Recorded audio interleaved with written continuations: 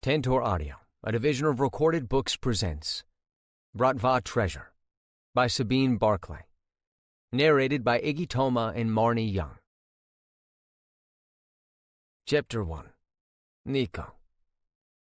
I hear a woman speaking Russian as I make my way to my brother and sister-in-law's shared office in their Queens home. I don't recognize the voice since I know it's not my mother's or Laura's. Before I can knock, the sound of one, then two infant cries fill the air. I knock but don't wait for anyone to answer before I open the door. I take in everything in the room, a habit drilled into me more than a decade ago. A young blonde woman with piercing, luminescent green eyes stares at me. My sister-in-law Laura is holding my infant niece and trying to scoop my infant nephew out of the bassinet beside the desk. I step in and lift Konstantin into my arms while Laura tries to soothe Mila. Konstantin bats at me with the arm that escaped his swaddling. I let his tiny hand latch onto my index finger as I make a funny face at him. I waggle my eyebrows and scrunch my nose as I bounce him. He's soon blowing bubbles while Mila continues to cry. He only started because his sister did. Can you watch Konstantin while I nurse Mila? Laura recovered quickly from delivering the twins a month ago, but I can see the exhaustion in her eyes. I nod before my gaze shifts to the mystery woman who's still watching me. I can tell she doesn't know what to make of me. I'm nearly 6.5 feet tall and look like I could have been an American football player. I was in high school. I also share the same features all of my brothers have. If she's met my oldest brother, Maxim, then she knows I must be a younger brother, since we all have dark brown hair and blue eyes. I see blue, as more than one person has told me. Of course, Konstantin and I have much to discuss. And I have much to observe. Who is this woman? Why is she sitting at Laura's desk? Why does she have stacks of contracts in front of her? I sit in the chair across from the desk as Laura settles into the rocking chair Max bought so Laura could feed the twins while they work. Speaking of Max, where is my brother? Hello, I'm Nikolai. I offered to shake the young woman's hand, which she's quick to take, but her gaze turns suspicious. She glances back at Laura, who settled Mila under a blanket to nurse. I look down at Konstantin and make faces at him again. He tries to kick his legs free while blowing more bubbles. Should I find somewhere else to work, Laura? No need. Nico, Max isn't here right now. He went to the Flex site. Oh, okay. I just stopped by to see how you're doing. I'm headed to Deuce's Wild tonight, but I have some time to kill. I thought I might give you a break. I think you came to see if there are any of your mom's pelmeni left. Are there?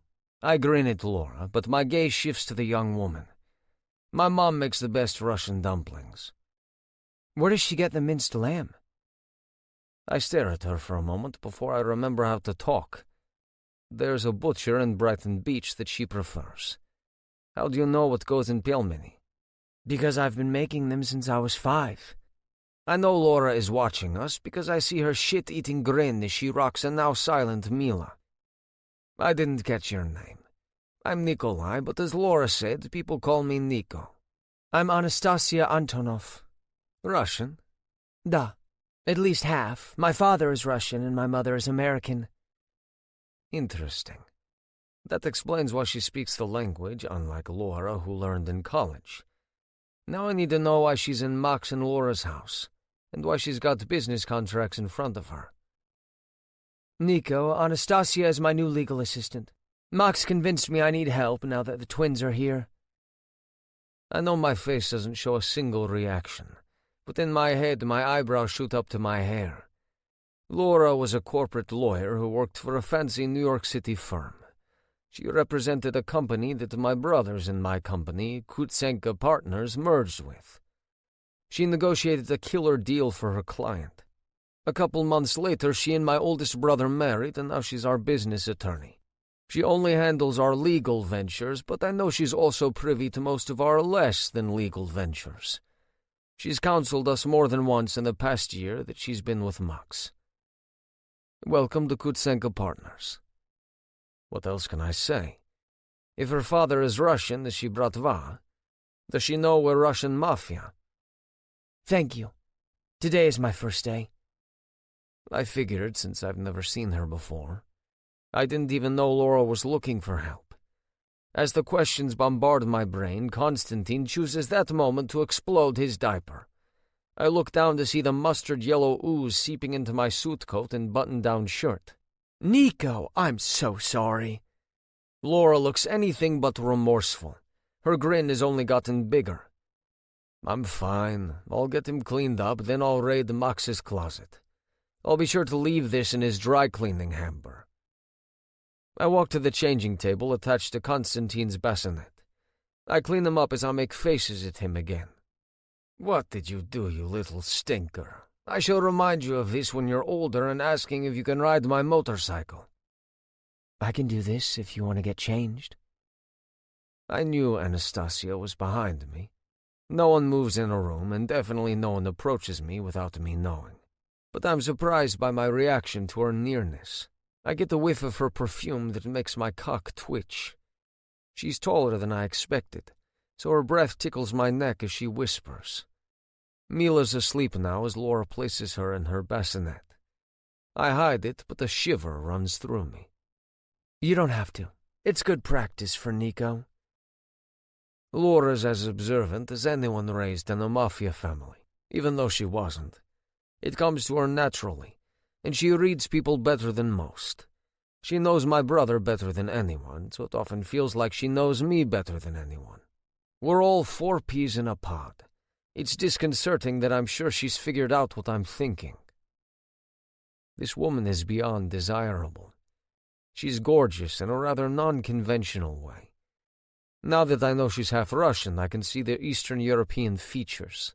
She's only 6 inches shorter than me, which must put her at 5'11". She's willowy, even verging on too thin. But there's something about her expression. She's an enigma that's drawing me, making me want to discover what lies within her mind. Thank you, if you don't mind. You made a bigger mess than I realized. I can feel it soaking into my skin. I'm going to need a shower if I wait much longer.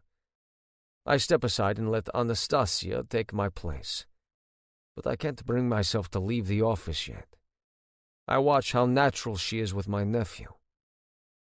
Have you been around a lot of babies? She glances at me, surprised that I'm still here. Yes, I used to babysit a lot when I was younger. I nannied a few summers during college. Did you go to school around here? I'm suddenly far more curious than I am uncomfortable. But I see her look down at the enormous stain across my middle. I'm sure she's wondering why I'm lingering. Barnard. I went to NYU. Why did I just blurt that out? Half the people I tell that to don't believe me. Despite the designer tailor-made suits, most people assume I'm some type of pro-athlete or a trust fund baby. My build and wealth confuse them. I considered it, but I like Barnard better. I offer her what I hope is a sexy smile before I whisper to her. We'll have to compare notes sometime. I don't wait for her answer before I turn to the door. When I get there, I look at my sister-in-law. Laura, I'm going to use the guest bathroom. I'll be back in 15. I'll take Mila and Konstantin for a walk if you want. Thanks. Laura calls after me as I walk out. I hurry up the stairs, taking them 2 and 3 at a time. I'd like to make a better impression on Anastasia than a shit-stained suit. But I also can't just lurk when I said I came to see the twins. And I did. I love being an uncle. I think it's far more enjoyable than being a dad. Max looks like a haggard old man every time I see him, and he's not even the one who birthed the babies. I grab clothes from Max's closet and hurry to take a shower. All 4 of us, Maxim, Alexei, Bogdan, and I, are the same size. We're worse than teenage sisters with trading clothes. My hair is still wet, and I'm running my fingers through it when I return to the office. Laura already has the babies in the stroller and is shoving the diaper bag in the basket beneath the tandem. They're in the car seats and facing me. Konstantin looks groggy, and Mila is practically snoring. I fed Konstantin while you were upstairs. He should fall asleep any minute. Have fun. I know Laura doesn't trust anyone outside the family with the infants, but it makes me proud that she's so comfortable letting me take care of my niece and nephew without reservation. Laura, I'm done with the annotations. Is there anything else before I take off? No. You've been so much help. You've done more in 5 hours than I'm able to do in a week these days. Thank you. If I'm headed back toward Barnard, I can catch the R train and transfer at Times Square to the local one, right? Yeah, 42nd Street. I chime in before Laura can answer. I look at Laura, who's standing behind Anastasia, when she turns to me. She's shaking her head. She must know I'm about to ask why Anastasia isn't using one of our town cars. The warning look tells me all I need to know. Anastasia doesn't know about us being bratva. She doesn't know that she works for the Pachan's wife. Maxim leads our branch. I serve in the elite group as one of his senior advisors. Alex and Bogdan make up the other 2 members. I'm headed in that direction. I can walk you to the station. Laura's still giving me a warning look, but now I think she's warning me away from hitting on her new assistant. Anastasia hesitates before she nods. How much harm does she think she'll come to with a man pushing a double stroller? Anastasia grabs her purse before looking at the desk one last time. She puts a pen back in the desk organizer before she smiles at Laura. I'll see you tomorrow. Thanks again for all your help. As we step outside, I realize what Laura must have. I'm going to have at least 2 armed guards just for the twins, plus my own personal bodyguard. I wonder what Laura said to explain the practically paramilitary security that roams the property. I watch Anastasia as she takes it all in before she looks up at me. I see the uncertainty in her eyes. Is this all really necessary? She keeps her voice low. I can tell she hadn't considered the intense security since she arrived. It wouldn't surprise me if Laura asked the men to be less conspicuous when Anastasia got there. But they're on patrol now, clad in all black with bulletproof vests, rifles, and extra ammunition. We're very wealthy, Anastasia. She nods at my blunt response. I watch her eyes as she scans our surroundings before we reach the gate. A guard opens it and we walk through. The moment we're on the sidewalk, she spins around, noticing the 3 men who followed us. Her eyes are like saucers. These men are plain-clothed, wearing suits, but their demeanor screams, "Do not approach." Are they following us? Me and the twins. You because you're with us. Is that necessary? I understand now why Laura didn't approve of my offer. Questions come that I don't want to answer. But then again, they're inevitable if Anastasia is going to work for Laura. It frustrates me that my sister-in-law didn't give Anastasia any heads up. We've had threats before. Max and Laura take precautions now that the babies are here. They need 3 bodyguards? The man on the right is mine. The twins have 1 each. You have 1? Yes. I'm as wealthy as Maxim and Laura. All 4 of us are. We are equal partners in our business. 4? Maxim, Alexei, Bogdan, and me. Oh, I forgot. Laura mentioned their names, but she said little about you or your brothers. You'll meet them eventually. Are you close? I mean, I know you do business together, but outside of business, are you and Maxim the closest? If I didn't know better, I would avoid all of her questions. But if Laura hired her, Anastasia's had a background check that surpasses anything the FBI or Department of Justice can do. We're all extremely close. We see each other every day, and not just because we work together. Do you have siblings? No, I'm an only child. I suppose that's why I'm always interested in big families. It's so different from what I'm used to. Are you close to your parents? Yes, but they live in Maryland, so I don't see them that often anymore. You moved to New York for college? Yeah, I graduated a couple months ago. Congratulations. That makes her probably 6 years younger than me. Thanks. Do twins run in your family? Not that I know of. You and Maxim could be twins. You must be close in age. We're all mirror images. Maxim's the oldest, then Alexei, then me, and finally Bogdan. We're all a year apart. Wow, your poor parents. We were a handful. Who was the worst? She smiles, and I'm certain the choir of angels is blowing their trumpets. Her entire face radiates an easygoingness that I'm not used to. It's probably her youth. Bogdan's wife is close to our age.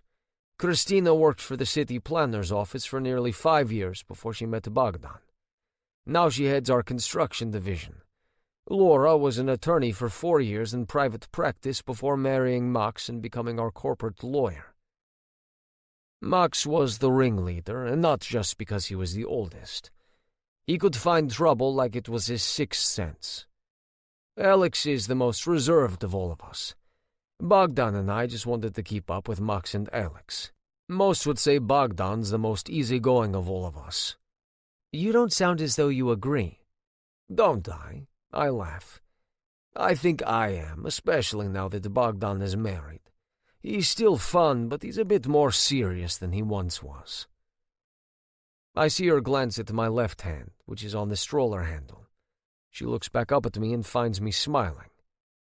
I'm not married, and neither is Alex. Oh.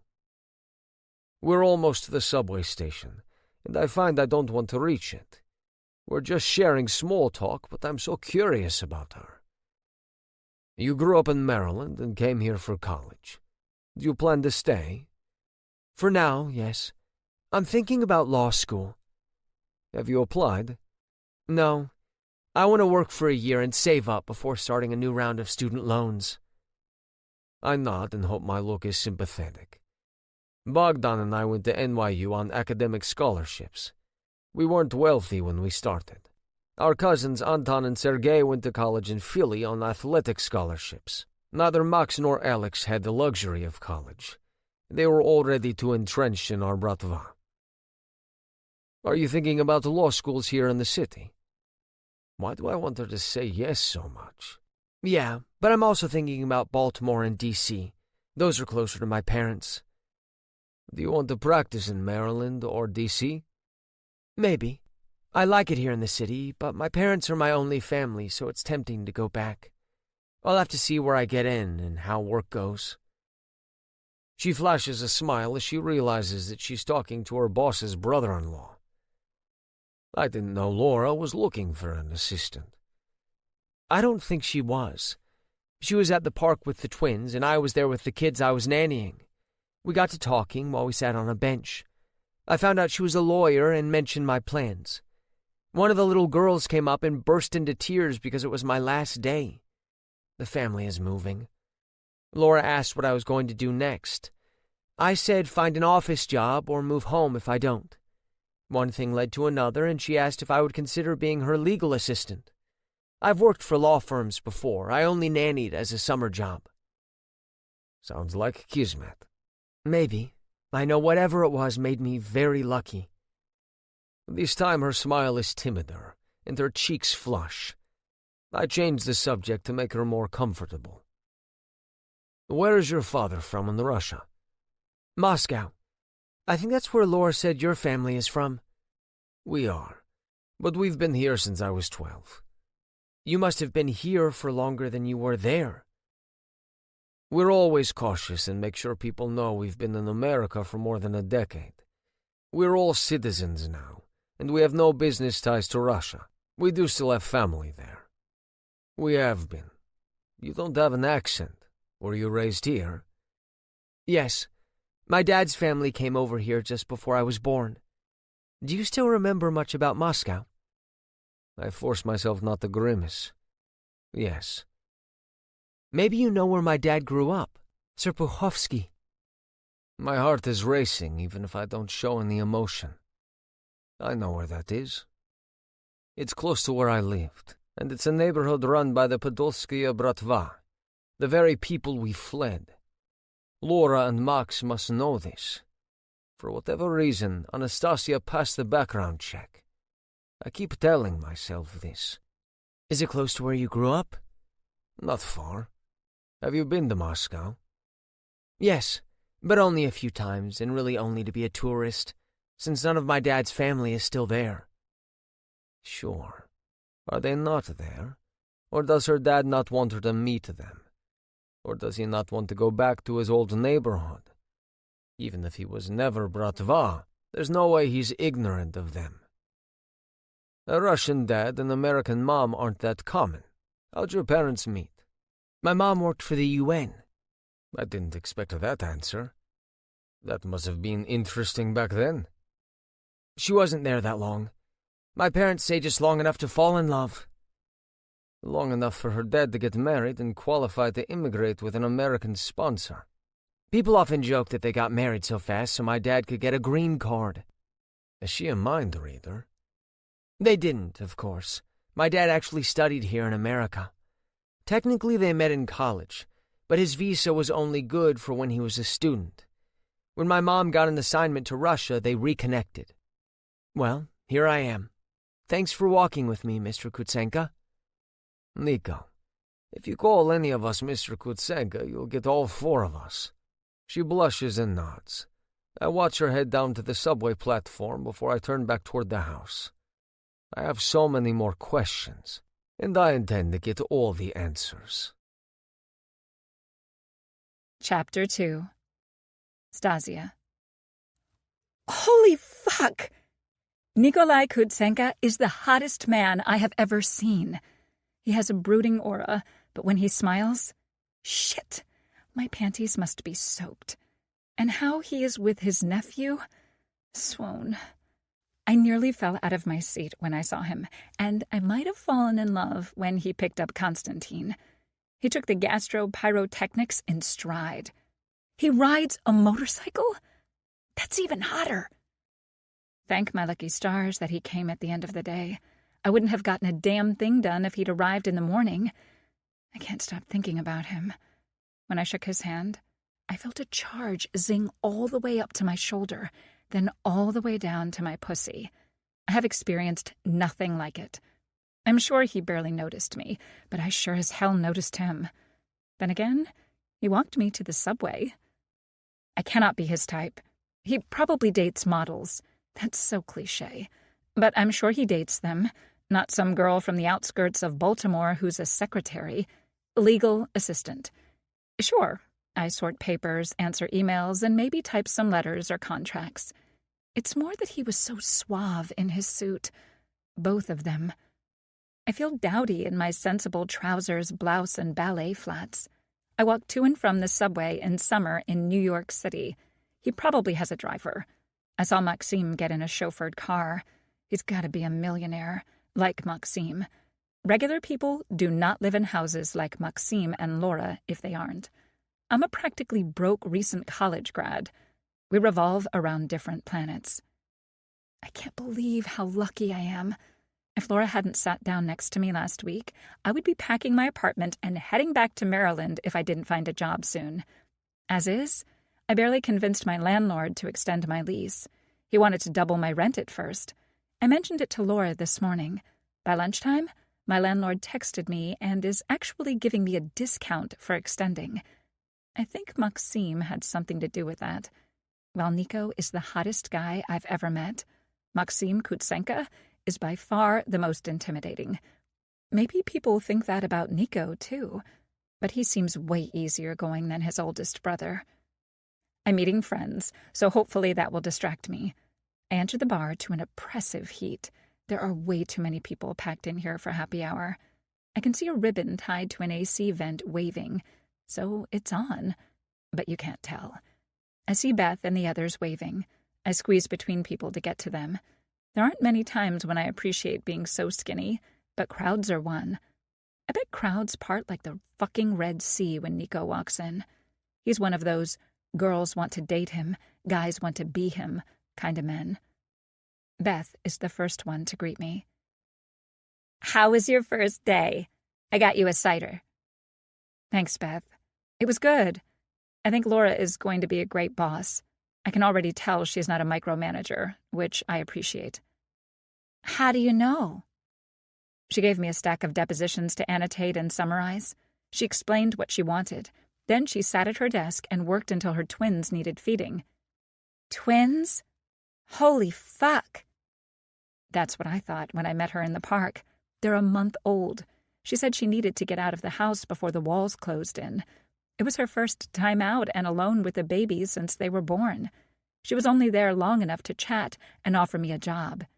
You lucky bitch. Grace stirs her drink with a straw. I roll my eyes. Thanks, Gracie. Haven't you heard of the Kutsenkas? They're fucking rich as fuck. And I've heard they're all smoking hot. They are both. You met some of them? Gracie, I work in Maxim's house and for his wife. Yes, I met him. And I met another brother, Nikolai. And he's the hottest man on earth. I sip on my cider, hoping Gracie changes the topic. Blessedly, she does.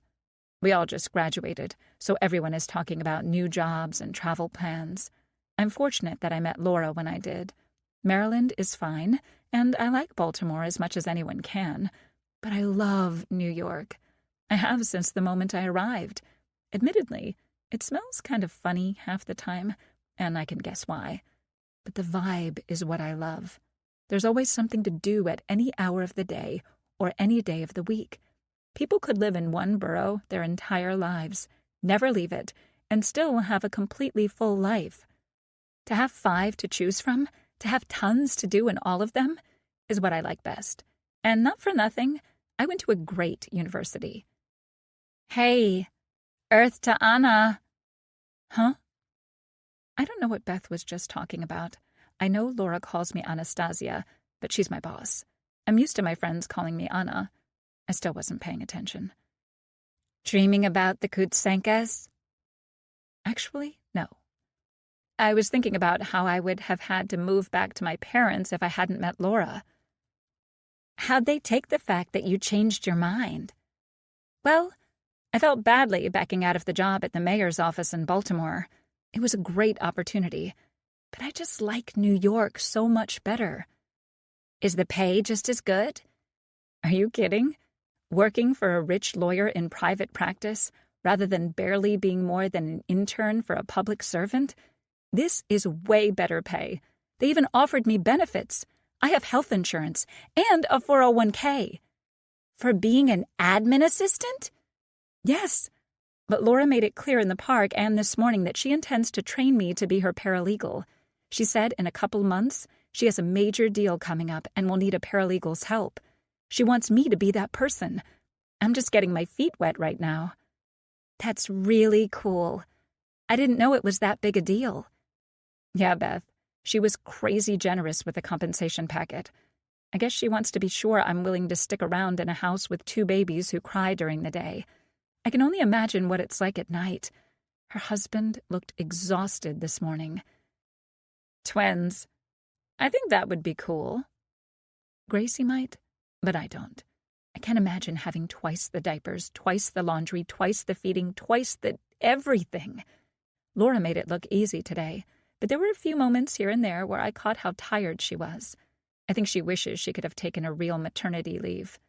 I heard Maxim say something about that before he left the house. He's hoping I work out, so Laura can do less. I hope I do too, and not just because of the money. I really like Laura. What do you want to do this weekend? It's Monday, Beth. I don't even know what I want to eat tonight. I enjoy having things to look forward to. You know that. I do too, but I haven't thought that far ahead. I can barely think about anything right now. Images of meeting Nico keep flashing in my head. I'm trying to focus, but I'm failing. The Dubliner has live music, and we always love it there. How about that on Friday? I'm glad Beth suggested that. I love that Irish pub, and it's always a good time. Sounds good to me. Peter can come. Gracie and Peter have been together since freshman year. He proposed the day after graduation. They've been on cloud 9 since then. I'm actually surprised Gracie is here without him. He's a little too possessive for my taste. I worry about his temper sometimes. Speaking of men, have you heard from that douchebag you were dating, Anna? He called and texted, but I've blocked his number. I do not want to talk about him. Talking about that asshole will only ruin my night. I don't even want to think his name. What a wasted few months. The evening progresses, and it's a great way to celebrate my first day. My friends bought my dinner and drinks, which was super nice. But we did the same thing when Beth landed her job at the hospital. I swear, she must have the best bedside manner of any nurse. She's one of the kindest people I've ever met. She's practically a genius with all things science, and she's compassionate. I suppose that's exactly what a nurse should be. Gracie is taking a year off before grad school like me. She knew Peter was going to propose sometime this summer, so she wants a year to plan the wedding. What the hell kind of shindig is she planning that she can't work and plan? I suspect it's Peter pressuring her not to work. He's the type to want a trophy wife. I'm not sure Gracie's cut out for that, but whatever she decides, and whatever the future holds, I'm there for her. Good morning. I look up to find Nico standing in the office for a second day in a row. Is he a fucking ghost? I didn't hear him at all. The door to the office was even closed. Fuck me to hell and back. He makes wearing a suit better than a naked man in porn. Suit porn. That's what he is. He's in a charcoal gray one that must have been custom-tailored for him. The steel gray shirt is the perfect complement. He's not wearing a tie, and the top 2 buttons are undone. He has to know how gorgeous he is. Good morning, Mr. Kutsenka. Nico. We all go by our first name. Otherwise, it's too confusing. I nod, because I can't think of anything else to say that won't come across as prying. What are you doing today?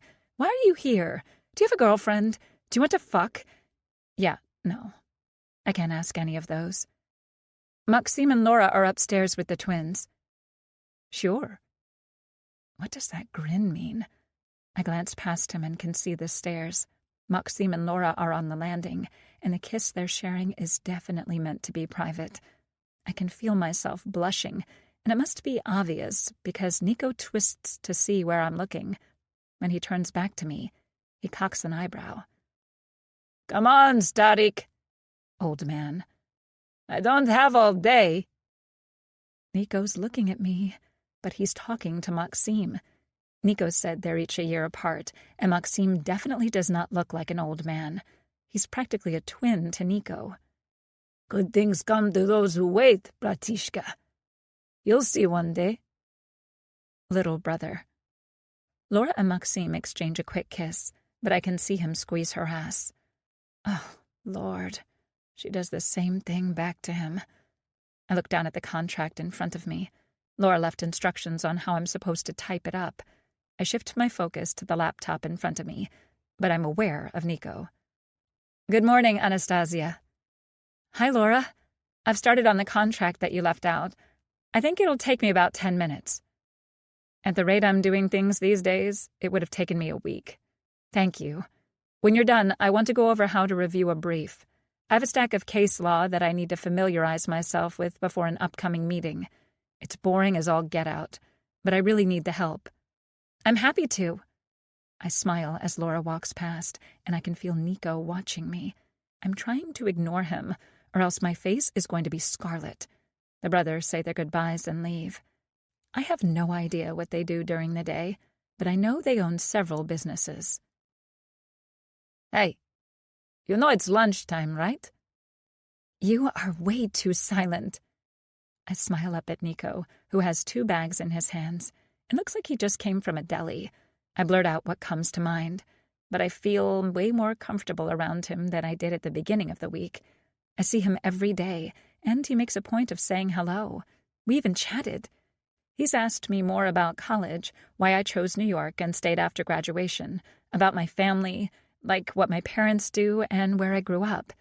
He's shared some of that too. I know he went to NYU on an academic scholarship, and his younger brother, Bogdan, did the same. He seems a little more mortal than the god I thought of when we first met, but he's still so far out of my league. We're not even playing the same sport. I stopped at Schwartz's Deli around the corner and grabbed food for you and Laura. Max says she's not eating enough. I see her eat all the time, but she's nursing twins. If I drank as much water as she does, I would float away. I brought sandwiches. I have roast beef for her. I noticed you had pastrami the other day, so I hope you don't mind. That's what I got for you. Thank you. You didn't need. My mom would kill me if I brought food for one person and not for everyone else.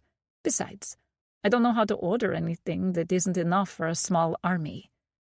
I've seen some photos in passing of Nico's family. The men are all like him. Huge, and in the bodybuilder sense, not the NFL linebacker sense. Lean. That would be the right word. Muscular and lean.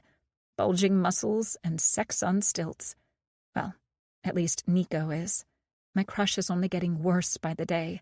He keeps being chivalrous and outgoing with me. I can't believe he remembered I had a pastrami sandwich the other day. I can tell it's his nature, but it makes me feel special. A little crush now and again isn't so bad. My last relationship was a disaster. This won't be anything more than acquaintances, but I can enjoy it for now. Chapter 3. Nico. I can't stay away.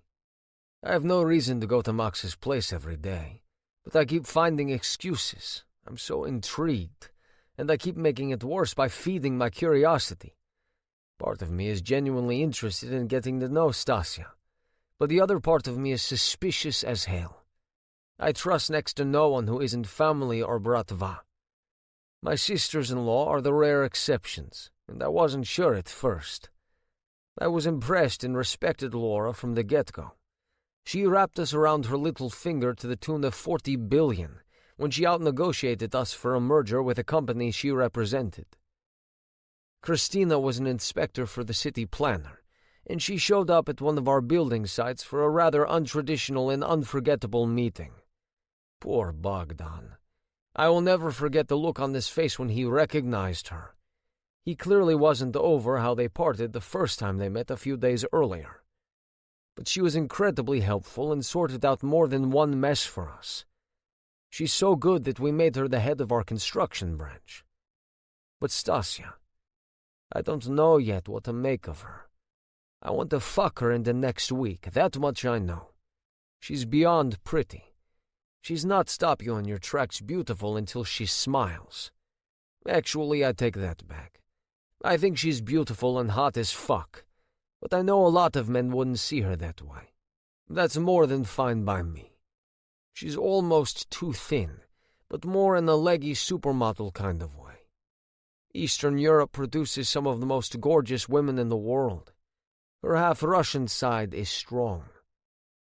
But I still find it hard to trust her. She's in my brother and sister-in-law's house every day and around my niece and nephew. I know she passed a background check, but anyone new makes me uneasy. How do you like the job so far? I know that's an unfair question, but I ask it anyway.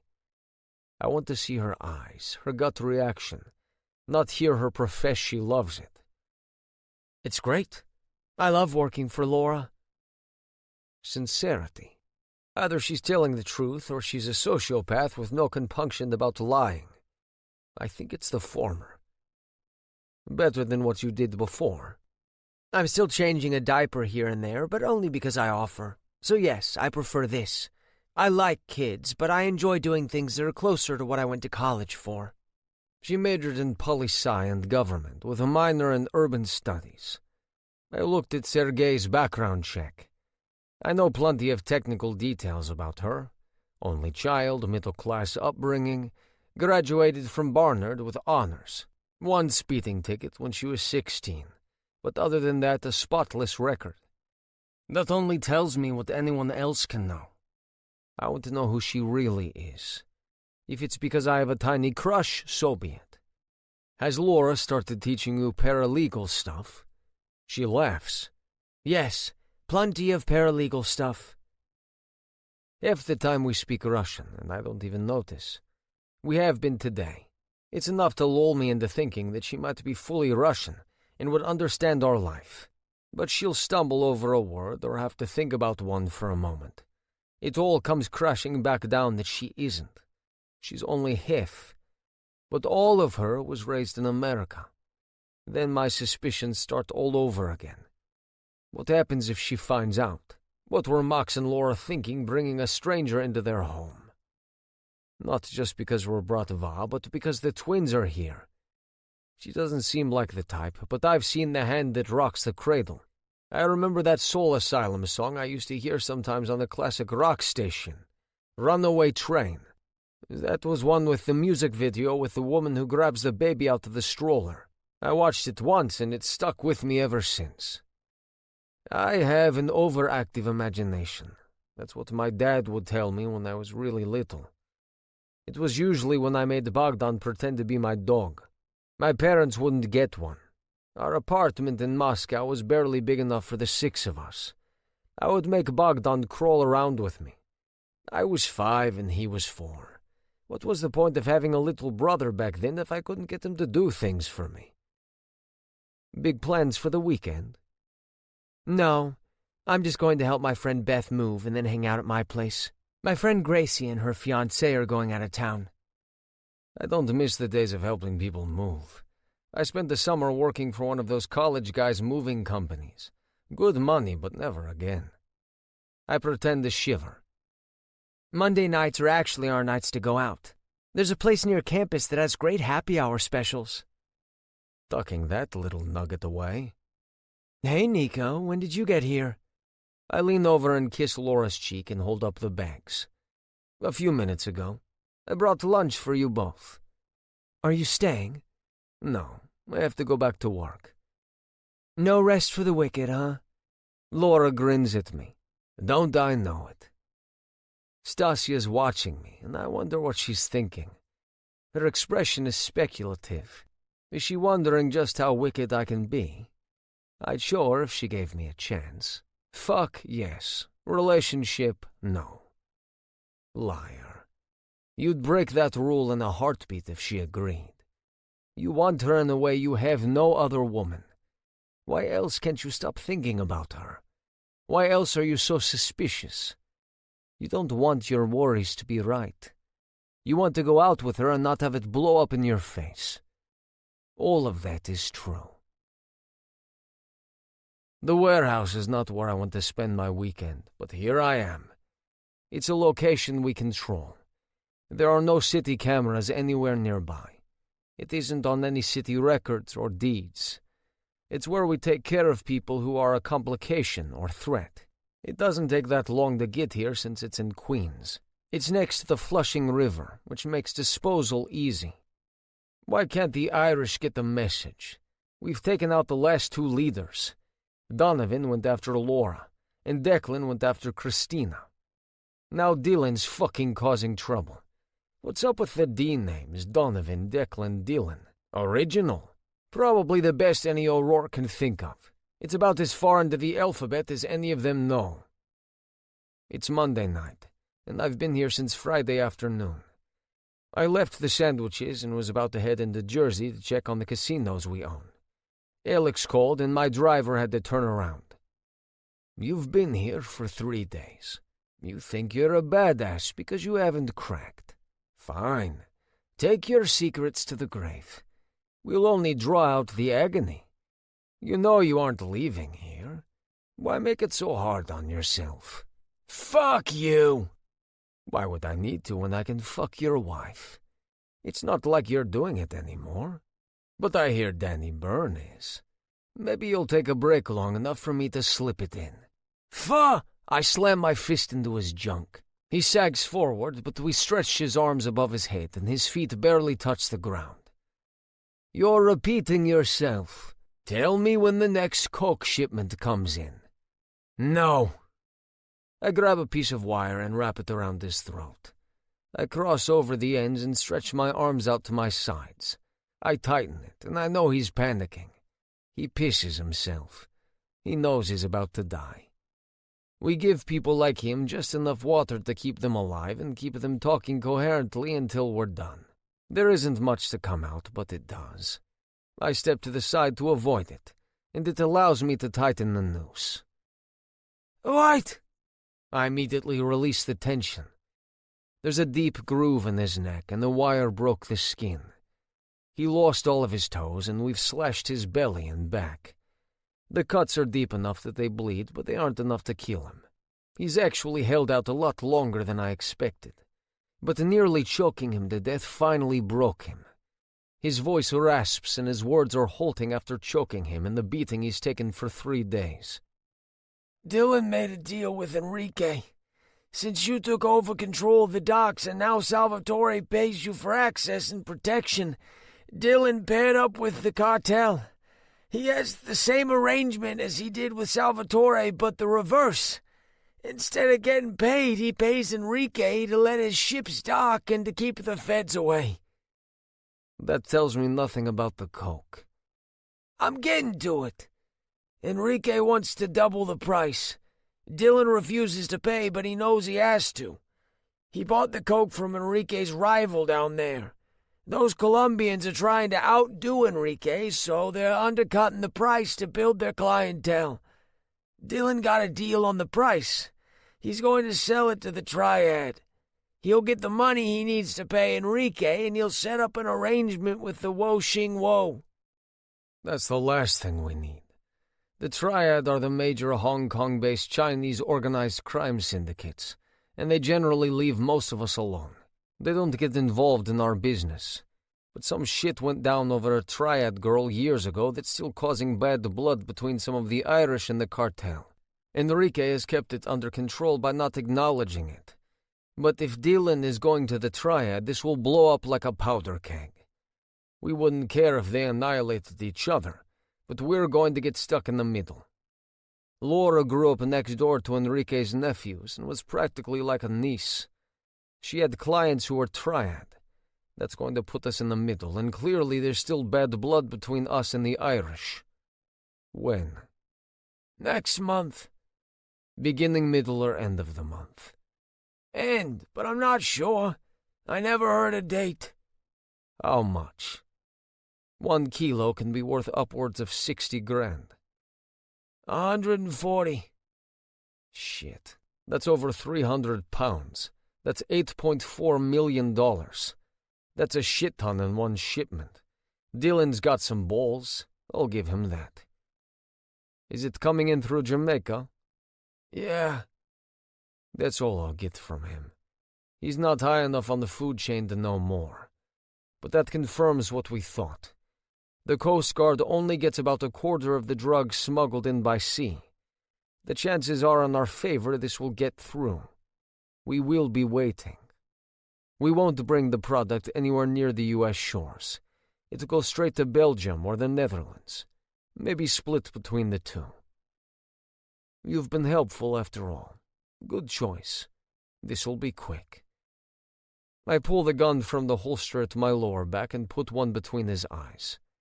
Max and Alex come out of the office where they were watching. You have the magic touch. Thanks, Alex. What I have is little patience. Eager to get to Max's house to see Anastasia? I scowl at both of my brothers. I have said nothing about my interest in her, but clearly I've been obvious. I'm less suspicious than I was, but I'm still not convinced. Max already had her followed all of last week, just to be sure we aren't wrong. He called off the detail this morning. I think I'm going to pick up where they left off once I'm clean. Fuck me. Are they spending the entire night in this fucking bar? I'm exhausted and starving. I've been outside this place since 6 o'clock and it's now after midnight. They're going to shut the place down and I can barely keep my eyes open. I paid the bouncer not to hassle me while I hang out around the corner. Every 30 minutes or so I poke my nose in to see what Stasia's doing. She's at the table with 2 other women and a guy. The guy has his arm draped around the brunette. Even from a distance I can see it's not a lazy hold or even an affectionate one. He's keeping her pinned to his side. But the girl doesn't seem to mind. She's leaning against him and she has had little to drink. Stasia's had a few, which makes me wonder if she's drunk. She's so petite that it surprises me she can still stand when she goes to the bar. She has a tolerance, I'll give her that. But then again, if she's really that Russian, she can drink vodka like water. I've noticed she's in shape, so I think she's either an athlete or works out a lot. The muscle would also help keep her sober longer. Last call. Fine-a-fuckingly. I'm going to keep my distance and follow her home. I know she's taking the subway, which pisses me off. I shouldn't care as much as I do, but it's needlessly dangerous. She could take a cab from Manhattan to her place in Queens. But I saw her get on the subway when she left Max and Laura's. She was getting off the one local near Barnard when I spotted her again.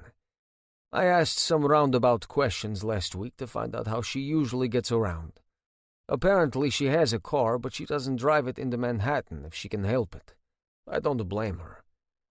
I duck back around the corner as I watch her and her friends come out 20 minutes later. I glance at my watch. It's nearly 1 o'clock. This bar shuts down early, thank God. Anna, you sure you can make it home? Why don't you take a cab? And waste the money? No thanks, Beth. It's 1 o'clock. You really ought to take a cab or crash at my place, Anna. Her friends are right. She should. I'm going to ask her flat out tomorrow how she gets around. I'm going to hammer home why she needs to take a cab if she's going to stay out this late and go home alone. I watch her hug the two women and smile at the guy. I follow her to the first train and spot her getting her subway card out well before she enters the station. She has her keys in her other hand. She must know to use them as a weapon since she's not anywhere near her front door. I hop on the car behind hers. I follow her when she makes the transfer. I'm being a total creeper, I know. If she finds me following her, she'll freak out, and rightly so. A stalker or an attacker is exactly what she needs protecting against. She doesn't know I'm not either of those. I watch her move toward the door as we approach her stop. There's next to no one on the trains right now, so I'm lucky she never looked toward my car. She would have seen me through the door's windows. I wait until the last minute to get off, but I keep an eye on her as she heads toward the street level. I hang back as she goes up the steps and emerges on the street. Then I hurry to follow her. I give her a 2-block head start. She lives like half a mile from the station. That's way too far to be walking alone at night. I'm definitely having a talk with her about that. Fuck, I'll even give away that I followed her just to prove my point. Who the fuck is that?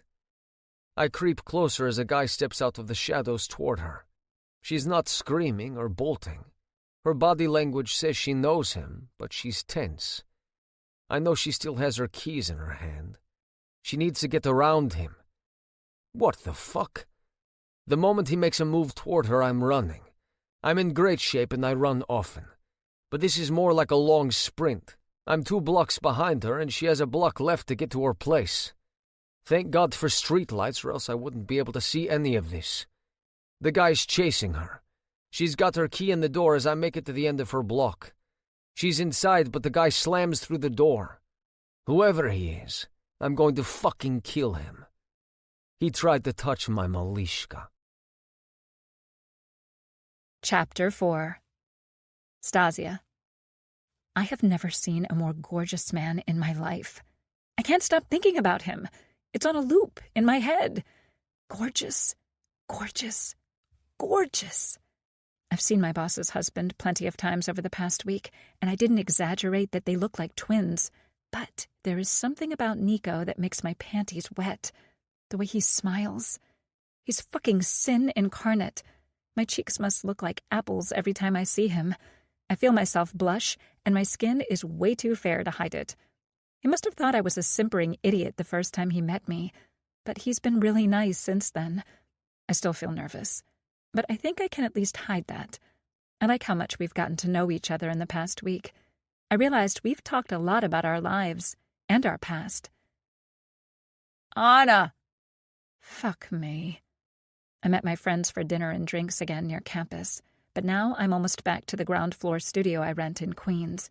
It's actually not that far from where I work, just a couple subway stops, but I wish I'd accepted Beth's offer to crash at her place. What do you want, Antonio? You've been ignoring me. Because we broke up. I told you to leave me alone. I told you we can fix things. No, we can't. Anna, I promise I'll never do that again. I don't know what possessed me to hit you. I do. and I'm not interested in getting back together. Go home. I try to step around him, but he blocks me. Antonio Caruso is not a man who accepts no. He basically bullied me into our first date, but then he was such a gentleman after that. He wined and dined me and swept me off my feet. We dated for a few months, but we broke up 3 weeks ago after he shoved me into a wall and slapped me. To your place. That's where my home is. Never. We were never even remotely close to moving in together, and there isn't a chance in hell we ever will. Move. When he lunges for me, I sidestep and dart into the street. I'm in ballet flats as usual, so I'm able to run. He's fast since his legs are longer than mine, but not as fast as me. I ran track and field and cross country in high school. I continued in college and ran sprints. I'm not that far from my apartment, only a block. I just have to make it there. Anna! I ignore Antonio bellowing at me.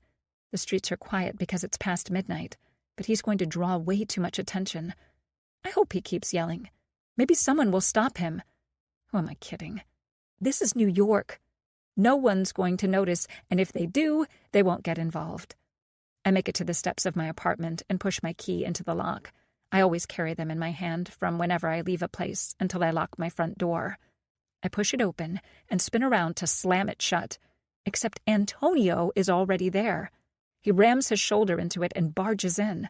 I fall backwards and crash into the entryway table, where I leave my keys and purse. That's going to leave a mark. I don't think you get how this works, Anna. You don't get to decide. I'll decide to get a restraining order. Antonio laughs. Like, laughs really hard. No cop is coming near me. You aren't above the law. Yeah, I am. I have connections. Connections. The look on his face is so self-assured. Are you? Yeah. Took you long enough to figure it out. Mafia? Cosa Nostra, bitch. He reaches for my throat. When he steps closer, I send my knee into his junk. He bends over immediately. I turn toward the bathroom, hoping I can lock myself in, but I don't make it 2 steps before his hand knots in my hair, and he yanks me backward. I can't help but scream. Then there's a roar and the sound of something hitting the wall. Suddenly, I'm free. I whirl around and don't know what to make of the scene in front of me. Nico has Antonio on the floor, pinned with Nico's knee on Antonio's throat. Who are you? I barely understand Antonio. The new boyfriend. I'm unsure how to take Nico's declaration. He lands one punch after another until Antonio's nose, jaw, and cheekbones must be broken. I hear the bone crunching. He's dead? No. His face isn't even purple, but there is blood dripping onto the carpet. My landlord is going to Platz. Stasia, are you all right? Nico? He wipes his hand on his suit coat, smearing blood on it. He stands, waiting to see if I run. I can't make my feet move until he takes a step forward. Then I'm rushing into his embrace. I can feel myself trembling as he wraps his arms around me. He presses my head against his chest as he holds me. I just watched him beat the shit out of my ex-boyfriend, and I have never felt safer than while he's hugging me. Stasia, did he hurt you? Was I too late? No. He pushed me into the table, but that's it. I feel Nico stiffen, and his body twists to look back at Antonio. When I look up, I can tell he's considering whether to do more damage. Are you injured? He loosens his hold, but that only makes me tighten mine. I'm suddenly petrified he's going to let go. I shake my head, and he pulls me closer. Molishka, would you tell me if you were... Baby girl? No one has ever called me that, but I recognize the endearment. Yes. I realize that's the truth. I feel like I would tell Nico all my secrets if he kept me feeling this protected, but my brow furrows as my own question pops into my head. What are you doing here? I lean back and look up at him. If the man showed any emotions, I think his eyes might appear guilty. Why are you here, Nikolai? Nico. Why? I followed you. That should make me flee. Am I replacing one stalker for another? Why? That's complicated. You followed me. Not that you were waiting around. How did you know where I would be? Did you follow me from Laura's? Yes. You mentioned to Laura what your plans were for tonight. Did she tell you to follow me? Of course not. She's going to be livid when she finds out I did. She'll be relieved for a moment because you're okay. Then she will lose her shit. Then why? And do not tell me it's complicated. You've seen me every day for the past week. I am not a trusting person with anyone outside my immediate family. You don't trust me. Is it to work for Laura or to be around your niece and nephew? It was both. Was? What changed, Nico? You rescue me and suddenly you don't have to worry that I'm a threat? Now I'm irritated, and his embrace feels oppressive. I push away, and he releases me immediately. I look at Antonio and inhale deeply before the sigh comes from my soul. What the fuck am I going to do now? Who is Antonio Caruso to you? How do you know who he is? He's a low-level Casa Nostra member. I've known him since I was a kid. I didn't give him much chance to recognize me. He was my boyfriend for a few months. I ended it 3 weeks ago when he pushed me and slapped me. I watch Nico's gaze harden. Nothing else about him shifts. If I hadn't been staring so intently, I wouldn't see it. Okay. Maxime might not be the most intimidating Kutsenka. Nico? What are you going to do? Get him out of your apartment so you don't have to deal with him when he wakes up? Where are you going to take him? I'm not taking him anywhere. He pulls out his phone and makes a call. He greets someone named Sergei in Russian, but when he looks at me, he switches to English. I suppose it doesn't matter which language, since I understand both. There's nothing private about the call. I need you and Anton to meet me in Queens. Laura's new assistant was attacked. It was Antonio Caruso. Yeah, that's what I want. Now. He hangs up and looks around before he points to the kitchen sink. I follow him as he washes his hands. You didn't give Sergei my address. Your info is in your employee file. Why does this guy have access to that? Who is he? Sergei and Anton are my cousins. Sergei handles background checks on everyone who comes to work for us. Laura ran a background check on me. Plenty of employers do. I know.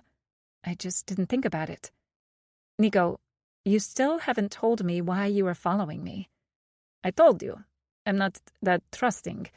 We haven't had any new employees in a while. You work in my brother and sister-in-law's home and are around my niece and nephew. You don't trust your cousin to have been thorough? I do. I saw your file. You haven't had so much as a speeding ticket since you were 16. And you still think I'm a threat? You let me change Constantine, and you let me walk with you and the babies to the subway. You've seen me hold both babies. We've talked every day. No, I don't think you're a threat. I don't have a good answer, Stasia. Something just told me I should. I listen to my intuition. It's sounder than half the decisions I make after thinking things through. We stand staring at each other until I suddenly feel exhausted. I move to the sofa and sit down. I watch him pat down Antonio. He pulls a knife from each pocket. He rolls Antonio over and pulls a gun from a holster on his belt. What the ever-loving fuck? Why does he have that? Was he going to kill me? I don't know. But I know him, and I know it's not unusual for him to carry it. He never... I don't think he ever carried one with me. The look Nico shoots me makes me feel like an idiot. It tells me that Antonio probably did. But I never saw it. Nico! Yeah, come in. I look up to find 2 equally large men standing just inside my doorway. One is blonde with blue eyes, and the other is dark-haired with brown eyes. They don't look like each other, but they both look just like Nico. How is that possible? How did they get here so fast? Anastasia, these are my cousins, Sergei and Anton. This is Anastasia. Hello. They speak at the same time, but that's all they say to me. Here, this was handy. The blonde hands Nico a duffel bag while the other guy takes the weapons Nico pulled off Antonio. Can I use your bathroom to change? Mm-hmm. I nod as I watch Nico's cousins hoist Antonio onto his feet. Where are they taking him? Are you letting him go? Shouldn't we call the police? No, Stasia. Nico answers from within the bathroom. Sergei and Anton shake their heads as they drag my still unconscious ex-boyfriend out of my studio. The blonde one pulls the door shut, but it doesn't fit properly. I go to fix it, but Nico steps out of the bathroom. He's in jeans and a tight-fitting t-shirt. Holy fuck. Every muscle is on display as though he weren't wearing a shirt. He grins and winks at me, and I realize that I'm practically drooling. The dark-haired cousin comes back in and takes the duffel bag. I'll check in with you tomorrow. Nico nods to his cousin before the man leaves. Nico adjusts the door and pushes his shoulder against it until it closes properly. Do you have carpet cleaner? You need to get this stain out soon. Why didn't we call the police? Stasia, I'll explain everything, but we really have to get this stain out. It can't wait. I don't have any. Distilled vinegar? No. I see Nico grit his teeth. He pulls out his phone and makes a call again. Anton, I need carpet cleaner. Yeah, well, I don't have much choice, do I? Thanks. What don't you have a choice about? Nico, what the hell is going on? He walks over to me and squats in front of me while I sit on the sofa. He tucks hair behind each of my ears before taking my hands. His are warm, and I can feel calluses at the base of his fingers. Stasia, I know I said I don't trust easily, but I need you to trust me now. I will take care of this. Then I will tell you what I can. Can you do that? Do I have a choice? Yes, but there's only one good one. Fine. I look up as the dark-haired cousin comes back in. I guess he's Anton. Nico takes the bottle from him in rags. I watch as he kneels and scrubs the carpet. I've never seen carpet cleaner work that well. It must be industrial strength because the blood stain comes out almost immediately. He hands everything back to Anton. Good night, Ms. Antonov. Nico? Anton just dragged a body out of my studio and brought back supplies to hide that anything happened, and he's addressing me formally. What the fuck is going on? I watch Nico wash his hands again. I notice that he's extremely thorough, just like last time, and could be a surgeon scrubbing before an operation. He comes back and squats in front of me again. I think you have a lot to tell me. You may as well sit. Stasia. Why do you call me that? Call you what? Stasia. No one else does. I go by Anna if I'm not using my full name. Do not like it. I didn't mean to offend. I didn't really realize I do that. No, I like it. I'm just not used to it. Can I call you that? That and anything you fucking want if you keep looking at me like that. Yes. My voice is barely a whisper. He sits beside me, takes my hand, and rests it on his thigh. It's like a wood plank. It must be solid muscle. Do you know what Casa Nostra is? The Mafia. Yes, the Italian Mafia. Antonio and his family belong to the Mancinelli family branch. Mancinelli? Is that like the Gambino, John Gotti kind of mafia? Yes, the Mancinellis are at the top of their food chain. The Carusos served them. Stasia, did you meet any of Antonio's family or any of his friends? I shake my head. My heart is racing, and I can feel I'm trembling again. My eyes are watering as fear consumes me. I'm not prepared for Nico to lift me onto his lap and cradle me. Why am I not trying to get off? Molishka, shh. I'm not trying to scare you. He kisses the top of my head. I just need to understand what's happening. I followed you to the bar and waited outside once I knew you were there. When you left with your friends, I got on the subway car behind yours. I didn't get to you sooner because I was trailing 2 blocks behind you. I could see, but I couldn't hear what Antonio said. I didn't recognize him from a distance. When you took off running, I did too. You must be fast. It felt like time slowed. But it couldn't have been more than a minute or 2 before you got here. I've never run so fast in my life. I looked up at him from under damp eyelashes.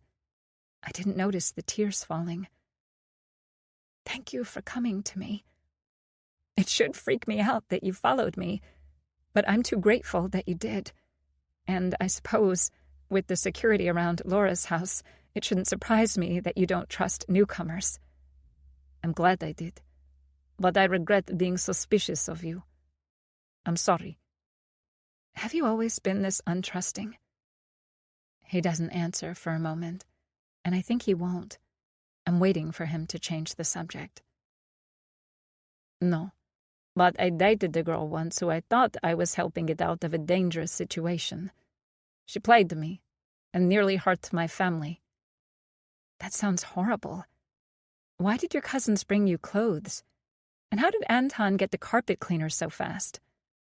Sergei asked if I needed them, and I said yes. And we like to keep our cars spotless. Those are about the most evasive answers I've ever heard. Nico sighs. When I told Sergei someone attacked you, he knew how I reacted without me saying anything. He knew I would need fresh clothes. Are you always violent? Is that what you mean? No, I'm not violent by nature, but I've been in a lot of fights over the years. I may live in a nice place now, but we came to America with nothing. I didn't grow up in the kind of neighborhood where Max and Laura live. That's how I know Antonio. This isn't the first time I've knocked him out. Do Sergei and Anton know Antonio? Yes. That's why they know how I would react. Max, Alex, Bogdan, and I all grew up with Sergei and his brother Misha, Anton and his brother Pasha. It's always been the 8 of us. It must be nice to have so many cousins. I don't have any on my dad's side, and my mom's family is in California. It is. It's noisy and full of testosterone, but it's great. Okay, so that explains the clothes. Why the carpet cleaner? I told you. That's not the first fight I've been in. We didn't call the police because of who Antonio is affiliated with. You don't need the police knowing you dated a member of Casa Nostra, and you don't need any evidence left behind that can implicate you. Why do you know so much about this? Like how to deal with... I wave my hand toward the drying carpet. Crime scenes. Because no one benefits from the police getting involved with the Mancinellis. Nico, why didn't you leave with your cousins? Because I'm spending the night.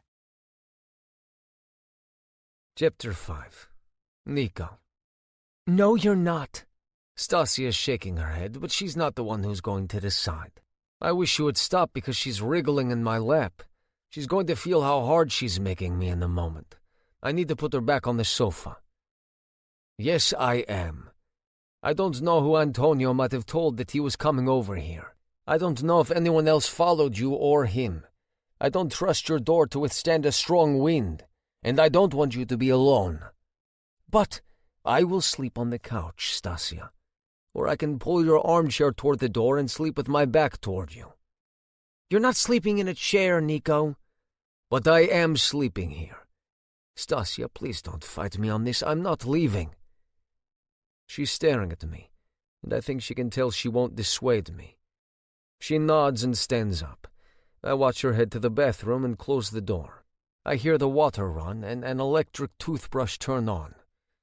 There are a couple minutes of silence before she steps out in pajama shorts and a tank top. Holy fuck. If I could go to bed and wake up every morning with her, I would die a happy man. If I can get my dick to calm the fuck down, I won't freak her out. I watch her as she moves to a chest at the foot of her bed. She lifts the lid and pulls out fresh bedding. I move out of her way, she pulls the sofa cushions off, and I realize there's a sofa bed beneath them. I take her place and pull it out. She watches me as I make the bed before she spreads a blanket over it and puts pillowcases on 2 pillows. Do you snore? It's the first glimmer of humor I've seen. I shake my head. Do you? I don't know. I will wake you if it gets too unbearable. She smiles and nods her head before she looks around. If you were outside the bar all night, did you skip dinner? Do you want something to eat? I'm starving, but I'm already intruding by insisting that I stay. I'm all right. Did you eat, Nico? I don't want to lie when I don't have to. There are plenty of things that none of us will ever be able to tell Stasia. I don't want to deceive her about the most basic things. No. I'm making you something. You don't have to, Stasia. It's all right. She steps in front of me. Call it my Russian babushka coming out, but I feel like I need to feed you after all of... She waves her hand toward the wet carpet again. This. Do you have any borscht? I'm teasing, so I don't expect her answer. No, but I have a batch of solyanka I made yesterday. That's my favorite. Hang on. She walks to the kitchen, and I almost come when she leans forward to get something out of the fridge. Her shorts are hardly indecent, but they show an ample amount of her thighs, and they show an ass I could hold on to for hours. I don't even realize I'm joining her in the kitchen until I take the container from her. She smiles and reaches for a bowl. She's tall, so it's not a stretch, but her tank top pulls tight, and I can see the side of her breast. I'm usually into bigger tits, but I bet hers are spectacular. From how thin she is, I didn't expect her to look so athletic. Everything about her is tone. It's lean muscle like she's a distance runner. You shouldn't have told me you have this. I might not leave any for you. It looks amazing. We'll see what you say once I heat it up. If it's as good as it looks, I'll eat it cold. She hands me a spoon while she picks up a ladle with the other. I dip the spoon into the carrots, cabbage, potato, and onion soup. I snag a piece of ham with the spoonful. Hey! Never tell my mother this, but this is better than hers. I might marry this woman tonight. Wait! She playfully smacks my hand away. She fills a bowl for me and pops it into the microwave. I watch her go back to the fridge. Fuck me. I should look somewhere else, but I can't. Her ass and legs looked great from a distance. Up close, fuck me. Pickles and lemon? Of course. I'm answering, but I'm not even sure what I agreed to. I watch her dice a pickle and slice off 2 pieces of lemon. She's done when the timer beeps. I pull the bowl out and set it on the counter. Holy hell, that's hot. I didn't have time to warn you. My plates and stuff heat really fast. I would have given you oven mitts or gotten it. I'm sorry. My mom would say that'll teach me not to be impatient. How old are you? I don't think you're going to learn that if you haven't already. I'm 28, and probably not. How old are you? I turned 23 in 3 weeks.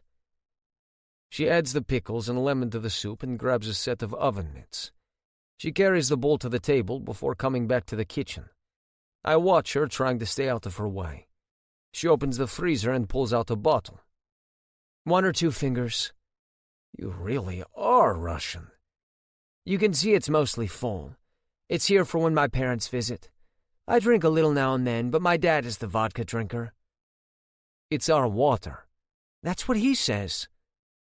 She laughs, and she looks so much more relaxed than 30 minutes ago.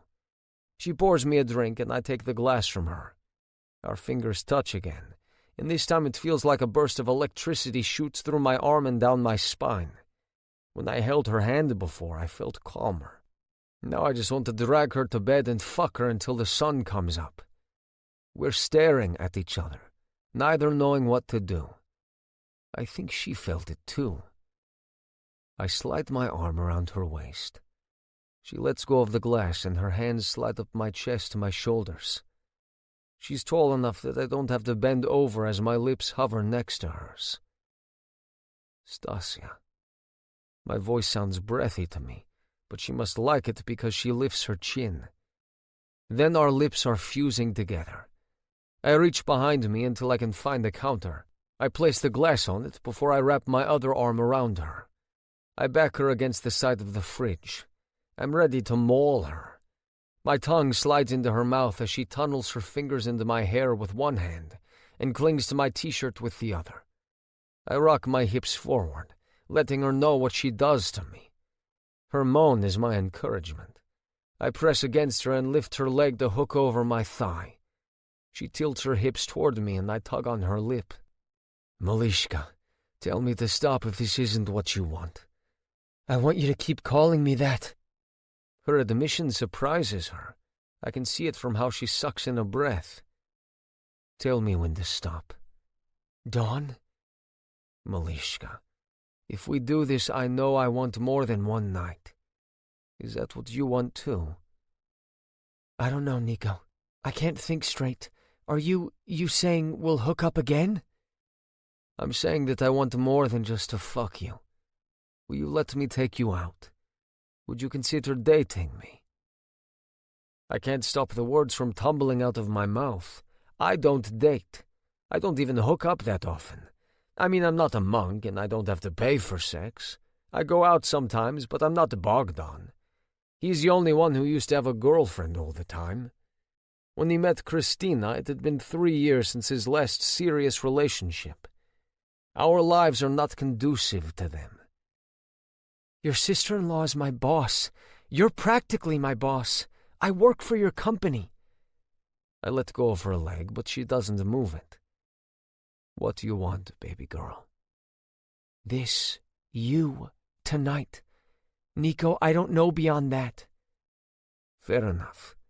But I know what I want. And I won't change my mind, Stasia. What about your soup? She laughs before I snare her mouth in another kiss. She arches away from the fridge. I lift her and her legs come around my waist before I carry her to her bed. I know what I'm going to eat instead. Nico! She's shocked but laughs again. It's like that angel choir is back, and this time they're singing. I lower her feet to the floor before pulling up her tank top. Her tits are better than I imagined. I'm sucking on one before she even gets her shirt over her head. My hands slide beneath her shorts and cup her ass. She pushes them down until they fall to the floor. She wasn't wearing any panties. I think I'm leaking. I pick her up again and she encircles my waist with her legs as I climb onto the bed. I'm careful not to trap her hair as I lay her back against the pillow. I'm still sucking on her tits. I might never let her go. Nico, touch me, please. I hear the neediness, and it only fuels my desire to be inside her. But I am hungry, and it has nothing to do with my favorite soup. I slide down the bed before hooking her legs over my shoulders. I spread her pussy open and blow cool air. I watch her get wetter. What do you want, Malishka? Anything, everything, Nico, please. I lick her and watch as her stomach tenses. I do it again, pressing my tongue inside her before latching onto her clit. I flick it with my tongue, then suck. She fists the sheets.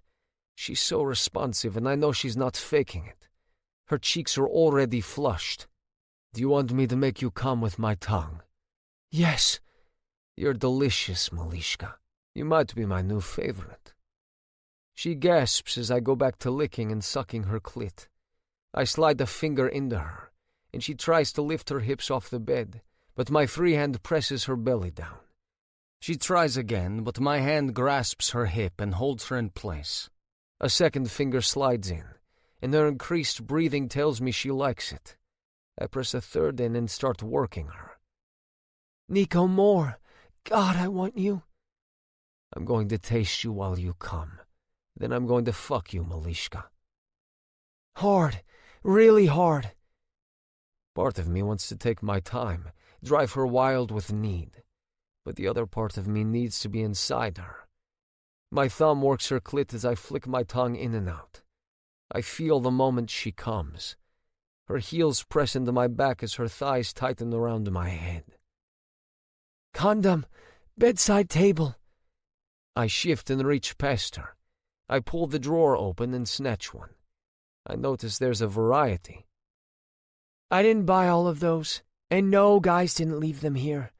My friends thought it would be funny for Christmas. I'd said all I wanted was a good lay. They made sure I'm prepared. Did Santa bring you what you wanted? Why the fuck am I asking that? I don't want to know. It's bad enough that I already know she was fucking Antonio. No. I climb off the bed and strip. She watches every move I make until she's staring at my cock. Holy shit. I'm not sure she realizes she said that out loud. I stroke myself as I watch her. I think to tease her, but her expression changes. Stasia? She looks up at me for a heartbeat before looking back at my cock. I want to do that. Stroke me. Yes. With just your hand? No, with my pussy. Nico, I want you. I rip the condom wrapper and push it down my dick. I climb back onto the bed and settle between her thighs. She guides me to her pussy and I thrust. Fuck, she's so tight I'm scared I'm going to hurt her. She tenses for a moment, then sighs. That feels so good, Nico. You're so damn tight, Stasia. I don't want to hurt you. You're not. I told you I want it rough. Your wish is my command, Malishka. I don't want to command you. I freeze for a moment as I look down at her. She looks vulnerable as she gazes up at me, but there's trust there too. Good. I take her hands and pin them over her head with one of mine. I move, driving into her hard. Yes, Nico, yes! She tries to raise her hips to match my thrusts, but my free hand grips her hip and holds her in place. I'm fucking you, Malishka. I feel her relax. Her hands go lax. It's not like she's given up. She's handed over control. Do you understand what that means? No. You come when I say you can. If you come without my permission, I'll fuck you again. But I'll make you wait for hours before I let you get off. I decide how fast or slow we go. You follow my instructions, Malishka, and I will make you come all night. Do you agree? Yes. There's a wildness in her expression, as though I've set something free. It's eager and excited. I pound into her harder and I can feel her core tightening. I need to come. Please. Please what? Please may I? Please may I what? Please may I come, She freezes. Her eyes are wide with shock for a moment before she's mortified. I can guess what she was about to say. I let go of her hip and cup her jaw. I kiss the other side until I work my way down her neck. I come back up until I reach her lips. Let me hear you say it, Malishka. I've never called a woman that, and no woman has ever called me that. I want to hear it. I've called no one that. Not in English, at least. And never a man I'm... Say it, baby girl. I kiss her jawline again. I feel her relax under me as I hold still. Please may I come, Daddy? Why the fuck does that make me want to come? It's the fucking hottest thing I've ever heard a woman say to me. I enjoy being in control. I even like it when women sometimes call me sir. But hearing Stasia call me daddy is the most erotic thing I've ever heard. Part of me wants to think it's perverted, but I won't listen to that. I thrust again. I use the hand that was cupping her jaw to press her bent leg back toward her. She does the same thing with the other. You are so fucking tight, Stasia. Are you sure I'm not hurting you? You're not hurting me, Daddy. I would tell you. I promise. Something dawns on me. Are you a virgin? She blinks a few times before she shakes her head. No. I've been with 2 other guys, but it's been a while. I want to beat my chest and scream mine. From the rooftops. Why does it feel even hotter that I know she hasn't been with that many guys? I'm certainly not a virgin, but neither am I the most promiscuous of the four of us brothers. Bogdan and I had a few wild nights out together in college, but I've calmed down a lot since then. A while? That finally registers with me. Yeah, since before Christmas. That was nearly 7 months ago. That means not with Antonio. I stare down at her, but she looks away.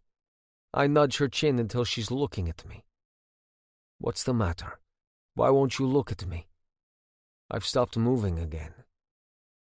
I'm probably not as experienced as most of the women you sleep with. I don't care if you are or aren't. You feel better than anything else I've ever done. I didn't mean to say that out loud, but it's true. She feels amazing, and it's not just because she's practically squeezing the cum out of me.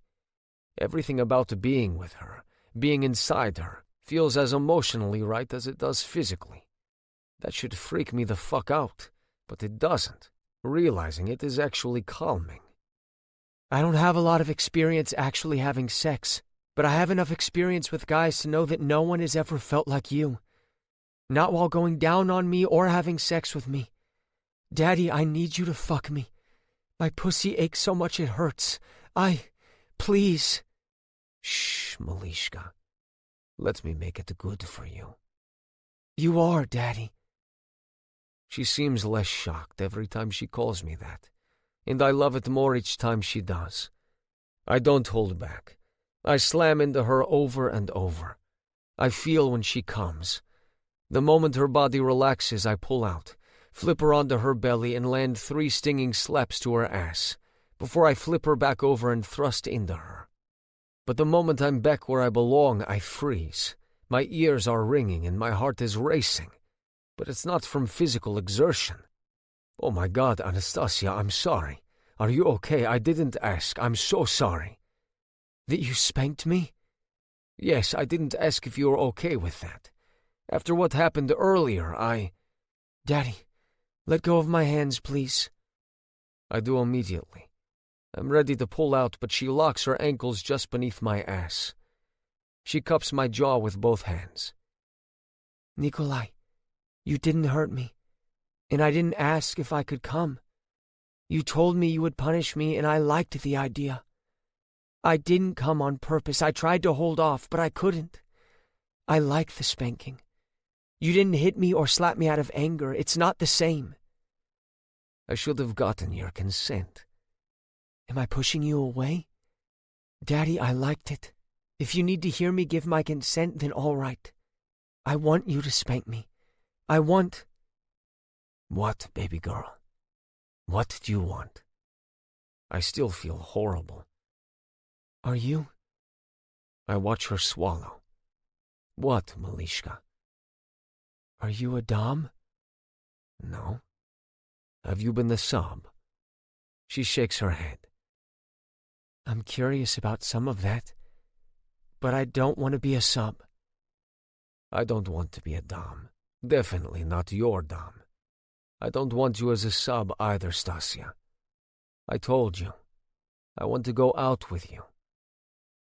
This is not a conversation I've ever had during sex. My dick is still hard as a fucking pole despite holding myself still. It might actually be harder than before. I enjoyed being spanked.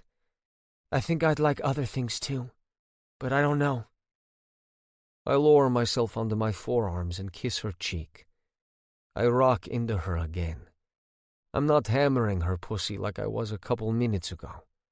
This is different. This is... I don't even know. But we're watching each other. Her fingers are gliding along my back and we're equals now. Both kinds of sex are better than anything I've ever had. I'd fall asleep inside her once we both come. Daddy, may I come? Thank God.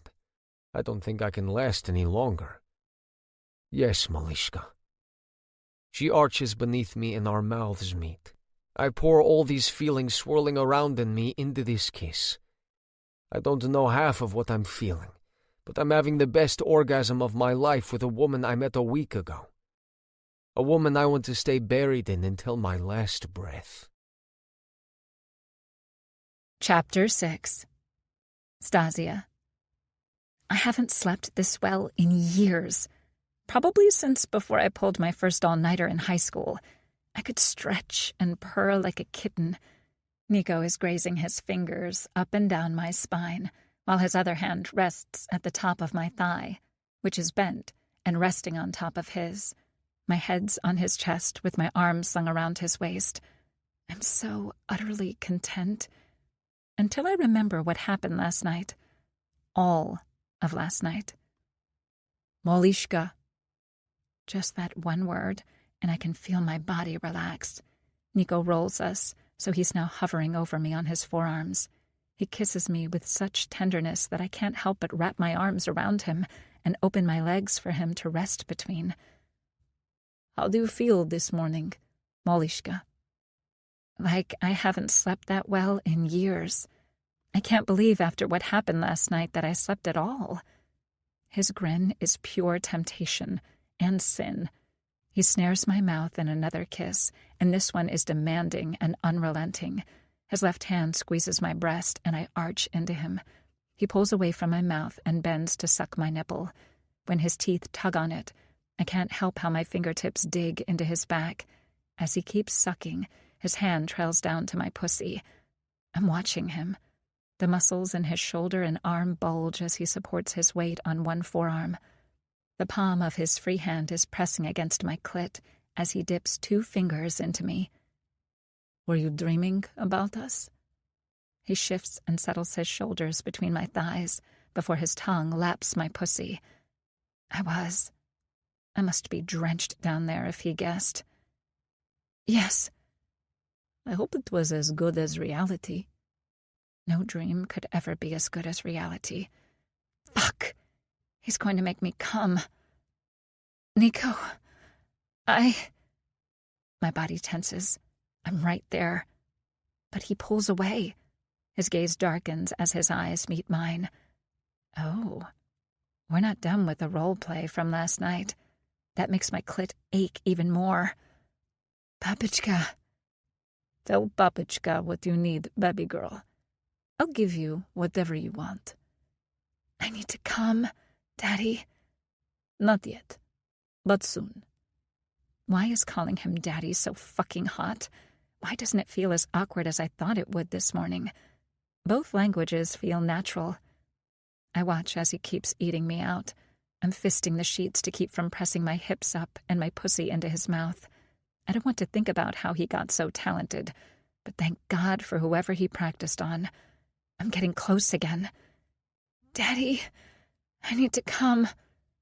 He pushes up and hovers over my body again. When he looks at the drawer with the condoms, I nod. He grabs one and rips the wrapper open, but I take it from him. I want to touch him, even if it's only for a moment before he fucks me. I roll it down his cock, and even though it's the largest brand I have, it's still tight. He could be a porn star with this dick. I let go after I guide him to my pussy. Fuck, Stasia. You're so tight. I'm the one who's going to come right away. I want to make you come. He thrusts into me and rocks his hips. I press my heels into the mattress and meet each thrust. Holy fuck. Now he's thrusting, rocking, and circling his hips. He keeps repeating the pattern, and I'm barely hanging on. I know you're still close. Princesa, if you come now, I won't rest. Can you keep going? No, Papichka. I don't get to finish my sentence as my orgasm crashes over me. I barely register the new endearment. I press my head back into the pillow as my neck arches. I'm holding his chiseled ass, and I can feel every muscle flex as he pounds into me. I didn't tell you could come, Molishka. Now I'm going to make you keep coming until you can't take it anymore. Death by orgasm, baby girl. His endurance seems to have rushed back into full force. This is the roughness I craved last night, and what I find I need this morning. My bed is banging against the wall as it rocks in time with our bodies. He snags my left arm and brings it over my head. Give me your other hand. It's not a request. It's a command, and I'm quick to obey. He pins them over my head as his mouth devours mine. I need to come again, but I can't ask while he's kissing me. My moan is the only sound I can make to warn him I'm about to have another orgasm. He growls, as he nips at my neck before whispering in my ear. You shouldn't have done that, baby girl. Your orgasms are mine to give when I want. You did give me an orgasm, Daddy. I can't help the smirk, but I shouldn't have. He pulls out, and just like last night, flips me onto my belly. He spanked me more than once last night. I glance at the clock and realize that I only slept for 2 hours. How am I that well rested? We fucked for nearly 3 hours, and I'm still horny as hell. You have a habit of not following directions, Malishka. I think you love having my hand against your ass, don't you? Yes, Papichka. He rains down 5 swats that make my skin burn. Then he grabs my hips and pulls me onto my hands and knees. He hasn't fucked me doggy style yet, but I'm ready when his cock enters me. I push backwards to meet each thrust. He gathers my hair into one hand and tugs. He doesn't do it hard enough to hurt, but it's enough to lift my head. His free hand goes around my throat. There's no pressure, but it feels heavy. He's in control, and I feel my entire body relax. I can't keep my eyes open. All I can think about is how good it feels to have this man in control. I'm too fucking close again. I want to see you when I come. He pulls out again, and I can't help the sound of annoyance that comes out. Once he's lying on his back, he lifts me to straddle him. Not like he guides me. He lifts me off my hands and knees and brings me over him. I know I'm skinny enough to be scrawny, but he makes it look like he's lifting a feather, not a person. I slide down his cock, and his hand returns to my throat. Beyond a few spankings, we have done nothing kinky. I lean into his hand, and it tightens. Do you want to breath play, Stasia? You have to tell me yes or no. Yes. I can't believe I'm agreeing. The idea has intrigued me, but I've never done it. I'm trusting a man I've known barely a week to strangle me but not kill me. Shit! I've never hooked up with a guy this fast, but Nico is so damn different. Maybe it's because he saved me last night. Maybe that's why I feel like I can trust him to do anything and still keep me safe. Which is dumb as fuck, considering he was here to save me because he stalked me. But I get why he did it. After the way his cousins swooped in last night, I can tell they're a super close-knit family. His cousins dragged out my ex-boyfriend without question because that's what Nico needed. They're also all rich as sin. I can see why they're protective of each other. Even if they ran a thorough background check, which I'm sure they did, and found nothing, which I know is the case, I'm still a stranger entering his family's lives and home. Snap if it's too much, Stasia. Don't do more than you can. I try to nod, but I can't move my head. I ride his cock as he tightens his grip. I can feel it getting harder to breathe until I'm holding my breath. I'm feeling lightheaded. It's happening faster than I expected. I need to snap, but my arms don't want to cooperate. Then I feel it. Holy shit. I'm coming. This is the most intense orgasm I've ever had. Nico releases my throat the moment my body tenses. I flop forward, and he wraps his arm around me as he continues to thrust into me. I'm still coming, Daddy. I know, Princesa. I'm coming too. His hands grip my hips and hold them in place, pressing down onto him as his hips keep rocking. I'm spent by the time he stops moving. He strokes my head as we catch our breath. He smatters soft kisses on my forehead. That was the first time you've done that, wasn't it? How do you know? I feel a moment of panic. I'm nowhere near as experienced as Nico is. Did I do it wrong? I saw the surprise on your face when you started to come. You put a lot of trust in me, Molishka. I don't take that lightly. I can only nod my head. I don't know what to say, but I squeak when he sits up and swings his legs over the side of the bed. I cling to him as he stands. I live in a studio. There aren't too many places he can take me. He carries me to the bathroom while I'm wrapped around him like a koala. He finally puts me on my feet after he turns on the shower. I point to the trash can where he drops the condom. The water is warm almost immediately, so we step in. I've never showered with a guy before. It's the most erotic thing I've ever imagined. We keep kissing as he lathers shampoo into my hair. I feel lightheaded again, but it's from feeling so relaxed and trying to keep my legs from folding underneath me. I could fall asleep right now. I don't realize what I'm muttering until after I say it as he guides me under the shower head to rinse my hair. I would spend all day in bed with you, Malishka, but we both have to go to work. That's like a bucket of icy water over my head, despite how warm the shower is. Holy fuck. I have to face my boss today knowing I slept with her brother-in-law. My other boss, her husband, is the brother of the man I've been fucking for nearly the last 5 hours straight. What was I thinking? I was thinking he's the hottest man I've ever seen. He wants to have sex with me. Me! And everything about it felt right last night. And if I'm going to be honest with myself, it felt hella right just now. But remembering my job is taking the edge off the enjoyment. I need to hurry too. I wasn't thinking about work when I noticed the clock. What time does Laura expect you? Shit.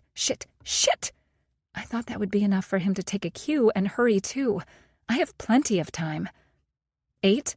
But I'm still getting used to taking the subway in Queens. I'm used to riding into Manhattan. I know it's a shorter ride, but I'm not sure how much shorter. I need to pack my lunch and everything.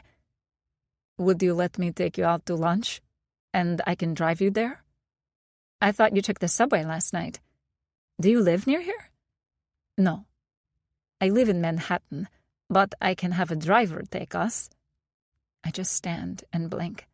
The last time I rode in anything with a driver was a limo to prom, 5 years ago. Nico, I don't think it's a good idea for me to show up to work with you. It's only my 2nd week. Do you want me to drop you at the end of the block?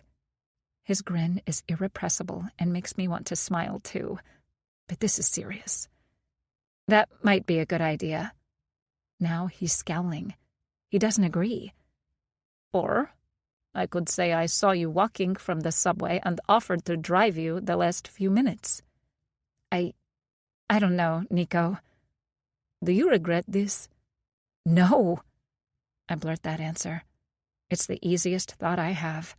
I don't regret it, but it'll embarrass me when Laura and Maxime find out. Let me drive you, Malishka. I'll answer to Laura and Max if I need to. Fine. Do you drink coffee?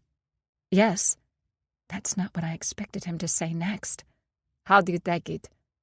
3 creams, 3 sugars. All right. Let's finish and then get dressed. The rest of the shower is quick. I offer him a fresh toothbrush that I have because I bought a twin pack the day before yesterday. I know he's watching me as I pick out my clothes. He puts the jeans and t-shirt back on. He looks so good, even when he's casual. I feel frumpy in my trousers and short-sleeved blouse. I slip on my usual flat shoes since I'll be walking to and from the subway on the way home. The car is here, Malishka. It is? I look toward the kitchen. I haven't made lunch. Neither of us has made coffee. I don't want to keep Nico and his driver waiting. Sigh. I guess I'll be looking for a deli or something near work for lunch. I grab my purse and follow Nico out the door. My landlord is going to have a fit when he sees the door. It'll get fixed within an hour. What? How? Anton texted me and said one of our guys will be over once we leave. I told him we were on the way out 10 minutes ago. When did you text him? I didn't see him touch a phone, but then again, his driver knew to be here. While you folded up the sofa bed? I nod as I look at the man standing beside the open back door. The town car is the most polished vehicle I've ever seen in New York. I guess what he said last night about liking to keep their cars clean is true. I slide in and immediately smell coffee. There's a to-go cup in the cup holder. I inch around the armrest and sit. That one's yours. How do you know? Because I would never get in the car before you. How does your driver know that? He's Russian. I furrow my brow. What does being Russian have to do with anything? Molishka, ladies first was ingrained in all of us since we were children. There's something else that he's not saying, but I don't know what. I just sense it. I don't have time to ask because he opens a paper bag that I hadn't noticed. There's 4 different pastries in it. I snag a chocolate-filled croissant. These are my favorite. Mine too. I'll split it. I didn't realize. I also like the Danish. Eat your petit bon au chocolat. I watch him as he pulls out a lemon Danish. He doesn't take a bite. I realize he's waiting for me. How old-fashioned is he? The moment I take the first bite, he takes one too. We eat in silence. He convinces me to have a second one. I snag a cruller. I've liked the spiral donuts since I was a kid. I always wondered how they were made until I went home with a friend to Minnesota over Thanksgiving my sophomore year of college. Her grandma made them. The novelty wore off once I realized they weren't that difficult. But I don't love them any less. I feel my nervousness creeping up my spine as we arrive at the gate to Laura and Maxim's house. The driver opens the door on my side, and Nico opens his own. Thank you. When we get to the front door, Nico punches in a code and opens it for me. I'm certain my face is on fire. Every guy patrolling the driveway in front of the house saw me get out of the car with Nico at 7:45 in the morning. I hear voices, but I don't know my way around, so I'm not sure where Laura and Maxim are. Nico leads me into the kitchen, where I spot the couple having breakfast. Oh my goodness! Laura practically jumps out of her chair and rushes to me. Are you all right? Yes. I'm uncertain why she's asking. Is it because I arrived with Nico? Am I being paranoid? Good morning, Miss Antonov. Nico, I'll meet you in an hour. Maxim nods to me as he greets me. Then he comes to stand beside Laura. The kiss they share is practically rated R. I don't know where to look, especially when he pats her on the backside. Max! Laura hisses, and I can tell she's mortified. He whispers something in her ear that makes her grin. I feel like an intruder. I'm going to grab one of your suits. Nico turns to head out of the kitchen with Maxim. You already took one of mine yesterday, little brother. And you took mine 3 days ago. I expect that dry cleaned, old man. I watched the brothers banter. There's neither anything little about Nico, nor is there anything old about Maxim. But it's funny, and I wish I had siblings to joke with like that. You didn't tell me if you're all right, Anastasia. I look back at Laura, and I see the concern. Nico and I were headed in the same direction, so... I know he stayed with you last night. If he hadn't volunteered, I would have insisted. You know? Of course. Sometimes it's a pain in the ass that everyone knows everyone's business in this family. But it's almost always for the best. Anton and Sergei called Max, and he put them on speakerphone. They really do know each other's business. For an only child, this feels like a lot. They really helped. She looks like she wants to say more, but we hear Nico coming back into the kitchen. The man dresses faster than anyone I know. Do you have those papers Max was leaving for me? Yes, they're over here. Laura grabs a manila folder from the table and hands it to Nico. He doesn't open it, but he looks at Laura, then me. I suddenly have a burning question that I should have asked last night. What did Anton and Sergei do with Antonio? Made sure he understands he can't bother you anymore. Nico is too quick to answer. His tone is too absolute. He said he's Cosa Nostra, and you agreed. That's the Italian mafia. Won't they do something to you once they see how you beat him up? Are you in danger now? Each word that comes out of my mouth makes me feel more panicked. I look at Laura, and she's as cool as a cucumber. How is that possible? Her brother-in-law beat the shit out of a mafia guy. Nico only shrugs before answering. No. That's it? No? He's mafia. There aren't any cement shoes in my future, Stasia. What about me? He's my ex-boyfriend who you beat up over me. What about when he heals and is even more pissed? He will not come near you. How can you be so sure? Because I am. I asked you to trust me last night. I'm asking you again. It's been taken care of. Taken care of? What the fuck does that mean? He isn't the type to forgive and forget, Nico. I live alone, and you'll have someone watch your house around the clock. I'm assigning you a bodyguard, but I don't think you'll need any of it. It's just a precaution. Assigning me? No. I turned to Laura. Tell Nico that's unnecessary. This is ridiculous. Anastasia, he accosted you in the street and broke into your place. Nico's right. It's guards or stay with friends. No. Nico's tone is emphatic. This is not how I imagined my second day of my second week at work. This doesn't even feel like work. It feels like I'm a child and my parents are setting the rules. Why not?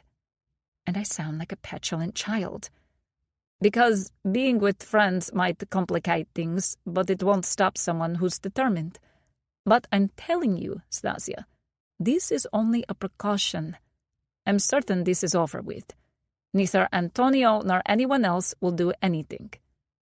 Being rich doesn't mean you can stop the mafia. Everything about Nico's expression and how he now has his arms crossed says he can stop them. The only people I can think of who could stop the mafia is the mafia. No. No! No! No! Are you? I spin around to Laura, and her expression is grim. I look back at Nico, and I know he understood what I couldn't say. Is this whole family mobsters? Did I fucking sleep with a mobster? Anastasia, please trust that Nico is telling you the truth. You're safe, but I would feel better knowing that you have a guard. I'm the one who suggested it. When?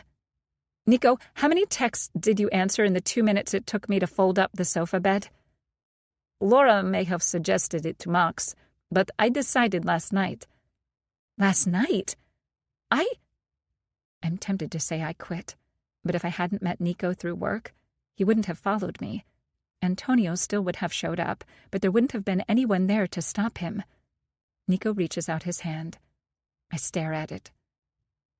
Let's go talk, Stasia. I hesitate, but then I take his hand. What the hell is there to talk about now? Chapter 7. Nico. She's ready to bolt. She's going to quit, and then what am I supposed to do? How the hell do I explain any of this while telling her nothing? I lead her out of the kitchen to the back patio. There are men patrolling the backyard, but they can't hear us from a distance.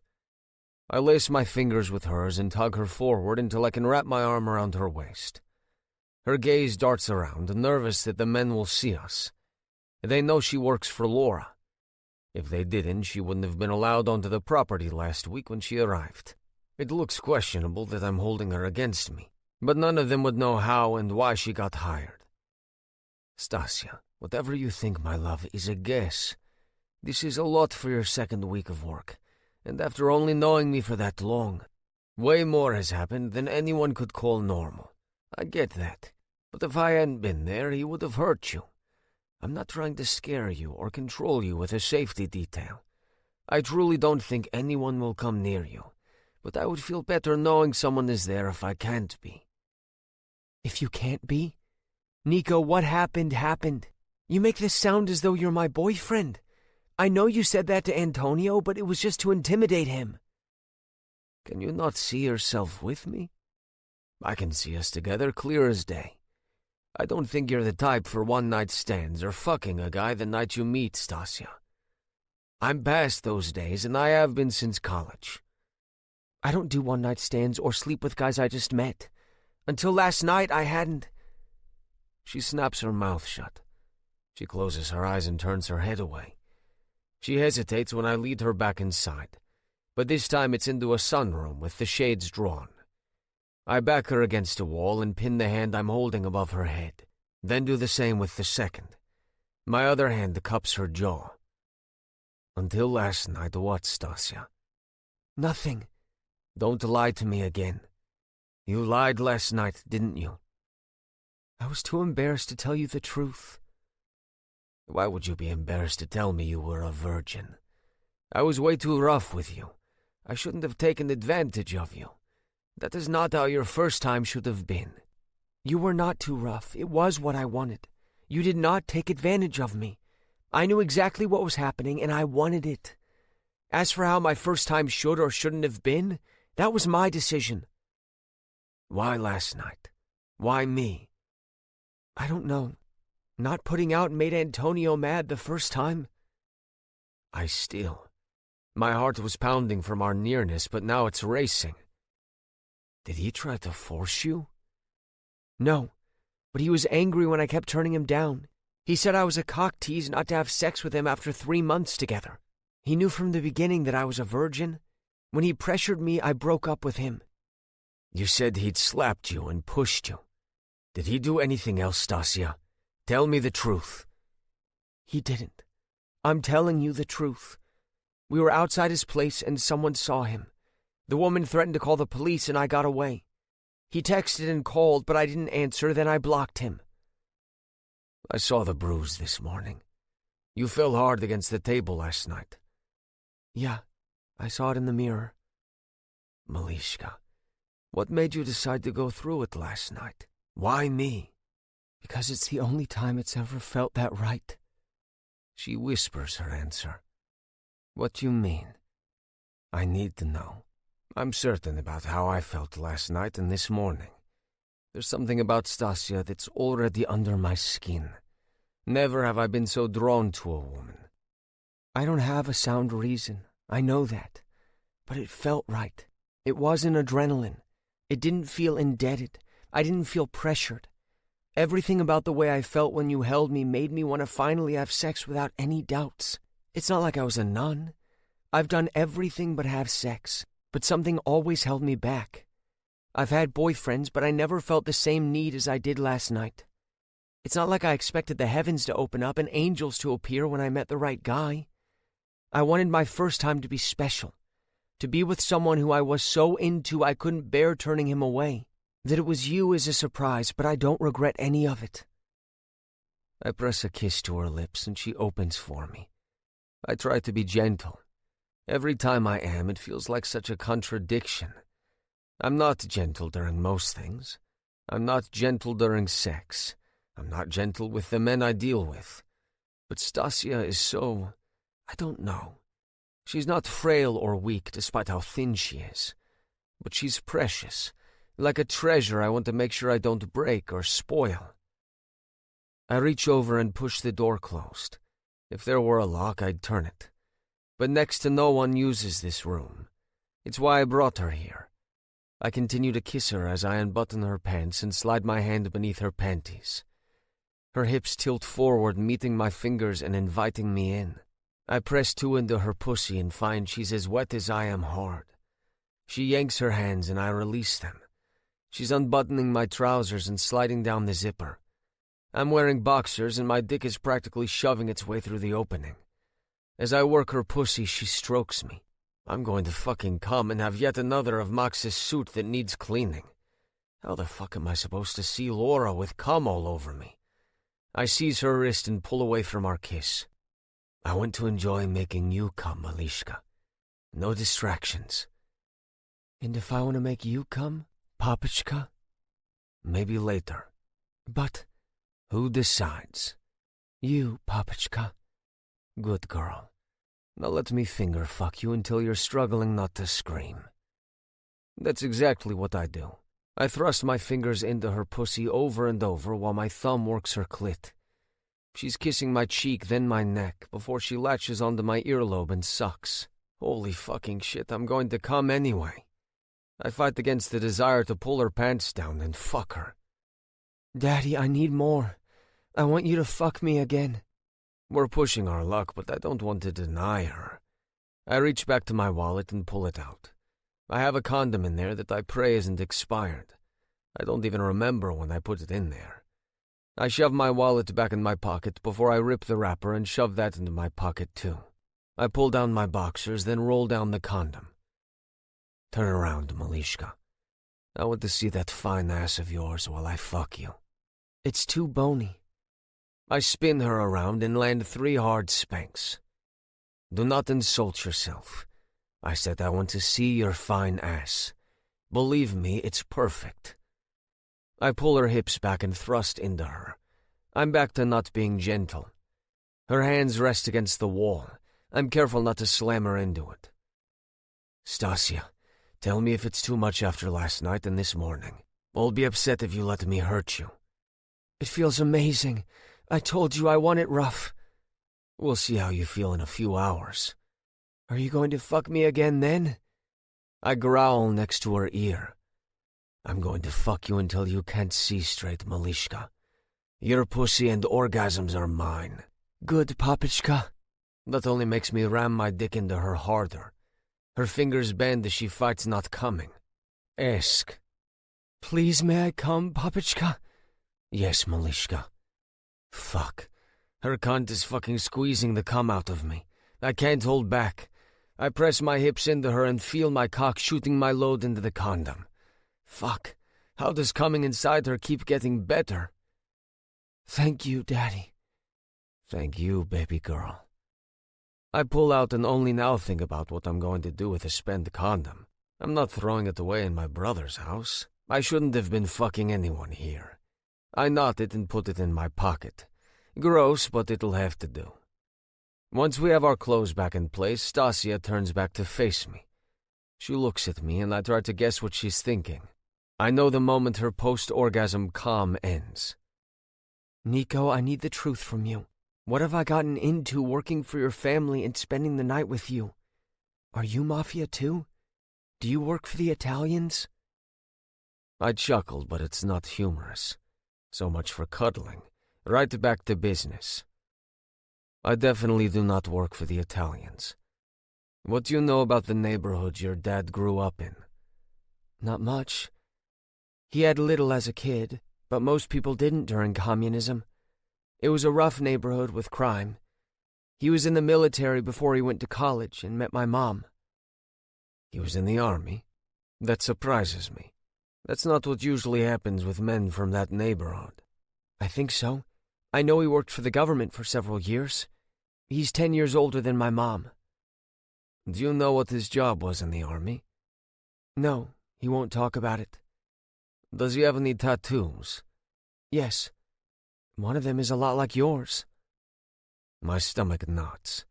All of my tattoos are bratva. They signify ranks and initiations. The star you have, he has the same 8-point one. Is it on his chest too? Yeah. What does it mean? Strength. Leadership. That's only sort of the explanation. It means someone with a high rank. I got mine when I became a member of the elite group. I suspect Stasia's father wasn't in the army. Did he go into the army right after he finished secondary school? Yes, some type of academy. KGB. Just like my father was. Why are you asking me all of this? What does it mean? I just wondered since a lot of men from your dad's neighborhood get them. He grew up near where I was born. My neighborhood was like his. What aren't you telling me, Nico? You want me to tell the truth, but you're being evasive now. Why did you ask about where he grew up in the first place? Like you said, it was a rough neighborhood. I just wondered if we had more than that in common. You said you don't work for the Italians, but you know Antonio. You're certain none of the Cosa Nostra will bother me? You don't seem worried about anyone coming after you once they find out what you did. Who isn't afraid of the Mafia? The only people I can think of are cops and other Mafia members. I know you're not a cop. Nico, is there a Russian Mafia? I don't want to lie. I don't want to tell the truth. She already asked once. Obviously, I'm not answering fast enough because she's pushing against my chest. I step back. I don't want to crowd her if she doesn't want me close. It hurts to feel the rejection, but what can I expect? Your silence tells me everything. You may as well have screamed it. She steps away from the wall and looks around until she realizes how close we are to the door. She hurries to it, then down the hall until she gets to the kitchen. My sister-in-law is holding the twins while she sits at the table. Stasia dropped her purse onto a chair before she followed me outside. She grabs it and looks at Laura. Thank you for this opportunity, but I can't work for you. This isn't the right job for me. She turns back and slams into my chest. I catch her, but she jerks away. Don't. Her response is a hiss as she bats away my arms since my hands went to her waist to steady her. Anastasia, wait. Nico, what did you say to Anastasia? Not enough and entirely too much. I know what your family is and I want no part of it. I don't want to ruin my chances of getting into law school by doing stuff that's illegal. How can you, Laura? You could be disbarred. Nothing I handle, which means nothing you would handle, is illegal. Kutsenka Partners owns many businesses, including bars, nightclubs, casinos, construction companies, and pharmaceutical companies. They are all legitimate and require an attorney. I do nothing that could get me disbarred. Are you serious? Your husband is... She huffs, and I can tell she doesn't want to say it out loud. I know that makes it too real for her. I wouldn't hire anyone if I thought I was endangering them or their career, Anastasia. Being in your house? I'm sorry, but I can't. Stasia, now that you know. Are you going to kill me? I glance at Laura, who is trying not to laugh. I find nothing amusing about this. I hate that stereotype, even if there's plenty of truth. I take Stasia's hand and practically drag her back to the sunroom. I get why you asked me that, but that you actually did hurts. I protected you last night, and I want men with you who can protect you. Yeah, but not because of Antonio. It's about me working for your company and about me fucking you. You don't want me to tell anyone. I trust you. And I don't trust you. Not anymore. What have I done to make you think I would hurt you? I told you I'm not trying to control you with a safety detail. I want to make sure no one like Antonio can ever come near you again. Which is way more likely to happen if I'm working for the Mafia's rival. You're like him. Anastasia. Don't do that. Her brow furrows and she whispers now when she was speaking in a normal tone a moment ago. Don't do what? Don't call me that. It's your name. And it sounds like you're scolding me. It sounds distant. I don't like it. I'm not scolding you, Malishka. I just want you to know I'm serious. She swallows, and I can tell she's willing herself not to cry. Don't call me baby girl either. I'm not. We both know you are. I have never told a single soul what my family and I are. I have never let anyone figure it out. Some have hinted, but I have never let anyone know for sure. Why me? Because something makes me trust you in a way that I don't trust anyone else. It all changed last night, and you know there's something here. Why else would you have slept with me last night? You've waited all these years, and you picked me. That was before I knew. Was it really? I think you had your suspicions before you even made me a bowl of soup. No, I didn't. At least not Mafia. Bratva. What? The Russians are Bratva. The Italians are Cosa Nostra. The Colombians are Cartel. And the Irish, well, they're the mob. They're not so original. Nico, can't you get why this is too much? Of course I can. That's why we don't exactly proclaim it to everyone. I assumed that was so you don't get arrested. Exactly. I trust you, Malishka. You know a secret that could destroy my entire family, not just me. And I'm supposed to keep it. You know Antonio was Cosa Nostra. Her eyes widen and her nose flares. Was? Shit. Is. I just meant that you found that out yesterday. Technically, it still is. And I didn't sleep with him. I didn't know until after. You dated for 3 months. Didn't you hang out with any of his friends, meet any of his family? No. He said he wanted to focus all of his attention on me when we were together. You didn't think that was at all odd? I thought it was flattering. She sounds so defeated, and it breaks my heart.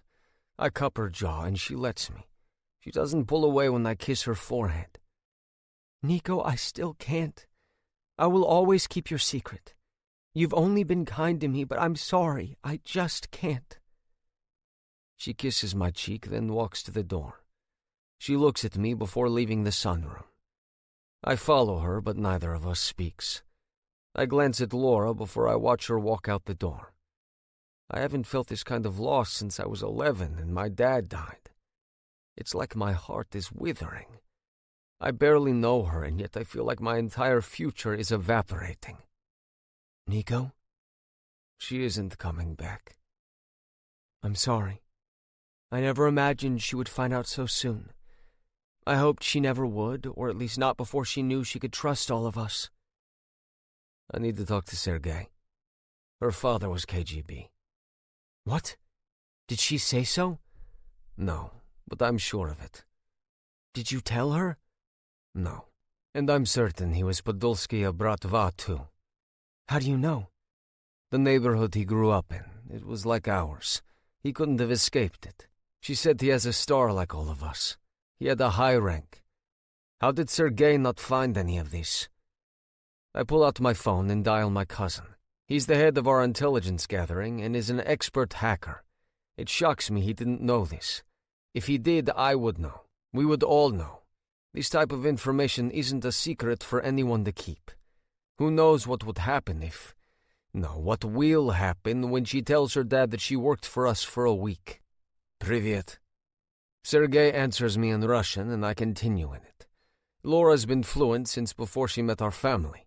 She sounds like a native despite not learning the language until college. Did Anastasia's background check show that her father was KGB in Podolskaya? No. How do you know? She thinks her dad was in the Russian army. She thinks he joined right after high school, but he has our star tattoo. He's Bratva. Maybe he was army, but I doubt it. You know, it's almost impossible to find out who was KGB. They still have those records locked away. I hacked the FBI and the DOJ to do her background check, since she's half Russian. There wasn't even a hint. Antonov is a common last name, too. I hacked her parents' employment records. You'll need to find out. She just quit. If she tells her father about us... I don't need to finish my thought. We all know that a shitstorm is brewing if he finds out. This is why we don't bring anyone in from the outside. Either you're Bratva or you're not. Laura and Christina are the only exception. There's nothing left to be said, so I hang up with Sergei. I'm headed to the warehouse. Antonio still needs dealing with. Laura nods and sighs. She doesn't know where the warehouse is, but she knows what it is. When I get there, I slip surgical booties over my shoes before taking off my watch and belt. I'll leave them in the office with my cell phone that I turned off in the car. Max and Bogdan are already here. This will not go over well. She knows we're Bratva. What? Max spins around from the two-way mirrored window. We can see out, but our guests can't see in. They strung Antonio up like a side of beef. It looks like they have done nothing to him but strip him. I mangled his face last night. She figured it out. She got suspicious and nervous when I told her she's safe from Cosa Nostra. She wanted to know why. I tried to be evasive, but she's as intelligent as Laura and Christina. It's both a joy and a pain in the ass that our wives are so smart. Bogdan grins at Max. Alex and I are perpetually single, but Bogdan and Max fell in love with their wives almost instantly. I enjoy having sisters-in-law. They're both awesome, and they make my brothers happy. Last night I thought maybe Stasia was going to be the one. I should have known it was ridiculous. All it's done is blow up in my face. It gets worse. I'm almost certain her father was KGB in Podolskaya. He grew up in Sepuhovsky. Sergei mentioned that in his report, but there was nothing to show she was Bratva. Max, how could he not be? There are like 10 men in that neighborhood who probably aren't. Besides, she said he has the same star on his chest that we do. She quit. Where is she now? Anton said she headed home on the subway. He followed her and Stefan met him there.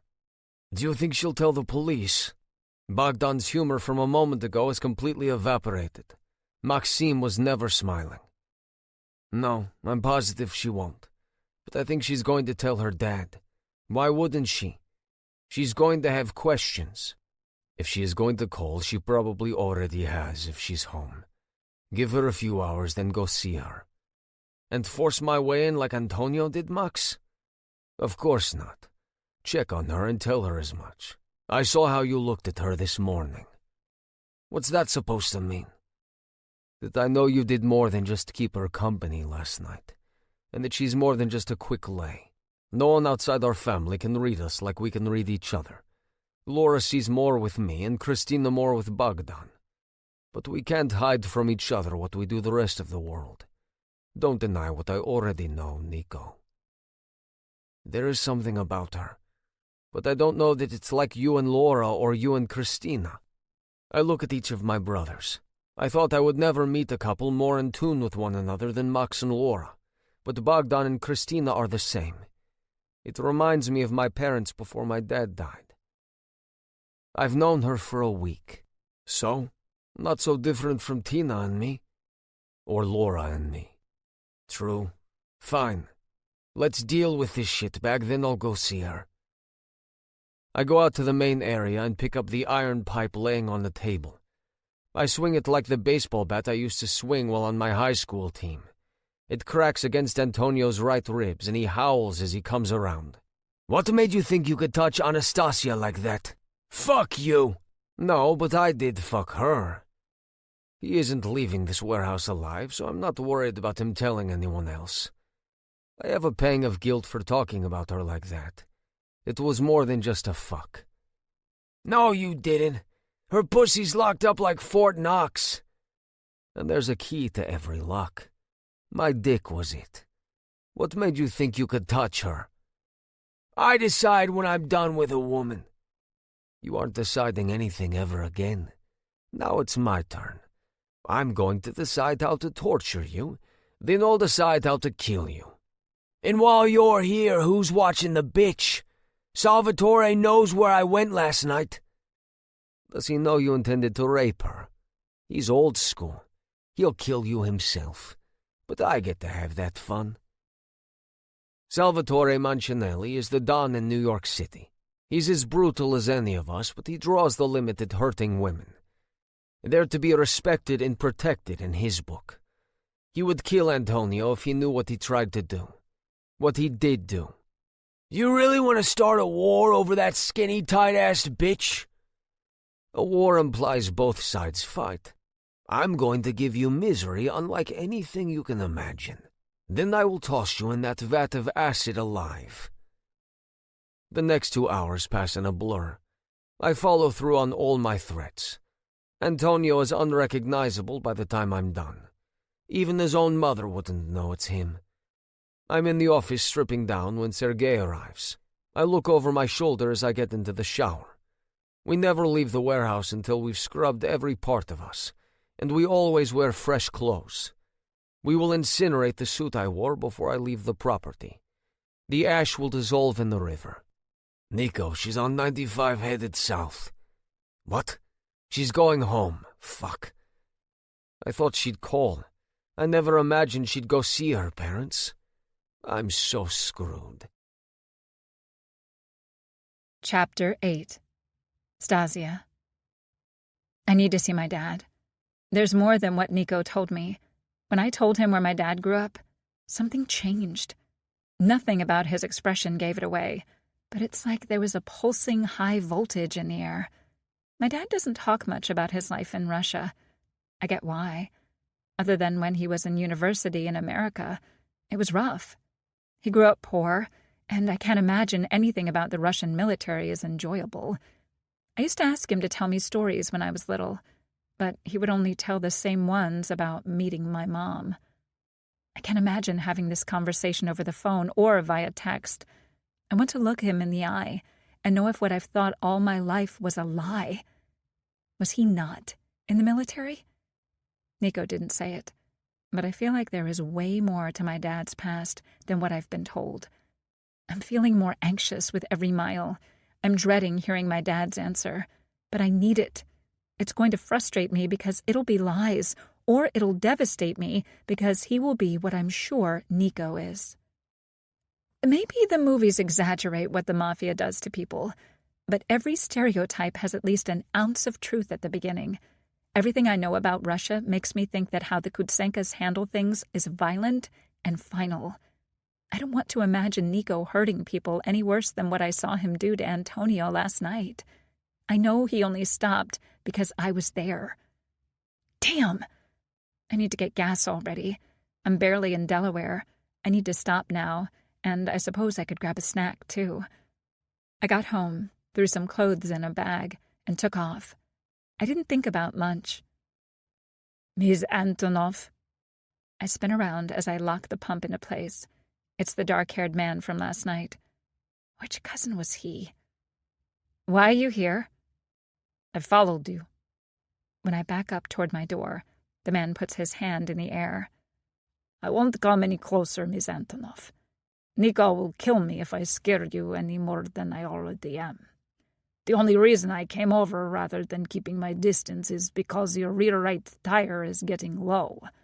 I'll fill it, then I'll leave you alone. Leave me alone? Does that mean you'll stop following me? The look he gives me is answer enough.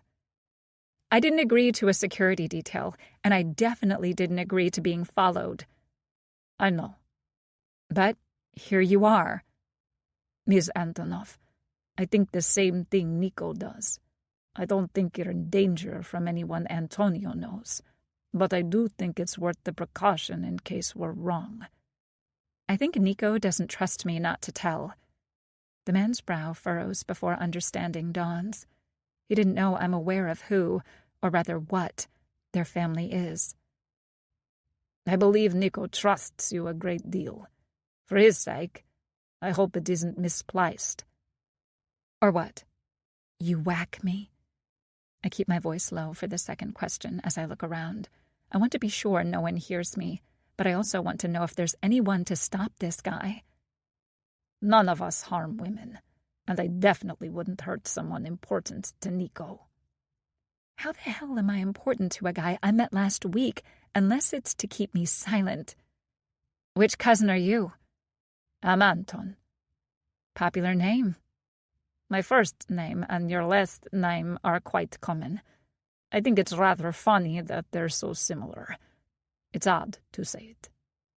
This man could charm the panties off most women, even when he's not smiling. But right now, when he is, holy hell. He's just as hot as Nico. But there's no appeal. I can appreciate his good looks, but I feel none of the excitement as I do with Nico. It's not that I fear him.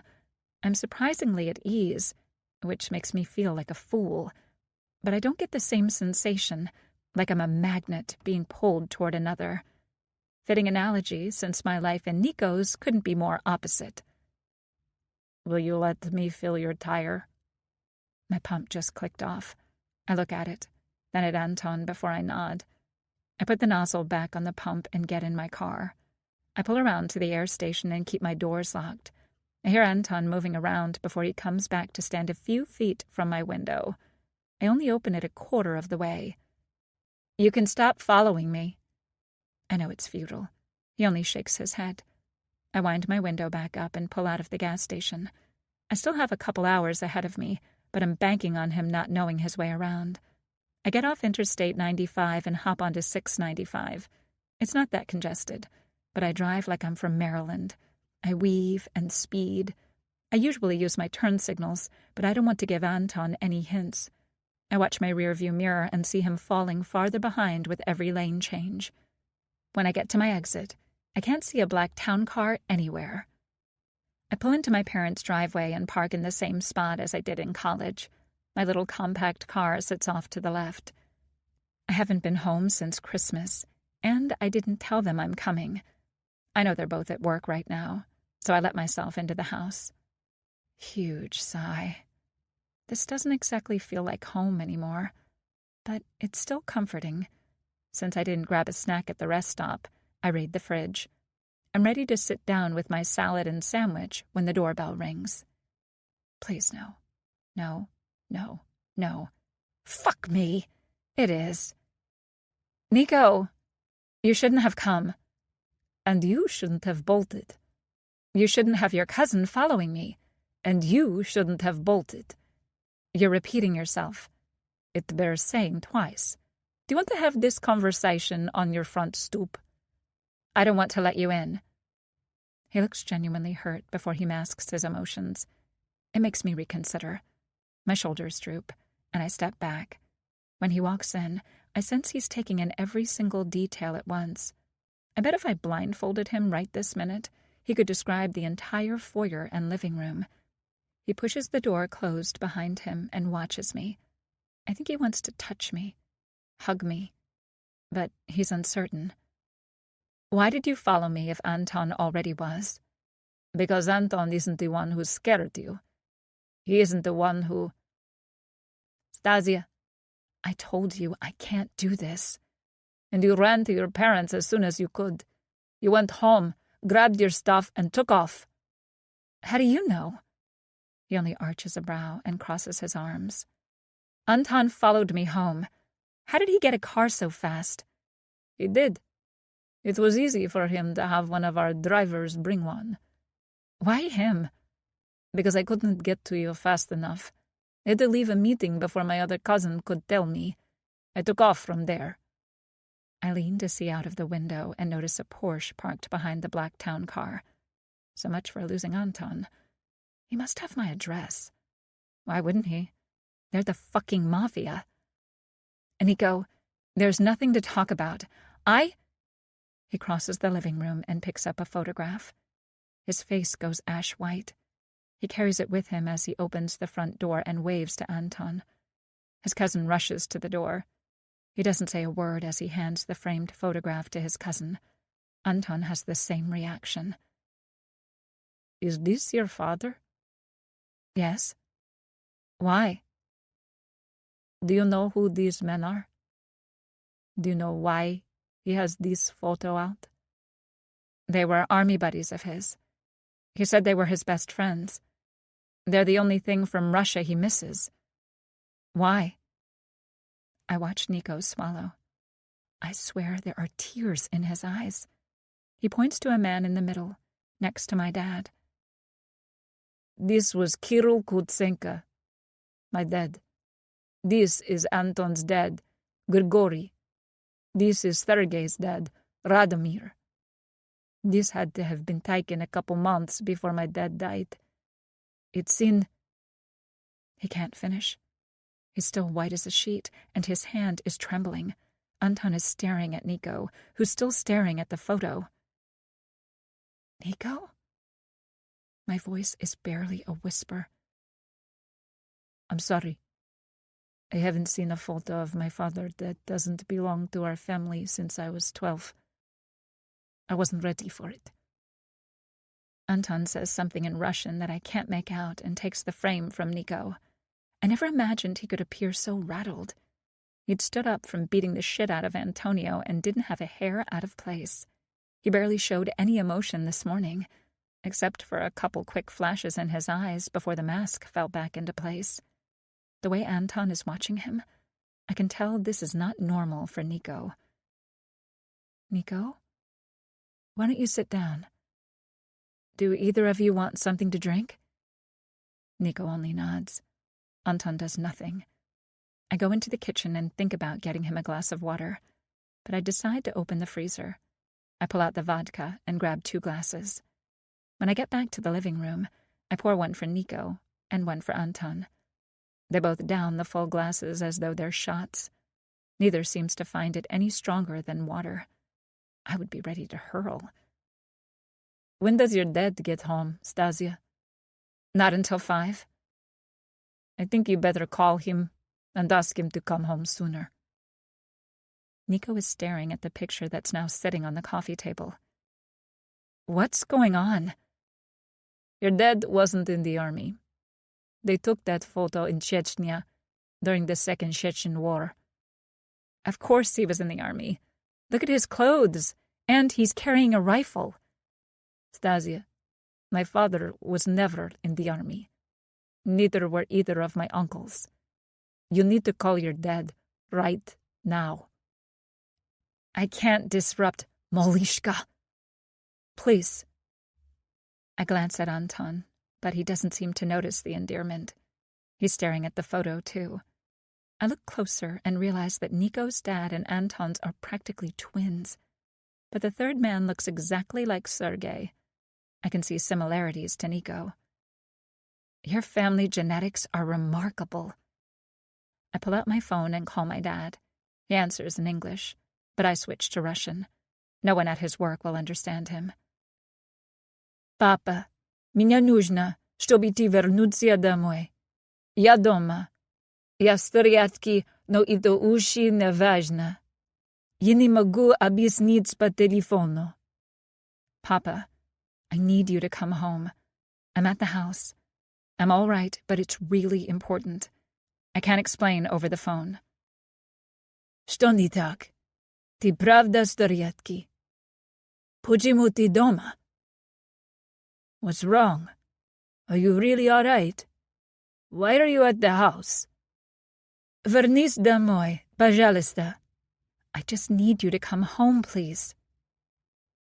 Что случилось? What's happened? Николай и Антон Куценко сидят на диване. Папа, я в безопасности. Они не причинят меня вреда. Nikolai and Anton Kutsenka are sitting on our sofa. Papa, I'm safe. They aren't here to hurt me. Yeah, you do. I'm coming. I hang up and sit next to Nico.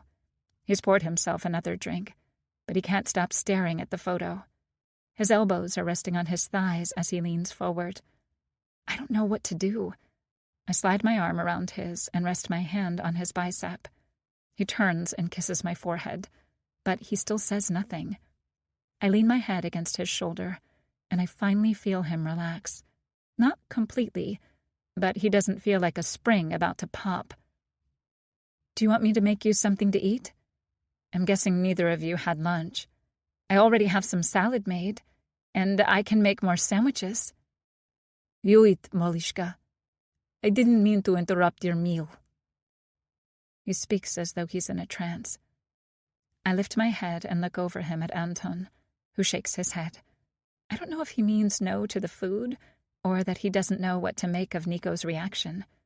We sit in silence for the half an hour it takes my dad to get home. He comes in through the garage, but he freezes when he sees Nico and Anton. They both stand when they hear the door open and reach behind them. But when they see my dad, they freeze too. I can see Nico's hand is on a gun. What the fuck? Anton, Nikolai, I never expected to see you in my house, or with my daughter. And I never knew the man my parents named me for was still alive.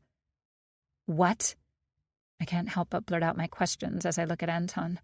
I nearly cry when Nico speaks.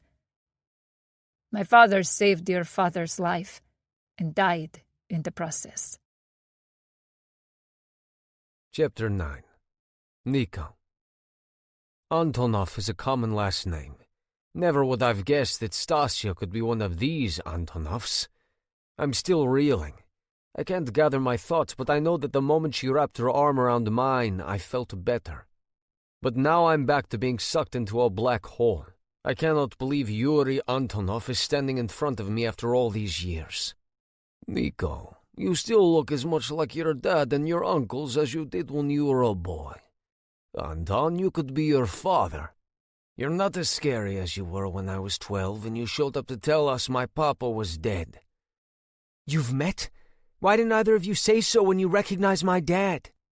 Because neither of us is feeling very chatty looking at the picture that was taken a couple months before our worlds fell apart. There's venom in Anton's voice that surprises Stasia, but when I look at him it doesn't seem directed at her dad. The target is something invisible. Stasia, probably within a week of this being taken, Sergei's dad, my uncle Radomir, was injured and sent home. He, Aunt Svetlana, Sergei, and his brother Misha escaped and moved to America. Escaped? You said he went home. Our fathers weren't Russian soldiers, Stasia. They were Podolskaya Bratva. It was the same as being drafted, but they were still Russian mafia. Yuri lunges forward, but she steps between us. I'm sure she's thinking that the last thing we need is Anton and me shooting her dad. Papa, I already know Nico and his family are Bratva. I found out this morning. It's why I came home. I have questions. She looks back at me. That's why you asked if my dad had tattoos. Yes, I guessed before you told me about the star. There was no way he grew up in that neighborhood without being pulled in.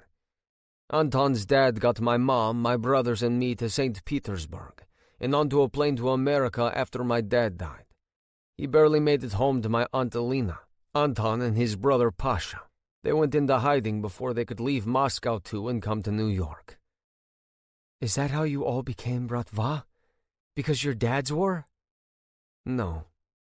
I'm not reaching for my gun anymore, but I'm glaring at Yuri, who's watching every breath I take. Then how? Anna, my guess would be 4 sons without a father were easy targets for the Ivankov Bratva. What Kirill tried to avoid is what happened anyway. Just in America. Anton and I nod. I'm sorry. Yuri looks down at the photo on the table, and he looks so much older than a moment ago. I haven't told your daughter what you did before the Bratva. You should. Papa? Yuri takes a long time to answer, but eventually he nods. I met Nico's dad and uncles while we were all in KGB training. We were barely more than kids. We went to different schools growing up, but we were all the same age. We were all KGB for nearly 5 years before the Soviet Union fell. They gave none of us a choice when we went home. It was join the Bratva or watch them slaughter our families. Nico's mother and aunts are 3 of the most beautiful women I've ever seen. Nico's mom and Sergei and Misha's mom are sisters. They grew up with Anton's mom.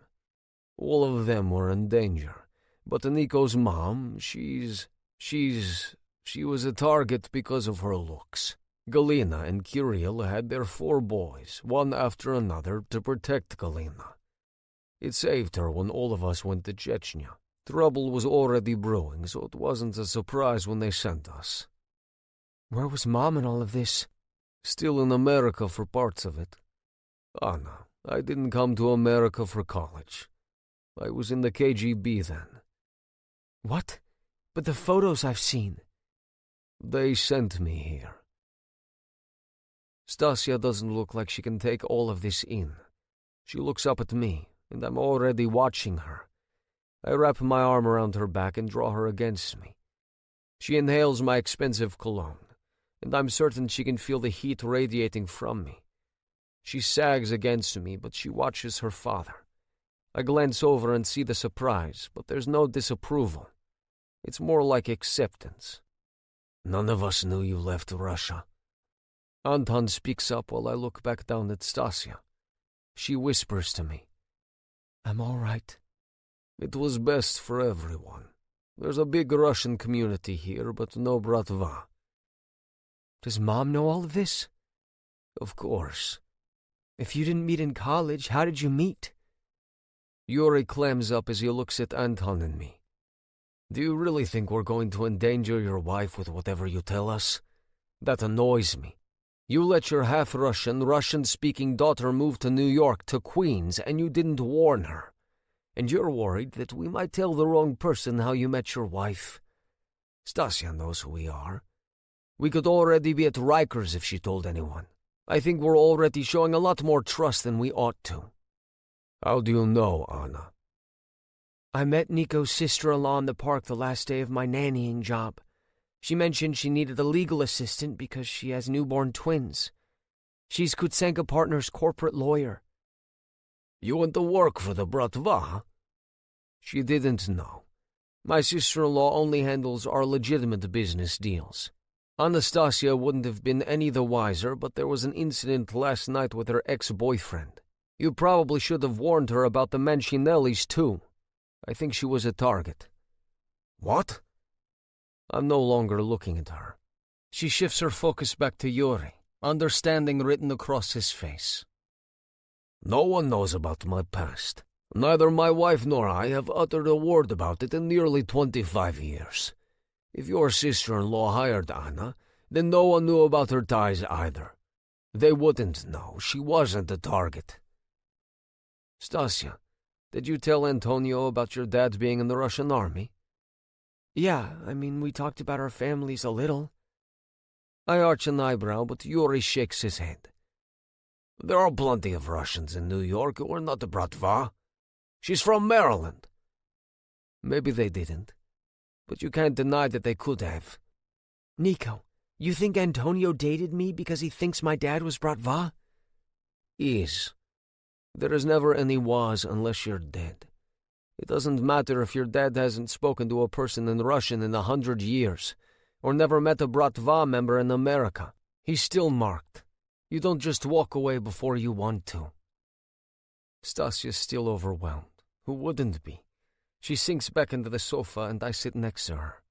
I wrap my arm around her shoulders and she leans against me and closes her eyes. This is all too much. Wait, you never said how you met Mom. When the KGB sent me here, there was a leak. The Americans found out who I was and started watching my parents. They said they could bring my parents over and give them asylum for my cooperation. When I got back to Russia, my cooperation was feeding them information. Your mom was my liaison. Mom was a spy? Sort of. As far as anyone knew, she worked for the UN, but she was American intelligence. Stasia's trembling, and I can feel her growing more anxious. I feel like I can't breathe. All of this information, all these revelations are suffocating me. I can't imagine how she's feeling. She gets up and heads into the kitchen. Yuri reaches for her, but she shakes her head and walks around him. I know she senses me following her to the back door. She waits for me on the patio.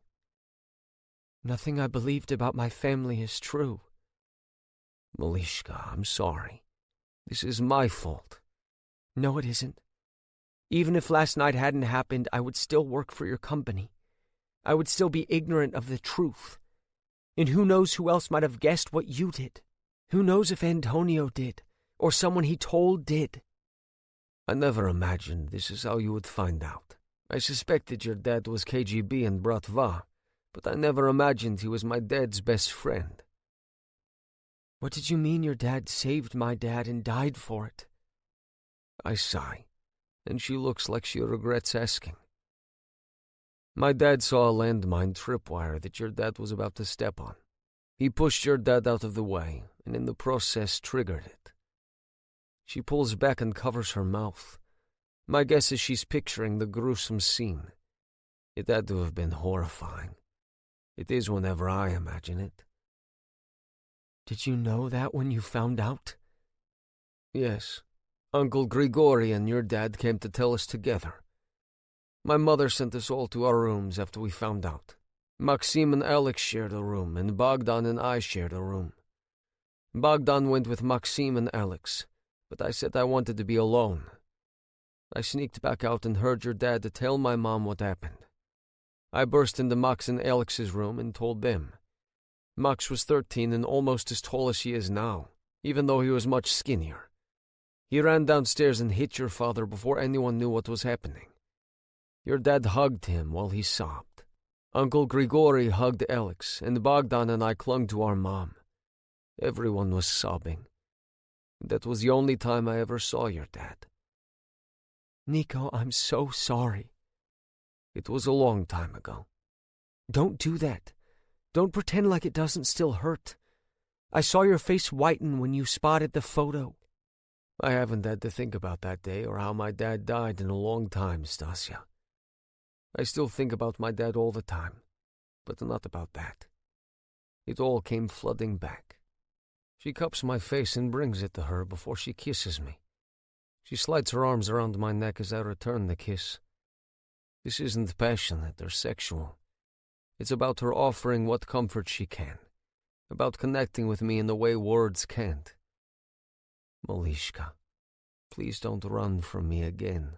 I'll only keep following you. The change of subject surprises her, but she nods. Nico, I don't understand what's happening between us. Neither do I, Malishka. But I know that this isn't the end of whatever is brewing, and I'd much rather deal with this with you by my side. Papichka, I'm not going anywhere. She whispers her response before she kisses me again. She wraps her arms around my waist before she rests her head on my shoulder. I kiss her temple and we stand together for a long time. I feel myself calming for the first time since I arrived. I finally feel like I'm where I belong. It's been 16 years. Not since my dad died. I don't want to, but we should go back inside, Princesa. I know. We abandoned Anton, but I don't want to face any of that. I don't want to face the lies I've been told. The pain seeing my father causes you. The confusion about what it means that my dad is Bratva, and so are you. I keep thinking I should be angry, furious at my parents for keeping this from me. But I get it, especially after you just described how dangerous it was for your family. But it just all feels so heavy. I know, Malishka. I'm here to help carry that weight. But I need to know whether you understand I can never walk away like your father did. His tattoo means he was high-ranking, but he left it behind in Russia. I can never leave it behind anywhere I go in America, and I sure as shit am not going back to Russia. I can never leave my family behind. I wouldn't imagine asking that of you. I just feel so uninformed about what I'm getting myself into. But I thought about you the entire drive, how sad I was that I couldn't be with you. Couldn't or can't, Stasia? I thought I couldn't. Now, I need time to figure out how this will work.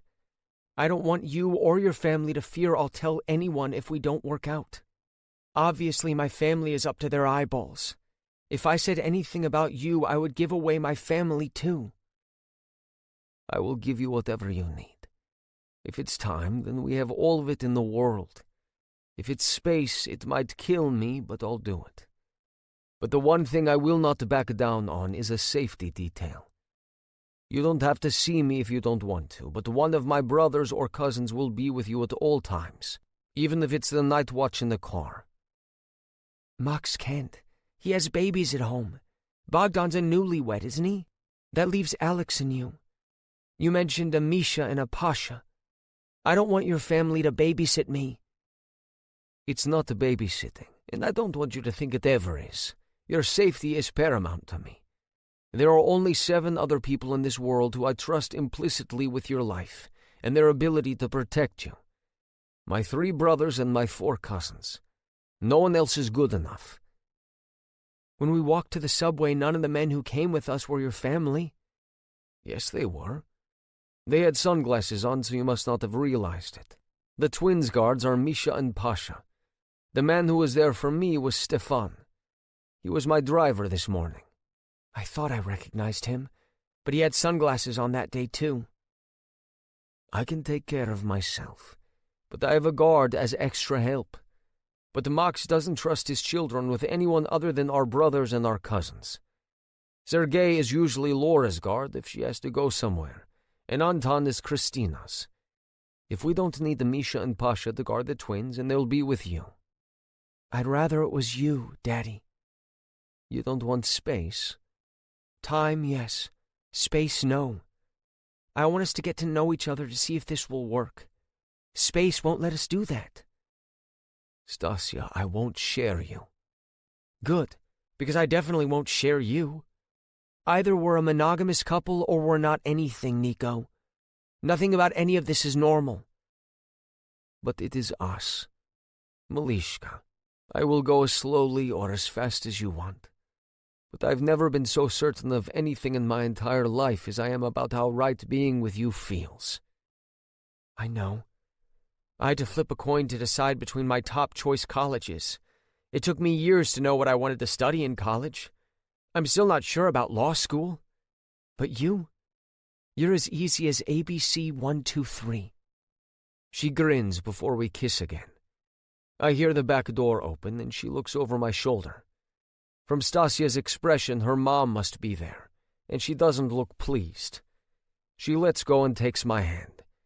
I turn to see a woman who is so similar to Stasia that there's no doubt they're mother and daughter.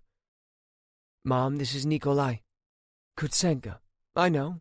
I recognize you, Nikolai, from Yuri's photo. You and Anton look like your fathers. Hello, Mrs. Antonov. I step forward to shake her hand, and she looks at it as if it's a snake that might bite. She takes it, and her grip is firm. There's a warning in her gaze that a blind man couldn't miss. This woman was definitely not a secretary working for someone in the UN. She's shrewd. She looks at Stasia and releases my hand. Stasia steps into her mom's embrace, and Mrs. Antonov squeezes Stasia until she pulls away. Mom, there's a lot we need to talk about. I gathered as much when your father called on the way home and told me who came home with you. Stasia shoots me a warning glance, and I have no intention of telling her mother that Anton and I followed Stasia without Stasia agreeing. Mrs. Antonov leads the way back into the living room. Yuri now has his own glass, and he and Anton are sipping vodka. They both stand when the women enter. Old habits die hard. Ellison, I've told them we met in America, but that I wasn't in college. They know you are my liaison. Shock and disapproval are written across Ellison's face. It only deepens when she looks at how Stasia is holding my right hand over her stomach, and she presses her back against my chest. I feel like Stasia is almost protecting me, and it makes my lips want to twitch, but years of being drilled into not expressing my emotions are stronger. Ellison studies me, and the longer she looks, the less I think she likes what she sees. No. Mom? No. You are not getting involved with the Bratva. I'm already involved, and you never told me. Your father left that behind when he left Russia for a reason. I clamp my teeth together to keep from speaking. It isn't my place, and it feels like Anton and I are intruding. I let go of Stasia's hand, but her nails dig into the back of my hand. Stasia, this is something you should talk about with your parents. Anton and I will go. No. Now it's Stasia's turn to be emphatic about her refusal. She doesn't ease her grip on my hand. Mom, Nico stays, which means Anton does too. I won't expect Nico to keep secrets from any of his family. And there have been enough secrets for the past 22 years. Nico was right when he asked Papa how you could send me to New York and not let me know the truth. Because all anyone needs to know is that your dad was a Russian immigrant, just like thousands of other people after the Cold War. Papa wanted away from that life, not to have his daughter sucked into it. Better the Bratva than Cosa Nostra. I watch both Yuri's and Allison's shock. Yuri recovers faster. What do you mean? I didn't know until last night that Antonio, that guy I dated for a few months, was Italian mafia. If Nico hadn't been with me last night, things would have been really bad. Yuri looks at me and I shake my head. His chin dips just enough for me to notice. He understands and he won't ask questions. Apparently, Allison doesn't get it. What happened to him? She's looking right at me. He won't bother Stasia ever again. My daughter's name is Anastasia. She goes by Anna. Mom, I prefer Nico to call me Stasia. Since when? Since I met him. Which was when, Anna? Recently. The point is, if I'd known my family's history, I probably would have known what to look for and avoided Antonio. As is, I'm worried that somehow someone in the Cosa Nostra knows about us. What if they targeted me for a reason? There wasn't a reason to. I never thought your type was a thug. Mom! Stasia, stop. She's scared. Your father left Russia for the same reason my family did. But my mom was a widow with 4 kids. We went where we had family. My uncles did what they could to keep us out, but even they couldn't keep my cousins away from it. Everyone has done the best they can. Don't make excuses, Nico. Mom, don't talk to my boyfriend like that. Everyone goes still. Yuri doesn't look surprised. Anton is silently watching everything like a ghost no one notices. Ellison looks ready to go apeshit, and I don't know what to think beyond being relieved that Stasia sees us as a couple already. You couldn't have known each other long. You said you broke up with Antonio 3 weeks ago. You are not the type to bounce from one guy to another, Anna. I'm also almost 23 and haven't lived at home in 4 years. You don't know everything about what I do, Mom. Nico and I started dating recently, but I'm serious about him. He didn't tell me he was Bratva until I told him I was sure he was. He didn't tell me anything about Papa or what he suspected. He could have, but he wanted you guys to explain. If you want us to still pay... Ellison, enough. No, say it, Mom. Tell me I have to break up with Nico so you'll keep helping me pay my rent. You knew Papa was KGB when you met, so you sure as hell knew when he became Bratva. Don't be a hypocrite. And I know how many times I waited to find out your father was dead. He told me what happened to Kirill. That could have been your dad. I want to bolt. I want out of here, but I won't leave Stasia behind. Mom, how can you say that? Nico and Anton are standing right here. Nico was 11 when his dad died saving my dad. Stop. Ellison looks like she just realized what she said. She looks embarrassed as our gazes meet. Wait. If Nico was 11, that means I was 5. How? Her parents look at each other before they look at their daughter. It's her father who speaks first. We got married while I was in America, but no one on either side could know. I'd been in the KGB for only a few months. Your mom got pregnant while she was in Russia. They sent her home, but I had to stay there. I missed most of the first 5 years of your life, Anna. You are too young to remember that I came and went every few months. Stasia's trembling, and I tighten my hold around her. I feel her tears drip onto my hand. I turn her toward me, and she burrows against my chest. I can only imagine the level of betrayal she feels right now. I'm surprised she's still standing. Mr. and Mrs. Antonov, none of this is what any of us would have wanted. Anastasia didn't know what the Bratva was until this morning. She knew nothing about this life.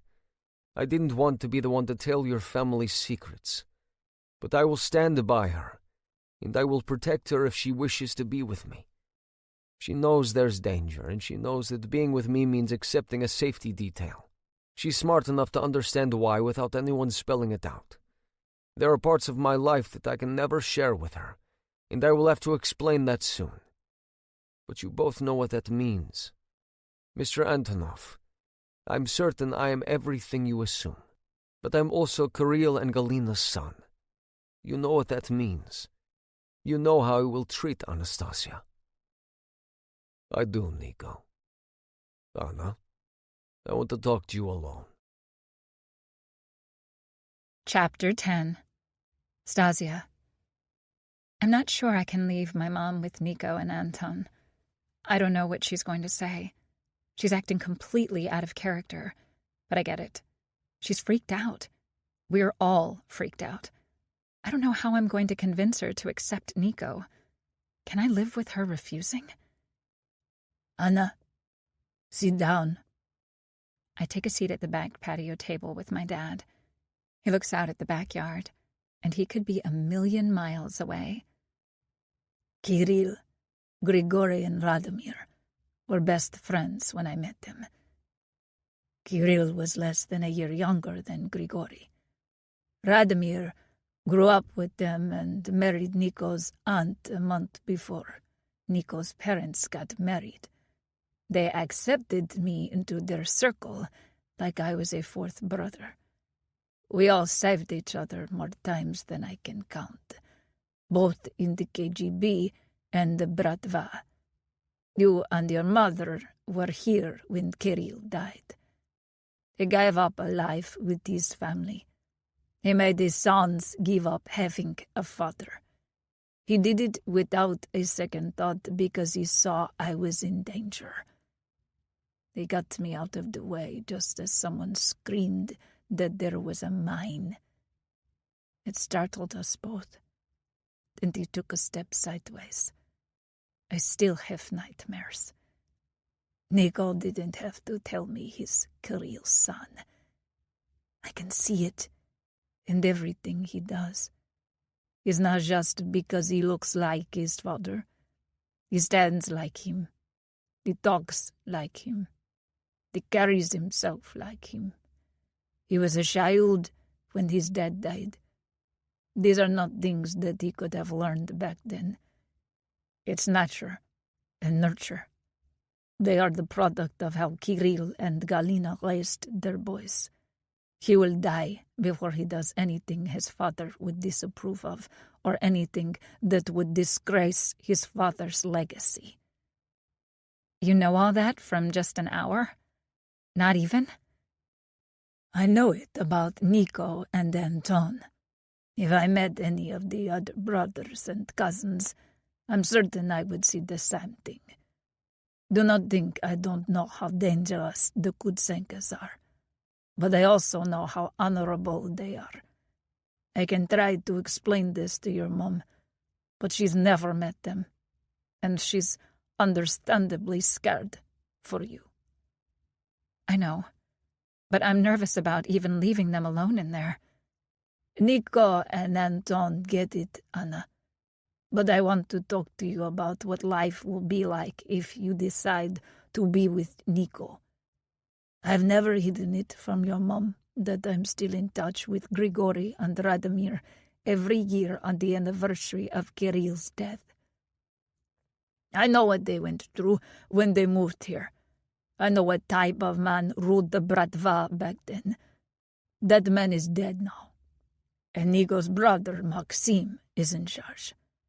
Did you know that? No. I didn't know that the Bratva existed until this morning. Nico hasn't told me any specifics yet. Maxim is now the Pachan, or boss. He runs all the Bratva in New York. I know that Nico and his other brothers are part of the elite group. They're the Pachan's senior-most advisors. Anton and Sergei are right below them. Sergei is in charge of intelligence, and Anton is in charge of security. Have you met Sergei? Last night. Briefly. Do not be fooled by any of their appearances. They are all large men, but they aren't the meatheads most people probably assume. Maxim and Alexei didn't go to college because they were both too entrenched to have that luxury. But Nico, Bogdan, and their cousins did. They're all well-educated and highly intelligent. They aren't millionaires and billionaires by accident. They've earned much of that legally. Millionaires and billionaires? Your boyfriend is extremely rich, Anna. With that alone comes threats. Adon being part of a syndicate means you cannot take anything lightly. If Nico or his relatives tell you something is dangerous, you listen. Do not argue with him about it until he says it's safe. What am I getting myself into? A lot. The man who was in charge before Maxim was soulless. He was a sociopath. He had no conscience at all. He never did. I met him when I first joined the KGB. He was almost done with his time. He was a torturer because he liked it. Grigory and Radomir have never told me the details, but they know I've guessed. But it probably pales compared to the truth. Nico and his brothers would have had it the worst without a father to protect them. Anton, Pasha, Sergei, and Misha had their dads living with them. Nico and his brothers were easy targets for this man. Anna, I don't doubt Nico was tortured. Probably for years. What?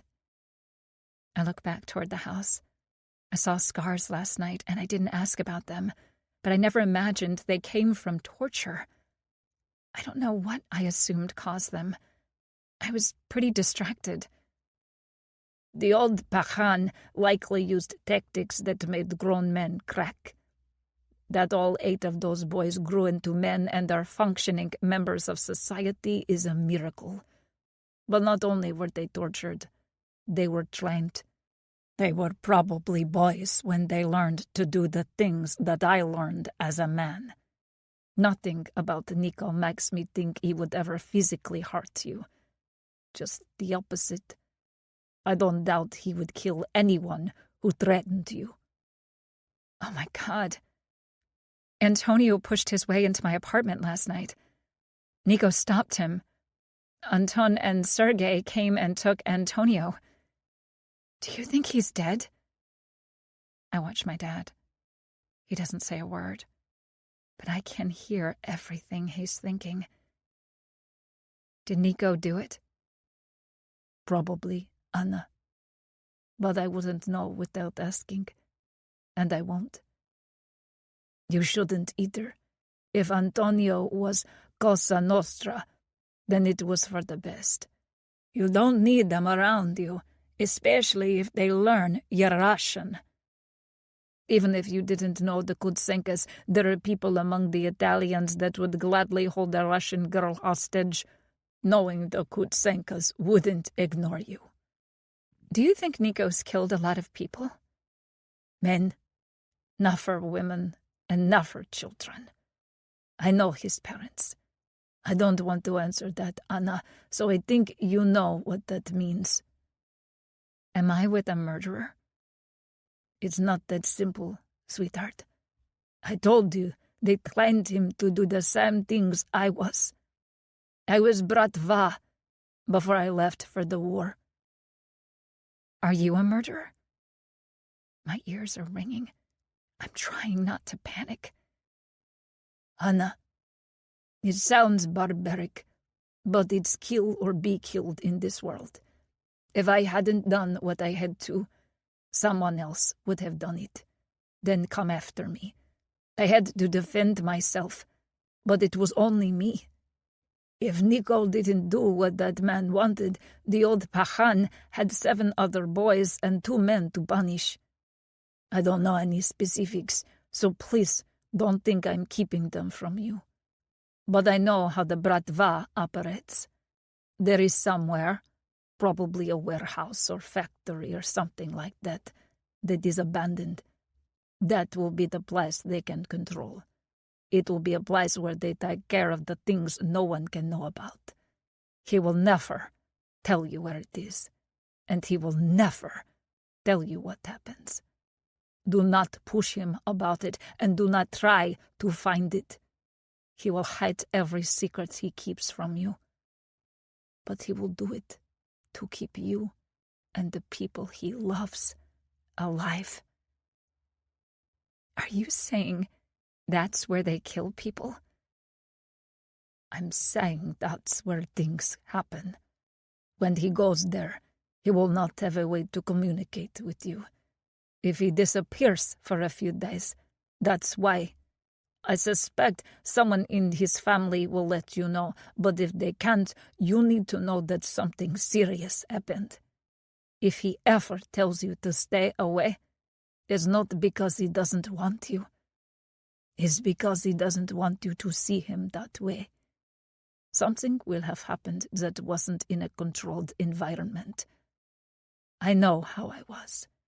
I never would have wanted your mother to see me as that man, that monster that I had to become. You're scaring the bejesus out of me, Papa. I know, sweetheart. But you have to understand these things. I don't doubt he will tell you, but I don't want you to underestimate their importance or think he's exaggerating. I knew Kirill, and I know what he did to protect Galina. Things that I bet Nico and his brothers don't know. But I can tell Nico is the same man as his father. He will not hesitate to do whatever he thinks is necessary to keep you safe. He brings you into a world of danger, but no one will try harder than him to keep you safe. Your mother cannot understand because she's never been a true Bratva wife. She was never a true KGB wife. I don't have the same fears your mother does because I know this life, and I know the Kutsenkas. You think I should be with him? If he makes you happy. If you want out and you feel you can't get out, you come to me. If anything happens that you can't get to Nico or his family, you come to me. I hate saying it, but not your mother and me. Just me. Your mother has a history, too. She is not just the intel analyst you think. She was essentially a spy. She can protect you better than you'd imagine, but she doesn't know the Bratva like I do. She doesn't know the syndicates like I do. You come to me, Anna. Understand? Yes, Papa. Do you have questions? Like 1,000. But some of them are best left for Nico to answer. But I have one for you. Do you think I'm cut out to be a Bratva wife? Yes. Anna, my guess is you've only known Nico for a few days since you told us you broke up with Antonio 3 weeks ago. If he's brought you this far into his world, it's because he wants you to stay. I mean permanently. He'd never force you, but I want you to understand that he isn't a man who will toy with you. If he is as much like his father as I believe, he will love the woman he's with every bit of him. He will be loyal until his last breath. I believe he sees you as that woman. He wouldn't be here. He wouldn't have let you know what he is, who he is, if he didn't. Thanks, Papa. I don't know what it is about Nico. I can't name why I feel like I do. Papa, we met a week ago, but I knew I was drawn to him in a way I've never been with anyone. But I feel like he's been part of me my entire life. It's so strange to explain. It's like, I don't know, it's just as natural to be with him as it is to be with myself. My dad takes my hand and helps me out of my seat. He kisses my forehead as he hugs me. I get that. It's how I knew I needed to make a life with your mom. I didn't realize it within a week, but I know that feeling. Trust, Nico, sweetheart. I do. Thank you for explaining all of this. I love you. I love you, Peanut. He hasn't called me that since I learned how to ride a 2-wheel bike. It feels good. I sigh. I know I have to go back inside. I want to be near Nico, but I'm dreading my mom. Why can't my dad bring her outside for a talk like this? Anna, I'll talk to your mom tonight. I'll explain the same way I did to you. Good. Stasia, we have to go. I look at Nico as he bursts out of the back door. You're leaving? We're leaving. We have to get back to the city. But, Stasia, now. Go, Anna. Remember what I told you. Trust Nico. If he says you have to, then do it. I see the unguarded surprise on Nico's face, then the gratitude. He reaches for my hand as he looks at my dad as he speaks. Vipunaitia abishania, danya bugim varam. Make good on promises given to other thieves. What the hell does that mean? Stasia, say bye to your parents. I'll explain in the car.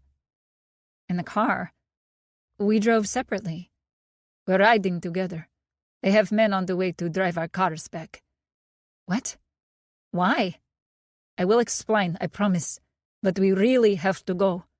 Please. I can't begin to guess what's going on. I don't understand why this is so urgent, but my dad told me to trust Nico, and I do. If my dad trusts Nico without knowing him, then I doubly trust Nico. It's not like my car is the Porsche, but I let no one drive mine. My parents drilled it into me in high school. Who's driving my car back? Why can't I? Because I don't feel that you driving between Anton and me is enough. I thought about it, but I'm not comfortable with it. What's going on? You are not taking my daughter back into whatever disaster you're part of. You are not risking her life. My mom is waiting for us at the door, and she's even angrier than before I came outside with my dad. Antonio was having you watched, Stasia. He didn't just plan to force you that night. He was going to take you. When you talked about your family with Antonio, he must have relayed all the information back to Salvatore. They had their suspicions like I did. They haven't found your parents yet, but they will if you stay here. Anton checked their car when he filled your tire. There was a tracker on it that wasn't well hidden. He crushed it and threw it away. I think they plan to ransom you, either to my family or to the Polskaya. Aren't they in Russia? Yes. No one just walks away from the Bratva. Nico shoots a meaningful look at my dad, and I realize he must have fled like Nico's family. Are the Polskaya holding a grudge more than 20 years later? Who were you to them, Papa? By the time I left, I was the Abshak. I was equivalent to Anton. I don't understand. I look at my parents, then at Nico and Anton. I promise I will explain everything, Stasia, but we can't wait around. If they get here, they will take you. I can guarantee they are coming with more men than your father, Anton, and I can defend you against. Your parents need to use their contacts and get away from here. Why can't I go with them? Nico lets go of my hand, and I feel the loss keenly. Is that what you want? I don't know what I want. I don't understand any of this. You should stay with us. We can keep you safer than going back to New York with a man who's the reason they're even after you. My mom just wants to blame Nico. It's easier, and I get that. But it was dating Antonio that did this. It was my ignorance about organized crime and my family's history that did this. I don't know that I would have recognized Antonio as mafia, but I would understand why what's happening is so urgent. Stop blaming Nico, Mom. It was my mistake dating Antonio. If it weren't for Nico, Antonio would have raped me and taken me. If they're after me to get to you, then the last thing I should do is be close to you. We can protect you, Anna. I work for the government in intelligence. I have connections that can get us far away from here. I stare at my mom as she talks. 2 weeks ago, I wouldn't have hesitated to listen to her, but my intuition is screaming that I need to go with Nico. I look at my dad, and he nudges his chin toward Nico. He believes I should go with him. Papa, what will happen if they find you? That depends on what their deal is with the Polskaya. If the Bratva paid for you, then it's revenge against me or to force Nico's family to rescue a Russian woman in danger of being sex trafficked. You will go to Russia. If the Italians plan to sell you to the Polskaya, they will bribe Nico to keep them from sending you to Russia. Either way, the Polskaya will try to find me and force me to return. They will use you as leverage. This is all because I told Antonio that you were in the Russian army? Did you tell him where I grew up?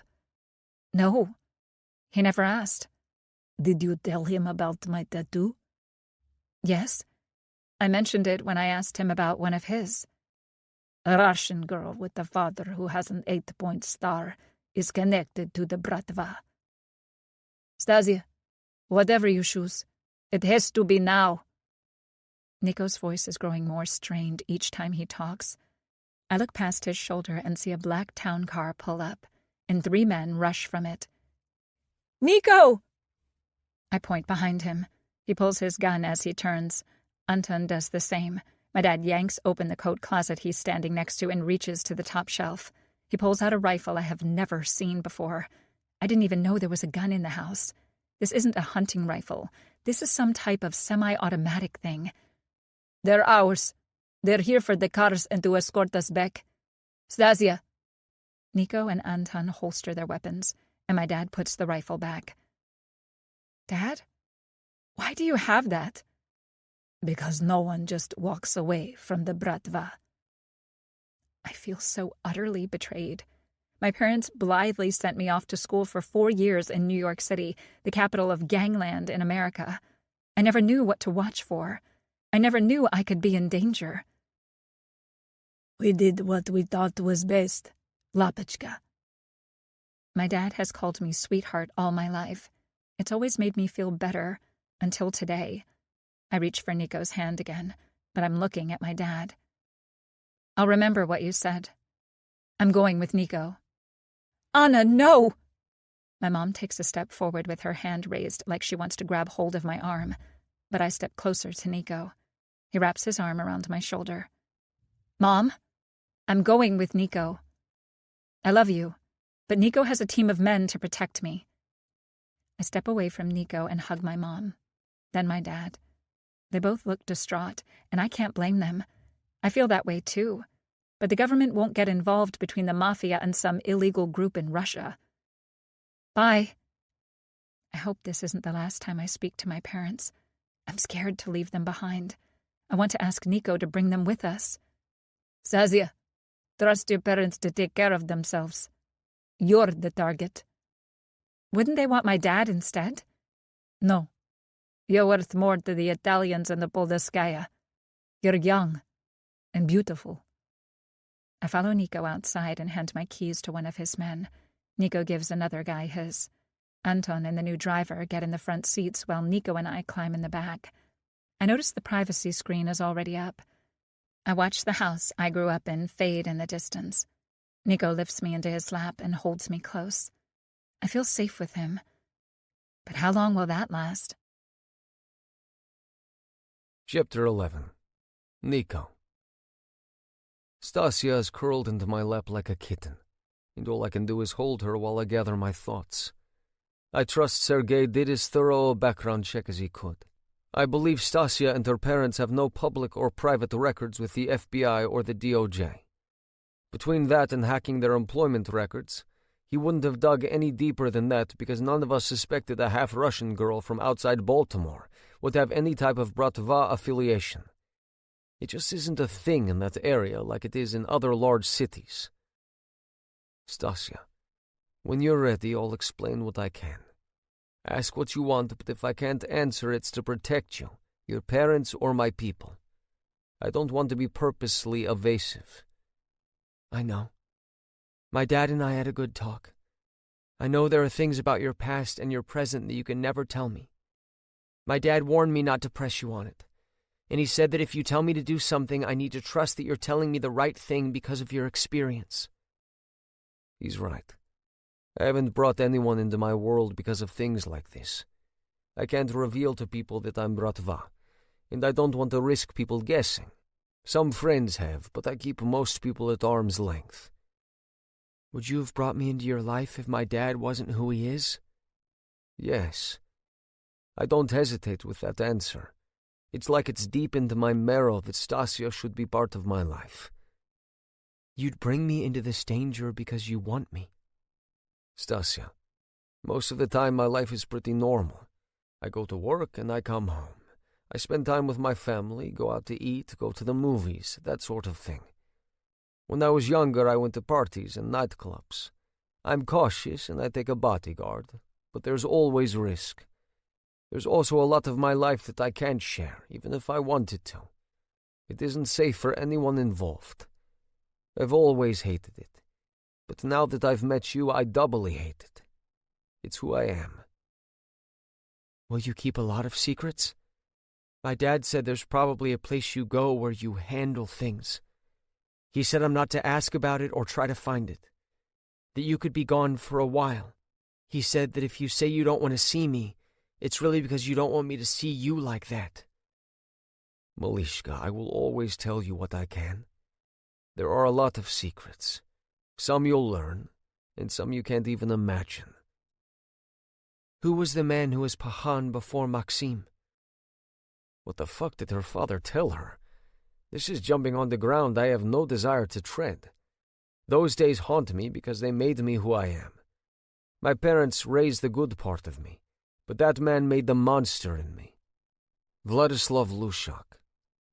My dad said he knew him in the KGB, that he was a psychopath. He was. He was a brutal man who did brutal things to anyone he wanted. He had no limits. He was violent for his own pleasure. When my brothers and I arrived in America, my family tried to keep us shielded from the Ivankov Bratva, but it didn't take long for people to hear my uncles and dad were Podolskaya. The moment Vlad found out, he came knocking. Uncle Grigory and Uncle Radomir kept my cousins out for a few more years than my mother could. They tried to intervene, but they were powerless against Vlad and his men. It would have been a death sentence for us all if they'd fought against it harder. There were years when I wished they had. Nico, Did your scars come from being tortured? Her voice is barely more than a whisper. I'm torn between being enraged that her father told her so much, and partly grateful that he forewarned her. Yes. I don't want to make you relive old memories. I shouldn't have asked that, I'm sorry. She sits up to look at me, and I press a soft kiss to her lips. Malishka, ask your questions. Vlad used us to force each other to follow his orders. If he told one of us to do something and we didn't do it well or fast enough, or we tried to refuse, he would pick a different brother and torture him until whoever it was gave in. He went after Bogdan most often because he was the youngest and the smallest. He was only 11 when Vlad sucked us in. He beat it into us to show no kind of emotion, no reaction at all. I've been far more unguarded with you in the past week than I have been with anyone outside of my family since I was 12. I've let you know what I'm thinking and feeling. If I didn't want you to know, you wouldn't.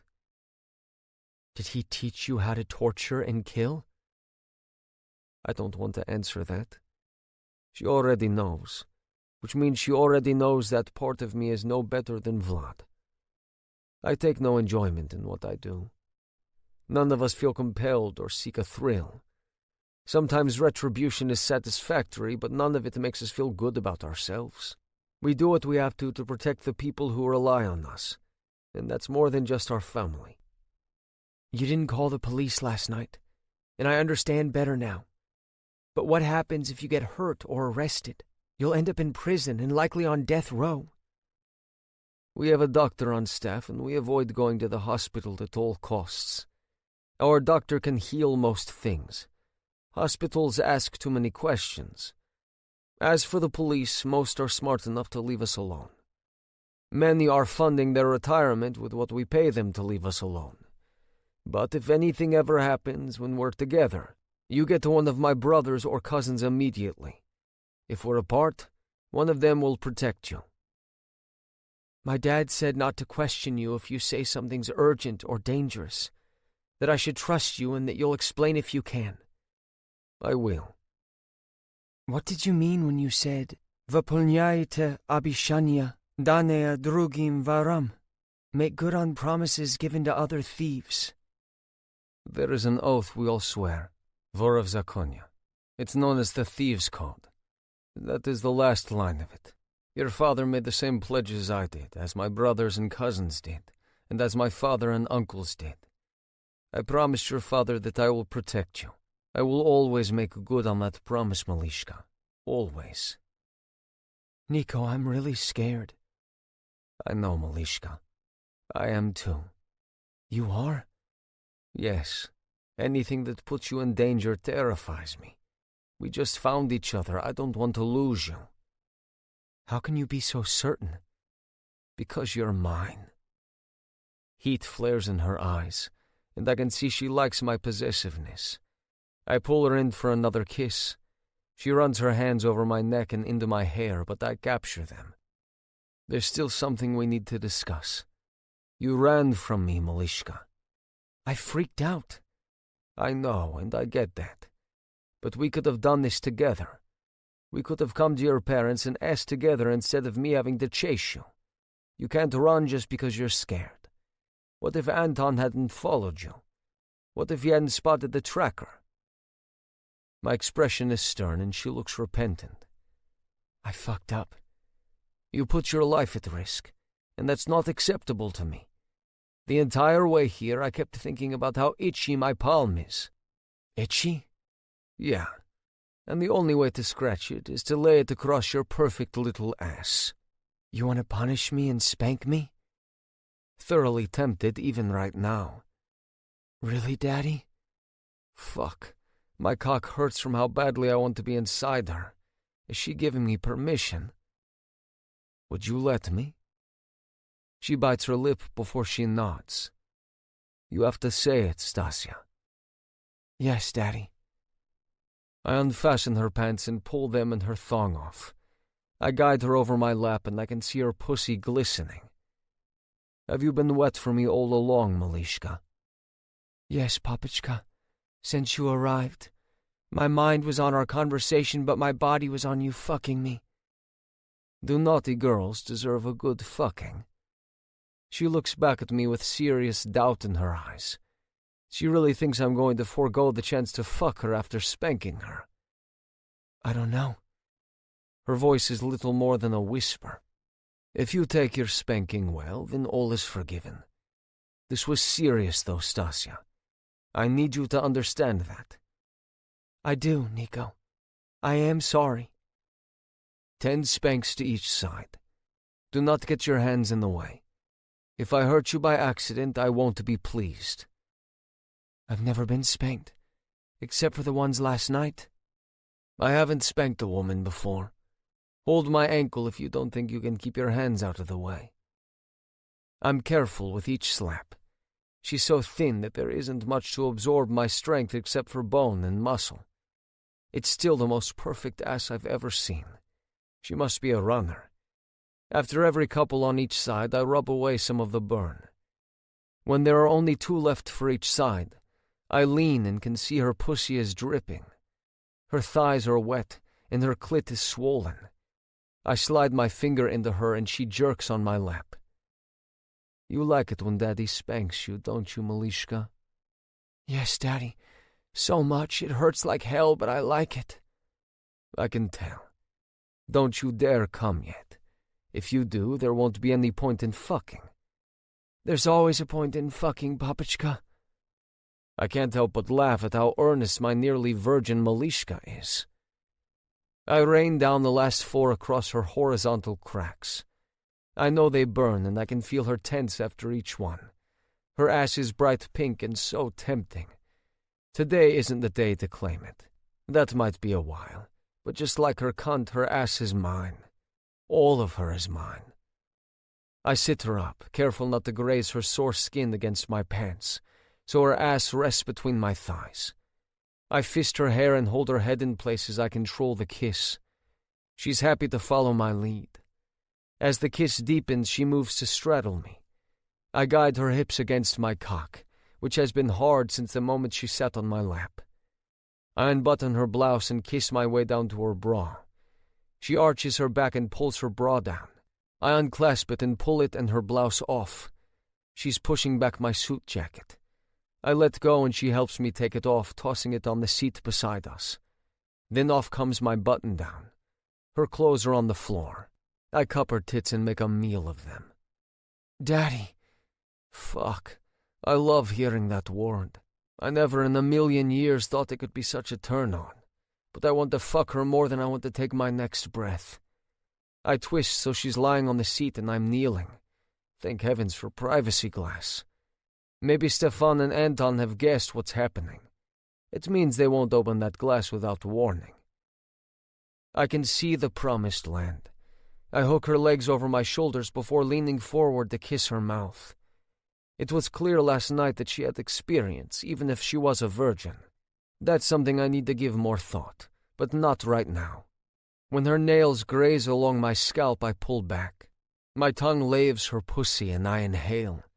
I want to get her off before I fuck her. Daddy, that feels amazing. I slide 1, then 2 fingers into her. How did I fit last night?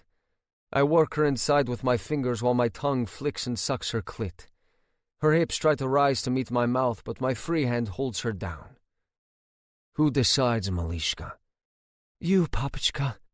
I graze my teeth over her clit, eliciting a moan that makes my cock twitch. She's watching me and knows I enjoy hearing her. I keep working her until I see a flush rising from her chest and up her neck. Daddy, I'm close. May I come? Yes, baby girl. Let me taste you. She grips the headrest and edge of the seat as her body stiffens. I unfasten my pants, but I stop. Fuck. Are you on the pill or anything? Yes. It was never a matter of if I would have sex, just when. I haven't been with anyone in a long time, Stasia. But I got tested the last time, and I'm clean. I don't have any condoms. She nods and reaches for me. I push my pants and boxers down before lining my cock up with her cunt. I'm slow as I enter her. I want to thrust into her and fuck her, but my need to protect her includes from me. Papichka, I won't break. I don't want to hurt you. I was a virgin last night, Nico, but I have toys. I have one that's big, almost like you. I push deeper until my balls hit her ass. Holy fucking shit, I could come right now. I circle my hips and her fingers dig into my shoulders. Put your hands behind your head, Malishka. Can I ever touch you while we have sex? Of course. Tell me if that's what you want. Not right now. I was just wondering. She follows my instructions and puts her hands beneath her head. I'm taking her to my place. I will use one of my ties and bind her to my bed. I might keep her there for days. I withdraw halfway and lick her nipple. I thrust back in and her back arches. Each time I pull back, I suck her tits. Then I surge again. Her hips rise and fall with my rhythm. When she holds her breath, I remember how she enjoyed my hand around her throat when I squeezed. I haven't gotten in breath play before, but I've read about it. It's intrigued me, and it excited Stasia last night. Rather than squeeze, this time I put pressure on her trachea. Her eyes widen and she sucks in a breath. I release her immediately. You didn't hurt or scare me. I just didn't realize I would like you just pushing on my throat. Will you do it again? Please, Daddy. Snap if it's too much. If you don't feel right, let me know immediately, Stasia. I'm new to this too. I'll give you whatever you want, but it doesn't mean I'm not afraid of hurting you. The trust in her eyes eases my fears, so I put my hand back over her throat. The space between my thumb and forefinger pressing against her trachea again. She sucks in a deep breath before I increase the pressure. If I didn't already know as much as I did about choking and suffocating, I would never dare try this, but I know what to look for. I watch Stasia like a hawk as I thrust into her, picking up my steady rhythm once more. Rather than panic, she relaxes. I feel the tension ease from her body, but the moment I feel her body tighten, I release her throat. She held her breath long enough. Papichka, may I come? No. Her eyes widen in surprise. I'm using every ounce of control not to come already. I want this to last. We fucked 4 times last night and twice this morning. Each time gets better than the last. This is sublime. I'm in no hurry for it to be over. But the moment her pussy squeezes my dick, I'm going to explode. If I can't come, will you let me touch you? I can see this will soon turn from pleasure to frustration, and not the kind that leads to more pleasure. We may have had a lot of sex last night, and she might have a dildo or vibrator, but that doesn't mean she's prepared for the emotions that go along with the first few times you have sex. Hell, I've had plenty, and I'm not prepared to handle how I feel right now. I can see this is important to her. Yes, Malishka. Her fingers follow the muscle grooves along my shoulders and down my chest, before her palms sweep over my abs. Her hands wrap around and grasp my ass, and I feel her shudder. She likes my body as much as I like hers. Her hands settle on the divots on the outside of my hips. She found the hollows last night and kept her hands there through 2 rounds of sex. I'm holding myself up on my hands, and my arms feel like they're going to shake. I also can't enjoy touching her as much as I want. I swoop her up and sit so she straddles me again. She dives in for a kiss that has me fisting her hair and keeping her head in place. I tweak her nipple, and I feel the beginnings of her orgasm. Papichka, please. I can't hold back when you do that. Come, Malishka. I'm fighting against my orgasm. I steady my breathing as I watch her throw her head back. I slide my teeth along her neck as she holds onto my biceps. Papichka! I grip her hips and move as I thrust into her. Yes! Rough! More! I give her what she wants. She watches me and brings her hands to rest against her lower back. I feel her grasp her wrists. You're such a good baby girl. I'm not even close to done fucking you. And I'm not. I suddenly find I can keep going. Her submissive pose and watching her come makes me want to keep going for forever. I don't want this over. Daddy, I want to make you come like you made me. Don't I feel good enough? What do I do? That knocks the wind right out of my sails. I stop and cup her face. Malishka, you feel so fucking good. I don't want this to end. I'd walk around with my dick buried in you night and day if I could. Please never doubt that you are good enough or that you are doing something right. It was taking me everything not to come a moment ago. Then the way you positioned your arms, that makes me want to keep going for hours. We have about 2.5 until we get back into the city. Cheeky Malishka. We'll work up to that. As much as I want to fuck you every minute of the day, I don't want to hurt you either. I kiss her as I move again. My hands are still cupping her jaw until I feel my orgasm coming. I keep her on my cock until the very last second before I lift her off and come all over my stomach. She watches as I erupt. She rocks against me, her clit rubbing my dick. I can come again. Good. I support her upper back as she arches and moans. I could listen to that sound like some people listen to the symphony. She collapses against me and rests her head on my shoulder as we pant together. I want to finish in her so much, but that's irresponsible. Nothing is foolproof short of not having sex, and I'm not giving this up. I won't trap her, and I will never give up a child. I want Stasia to be mine because she chooses it. Daddy, I'm glad it was you.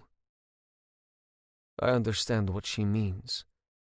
It shocked me when she admitted it, even if I suspected it. I haven't been with a virgin since I was one. The girl was a senior in high school like me, and it was the blind leading the blind.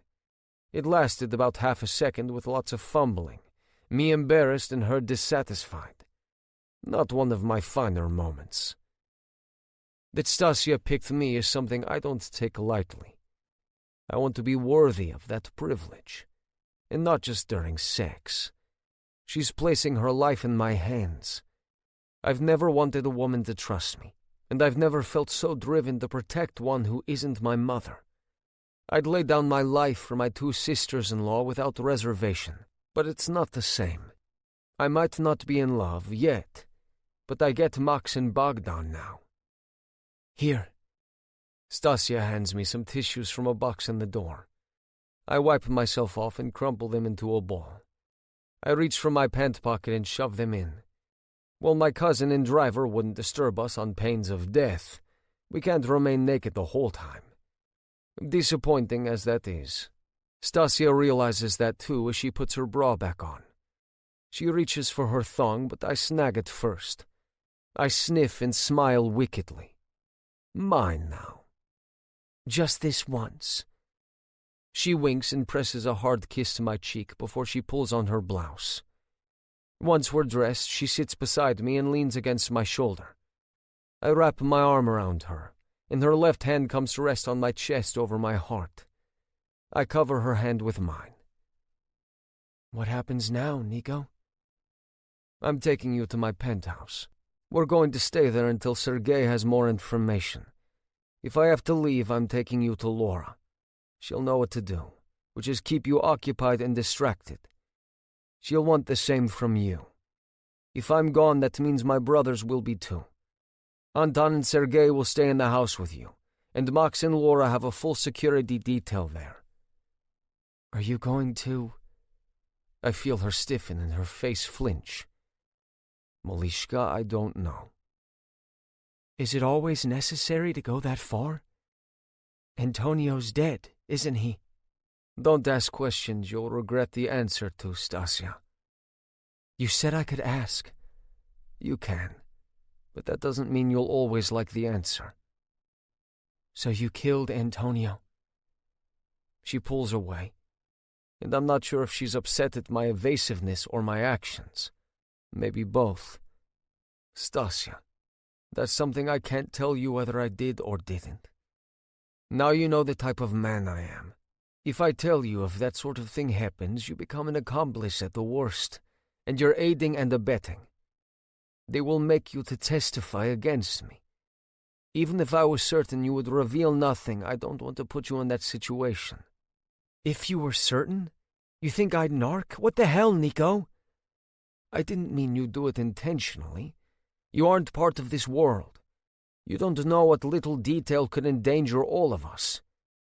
If I'm such a risk, then why did you bring me into this? Because you're mine. I am not. I'm not a possession, Nico. I'm my own person. My parents treated me like a child until today. They didn't think I needed to know any of this. They didn't trust me to keep this family secret. Look where it got me. Almost raped and kidnapped. You're no better than them. She doesn't like my possessiveness after all. Maybe only in sex. They did what they did because they love you more than their own lives. They're your parents. Maybe they were wrong, but they kept it a secret for the right reasons. That's how you're going to justify all the secrets you keep from me. How will I know if some secrets you keep are things I could actually know? Should know? It sounds like you have all the control and I have none.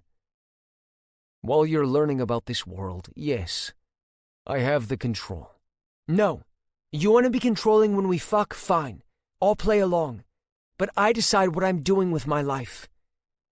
You won't get to decide the damn thing if the Cosa Nostra gets a hold of you. I know I'm asking for an inordinate amount of trust, Stasia, but if you're with me, then you have to give it. You're demanding it. I sigh. I am. I know she's scared and overwhelmed. This is way more than anyone should have to process in one day. Last week, she had a brand new job and lived a practically carefree life. Today she learns the man she slept with is in the Russian mafia. She learns her father was too. She learns another syndicate wants to sell her overseas to be sex trafficked. At best, just ransomed. I need to be more patient, but I'm new to letting someone into my life. This is exactly why we don't. I know, Malishka. I'm figuring this out as I go along. Max and Bogdan went through the same thing. I learned some stuff from them, but I wasn't privy to conversations they had when they were dating their wives.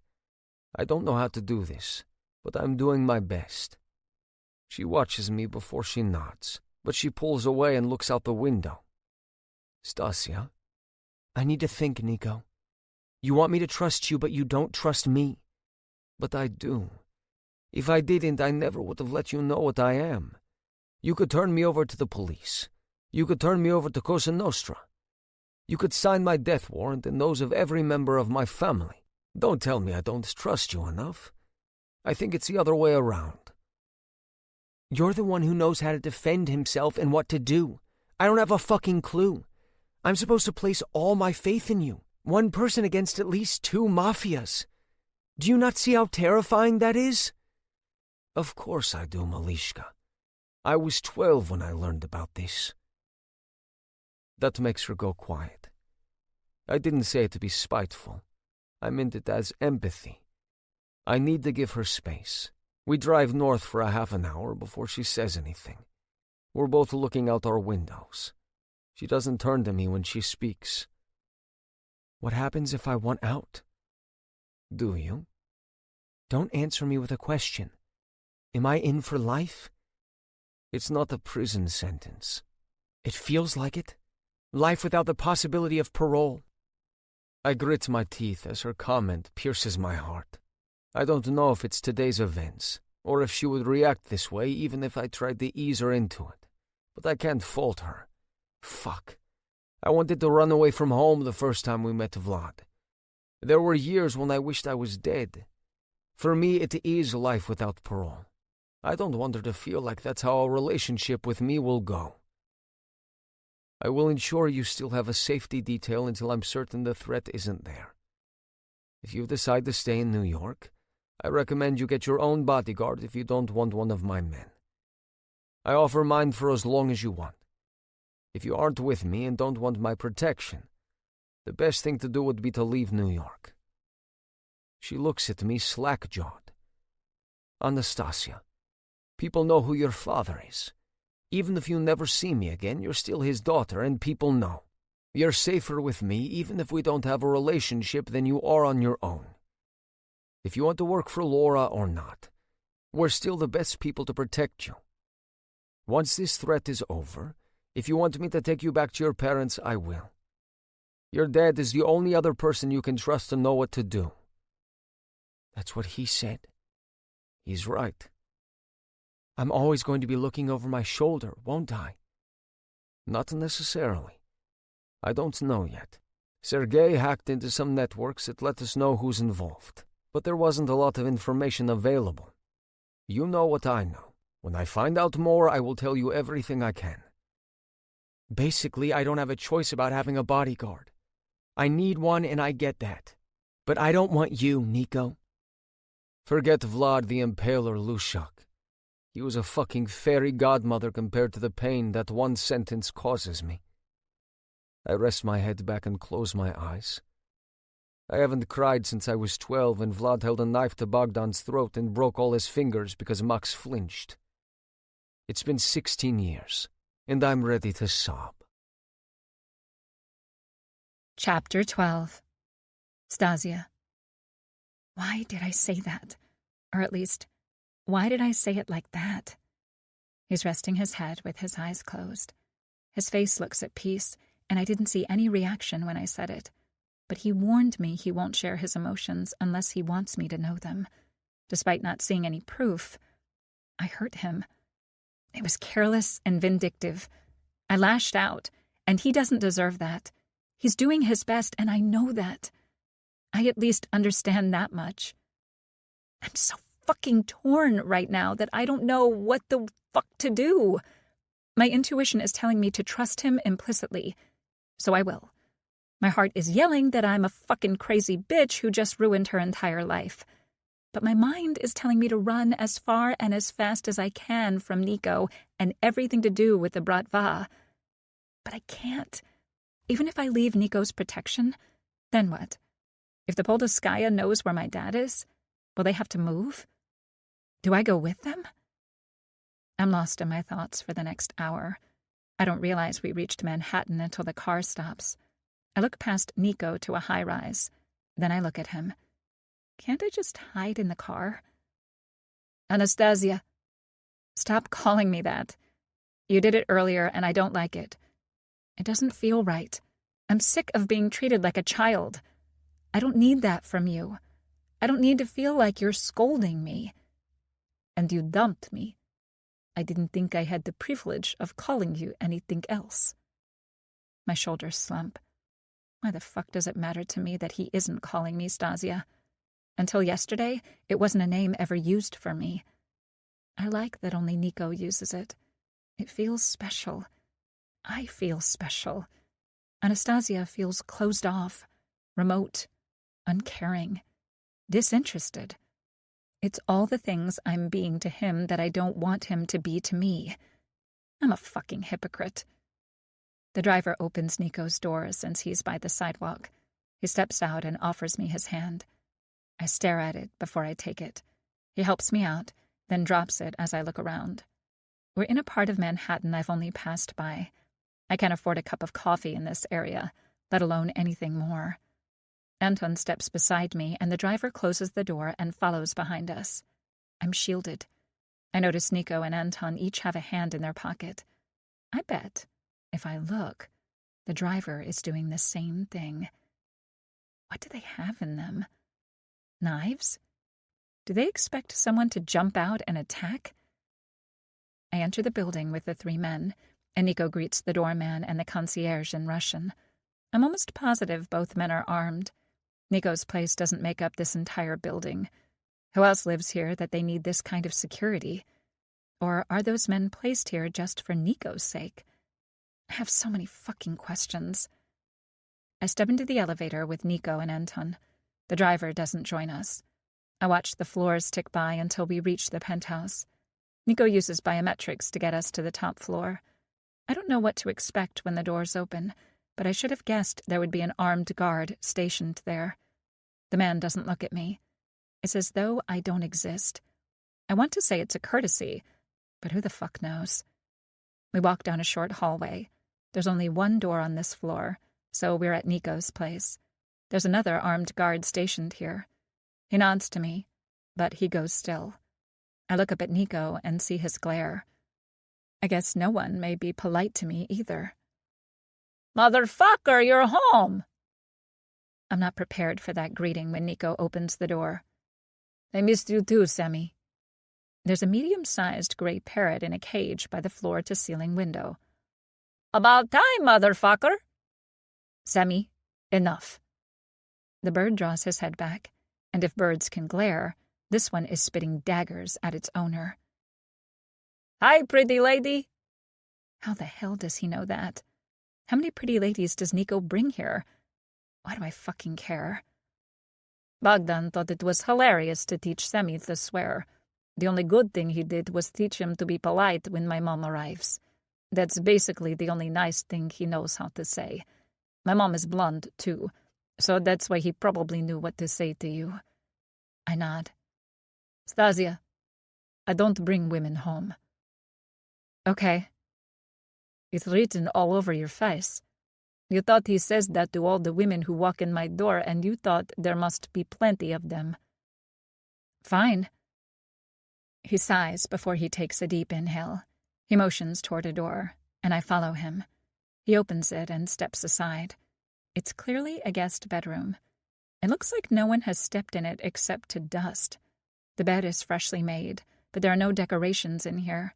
There's nothing on either bedside table. I can see into the bathroom, and there are no towels on any of the racks. If you want me to, I will send someone to get your clothes from your place. I can order you anything you need, and it can be here in an hour. I'll make dinner, or I'll order you something. I know you didn't get to eat your lunch. I saw it on the kitchen table. You'll order me dinner? Not us? Just me? I'm not hungry. Nico. What, Stasia? I know you don't want to be here. I'm sorry, but I don't know what else the fuck to do. Your prison is 3,000 square feet. I will stay out of your way. There's a treadmill and weights in this room. He points to a door across from mine. My room is on the opposite side. Feel free to get whatever you want from the fridge. There's a TV in here or in the living room. I'll give you space. You'll abandon me. What do you want from me, Stasia? You told me point blank that you don't want to be with me. For tonight, this is the best place I can bring you. Tomorrow, I will take you to Max and Laura. You'll be a house guest, not Laura's employee, unless that's what you want. I'll have a security detail worked out. It will be my cousins or Alex. Not you? No. I feel tears welling in my eyes, and I don't know where to look. Nico's body language says he won't come anywhere near me. I can't tell what he's thinking from his expression. His tone tells me I'm pissing him off, and I feel utterly unable to handle any of this. I nod and turn away, but not before the first tear falls. Nico snags my arm and pulls me against him. Malishka, I am so sorry this is happening to you. He kisses the top of my head. I'm trying to do what's best for you, and what you want.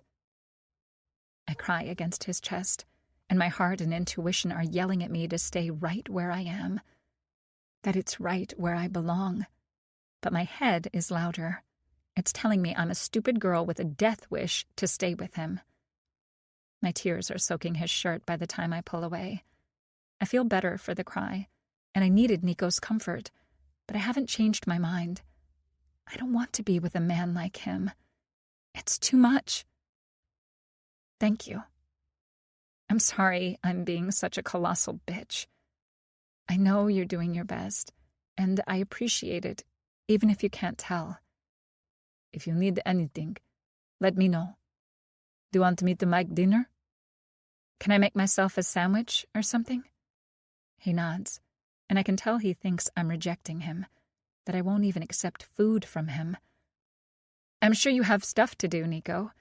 You might even be tired. Neither of us got more than 2 hours of sleep. I just don't want to make you do more than you already are. Thank you for your offer. I'll do anything for you. Molishka. He walks to the kitchen and waits for me. He points to the bread bin, then opens the fridge. I can see it's fully stocked. The fruits and vegetable drawers are practically overflowing. There are different deli meats and cheeses. There's food in containers that must be leftovers. I spot creamy peanut butter and grape jam. Suddenly, a PB&J sounds better than anything else in the world. Do you want a peanut butter and jelly sandwich? Sure. Thanks, Stasia. I need to make some calls. The door at the end of the hallway is my bedroom. The one to the left is my office. I'll be in there for a few minutes. Anton went back to his place, but I know you saw the security. You're safe here. No one comes up unannounced, and nothing arrives without being X-rayed. That is not as reassuring as he wants it to be. Just how many threats does he get that he needs all of that? Okay. I watch him walk to his office before I pull out the bread and stuff from the fridge. He didn't point to where he keeps his plates or silverware, so I open a couple cabinets and drawers until I find what I need. I wonder if he's like me and prefers jam to jelly because it's easier to spread. I make myself one sandwich and him two. It doesn't look nearly substantial enough for a guy Nico's size. I pull out what I need to make a salad. I'm finishing cutting the cucumbers when he comes back out. I thought 2 sandwiches might not be enough. I hope it's okay that I pulled this stuff out, too. That looks great. Thanks. You can use whatever you want. It's there to be eaten. He grabs salad dressing from the fridge, and I grab forks and the 2 plates and carry them to the dining room table, before I realize he might not want to sit with me. I look up and find him watching me. Do you need to get back to your work? I wasn't thinking. You probably need to work. I'd like to have dinner with you. He doesn't seem to know what to do. Gone is the confident man who insisted I leave my parents' house to come with him. Gone is the man who pinned me against the sunroom wall this morning. Gone is the man who fucked me senseless in the car a couple hours ago and all night in my bed last night. Gone is the man who didn't hesitate to defend me and probably killed for me. In his place is a guy who doesn't know what to do in his own home. He's trying so hard. I'd like that. I wait to say anything more until he brings over the salad and serves me some before serving himself. Once he's sitting, I try to get my jumbled thoughts in order. I shouldn't have said what I did. How I did. I'm sorry. It was hurtful and on purpose. You didn't deserve it. I don't want you to be walking on eggshells in your own home, Nico. I won't bite your head off. You're being kind, and I appreciate it. I've fucked up your world, and I can't change it back to what it was before yesterday. But you are welcome here. You didn't do that. Antonio did. I did. You're trying to hold everything together. I think we're better suited as friends. You fucking liar. Even my head has chimed in, and it's for Team Nico. He nods before looking at his plate. We eat the entire meal in silence before we wash the dishes together in silence. It would be a scene of domestic tranquility if there wasn't so much charged anxiety hanging in the air like a wet blanket trying to suffocate us. I retreat to the guest bedroom, and he retreats to his office. There's a door next to the bathroom that doesn't look like a clothes closet. I discover linens and towels. I pull out what I need and decide on a shower. Everything feels better when your hair is clean. I don't know why that's the case, but I felt like that since I was a teen. I turn on the shower and strip, but just before I'm about to step into the shower, I hear a knock. Nico? Yeah, I realized you have nothing to sleep in. I don't know if you put on pajamas because of me last night or what you prefer, but I brought you a t-shirt and a pair of boxers. If the bathroom door is closed, I'll leave them on the bed. He's seen me naked twice. He's eaten me out and fucked me, and he's still trying to respect my privacy. Why the hell does he have to be a mobster? Thanks. The bed is good. If you look in the middle drawer, there should be toothpaste and mouthwash. I don't have any spare toothbrushes, but I'll have one for you by morning. I open the door and step out with a towel wrapped around me. I look at the clothes on the bed. He's eyeing me, and I can see he's hard. Fuck. My pussy has a short memory. It doesn't remember any of the turmoil or danger from today. All it remembers is how fucking good Nico feels inside me. You didn't tell me what you want, Stasia. Do you want your clothes from your place? Or should I order stuff for you? Can I go to my place tomorrow and get what I need? He hesitates before he nods. All right. I'll see you in the morning, Nico. Good night. He leaves, and I jump in the shower. It feels great to have the hot water run over me. I stay in way longer than I usually do. I'm not one to dawdle or soak, but it feels good tonight. It soothes my tense muscles and is just relaxing. I'm also horny as fucking hell. I rest a forearm against the wall in front of me as my other hand works my clit. Memories of being with Nico at my place, the sunroom, and then in the car flood back to me. I'm swallowing every moan as I get myself off. When I'm done, I use the mouthwash and run my fingers through my hair. I slip on the clothes, and it feels like Nico hugging me. Everything is oversized on me, but it's comfy. I brought my purse in with me, so I reach for my phone. Shit! I hurry down the hall toward Nico's side of the penthouse. Nico! He pulls open his bedroom door, and he's standing in boxer briefs. It's almost enough to make me forget what made me panic. Forget Armani models or Calvin Klein. He's fucking Adonis in the skin. What's the male equivalent of a Victoria's Secret model for men? He's it in those boxer briefs. Holy fuck. Do you think there's a tracker or anything on my phone? I don't know. Let me look. Can you unlock it? He takes it. I see him sliding and tapping things on the screen. I don't see anything. Sergei can look tomorrow. He's the best to know. But I think it's all right. Good night. He hands back the phone and closes the door. He doesn't exactly slam it in my face, but that's how it feels. The walk back to my room is maybe 100 feet, but it feels like 100 miles. I sit on the bed and open my texts. Laura. Are you all right? Mock said something happened and Nico went down to Baltimore after you. He said Nico will bring you here tomorrow. Come whenever you want and for however long as you want. You're welcome as our guest. I see one from a friend who was at the bar with me last night. It's hard to believe everything that's happened has only been in the space of one day. Beth. I tried calling a few times. Did you want to join us tonight? We're doing late-night specials at the Dubliner. You should come out. If only I could. The place will be packed, even on a Tuesday night. I could lose myself in the crowd. Mom. Let us know when you get back into NY. Call us. That's the only one I can't ignore. I gear myself up before I hit Mom in my contacts. It doesn't even ring. Anna? Hi, Mom. Where are you? We expected to hear from you over an hour ago. What happened? I'm at Nico's.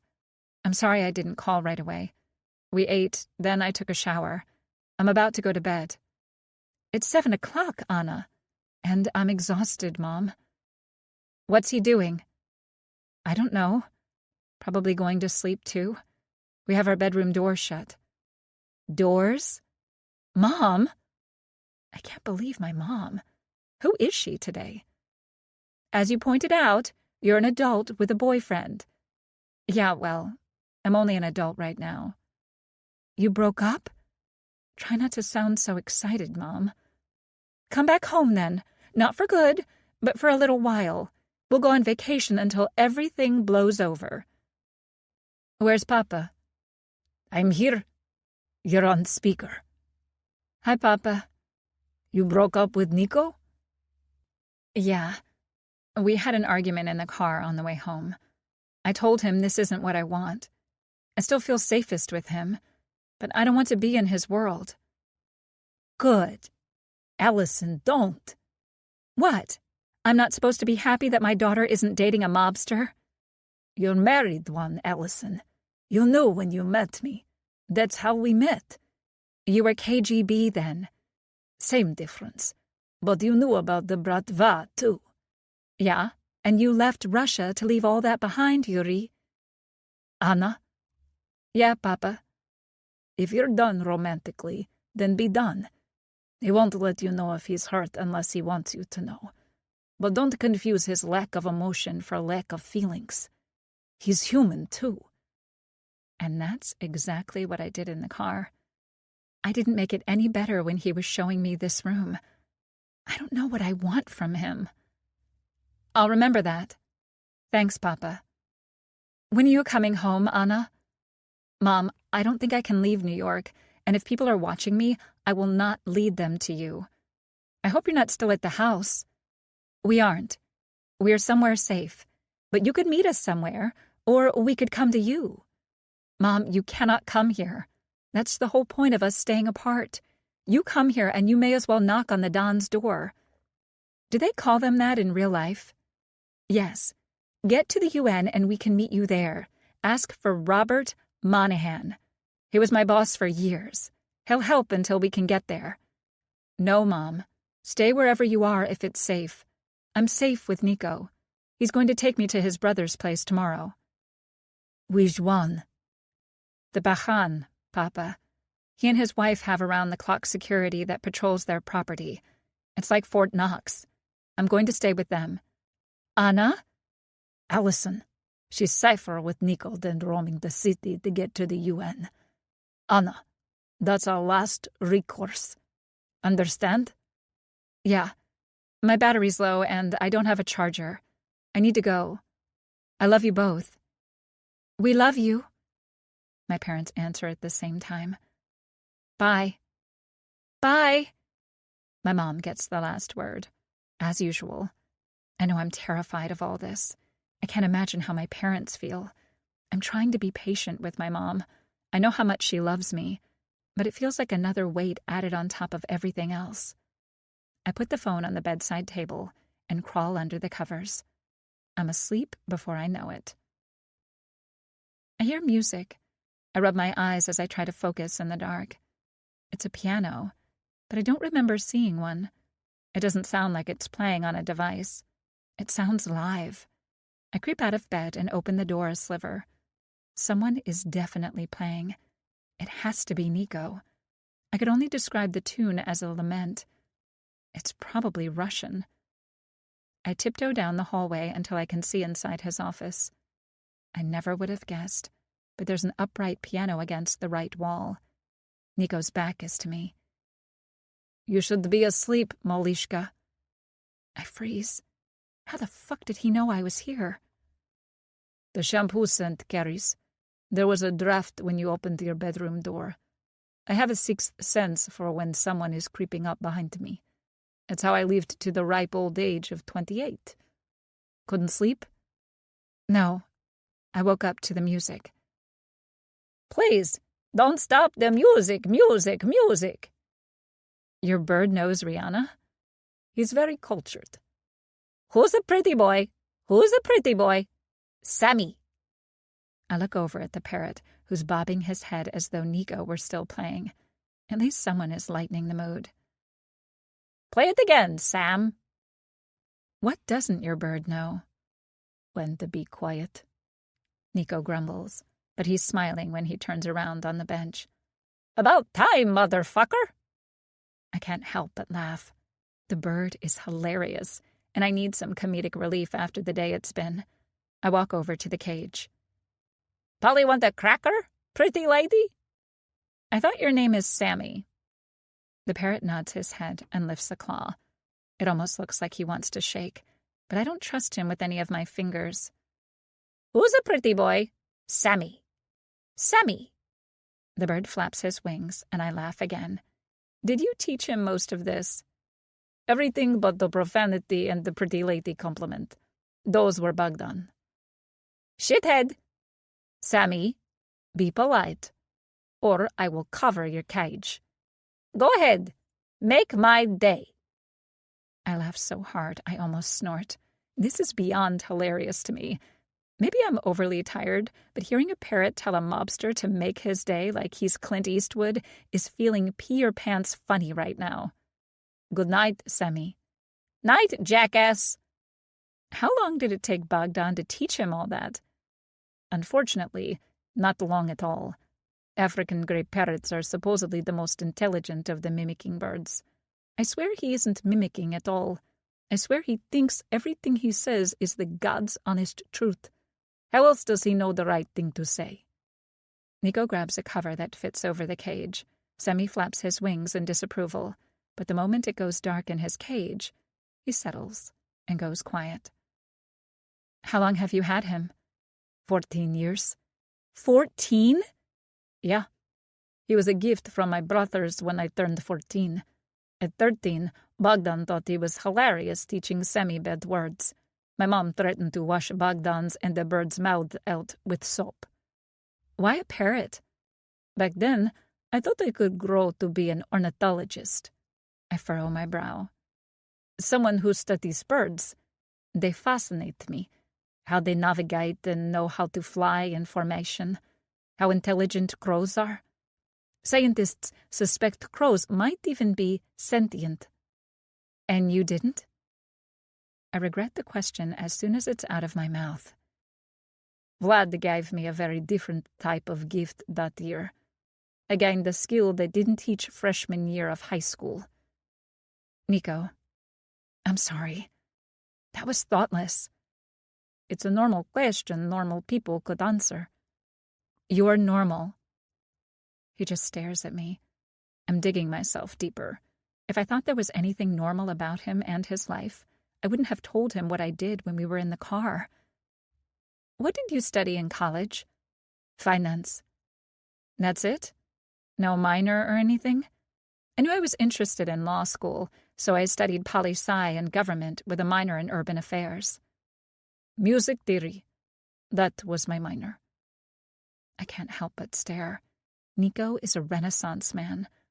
I suppose it's not a surprise now to learn he plays the piano. It seems antithetical from the life he leads now, but maybe it's his reprieve.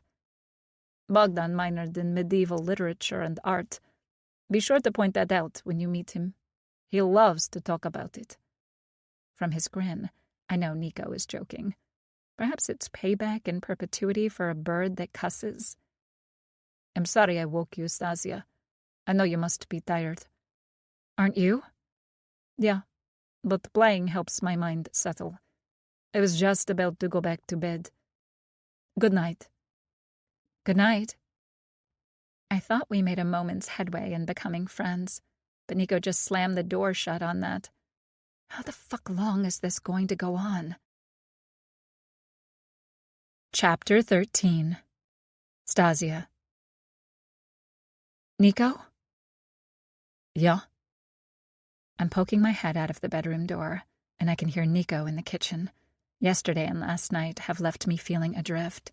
As much as I want space from Nico, all I want is for him to hold me. I need comfort from him because of him.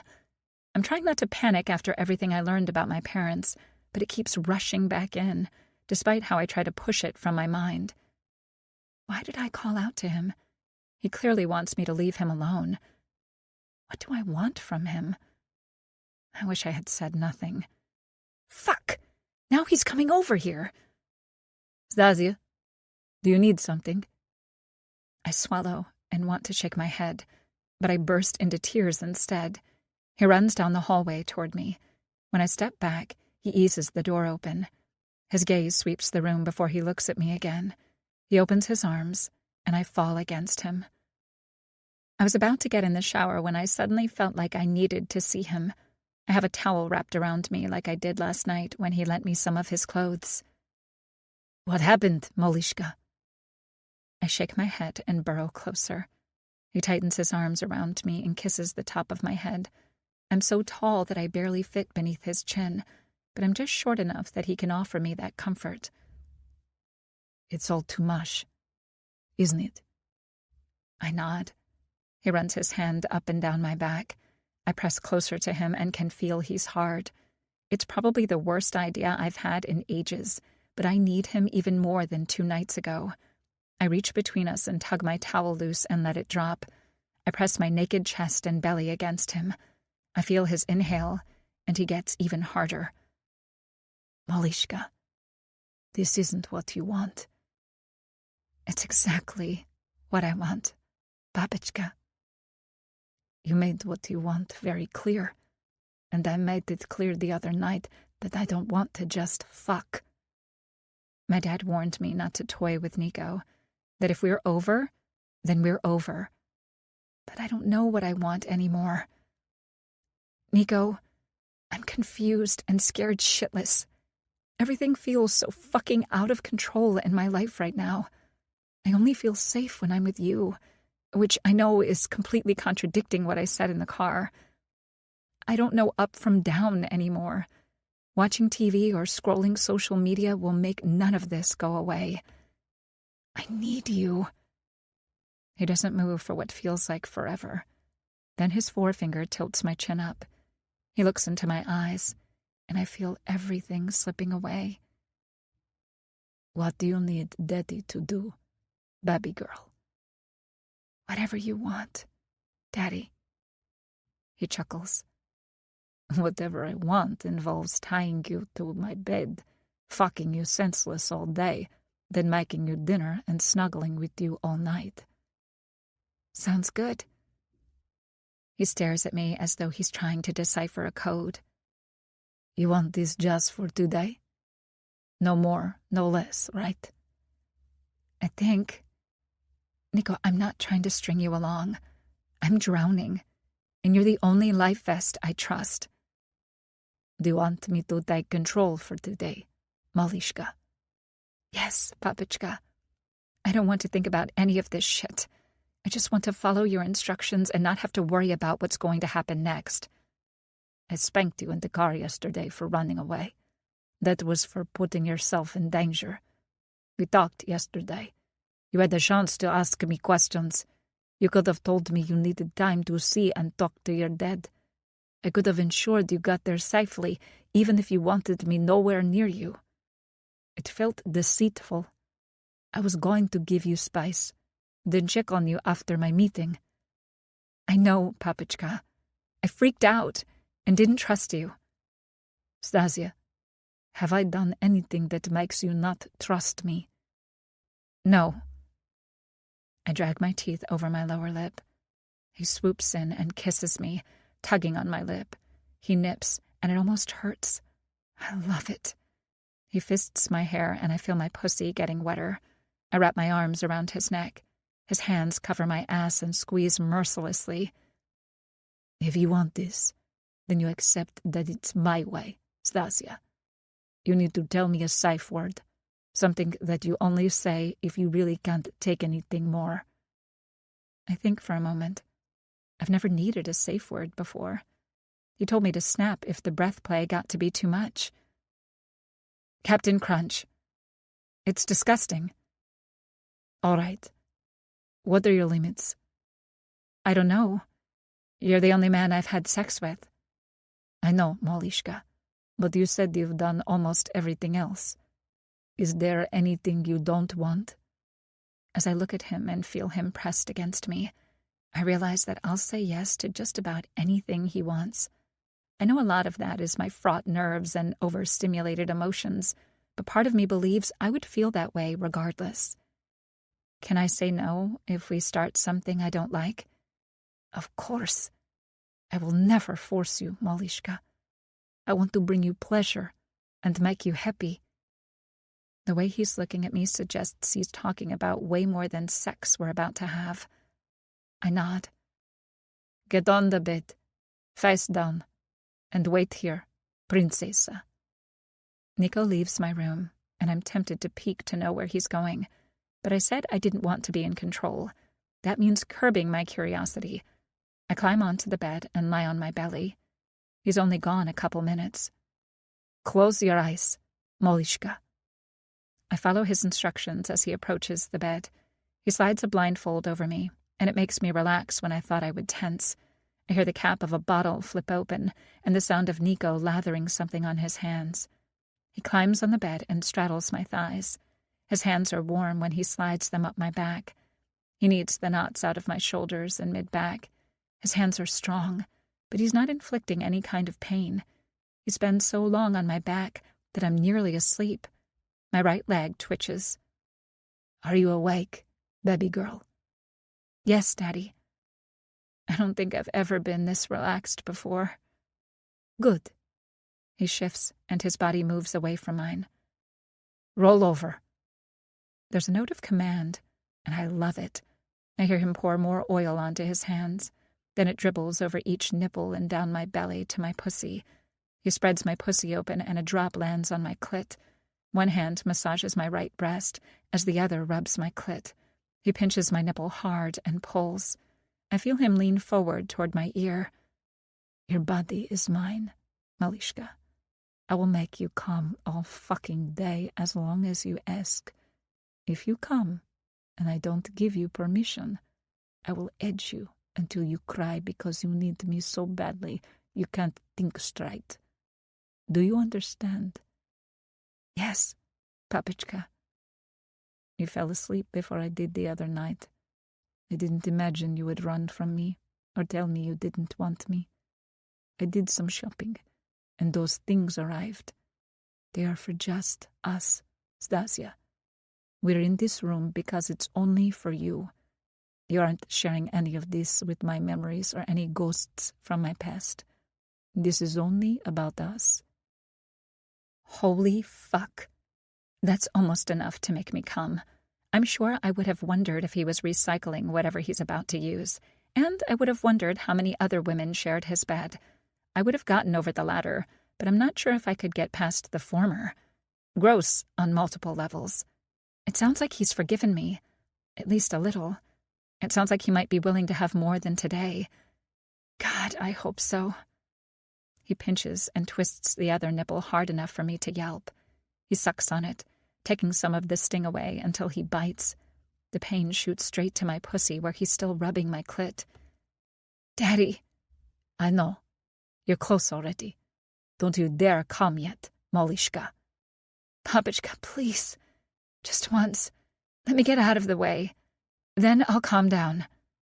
He laughs. I know I never make you come just once. He leans forward again and kisses along my neck until he reaches the spot just behind my ear. It tickles in the sexiest fucking way. Malishka, all of you is mine. Your mouth, your pussy, and your ass. Yes, Papichka. I've thought about anal before, and I've thought about it several times with Nico. How the fuck would he fit? Roll over again, Malishka. I'm going to put a plug in your ass. If it's more than just strange or uncomfortable, you tell me immediately. If you take any of this and let me cause you any harm, I will be pissed beyond what you can imagine. This is about pleasure for both of us. I find no pleasure in truly hurting you. Yes, Papichka. After what I know happened to Antonio because he hurt me, I know he isn't kidding. He takes my well-being and safety to an extreme in some ways, but his intentions are good. It's why I've given him control. He needs my ass for a moment before I feel him reach for something. Packaging rips. Then I hear the bottle open again. Then there's something cool pressing against my ass. Relax, Mayosha Krovisha. We'll go slowly. He treats me as though I'm his treasure, gentle and careful. He draws my hips up as he eases the plug into me. It's an unusual sensation, but the plug is way smaller than I expected. Papichka? Yes, Malishka. Can we start with something bigger? It doesn't feel like enough. Yes. He pulls the plug from me, and I wait as he prepares the next one. The one is probably twice the size of the last one. I definitely feel fuller, and it's a really odd sensation, but I've had his dick in me. I know that it's still way narrower than what he's going to fuck me with. I'm not prepared when his hand rains down 4 hard slaps across my ass. You knew the type of man I am, Stasia, from the beginning. Even before we fucked, you had to know. I told you I wanted more than one night, and I told you I was in control. You agreed to at least the second part, if not the first. I do not need to control you out of bed, but I warned you about your safety. I don't think there's any way you could have misconstrued that I was in command of that too. You defied me. I know, Daddy, but I thought you punished me for that already. That was for running away instead of talking to me about our problems. This is to make sure you understand where we stand. Whether we date, whether we fuck, no longer matters. As long as there is a threat to you, I decide, Stasia. You are new to all of this. I need your trust, not just when I fuck you. I will not demand it. You have to give it freely. But you will understand that I mean what I say. Yes, Daddy. Harder? Stasia, you're not used to having a plug in you. I told you. I don't want to hurt you. I know. And I promise I'll tell you if I can't take it. What I really want is for his hand to keep pressing my clit into the mattress. Without his fingers or his cock in me, he won't know if I get off. The next 3 slaps land one right after another. Fuck, it feels so good. My ass is full. I like the pain, and my clit is pulsing. I'm so close. I know what you're doing, Molishka. You play a dangerous game continuing to defy me. I told you not to come, or I would edge you. You think you can, and I won't notice? Fuck! He rolls me onto my back and takes my hands. He snaps a handcuff around my right wrist. Then I feel it loop around something before it clicks closed around my left wrist. He presses a hard kiss to my lips before he moves away. I'm not prepared when he practically sucks my clit right off me. My back arches, and I try to twist closer to his mouth.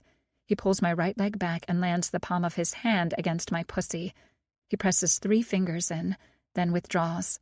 He slaps my clit again before pressing 3 fingers in. He does it 3 more times. I whimper and try to reach for him when I feel him back away from the bed. Of course, I can do nothing with my hands restrained. Molishka, this is a spreader. If I stretch your legs apart too far, tell me. I know, Papichka. I will. Cuffs fasten around each ankle before a rod expands and pulls them apart. I'm wholly on display to him. It's unnerving. He pulls my blindfold off and I find him naked. When did he have time to strip? He's stroking his cock. I watch him before I meet his gaze. He's observing me intently, and he knows he's making me jealous. I want to do that. I want to pleasure him, but I have no control over that. I open my mouth and turn my head toward him. You want to suck me off? Yes, Daddy. He climbs back onto the bed and straddles my waist. I drop my chin and open my mouth again. I'm eager to taste him. Just when I think I'm about to feel him against my tongue, he presses my tits together. They're not anywhere near big enough to properly titty fuck him, but I can see him breathing faster. His abs ripple every time he rocks forward. Who decides, Stasia? You do. But don't you want that? Very much. You shouldn't have assumed. So he's denying himself too, just to keep control. Why is that even sexier to me? In its own warped way, this is all about me. He'll deny himself what he wants so that his focus remains on me. The guys I've been with have either flat out said they expect blowjobs in return for going down on me, or hinted at it. Is Nico like this because he knows he'll eventually have sex with me? Stasia, I don't expect you to suck me off in exchange for me getting you off. In the future, if you want to give me a blowjob, tell me. If you want me to eat you out, tell me. One doesn't have to be done to get the other. Fucking mind reader. And if I want to give you a blowjob to say I'm sorry and make amends? Or what if I want to do it to say thank you? You don't have to pleasure me to do either of those things, Molishka. But what if I want to? Why am I asking? It makes it sound like we have a future. I only want today. Don't I? That's all I can handle right now. Then ask. Papichka, may I suck you off? Yes, Molishka. Right now? Is that what you want? Yes. I do. I've never minded blowjobs that much. When you rule penetration off the table, it makes the other options more necessary? Yeah, I guess that's it. This is the first time I'm giving one purely because I want to please my partner, and not just sexually. I mean, I want to get him off, but I also want to make him happy because I want to do it for him. He slides the head of his cock across my lips, and I open for him. He shifts his weight and leans against the headboard. I take as much in as I can. I realize I can't stroke the rest of him because he restrained my hands. I relax my throat, opening it as wide as I can. He slides in farther. Sweet baby Jay. He's even bigger than I realized now that he's sliding past where my tonsils used to be.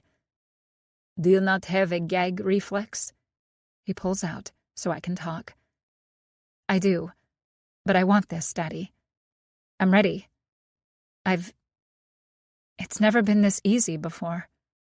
Which is true. I've gagged plenty of times or enforced my own limits, but as he presses back into my mouth, I wrap my lips around him and bob my head. My eyes drift closed as I concentrate. Fuck, Malishka. You're going to make me come way too soon. Everything about being with you is incredible. Fuck. I love hearing those words, but more than that, I enjoy hearing the lust in his voice.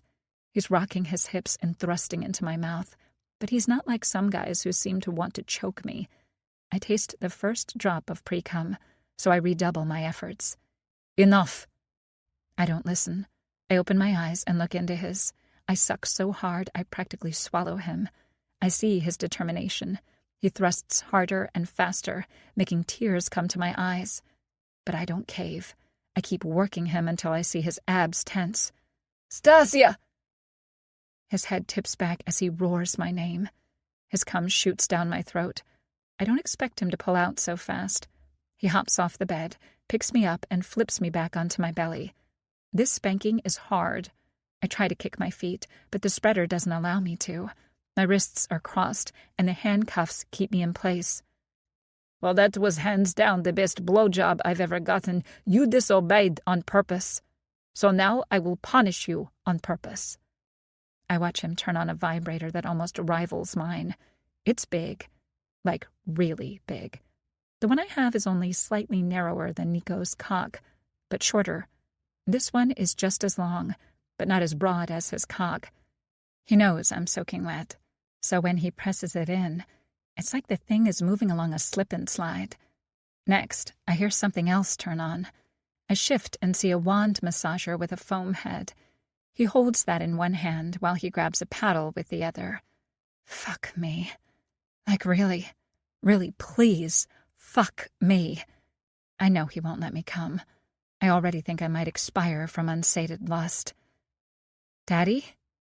Yes, baby girl. I'm sorry. No, you're not. But you will be. The wand hits my clit as the paddle hits my ass.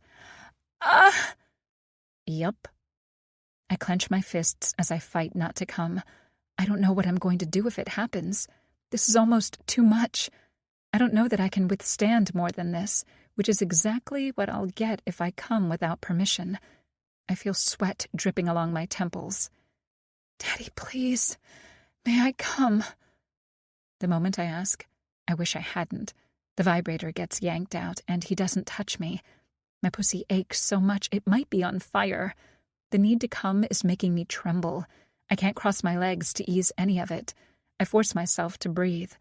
The moment I get myself under control, I feel the vibrator slip back in, the wand hit my pussy, and the paddle land across my ass. Is he a fucking octopus? How does he manage 3 things with 2 hands? The next time I feel an orgasm coming, I breathe through it, trying to hide how close I am. But he knows. How the fuck he does, I haven't a clue. He pulls everything away again. He does this 4 more times until I'm ready to scream Captain Crunch. He watches me the entire time. He's careful where the paddle lands, but he keeps his eyes on my face. He's reading me, knowing what I can and can't take. He turns off the vibrator and wand as he drops the paddle into the box beside the bed. He's more careful as he puts the wand and vibrator on top of the wand's box. I glance into the bigger box and see all sorts of things. I'm pretty sure there's a riding crop, a flogger, nipple clamps, a ball gag, and several more anal plugs. there's a huge dildo. It looks almost ridiculously large until I look back at Nico, who's hard again. They're the same size. God, all I want is his dick in me. He brushes the hair back from my sweaty brow and presses the softest kiss to my lips. He unfastens my ankles from the spreader and moves my legs around to get the circulation back. It loosens my stiff hips, too. Maybe it's so I can wrap my legs around him. Malishka, you did that so well. I wasn't sure you could handle all of it. I'm so proud of you, Princesa. You don't have to ask to come this time. Thank you, Papichka. He pulls a condom out of the box and puts it on. My hands are still restrained as he pulls me onto my forearms and knees as he climbs onto the bed behind me. I feel his cock against my pussy. He pulls my hips back as he pushes in. Holy fucking daddy. Do you like it, baby girl? Yes. I whimper my answer. I pull against my cuffs. What's wrong, Stasia? He freezes. Don't pull out. Please, Daddy. Don't pull out. I'm growing desperate. Chapter 14. Nico. Stasia endured a lot more than I imagined she could. I kept pushing her, but I watched. I didn't want to take it too far. I stopped edging her because I couldn't wait much longer to be inside her. But I think I overestimated what she could do. She's pulling against the cuffs, and she's begging me not to pull out. I have no intention of it. As much as I want to fuck her ass, I don't want to leave her pussy. Shh, Malishka, I'm not. Do you need me to unfasten your hands? Do you need your safe word? I don't want to say it. That's not what I asked, Stasia. Do you need to say it? No, I just want to touch you. Please. I wrap my arm around her waist to support her as I lean forward and grab the key. I unfasten her hands and let the handcuffs drop onto the pillow. She twists and cups my jaw. Her eyes study me and I nod. She presses her lips against mine, flicking her tongue against my lips until I open to her. Her tongue presses between my teeth and strokes mine before she withdraws. When I slide mine into her mouth, she sucks. Holy fucking shit. I grip her hips and thrust into her. She sucks harder and I thrust harder. It escalates until we're both trembling. I press Stasia forward. She releases my neck, thinking she needs to brace herself. I lace our fingers together as her belly meets the mattress. I rock against her. Come, Malishka. Make me come too. Your cunt is so fucking tight. Fuck, Stasia. Yes. Papichka, I'm coming. I feel it, baby girl. God, you're going to squeeze me dry. Fuck. I can't stop. I come, and I'm convinced every drop of cum that was in me is now in this condom. She's panting beneath me, and I feel like I could fall asleep buried in her. Nico? Yes, Moja Sakrovisha. Will you hold me? Stasia, I'm not letting you go. Does she understand I don't mean just today? I roll to the side and pull her against me as we spoon. I drape my arm over her waist. She settles within my embrace. Papichka, can we take a nap? Whatever you need. Can we do it again after we wake up? Whatever you want, Malishka. Stasia? Daddy? How do you feel? I feel horrible. We fell asleep with the plug still in Stasia's ass. Horny? I chuckle. I guess she's all right. She shifts her hips, and I realize not only did we fall asleep with the plug in her ass, but I was still inside her when we drifted off. I was getting soft, and now I'm looking down and seeing the condom is still on me. I pull it off and knot it. I reach over her and drop it next to the toys that need cleaning. Daddy, I'm serious. Can we? Can we what? She shakes her ass against me. Can we put something better in there? This plug isn't nearly big enough to get you ready, Stasia. Can we try? I swear I'll tell you if I can't.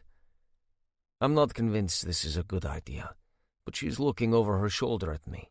There's something different in her expression than before, There's curiosity, but it's as though she thinks this is her only chance to try this. She's retreating from me. What did she dream about? What did she wake up thinking? The possessiveness in me wants to fuck her in the ass, so I know that if I can't be the only man to be with her, then at least I'm the first for two things. I shift until I can reach the lube. She moves onto her hands and knees, but that's not what I want. On your back, Malishka. I see her confusion. If she's going to withdraw from me, pushing me away again, then she's going to look me in the eye. I ease the plug from her and drop it with the other things to be cleaned. Part of me wants to throw it all away if she's going to reject me. The other part of me refuses to accept that, and I will hold on to them, practically like a shrine. I pour the lube onto my dick and stroke myself as she watches. Pull your legs up, Stasia. She hears that command back in my tone. She draws her knees back to her chest as I press my cock against her ass. I'm careful as I inch past the initial resistance. She's watching me, and I can tell she's trying to relax. She's trusting me with this, something so incredibly intimate, but she won't trust me beyond that. I slide further into her, stopping when I think she needs a moment. I reach forward and lace our fingers again as I rest on my forearms. Our eyes lock as I move within her. I kiss along her jaw to behind her ear. Is this what you want, Malishka? I've claimed all of you today. Tell me it doesn't matter, Stasia. Tell me you can walk away. Don't do this, Nico. Please. Just let me have this with you. I don't want to think that far ahead. I just need you right now, Daddy. I can't push her. I have to accept where she's at, even if she's breaking my heart. Our gazes meet again, and we move together until I'm close. I release one hand and reach between us. I rub her clit until I see the flush move up her chest, into her neck, and finally across her cheeks as she comes. She's so fucking beautiful. It makes my chest ache. I feel my dick swell until it pulses within her. Fuck, Stasia. I grasp her chin. My grip is firm, but my kiss is as tender as I can make it. Our foreheads rest together until I pull out. I climb off the bed. I get the distinct impression she wants her space, but I want to be sure. Do you want me to go, Stasia? Or do I stay and hold you like before? She sucks in her lips and her eyes water. She whispers her answer. I don't know. That's as good as a no to me. I nod, but I can't talk. The lump in my throat is choking me. What did I really think would happen? That 2 rounds of amazing kinky sex would solve everything? That 2 rounds of amazing kinky sex would make her feel about me what I feel about her? Clearly that's not what happened. I pull my pants on and drop my shirt into the box of toys I ordered for the woman I thought was my soulmate, but who doesn't want me. If you figure it out, Stasia, you know where I am. I'll be pining in my room like a lovesick little boy, instead of a man who's done unconscionable things. It's been 4 days since my round trip to Baltimore and all the shit that went along with it. I didn't sleep the night I brought Stasia to my penthouse. I abandoned my piano since I woke her, and just laid in bed until the sun came up. The next day was the most incredible intimacy I've ever shared, and it failed miserably. I assumed she would sleep late the second morning, and I was right. Anton and Sergei came over, and we were out for a run before 6. They sensed I didn't want to talk, so they kept the conversation going. It distracted me, which I needed. How they still have so much to talk about after so many years is beyond me. But that makes me wonder if I would still have this much to talk about if I were with Stasia in 10 years. I think I would. They'd brought their clothes with them, so all 3 of us were cleaned up and ready to go when Stasia emerged from her room. She wasn't prepared for 3 huge guys moving around the kitchen while sipping fruit smoothies. She tried not to laugh, but then Sammy started cracking jokes and it was downhill from there. But at least she was smiling when she left my penthouse. She was quiet all the way to Queens, so I didn't push her. She was warm to Laura and cordial to Max, but she barely looked at me when I left. I stopped by yesterday and the day before, but she kept to herself. Laura said she was sociable, just not when I'm around. I haven't gone over there today. I'm busy with my regular 9-to-5 jobs. I have all of our casinos in New Jersey to visit. Bogdan's wife, Christina, now heads our construction division, so all of us have more time for our other businesses. We used to split the development projects, but Christina has a master's in construction management and worked for the city planner for 5 years. My phone rings, interrupting my thoughts. Privyet. Nico, Bogdan and Alex are with me. Can you come back to the house? I'm on my way to the casinos, Max. It's payroll. I know, but it's important. There are 3 of them. Can't they handle whatever it is? I don't want to run into Stasia. I'm licking my wounds. I barely slept the last 2 nights because I've been worrying about how she's doing and when the next threat is going to pop up. Can it wait until this afternoon? We have 1,000 people on our payrolls among the 10 casinos. I can't not show up. You can't avoid her. Bogdan calls me on it. Not that I want to hear it. I'm not Bogdan, I'm working. Believe it or not, I have things to do besides babysit a woman who doesn't want me. Don't worry about babysitting me, Nico. You've dumped it on plenty of people. Fuck my life. They might have mentioned she could hear the conversation. What's going on? I'm an ass to ignore her, but what's there to say? I'm being a little bitch because she hurt my feelings. That I was being a dick to my brothers, but I don't mean it. Both are true, but she's going to assume I'm making excuses. Salvatore sent us a message. Fine, I'm on my way. I hang up. I don't know what they've told Stasia, but I sure as shit don't want her to hear about it if she hasn't. I'm not surprised when my phone pings like half a second later and it's Alex. Alex, don't be an asshole. Me. You could have told me she was there. You know what I meant, but she doesn't. I was being pissy at my brothers. Alex, sure. Me. Don't you be the pissy one now. What's going on? Alex. Salvatore's decided any truce that came from what happened with Laura and Christina is over now that he thinks he can get Anastasia. Me. What have you told her? Alex. Nothing beyond Salvatore sent a message. Me. Then why was she there when you called? Alex. She wasn't. She walked in with Laura, who didn't know we just called you. Me. Great. So she knows I'm an asshole, too. Alex. Yeah. Christina does, too. She's here. Me. Fucking wonderful. Alex. How far out are you? Me. I just crossed over to Jersey. It's gonna take me a while. Alex. Fine. See you in a few. Me. See ya. I tell my driver to turn around. What the hell has Salvatore done now? How deep into this is he? What do we tell Stasia? I do not want her there while I learn all of this from my brothers. I need to know all of it before she knows any of it. That's going to land like a lead balloon. I close my eyes and let myself nap until the car stops outside Max's place. I let myself in and go straight to the office Max and Laura now share. They have like 20 rooms, and they have to share this one. Fortunately, only my brothers are in there. Outside.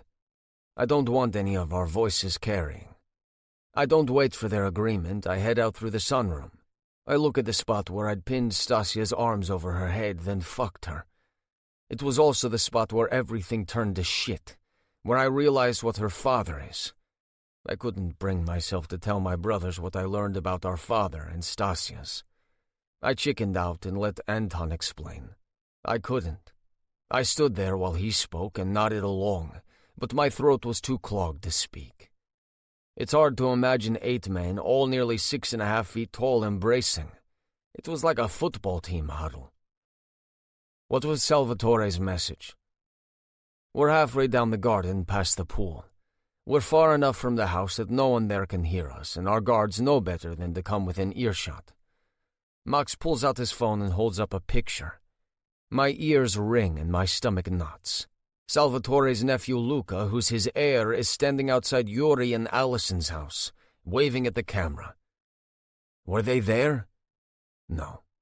Max scrolls up until I can see what's written. Salvatore. There's always a next time. Do you have any idea where they went? All I know is that Stasia's mom is in intelligence. I assume she works in D.C. or near there, even though they live near Baltimore. Yeah, Sergei discovered she works for the State Department when he ran Anastasia's background. It showed she's an analyst, but nothing said she'd ever done field work. He didn't know she'd been a collector. A collector. Such a benign name for someone who collects vital info to gain intelligence. There are plenty of times when that means the collector is in the thick of it in a foreign country. That was Allison when she was in Russia. That's what Yuri was when he came here. Basically spooks, spies. Not exactly, but close. Max, what do you want to do? He's the final say in everything, even when he gets our opinion. I don't envy him that responsibility. She's your woman. What do you want to do? There's plenty I want to do, and there's plenty I want to say to my brother. But none of it is prudent, so I bite my tongue until I won't blurt out what I'm thinking. Go fuck yourself, she's not mine and you know it. That won't get us anywhere. Make sure her parents are safe. Then find out what Stasia wants. If she wants a detail, then we give her one. If she wants help to hire her own, we give her recommendations. If she wants to go to her parents, a driver takes her. That's BS. Not all of us got what we wanted from a one-night stand, Bogdan. Don't be a dick. What? It's true. I thought I would get as lucky as you with Christina, but I wasn't. Alex's eyes narrow. So you're just going to give up because she's scared and confused? You're going to leave her to fend for herself? Or are you going to make us do it? I never said I was giving up, Alex. I'm trying to take into consideration what she wants as well as keeping her safe. What the fuck else am I supposed to do with a woman who told me point blank that she doesn't want me? She does. Last I checked, Max, you weren't in the backseat of that car with us. And you haven't been here for most of the past 3 days. What does that mean? She's been asking questions about you. She wondered if we're a musical family. I wonder why. She asked me what made me get into medieval literature. You outed my minor to Christina, so I did the same to you, Bogdan. And if she didn't care, she wouldn't have asked about either. Or she's bored, Bogdan. This isn't doing anything to make me less annoyed. What the fuck do people want from me? You need to talk to her. She's your house guest, Max. You seem to talk to her plenty already. Do what you feel is best. I'll follow your decision. If you need me at the warehouse, I'll be there. Otherwise, I'm going back to work. I turn around, but Alex grabs my arm. I nearly hit him as I spin back. I have never hit one of my brothers outside a boxing ring, or when Vlad made me. I uncurl my fist and step back. I shake my head and pull my arm out of Alex's grasp. What the fuck am I supposed to do? I turn around, and this time no one stops me. I don't go through the house, but around the side to get to my car. I barely take the time to tell my driver to take me to Deuces Wild. It's our premier casino, and the one that takes the longest to run payroll. I close my eyes again, but there's no way I'm going to doze off now. I need to talk to Sergei and find out straight from him what he knows about Stasia's parents' whereabouts. Privyet. It's easier to speak Russian when my cousin answers the phone in it. Where are Stasia's parents? A State Department safe house of sorts outside of D.C. toward Fairfax. Good, but it's not like them being in Virginia is going to slow Salvatore down. They're still barely an hour from their home. How'd you figure it out? The State Department's networks might be secure, but Yuri and Allison's home one isn't. It was easy to get into. I found them transferring money from a savings account to checking. They filled up at the gas station near their house. Then I pinged Yuri's cell phone in Virginia. Who'd he call? My dad. What? Yeah. Needless to say, I called my dad right away. What did Uncle Radomir say? Yuri asked him to keep an eye on Anastasia. They talked to her the night she got to your place. She said she had an argument and things weren't good. He wanted to be sure that she still had the protection she needs. He really thought I would abandon her because she doesn't want to date me? No. Yuri told my dad that she might not cooperate if she thinks she's a burden to you. My dad thinks she might not because she's terrified. I saw her yesterday, Nico. She was in the kitchen trying to drink a cup of coffee. Her hand was shaking so badly she spilled some and had to put it down. When she saw me, she pretended to be fine. I know what I saw. She's scared. I know. I still can't believe Yuri doubts me after everything he told her, after the way he encouraged her to come with me. He doesn't doubt you, but he knows his daughter. It truly isn't you, it's her, Nico, and you can't blame her. Did your dad say anything else? No. Their conversation was only a couple minutes long. What about Salvatore? He had some guys go to her place the first night she stayed with you, but no one tried to go in. They just peeked through windows. From what I can see, he had one of his guys hack her social media to track her location that way, but she must have them off. I couldn't find anything linking Salvatore to the Podolskaya yet, but it could have been phone calls on a burner. He has nothing digital or any money transfers lately. Thanks, Sergei. Max already texted me. He said you almost hit Alex. Fuck. Nothing stays private in this family. So? I'm fucking frustrated with all of this shit, and I'm hurt that she doesn't want me. Everyone keeps asking what I'm going to do, and no answer is right. My brothers think I should keep chasing her. She wants space. I want to keep her safe. And no one thinks what I'm doing is enough. She's pushing and pulling, and the others think I've lost my balls and given up too easily. All I keep thinking is, what the fuck do people want from me? For what it's worth, I think you're doing the right thing. From what Anton told me, she wants to have a choice. She feels stuck with everyone deciding for her, especially since her parents kept a monumental secret. You're trying to offer her a choice while still doing what we know will keep her safe. She needs time, which there isn't an abundance of. But unlike Bogdan and Max, you aren't with a woman who can be pushed. Laura and Christina were in danger, but at least Bogdan and Max both got more than one night with their woman before the shitstorm started. You didn't. Thanks, Sergei. Relationships are hard. Coming from him, that's the understatement of the millennia. At least I don't have to hide my relationship, if ever I have one with Stasia. But you make it look easy. Bullshit, cousin. We just work at it and live with the fact that we can only control so much. Our world may never approve, but our family does. That's all that matters to Anton and me. You give better advice than any of my brothers. I know. I'll keep you posted, Nico. If the wind changes, you'll know first. No, it has to be Max. No, it has to be you. He's going to defer to you, and you know that. He did for Bogdan. You need to have an answer ready. Thanks, Sergei. Bye. Bye. Nothing connects Salvatore to the Bratva in Moscow yet. He must still be plotting. At least from how it looks, the Podolskaya isn't after Yuri or Stasia. That's more reassuring than I expected. Salvatore is a pain in the fucking ass, and is not to be ignored or overlooked. But the Podolskaya are the makers of nightmares. The one thing I can't reconcile is why Salvatore is targeting Stasia. I get there could be a fat payday for Salvatore, especially if he gets a cut from whatever price they would sell Stasia for. But he's steadfastly against using women in syndicate feuds. He's never peddled flesh before. He might say things to get the rise out of his opponents, but he doesn't believe in involving women in men's business. Why is he willing to go against that? It can't be money. He has plenty of it and can get plenty more elsewhere. When I looked at Max's phone, it was a blocked number. We know how to contact Salvatore. His phone number isn't a secret, so why did the photo come from a blocked number? Why was Luca in that photo? That's the type of bitch errand he sends Carmine on. He would either assume Yuri wasn't there, so he wouldn't need Luca to represent him, or he wouldn't care if Yuri was there and beat the shit out of or even killed Carmine. Between Salvatore's two nephews, Carmine isn't the one he cares about. The guy's a douche, but he's the baby of their family.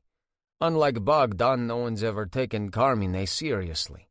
He doesn't man up because no one expects him to, and since no one expects him to, he never has the opportunity.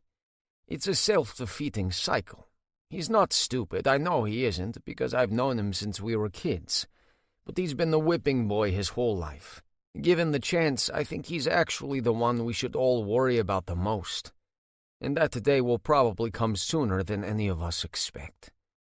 But Luca? Why was Luca there? Fuck. I lower the privacy glass. Take me back to Max's again. Max! Shh! I just got the twins to sleep. Who screams in a house with infants other than the infants? Sorry, Laura.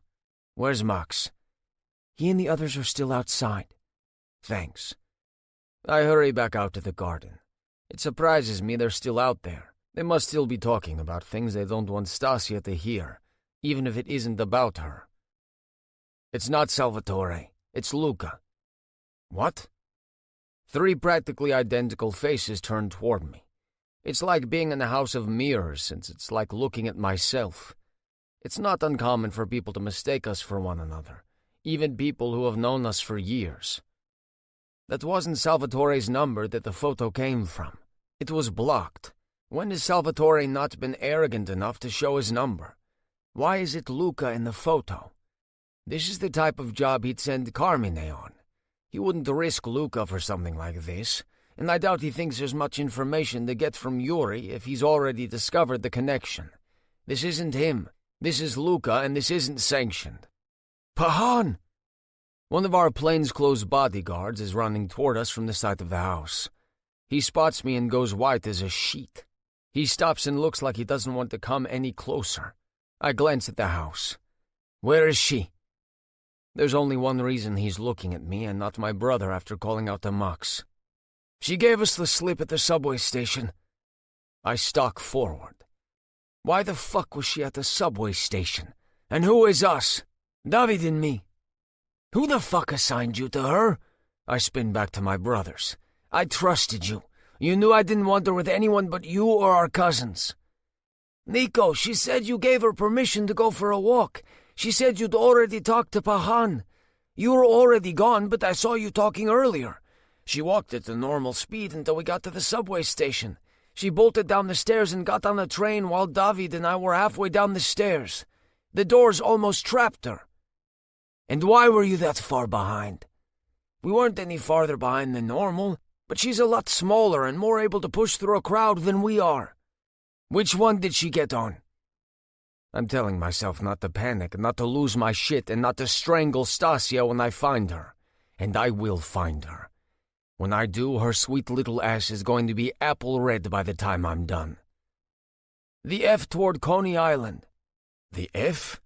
Bogdan's as puzzled as I am until I realize where she's connecting. She's getting off at the Bryant Park. She's going to take a bus from 42nd and 6th to 42nd and 1st. She's going to the UN. She knows if she goes that way, she won't have to walk like she would with the E. The UN? I look at Alex and my heart sinks. Her mom supposedly worked for them. Allison must have told her to go there if she needed to get away. They must have a contact there. It's the opposite direction from her place or campus. I'm running toward the house as I strip off my suit coat and my tie. I don't know which brother catches them, but someone does. Max, I'm taking your bike. Our mother was adamantly against us learning to ride motorcycles, but since Vlad often had us steal them, we had to learn. She hates that we ride them for fun now, but I can go a shit ton faster on a bike than I can in a town car, my Porsche, or the subway. I can't lane split with any of those. She didn't know I was here, or she would have known I would come after her. I want to believe that more than believing she knew, and that's why she took off. Either way, that sweet little ass will be red. Chapter 15. Stasia. My mom's text was brief, but I suppose she wanted to make sure no one knew where I was going. Mom. Anna? It's Mom. I have a burner. Meet Dad and me where I used to work. Nico just came back, and I don't want to see him. I need to get out of the house without him knowing. There's no way he would take me, and there's absolutely no chance in hell he'd let me go alone. I know he only wants his family to guard me. He made that plenty clear. Hi, I asked Nico, who asked Maxime if I can go for a walk. They both said yes, as long as I have 2 guards. I'm lying to the guards standing in the driveway. I'm sure Nico will go berserk when he finds out what I'm about to do. I honestly feel bad for what might happen to them. I don't think Nico will go as far as taking them to whatever place they use, but he's going to be pissed. I figure if I say that Nico and Maxime want me to have 2 guards, that's more plausible, since I'm sure they've made it clear to all the guards that only they or their brothers and cousins can guard me. I should check, Ms. Antonov. Maxime and his brothers just went into a meeting. They don't want to be disturbed. It doesn't have to be a long walk. I'm just bored, and it's such a nice day. It's fucking humid as hell, and the hair is already sticking to my neck, but I need out. The men look at each other, and 2 step forward. Once we're on the sidewalk, they keep a discreet distance, but they're only a few steps behind. I try not to rush, but I want to get to the subway station now. It only takes a few more minutes. I can't look back to see how close they are, so I'm assuming I can make it. I have my subway card in hand. When I get even with the steps down to the platforms, I veer right and bolt down them. Excuse me. Excuse me. I'm lucky I'm so fucking thin. Usually I hate it, but I love to run and I can't keep any weight on. I feel like a tween standing next to most of my friends, but right now it's saving my ass I can squeeze between people.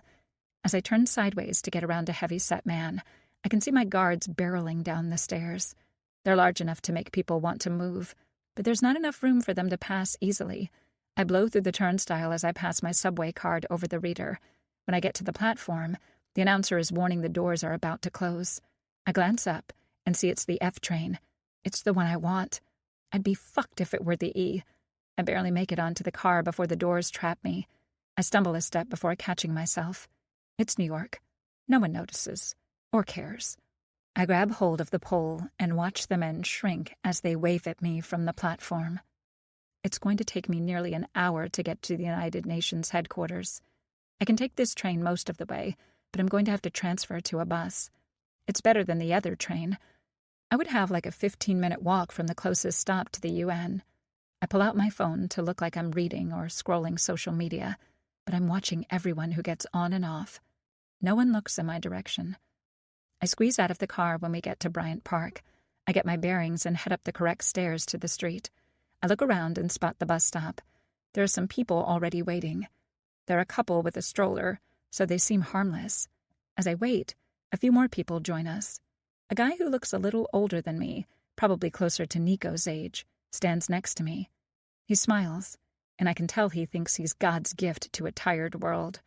He's hot, for sure, but he's not Nico-level hot. No one is. Not even Nico's brothers. Nico. He has to know by now.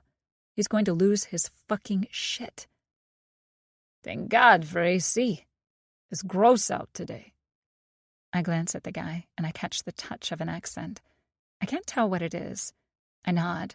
It's July in New York City. Every day is gross out. The bus comes, and I concentrate on getting on. The guy who talked to me offers to help the couple get their stroller on before he steps back and gestures for me to go ahead. Chivalrous. I'll give him that. Once I'm on, I notice there are only 2 seats left, and they're next to each other. I really don't want to chat with this guy. I just want to get to the UN and to my parents.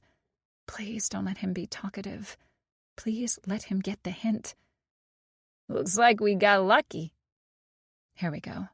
The only people who get on after us are younger guys.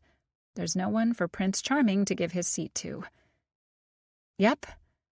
I look out the window, hoping he'll get the hint.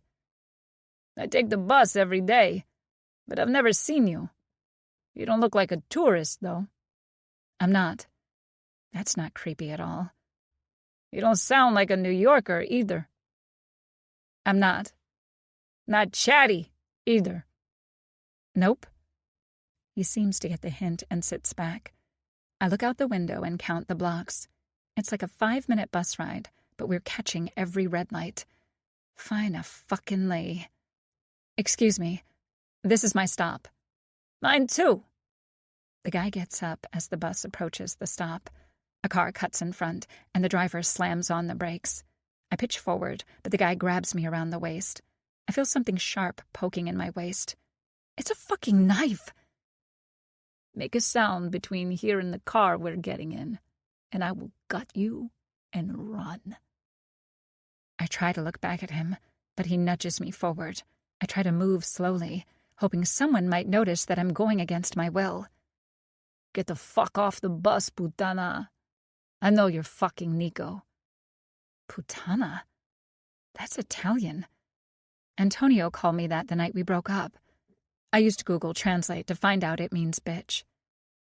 You're a Mancinelli. The moment the words are out of my mouth, I regret it. The woman sitting facing the center aisle looks up at me. Her eyes are wide, and she's terrified. The driver heard me, too. He's shifting in his seat. Clearly, they know the family. Shut up, or I gut you. I'm not worth anything to anyone if I'm dead, and I'm just as worthless if I have scars. I step off the bus and try to break free, but his arm is too strong. Stasia! Stasia! Nico? I look around. He has a motorcycle helmet on, and he's trying to push past two guys holding him back. The Mancinelli guy is pushing me toward the car that cut the bus off. I'm dragging my heels, but I weigh too little to do anything. I watch Nico headbutt one man. Blood shoots from the man's nose as the helmet hits his face. Free of one man, the heel of Nico's palm slams upward into the other man's nose. He's free and running toward me. Nico! I'm looking at him, so I don't notice Prince Not-So-Charming's fist coming at my temple. I crumple, but shake it off. It wasn't as hard as I expected, but it allows him to shove me in the car and climb in after me. Stasia! I open my mouth, but the knife that was at my waist is now at my throat. You're mine, Malishka. Mine. Я сожгу прежде чем потеряю тебя.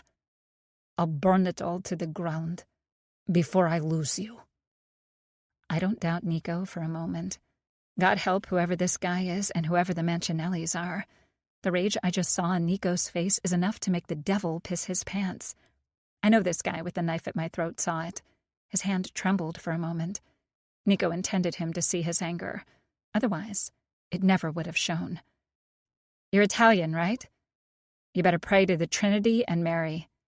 You're so fucked. Shut up. No one asked you. I'm meeting someone. They'll know something happened, too. You mean your mom at the UN? You're so fucking gullible. First with Antonio, and how you loved his tattoos. You told him all we needed to know.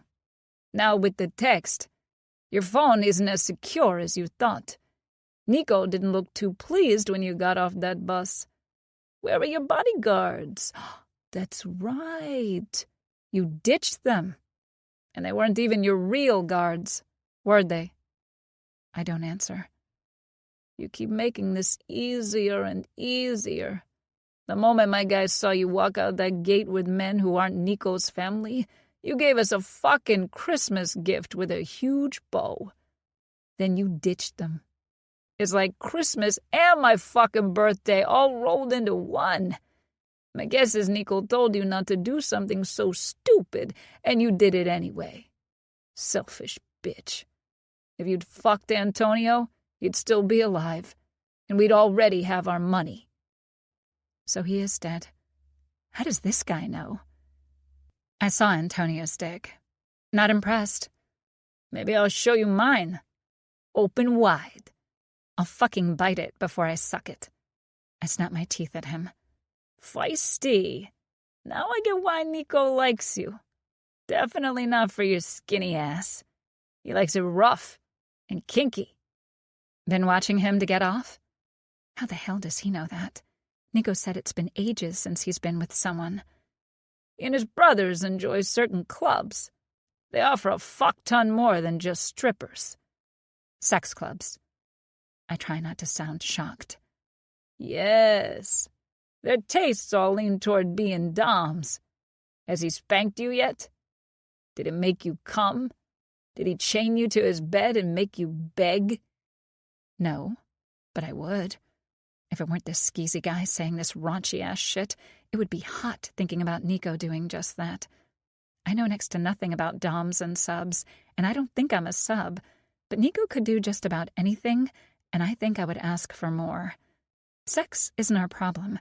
We're great at that. It's everything that happens when his cock isn't in me that's the problem. The only one who's going to beg is you, and he still won't let you live. Nico is not the type of man you take something from and get forgiven. If you hurt me, it'll only be worse. He has to find me first. Are you 5? This isn't hide and seek. It goes dark as we enter the Lincoln Tunnel. Why the hell are we going to New Jersey? Do they have their own warehouse there? Is that where they're taking me? Oh, fuck! Are they taking me to the Newark airport? Am I headed to Russia? My heart is racing, and I'm trying not to panic. While my mind is racing in one direction, it's waiting for this guy to strike in the dark. I won't be able to fight him off. He's way bigger than me, and I can't see a damn thing because of the tinted windows. Why does this tunnel have to be so long? We burst back into the sunlight, and I blink several times. I'm not ready for my hands to be yanked behind my back. I almost slide off the seat, but I feel handcuffs snap around my wrists. What's your name? Wouldn't you like to know? Fine. Asshole. I hear duct tape ripping, so I twist to see. That only gives him easier access to my face. He slaps it across my lips and catches some of my hair. It makes my eyes water, but I refuse to cry. I notice that we're not headed south, but north, not to the Newark airport. We're on the interstate, and I recognize the George Washington Bridge coming up. We return to Manhattan, and now I'm completely confused. I watch the street names as we head northeast. We are headed to the Bronx? This is like the least direct route. Does he think Nico won't follow? I've heard a motorcycle revving, even though I can't see it. Is it Nico? Or someone else? Part of me prays it isn't him. He's alone. He's going to die before he can rescue me. I expect us to pull up to some deserted building, probably covered in graffiti or something. Instead, it's a typical house sitting on a bit of a hill. The garage is at street level, and the house is above. It's 2 stories. There's nothing remarkable about it. The car pulls into the garage, and I hear the engine turn off. Then the garage door closes. I hear it thud as it hits the ground. Only then does a back door open. A hand reaches in and grabs my upper arm and practically yanks me from the vehicle. I stumble as I try to get my feet under me. I'm going to die. Or I'm going to Russia. I've seen where we are, and I've seen faces. I'm tied up and in a secondary location. The odds look like death. Why couldn't I just listen to Nico? If this were a movie, I'd be looking at the dumb blonde on the screen and saying, she's getting what she deserves. Except this is real life, and I'm the dumb blonde. She's not as pretty as I expected. I look toward the door into the house and find a guy with dark hair and nearly black eyes looking at me. His hands are on his hips, and his button-down strains over his muscles. He has a wicked scar down the side of his neck and under his collar. Yeah, well, she takes a good photo. She needs fattening up if they're going to buy her. She's too thin even for Russian men used to half-starved whores. Frrrr. They can't understand my fuck you. They just laugh. More like fuck me. The driver is still holding my arm, and the guy who kidnapped me grabs the other. They pull me toward the door. I could go limp or drag my feet, but being awkward is more likely to get the shit beaten out of me than keep them from getting me in the house. I need to bide my time, watch, and listen, and pray to everything under the sun that Nico finds me. Did you turn off her phone? The guy at the door steps out of the way as he asks the 2 guys dragging me. Fuck! No! Car... Mr. Scarneck is pissed at Prince Not So Charming. Mr. Doesn't Talk reaches into my purse that's now stuck to me since they cuffed my hands behind my back. He pulls out my phone. He forces my thumb onto the screen to unlock it. I don't know what he's looking at, but the location services are still off from when Nico and Anton came to my parents' house. Anton turned them off while I was outside with my dad. The guy drops it on the ground, but the case protects it. That is, until he slams his foot on it and crushes it. "When's our uncle getting here?" "My brother went to get him." They're talking as though I don't know they're Mancinellis. I heard Maxime and Alexei talking the other day, and Nico's already mentioned the guy. Salvatore is the New York Don. I don't know their names, but they seem like little boys trying to impress the Don to prove they're ready for the grown-ups table. But they're little boys with big toys. There's a veritable arsenal laying on the dining room table. There are knives, guns, and I don't know what else. But they look like they're ready for a war. I push my cheek against my shoulder until the tape comes loose. I spit and keep pushing my shoulder against my mouth until I can speak. "You have all that because you know what's going to happen when you face the Kutsenkas. If you need that much to defend yourselves, you're already fucked." "Shut up, putana. Idi nahui zasranets." Go fuck yourself, shit-ass. "What did you just say?" Prince Not So Charming sounds like a whiny-ass little bitch. I just shrug one shoulder and laugh. Google Translate it. Bitch. So you keep saying, "I'll be sure Nico knows you've been extra shitty to me." "You're never seeing your lover boy again." Finally, Mr. Doesn't Talk says something. I look at him and shake my head. "I guarantee you, you will not come out on top. Maybe you don't have your own women, and that's why you don't get it. He told me he'd burn everything to the ground before he loses me. You've just poked a Russian bear. 3 little Italian wolves are no match.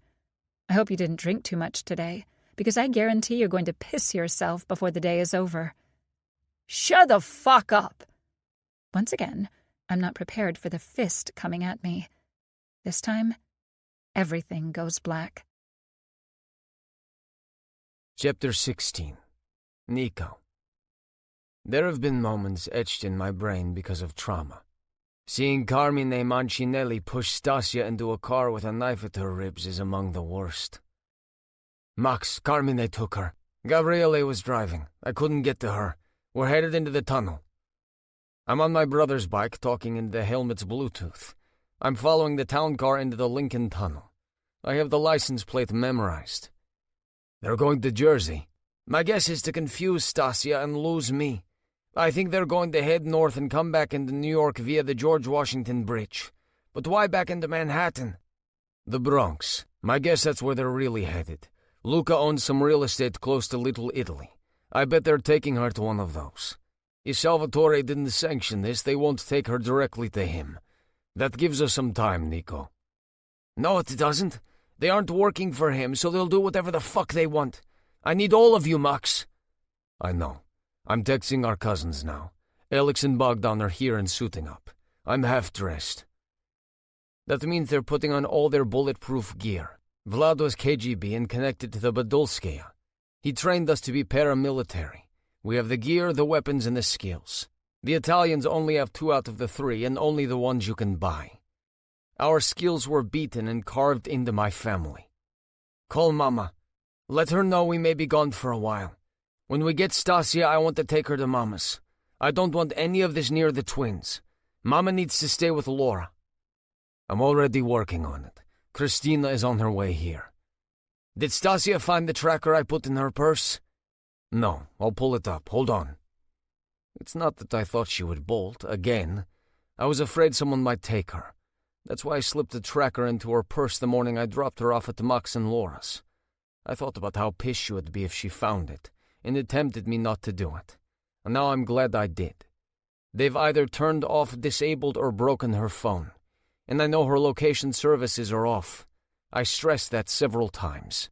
"Nico, it looks like they just got on the bridge." "I know, I can still see them. But wherever they take her, I can't pull up outside and wait for you. I've got to stay back even if it kills me." "We're going to get her, Nico." "I know. But it doesn't mean the wait is any easier." "I know that better than most. We're coming, little brother." "Thanks, old man." He calls us all little brother, and we all call him old man. We have since we were kids. It's just our thing. But it's more reassuring than anything save for a hug from my mom. I hang up with Max and focus on following the town car. They have to hear the bike. Out of all our vehicles, it's the only one that announces we're coming. Once we cross the bridge back into Manhattan, I stay a few cars back. It gives me a chance to see each turn and follow them. As we cross into the Bronx, I slow down and fall back a few more car lengths. I watch them pull into a driveway, then into a garage. The door closes before anyone gets out. I turn around and park the bike 3 blocks from the house and wait for my brothers. It feels like it takes a lifetime for them to arrive. When they do, it's in 2 bulletproof SUVs. Our vehicles have tires that will still roll even after being shot. The windows are bulletproof and the doors and underside are all armored. They're veritable tanks. We track them to 3 blocks down. Sergei has a laptop in his hand as he gets out of the second row. Alex tosses me gear.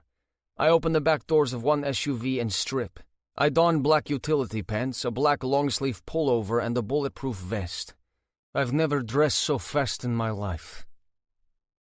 I know. I saw them pull into a garage. Nico here. Misha, Sergei's younger brother, hands me a pair of heat-seeking binoculars. They're going to have people on the lookout. It would be better if we wait until dark. The fuck we are, Bogdan. That's 7 hours from now. Way too much can happen in that time. They won't hurt her. But this is the second time in one day that I want to strike one of my brothers. They see it because Max and Alex step between Bogdan and me. We're only assuming what they plan to do to her. We don't know for sure. Max, you need to call Salvatore. I want to talk to him. Max nods and pulls out his phone. Salvatore, along with the heads of the other syndicates, is on speed dial. Maxime, what do you want? I speak instead of my brother. Always a pleasure, Salvatore. Do you know where Luca, Carmine, and Gabriele are right now? There's a pause. What did you do to them? It's more like what are they doing to my woman? What? Salvatore, your nephews think their balls have dropped. They took my girlfriend. They put a tracker on her car. They went to her parents' home in Maryland and Luca stood in front of it to take a picture. Carmine grabbed her off a bus less than an hour ago. You have a mutiny on your hands. How do you know I didn't order this? That gets a snort from all of us. If Sylvia goes missing, don't assume Max ordered it. Stay the fuck away from my wife. If she went missing, you know Max didn't order it. That's my point. Women and children are off limits. You said girlfriend. It's wives and children. Maria isn't a child anymore and not anyone's wife. I bet your niece would sell for as much as whatever Luca asks for my girlfriend. Stay the fuck! For fuck's sake, Salvatore, no one is taking your fucking women. I just want mine back. Get your fucking nephews under control. Consider this a fucking courtesy because all 8 of us are here. They won't survive if I don't see her walk out of that house in the next 3 minutes. I hang up. Now we wait. But we don't stay where we are. I jump into the first SUV as everyone gets back into them. We pull up even with the house. Those of us on the house's side roll down our windows. Those on the far side get out and position themselves next to the hood and rear bumper. No one moves until she's with us. I know my family won't, but I feel like I have to say it. I put the heat-seeking binoculars to my eyes. They show there's 5 people inside. Carmine, Gabriele, Luca, someone else, and my Malishka on a chair. Is it another one of Salvatore's nephews or some goon Luca dragged into this? We watch as the front door opens wide enough for Stasia to pass through. She steps onto the stoop before being shoved forward. She can't brace herself and pitches toward the stairs. I'm out of the car and running toward her, my rifle trained on the front door, waiting for someone to shoot me. I get to her as she rolls to the ground. I look up and see a gun pointing at me. I fire and it disappears as the gun holding it falls backward. The door slams shut. Stasia. I sling the rifle over my back and scoop her into my arms. She's bleeding and her arm isn't hanging right. Daddy, you came. Always, Malishka. It hurts. I know. I'm going to get you to our doctor. Once I'm in the SUV with Stasia in my lap, the others open fire. They shoot out the windows on the 1st and 2nd floor. No one cares if we hit anyone or not. The point is to leave a message. If they were smart, they all ran for the basement. Misha and Pasha are always our drivers for missions like this. Both vehicles' tires squeal as we peel out. Here. Alex hands me a stack of gauze squares. I press them against the cut on Stasia's head. I watched it hit the edge of a step. She whimpers, but her eyes remain closed. Malishka, I know it hurts. I'm sorry, but I have to put pressure on it. Head wounds bleed a lot. Everywhere hurts, Nico? Bogdan looks back at me from the front passenger seat and cocks an eyebrow. I glower at him. He nods, and I see understanding. Interesting. I did not know that about him and his wife. Alex and Pasha are oblivious, or at least pretend to be. I know. We're going to go to my mom's house. Our doctor's name is Boris. He's going to meet us there and take care of you. He's taken care of all of us, my dad and my uncles. She tries to shake her head. Rest. No, Nico. This is a trip to the hospital. Something is seriously not right.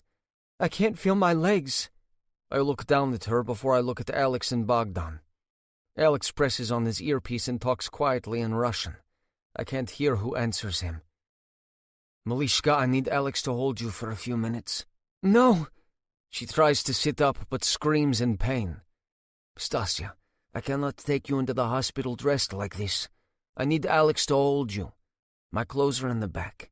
I have to put them back on. She looks up at me before she looks at Alex. I follow her gaze and notice Alex appears much more sympathetic than I have ever seen him before. I'll be as gentle as I can, Anastasia. I don't want to die today. He winks at her as he opens his arms. It's awkward, and I'm terrified to move her if she has a spinal injury. But none of us can go into the hospital in tactical gear. As is, they'll drop us off and leave. The moment Alex has her, I climb into the third row and reach into the trunk to grab my clothes. I change as fast as I can.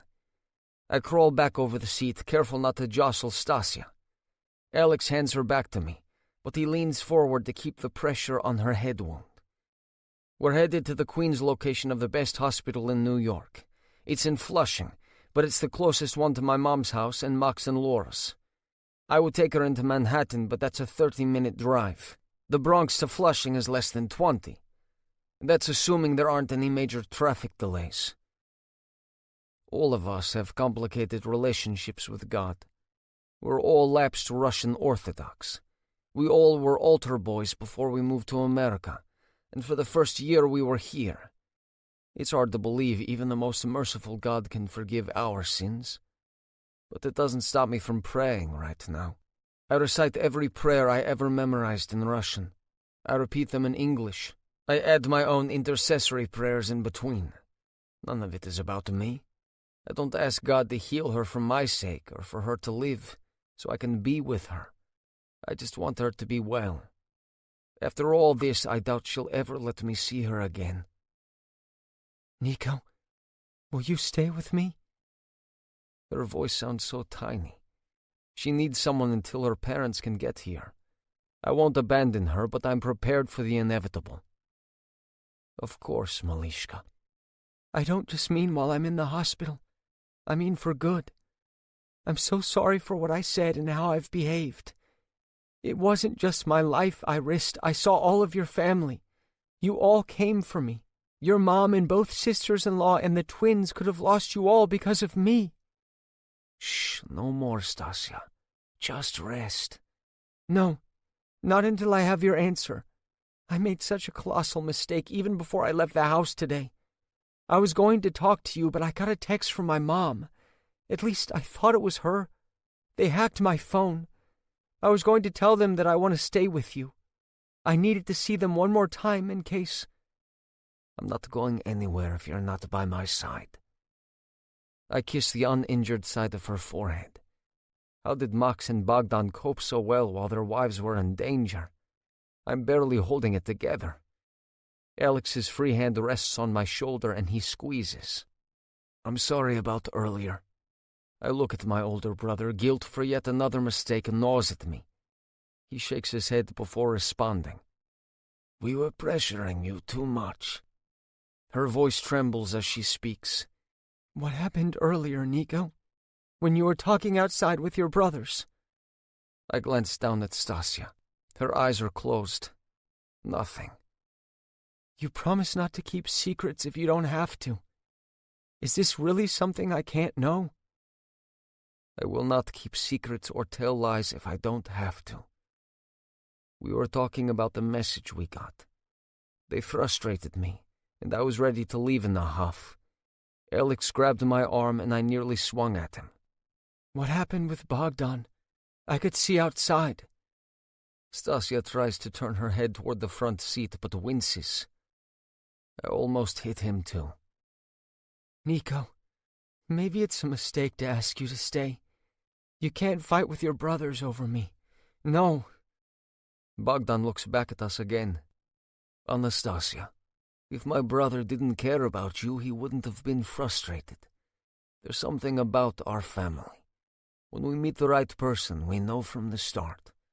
Nico let you into our lives because he wants you to stay. We thought he was going to ignore what we know about how our family loves. We shouldn't have pressured him when he thought he was doing what's best for you. I look at the Bogdan as he talks, and our eyes meet. I swallow and nod. He spoke the truth. From what we know about our parents, they fell in love as children. My aunts and uncles fell in love within days of meeting each other. Sergei and Anton have been together since we were teens. Max and Laura got married within 2 months. Bogdan and Christina only took longer because of her injuries from a car accident. They were ready to marry within 2 months, too. Nico, lean forward. I need to whisper something. I lean over Stasia's mouth. Her breath tickles my ear. If something is wrong with my legs, and I can't be a real partner to you, then you have to move on. You can always be a real partner. I know what she means, and I won't even entertain the idea. Nico, sex has... I swear to you, Stasia, if you finish that sentence the moment the doctor tells me you're well enough, I will turn you over my knee and paint your ass red. I'm whispering, but I think Alex, Bogdan, and Pasha hear me. I'm certain they don't hear Stasia when she responds. Promise? Don't doubt it for a moment. Princessa, I already have a bone to pick with you about leaving the house today, but that can wait. Her eyes flutter open for a moment. Then a pained expression mars her face before her entire body goes lax.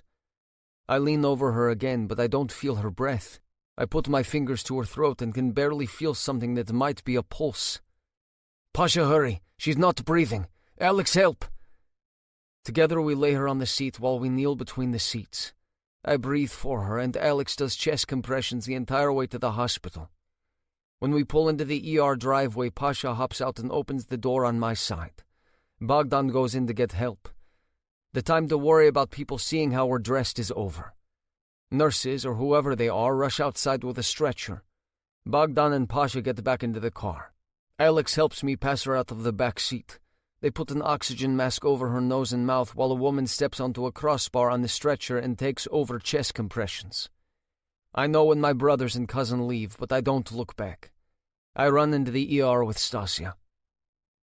She lost her balance as she stepped off the steps in front of our house. I was still inside. She screamed and I saw her fall down them. There were 6. She said she can't feel her legs. She stopped breathing about 3 minutes ago. We've been doing CPR the entire time. I know the lasting effects Stasia faces from not breathing on her own for 3 minutes. But I don't want to think about them. I don't want to think about anything but the vacation I intend to take her on once she's better. Her birthday is still next week. We might not travel that soon, but I'm taking her away from all of this, at least for a little while. Sir, who are you? A woman approaches from my right.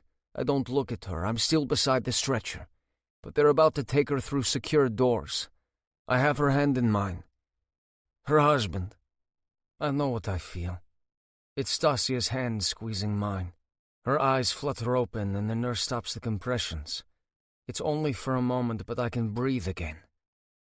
I need you to fill out some paperwork. I'm left standing at the doors, watching them as they swing closed. My Malishka's on the other side, and I have to trust that they're going to heal her. I take a deep breath before I look at the woman. She hands me a clipboard, and I realize I won't know half the information on the forms. I said that was her husband because her parents are likely still in Virginia. Someone needs to be able to decide on Stasia's behalf. It's not because I know I want her as my wife. It's not because I intend to spend the rest of my life with her. Bullshit, it's exactly because of that. I take a seat and stare at the papers. I must have been sitting here for at least a half an hour, and the papers are still blank. The woman keeps hovering, but she says nothing. My guess is I'm not the first distraught person to sit in the waiting room. Nico? Mama? I look over as my mother sits next to me. She wraps her arms around me and I sag against her. It's what I did the night Yuri and my uncle came to tell us my father would never walk through our door again. Shh, Pachulka. Little B. That's what my mom called all of us when we were little. That one word takes the weight of the world off my shoulders. I'm 28 and I need my mom. I feel my eyes watering and I don't hide it from my mom. I look up at her and she wipes the tears from beneath my eyes. One of Luca's men pushed her down the steps outside the house where they kept her. I know, Pachulka. Max told me. I came before he even got back to the house. Once everyone is clean and dressed, they'll come. Laura wants to, but she knows she can't bring the babies in here. She's thinking about you, though. I know. It's better if they don't come somewhere full of germs. We sit together for an hour before my family arrives. It's like the fucking cavalry rolls in. We avoid hospitals like the plague, partly because the injuries we get usually require a call to the police, and because we draw way too much attention. Sergei and Misha are blonde and blue-eyed like my mom. They look a lot like her, enough that people often think she's their mom, not mine and my brother's. Anton and Pasha have our dark hair, but they have dark eyes. My brothers and I are such a blend of our parents' genes that we look like our cousins on both sides of the family. We're all unusually tall, and our physical training has made us all broad-shouldered and muscular. We look like an NFL first string, but none of us is anything but bone and muscle. Have you heard anything? Max takes a seat on the other side of me. No, you should be home with Laura. She practically slammed the door in my face. She was insistent I come. This is where I belong, little brother. Thanks, old man. Max wraps his arm around my shoulder and gives me a tight squeeze. I stand up when Alex and Bogdan join us. I embrace all of them before they hug our mom. My cousins come over and greet my mom with hugs of their own. Max and Alex have their arms around me and I face Bogdan. I know how you feel, big brother. We're here as long as you want us. For a year, Bogdan outranked me. He used to call me that to taunt me. He did it in front of a girl I liked, and I didn't speak to him for nearly a month. The first day it was because I was genuinely pissed. After that it was to torment him. Since then, he's only said it as an endearment. I don't know how you did it, Bogdan. I feel like I'm going to crawl out of my skin. If I didn't need to be here, at least in the same building as Stasia, I would have destroyed anything Salvatore has ever valued. I would have taken from him the way they took from me. I wouldn't kill them, oh no. I'd leave Luca, Gabriele, and Carmine broken beyond repair, but alive. I talked to him, Nico. He said he's going to handle his nephews. What, Max? Send them on vacation to Palermo until he thinks I'll forget? No. He's really pissed. I have never heard his tone like that before. I guess Carmine, Gabriele, and Luca were with him when I called back. He can suck a dick for all I care right now. Salv, what the fuck is that son of a motherfucking bitch doing here? I cut off Max as I see the devil walk in the door. I push Bogdan out of the way and storm over to Salvatore. Get the fuck out. I don't give a fuck if your granny is dying in this hospital. Get out before you wind up in the motherfucking morgue. I don't yell. I don't need everyone in the ER to know what's going on. But I'm 6 inches taller than Salvatore on his best day. He's almost my size build-wise, but I'm nearly 10 years younger and in way better shape. Nikolai, you and I need to talk. The fuck we do? Leave. No. I need to talk to your whole family. What Luca started is bigger than I can fix. Where are your sisters-in-law and the babies? I see your mom. Why? Nico, I'm serious. If they're not here, you need to send all your men wherever they are. He walks past me toward my family. Everyone has a gun and a knife, but no one reaches for their pistols. Everyone slides a hand into at least one pocket. Salvatore raises his hands. Galina, it's nice to see you. My mother responds with a nod. The ice she's shooting from her eyes makes Salvatore freeze for a moment. She raised 4 sons who now run New York's Bratva and are among the wealthiest men in the world. He'd do well not to underestimate my mom. Maxime, Nico won't say whether Laura and the twins are here, and he won't say if Christina is either. Wherever they are, you need to increase your guards. You need to get Alina, Svetlana, Radomir, and Grigori there too. Vlad's brothers are on their way. We've encircled Salvatore, and he knew what we were doing. He has his back to men willing to stab him in it. He looks at my mother. Galina, I love my wife, and I believe she's one of the most beautiful women I've ever seen. But everyone knows you're the most beautiful any of us have ever seen. You don't look any older than the day you arrived in America. You're in danger as much as Anastasia is. They are coming for you too. Vladislav Lushak, psychopath that he was one of 6 sons. 4 of them have already died, but the 2 left are just as psychotic as he was. He looked at our mom one too many times. He tried to force his way into her house 7 years ago. He didn't know all 4 of us were over. He tried to take her. Max killed him before the rest of us even knew he was in the house. We were in the backyard ready to have dinner. Max was already being trained to replace Vlad one day. Everyone swore their loyalty to Max the next morning. He's been Pahan ever since he was 23. What did Luca do, Salvatore? This peaceful moment is yours. Rest in it, breathe in it, and let it soothe you before the story resumes.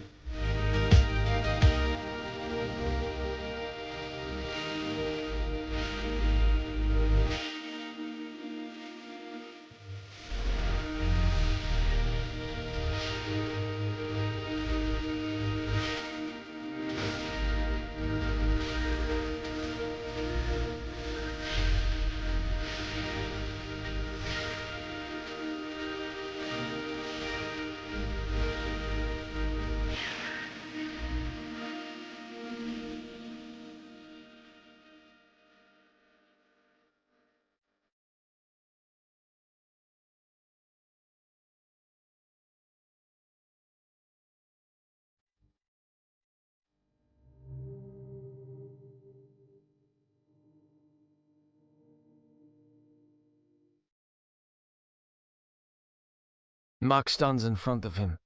He's standing where no one else but us can see. He puts his hands on his hips, flashing the guns holstered beneath his arms. He thought it would impress me and the others if he scored a huge payday. He started putting out feelers to the Bratva in Chicago to find out what Anastasia would go for if he sold her to the Podolskaya. He was going to ransom her to you, Maxim. We all know what lengths you'll go to save a young woman from being trafficked. But Luca, I don't know how he could be so fucking naive. Didn't seriously consider that anyone he talked to in Chicago would contact people in Moscow. He never spoke to anyone in the Podolskaya, but they've found out. They know you're all involved, and they know that Anastasia's the daughter of someone who was Bratva. They don't know any specifics about her father, but they know what the star tattoo means. Did Antonio target her? No. That crazy bastard wanted her for himself. He thought it would put him in good graces if he could get her to me. I refused. You know I don't put women and children into this. It's when I refused that Luca got this great idea of his. When do they get here? I'm snarling. I'm more enraged than I've ever been in my life. I don't have to tap into any hidden well of violence to want to tear him apart. I would do it right now if I didn't know my family would stop me. I don't know. It's not like they fly commercial. I just know from Luca that they're coming. He got a call between when you got Anastasia back and when I beat the shit out of him. You beat up your own nephew? I don't believe him. He reaches for his pocket and everyone takes a step forward. It's like the fucking hokey pokey. Just getting my phone. I knew you wouldn't believe me." He pulls it out and unlocks it. "See?" He holds up a picture of his fist plowing into Luca's jaw. The guy looks like shit. Salvatore swipes left and pulls up a video. He turns the audio low before he plays it. It's Salvatore's voice we hear. "Last I checked, I'm alive and still the Don. You acted against my wishes and thought it would impress me. You're lucky you are my heir, or you'd be dead." Salvatore's fist lands on Luca's sternum. "You think you're ready to take my place? And the first job you pull on your own, you fucking pick the best way to get us all annihilated. Did you learn nothing from the Irish? They went after the Kutsenka's women, and now look at them. Both leaders dead within weeks of each other. Half their leadership is dead after the Bratva gunned them down on their own land. They took Laura and tried to kill Christina. You really thought you could do something so fucked up and get away with it? That they would hesitate to retaliate? You stupid motherfucking bitch-ass cunt!" Salvatore's elbow flies into Luca's face and the guy's body sags forward in the chair he's strapped to. Salvatore walks over to Carmine and his goon friend Gabriele. He picks up a pipe and swings it toward Carmine, but he doesn't hit him. "A little birdie told me something very interesting, Carmine. It seems you've been holding out on us. You're a manipulative little fuck. Apparently you're the one who planted the idea that Luca should organize this little adventure in stupidity. I found out that you're behind a lot of shit, aren't you? I've been waiting for you to step up for years, and all this time you've been playing me. You get your brothers and cousins to do the dirty work while you spend our money and accept being my little bitch because it keeps your hands clean." Salvatore slams the pipe into Carmine's kneecap. The man doesn't flinch. He could be one of us for how little he shows any reaction. Salvatore's fist lands against Carmine's nose. I can see Salvatore's expression clearly in the video. He's annoyed that Carmine doesn't react, nor does he pass out. He moves on to Gabriele. "Nobody likes snitches." Salvatore is watching Carmine, even though he's standing in front of Gabriele. Carmine and Gabriele have been best friends since they were kids. Gabriele is usually the muscle who comes with Carmine. He's quiet except for when he cracks his knuckles. He thinks he's a fucking Hollywood mobster. "It was time for you to know, Zio." Salvatore steps closer to Carmine after the younger man calls him uncle. "Time to know what? I'm not the dumb shit you've always believed. Just the opposite. I know Gabriele told you everything. I sent him to. If I've done all of this while everyone thought I was some buffoon, imagine what you could do with me whispering in your ear instead of Luca. You want to oust Luca as my heir? No? I don't want to be done. But I've proven I'm not the little boy everyone kicked. I'm way worse than anyone realized, because no one knew I was the one who planted every seed that's grown into a mighty oak over the past 10 years. You all think you've come up with so many genius ideas, but think back. How many came from conversations had with me? So you're a sociopath. Aren't we all? We extort, bribe, and kill anyone who doesn't do what we want. I'm watching this in utter disbelief. I've told my brothers for years that I think Carmine is smarter than anyone has given him credit for. This proves it. He's either going to get promoted or end up dead.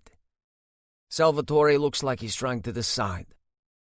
You planted this idea in Luca's head, and now we will have the Russian Bratva encircling us. And when they fight each other, who's going to be in the middle, shithead? You're not a mastermind. You're a fucking sack of shit who's going to get us all killed. Nope. The Podolskaya only want 3 people, and they've already paid $500,000 to get them. Anastasia, her father, and Galina. No women or children, Carmine. It's all that separates us from the animals. Wives, and neither woman is one. Galina is the Kutsenka's fucking mother. Maxim fucking gutted Vlad for looking sideways at her. Anastasia is Nico's woman. Married or not, you dumb fuck. When do they get here? I don't know. I'm not their fucking travel agent. If they're getting involved after Luca's inability to be subtle when he asks questions, then we should get paid to facilitate their trip. We're bounty hunters. Salvatore backhands Carmine before the video ends. He looks at me as he drops his phone into his pocket. I see actual regret in his eyes. I've never seen it before, but I can recognize it. What's going to happen to them? That's my problem, Nico. Not good enough. Deal with them and I won't. Leave them to get away with this and I will burn it all to the ground. Apparently that's your favorite phrase. Anastasia told them you said that before Carmine got her in the car. I meant it then and I mean it now. I give you fair warning, Salvatore. If Anastasia doesn't fully recover from this, there is nowhere your family will be safe. He takes a step toward me and the circle tightens. You think you can threaten me and that I'll back down? Yes. Dare me, Salvatore. No one outside of 8 men knows what any of us are truly capable of. You think you know how Vlad corrupted us? But you can't imagine all that he taught us that we're yet to do. You will eat my shit and drink my piss before I peel the skin from your body. I will slice you thinner than deli ham until there is nothing left of you. Until your body simply can't handle the pain. It will be the slowest torture you've ever seen. Far worse than anything you've ever done. Test me, Salvatore. Something flashes in his eyes, and I know he believes me. There are degrees of torture that my brothers and cousins swore we would never do, even though Vlad trained us for it. I'm ready to break that vow if Stasia doesn't heal. I will not kill them, but I will make them suffer. That's the best I can tell you, Nico. They broke our family oath, and I take that seriously. I know people call me old-fashioned and old-school, but I do not accept targeting women. If I did, it makes the women in my family targets. I will not allow that. Mr. Kutsenka? Chapter 17. Stasia. I don't remember most of the ride to the hospital. I thought I was dead, but I'm awake, so I guess not. One moment, Nico was dressed again in regular clothes and holding me. Then my chest hurt and everything else went numb. I remember nothing after that. I don't remember passing out. I don't remember getting out of the SUV or entering the hospital. I could hear Nico's voice at one point, but I couldn't seem to draw in a breath. Now air is coming into my nose and mouth. I keep telling my hand to reach for Nico, but it won't cooperate. I can hear Nico's voice again. It's like I'm underwater, but I know it's him. I struggle to understand what's happening. I know I'm in the hospital, but why? I try to flex my fingers. I can. I try to move my toes. I can't. I'm her husband. I feel Nico's hand in mine as my eyes open. It's only for a moment, but I squeeze his hand as hard as I can. The weight that kept pressing on my chest stops. I realize someone was giving me CPR. I must have stopped breathing. I want to hold his hand longer, but everything goes black again. I'm awake again. There's a dull pain all over my body. I hear beeping and look up. It's the heart monitor. 2 bags are hanging on the IV stand. I wonder if one of them is the magic medicine that's taken away most of the pain. I flex my fingers and my toes, happy that they move on their own. My eyes close again. Mrs. Kutsenka? I love the sound of that. Can I get him to repeat it like 6,000 more times? 12 days ago, I knew nothing about the Kutsenkas. 11 days ago, I started a new job. Then Nico protected me a week later from my ex-boyfriend, and I had sex for the first time. Isn't that mind-blowing for everyone? Today, he protected me from some mafiosos who kidnapped me. Mrs. Kutsenka? Yes. Say it again. 5 days ago, I was with my parents and agreeing with my dad to trust Nico. An hour later, we weren't talking. It was 1 day in bed together, then 3 days of barely speaking or seeing him. Then I royally fucked everything up by running away, on foot. Mrs. Kutsenka, if you can hear me, can you nod your head? You've been asking for your husband. I can hear you. Sorry. It took a bit for my brain to clear. Everything's foggy. That's normal. I'm Dr. Nguyen, your surgeon. You were pretty banged up when you came in here. Your husband said you tripped and fell down your front steps. Nico can't exactly tell anyone that an Italian mobster pushed me down the steps before my boyfriend's family shot up the house they kept me in. Yes, I wasn't paying attention and turned back to tell him something while he was in the house. I lost my balance and fell. The doctor looks at me for a long time, and I wonder if my story doesn't match Nico's. I doubt he would have said anything more complicated, since he had to know someone would ask me. Are you sure, Mrs. Kutsenka? Yes, very. There's a very nasty bruise on your back that didn't happen today. I've had a bad week, Doctor. We have an entryway table. I was carrying in groceries and my flip-flop snapped. I fell to my side and landed against it. I have had a flip-flop break, and I have fallen because of it. Mrs. Kutsenka, if you're being... Doctor, I'm going to stop you right now. My husband would never hurt me. Just the opposite. He's a little too cautious about anything happening to me.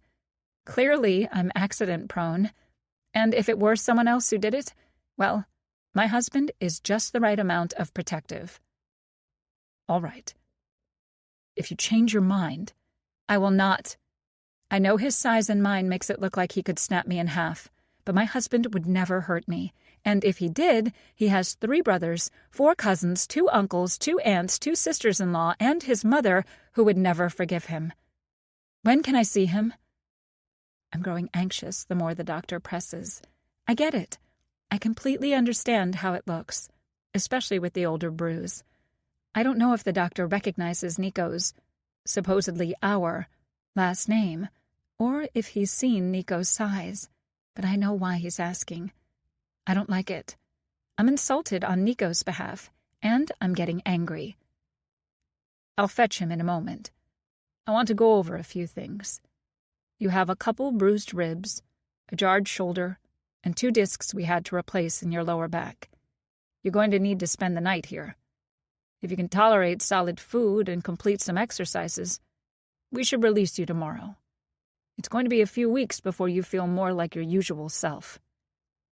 I press my lips together, and I can feel myself blushing. Doctor, we're still newlyweds. When can we have sex again? The doctor nods, and I think my first question being when I can be intimate with Nico must allay some of his doubts. I think he hears the eagerness in my voice. When you are ready. Some positions may not feel comfortable. If that's the case, then avoid them. So, in a few weeks? A few months? A couple weeks, most likely, Mrs. Kutsenka. I'll get your husband. I watch the doctor leave, and I'm impatient for Nico to come back here. I'm surrounded by sliding curtains, so I must still be in recovery. I wonder how long I've been here. It feels like it's taking forever, but I know the doctor has to go to the waiting room, and he's probably explaining things to Nico. Waves of regret crash over me as the minutes tick by. I caused this. I did this to myself by ignoring Nico's protocols. He did it to keep me safe, and I basically gave him the middle finger. I didn't ask for the Cosa Nostra or the Polotskaya to take an interest in me, but I knew the risk. That's why I lied and ditched the guards. That makes me doubly selfish and stupid. I'm lucky to be fucking alive. But what's way, way, way worse is the danger Nico and his family faced to rescue me. I could have avoided it all. I feel so shitty. What is Nico going to say when he sees me? I want to tell him I'm all in. What if he's the one who says he wants out? I don't know that I can do this without him. Chapter 18. Nico. 6 of us turned toward the man in scrubs coming through the door. I push past Salvatore, no longer caring what happens to any of the Mancinellis. At least not until I know about Stasia. My mom comes to stand beside me and takes my hand. I'm Dr. Nguyen. Mrs. Kutsenka suffered 2 badly bruised ribs. The fall jarred her shoulder but didn't dislocate it like we suspected. However, 2 discs slipped in her lumbar spine and caused them to compress her spine. That's why she couldn't feel her legs. There was no damage to the spinal cord. We replaced both discs. That's what took so long. I feel my mom's shock when the doctor addresses Stasia as my wife, but she says nothing. She won't until the doctor is gone. When can I see her? She's still in recovery, but she's insistent that she see you. She woke up calling for you. I'll take you back. I speak to my mom in the Russian. Telling them we're married was the only way I could make sure they would let me know what's happening. Her parents aren't here to decide for her. My mom only nods and stands on her toes to kiss my cheek. I wrap my arms around her and once again feel calm. Go see her, Pacholka. I follow the doctor until he takes me to a sectioned-off area with a curtain drawn. He pulls it back and steps aside. There's my Malishka. She's groggy and there are machines all around her. She has an IV and electrodes on her chest. I see the wires leading to them. The calf compression machine is whirring as it fills up with air, then releases the pressure. Nico? Yes, my Osakrovishe. What does that mean? It's not a phrase I know. I think I need to learn more Russian or I'm never going to know what's going on. She speaks as though we have a future together. It means my treasure. Is that what I am, Nico? Even after all this? Always. I step close enough to stroke her head and kiss her forehead. There are stitches that close the gash that bled so badly. I take her hand and notice how fine her bones are. They never felt fragile before this. We watch as the doctor steps out and closes the curtain. My lips meet hers and fireworks go off. This is not the kiss someone who just came out of surgery should have, but neither of us wants to stop. Papichka, the doctor said that I can probably return to regular activity in 2 weeks, but he said no vigorous exercise or contact sports for 6 to 8 weeks, and that assumes I'm healing well. You know what that means? You think our sex counts as a contact sport? Her lips twitch and she shrugs her uninjured shoulder. Do you mind waiting that long? The smile drops from my face as I lean closer. Our sex is the best anyone could ever have. But that is not the only reason I'm drawn to you, Stasia. You're intelligent, brave, way too reckless, kind, good with children, funny, and a shit-ton more. You may be gorgeous and have a body that makes me eager to sin, but there is far more to you than being a good lay. I want to have sex with you because it brings us closer, makes us one. It's not just to get off. But I don't have to have sex to still want you as my partner, my Osakrovishe. Besides, your Solyanka is better than my mom's. I'm keeping you for that alone. You only had a spoonful? That's all it took. When our eyes meet, she knows I mean more than cabbage and potato soup. I kiss her forehead again. I was teasing about the contact sports in all those weeks, but it is good to know that you want me for more than just that. I worried you didn't feel the same as me. Stasia, how do you feel about me? In some ways confused, and in other ways certain. I'm confused how I feel so strongly about you after only a few days. But I'm certain that I lied in the car to hurt you, because I was confused. I've wanted to be with you. I've wanted you since the moment we met. You were so good with your nephew. Then the way you protected me. It should have freaked me the fuck out that you followed me and that you beat the shit out of a guy in front of me. But everything felt right with you. I don't even know why I got so upset in the car. You were only offering what I already knew had to happen. Because that day was too much. She nods. I regretted it the moment I said it, but I kept reasoning with myself that it was for the best. It hurt so fucking much to sit across from you at the dining room table, and you barely talked to me. Then you came into my room and barely looked at me. Seeing you in those boxer briefs, I nearly mauled you. But then, after I found you playing the piano, you shut your bedroom door in my face. I thought you couldn't stand me. You avoided me altogether yesterday, and what you said this morning... I said it because my brothers annoyed me, not because I meant it. It hurt that you were so intimate, and yet you still didn't know if you wanted my affection. I realized that while I was with them. The doctor said nothing about Stasia being assaulted. I assume he would have, since he thinks I'm her husband. Part of me desperately wants to know what happened during that time, but part of me wants to run away rather than hear the truth. But I have to know. Stasia, can you tell me what happened from when you got on the bus until I got to you? Yes, Mrs. Kutsenka, we're going to take you to your room. Your parents are here. The nurse interrupts us and shoots me a look I don't understand. She unplugs Stasia's IV and monitor before unlocking the gurney. She pushes Stasia out of her secluded area, and that's when I realize how the nurse addressed Stasia. I look down and Stasia is looking up at me. She holds out her hand, her brow furrowed. I take it and walk beside her. We get to her room, and I wait until she's settled in bed and we're alone. Malishka, I told them I'm your husband, but your parents must have corrected her. Without them here, no one could decide for you. I like that idea. You do? You could knock me over with a feather. Yes. Maybe we could wait until I'm not in a hospital gown to decide, but I think Anastasia Kutsenkova has a nice sound to it. You know, it could just be Kutsenka. I like my way better. It has a ring to it. I'm holding her left hand, and I run my thumb over her ring finger. We both look at it. I bring her hand to my lips and kiss it as the door opens. Her parents rush in.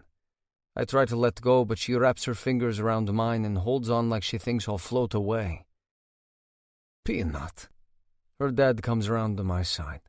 He kisses her cheek as I step away. It's too awkward for me to hold on, but she looks back for me. Yuri sees her and shifts so I can reach her. Allison's face looks like she's just drunk sour milk. She's glowering at me. Stop, Mom. Who knows what would have happened to me if Nico didn't save me? It's my fault this happened. I thought you sent a message for me to meet you at the UN. I wanted to tell you I want to stay with Nico. I knew he wouldn't be pleased if I went alone, and I knew you wouldn't be pleased to see him. I lied to the guards and said Nico and Maxime gave me permission to go for a walk. 2 guards came with me, but I ditched them at the subway. You still wouldn't be in this mess if... Yes, I would. I know what's going on. When I transferred to the bus, a guy sat next to me. He tried chatting, but I wasn't interested. He held a knife to me when I stood to get off. Nico fought 2 guys to get to me, but Carmine shoved me in the car. Nico, I heard your motorcycle. I knew you were following into the last few blocks. I knew you would come. Always, Mayo Sakroviche. She's a treasure way too valuable for you. Mom! Stasia. Her name is Anna. This isn't getting us anywhere. I've had time with her alone, even if it isn't nearly enough. I lean forward and kiss her cheek. I'd rather kiss her lips, but we already infuriated her mother enough. I let go of her hand, but she tries to grasp mine. Spend some time with your parents, Anna. Do not call me that, Nikolai. She glares at me. I'll be back soon. No, you're deciding for me again, and that's what made us argue the last time. Mom, you made decisions that might have been fine when I was a child, but they are not fine now that I'm an adult. I refuse to have you 3 fighting, and I won't lie here while you refuse to consider what I want. Either you all listen to me or you leave. Nico, stay. All right, but I'm going to step outside to call my mom. Everyone is downstairs waiting to know how you're doing. Everyone? My brothers, cousins, and mom. My sisters-in-law and the babies are at Max and Laura's. My mom got here first. The rest came a little later. She nods, and I know she understands that means after they weren't dressed like they'd stepped off a battlefield. I step into the hallway and dial my mom's number. Mama, she's going to be all right. She's awake and feisty. Her parents are up here. That's wonderful news. Do you want us to stay or go? You can go. Everyone needs to go to Max's.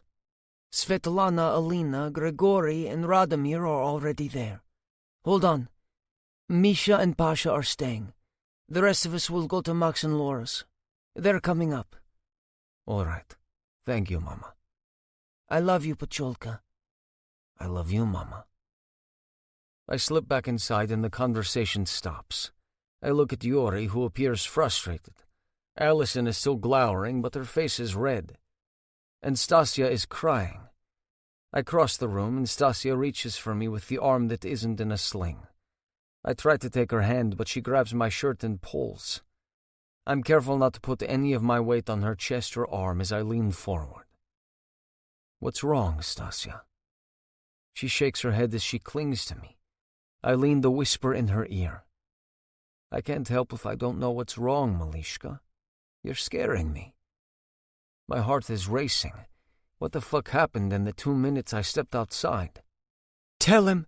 Stasia snaps at her mom, who refuses to look at me. I turn my head to see Yuri, who is now glaring at his wife. Leave my daughter alone, and I won't turn you over to the feds. I stand and look at the woman, and remind myself over and over that she's trying to protect her daughter. An anonymous tip won't get you very far. We've been through that, and we're still here. You'll have to testify. You won't. You never will. Because if you did, you'd be putting your husband on death row or shipped back to Moscow. You are too far in to turn me over without ruining your family. Do not pit me against you, Mrs. Antonov. The only one who loses is Stasia. I will never ask her to choose, but we both know who she would. Is that what you want? I'm banking on being right. The way she's still clutching my shirt as though I might walk away or someone might take me away makes me confident that I am. She would never pick. Yes, I would, Mom. I know you don't get it. I don't have the words to explain it. But I have never been more miserable than I was the past 3 days. I told you I was going to the UN to tell you I was staying with Nico. Even if we aren't a couple, I still feel safest with him. Then this is about convenience. No. I thought love at first sight is ridiculous. I thought people who wanted to romanticize their relationships or brag made it up. I tried listening to my head that I shouldn't be with Nico. Look at where I ended up. It's infatuation. Ellison, you don't know Nico's family, but I do. Yuri finally speaks up. Is that it, though? He looks at me and puts his hand on my shoulder. I don't know about his 2 married brothers, but I know how his father and uncles were about their wives. Everyone called it Kutsenka Chari. I don't know if it was just charm or sorcery. Either translation probably works. Neither Svetlana nor Radomir were Kutsenkas, but it seemed to rub off on them. It did on me. Ellison, I wanted to marry you within an hour of meeting you. You did? I didn't exaggerate that day, and I don't now. I didn't say it because I thought it would scare you away. When you meet your soulmate, you know. It was that way for Kirill and Galina as kids, and Grigory and Alina as teens. It seemed contagious because it happened with Radomir and Svetlana, and us. The joke began because women used to follow Grigory and Kirill like they were rock stars, but they never cared. Once other people knew about the men and their wives, it became more of a thing about Kismet. You know what I would do, what I have done to protect you, Ellison. Nico will do the same. Ellison and Yuri look at each other for a long time before Ellison looks down at Stasia. I'm scared for you. I know what your father did, and I don't want that life for you. I know, Mom, but even if Nico weren't in the picture, I'd still be sucked into this. I was the day I met Antonio. I didn't know not to tell him about Papa's tattoo, or not to mention Papa being in the army. Things would be way worse without Nico, Mom. It's not convenience, it's about being able to breathe when I'm with him. I'm as comfortable with him as I am with myself. Ellison looks up at me. Her shoulders slump as she nods. You keep trying to make peace with us and between Anna and me. I keep making it worse. I think you understand how I feel, and I appreciate that. This is not easy. This is history repeating itself and exactly what Yuri and I wanted to avoid.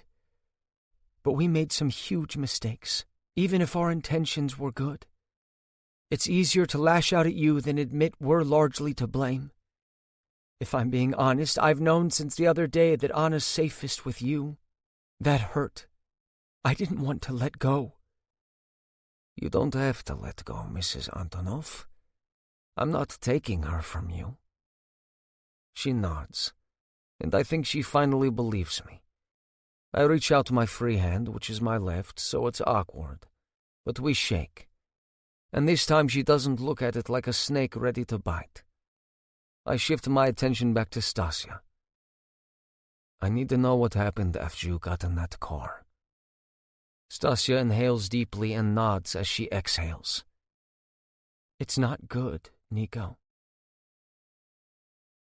Chapter 19. Stasia. To say this has been a shit day seems like a moronic understatement.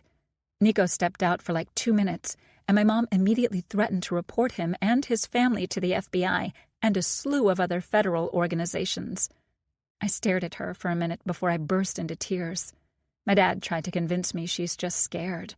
She tried to convince me to break up with Nico, and all I wanted was for Nico to hurry and get back inside the room. Listening to my dad describe Nico's family made me feel a lot better.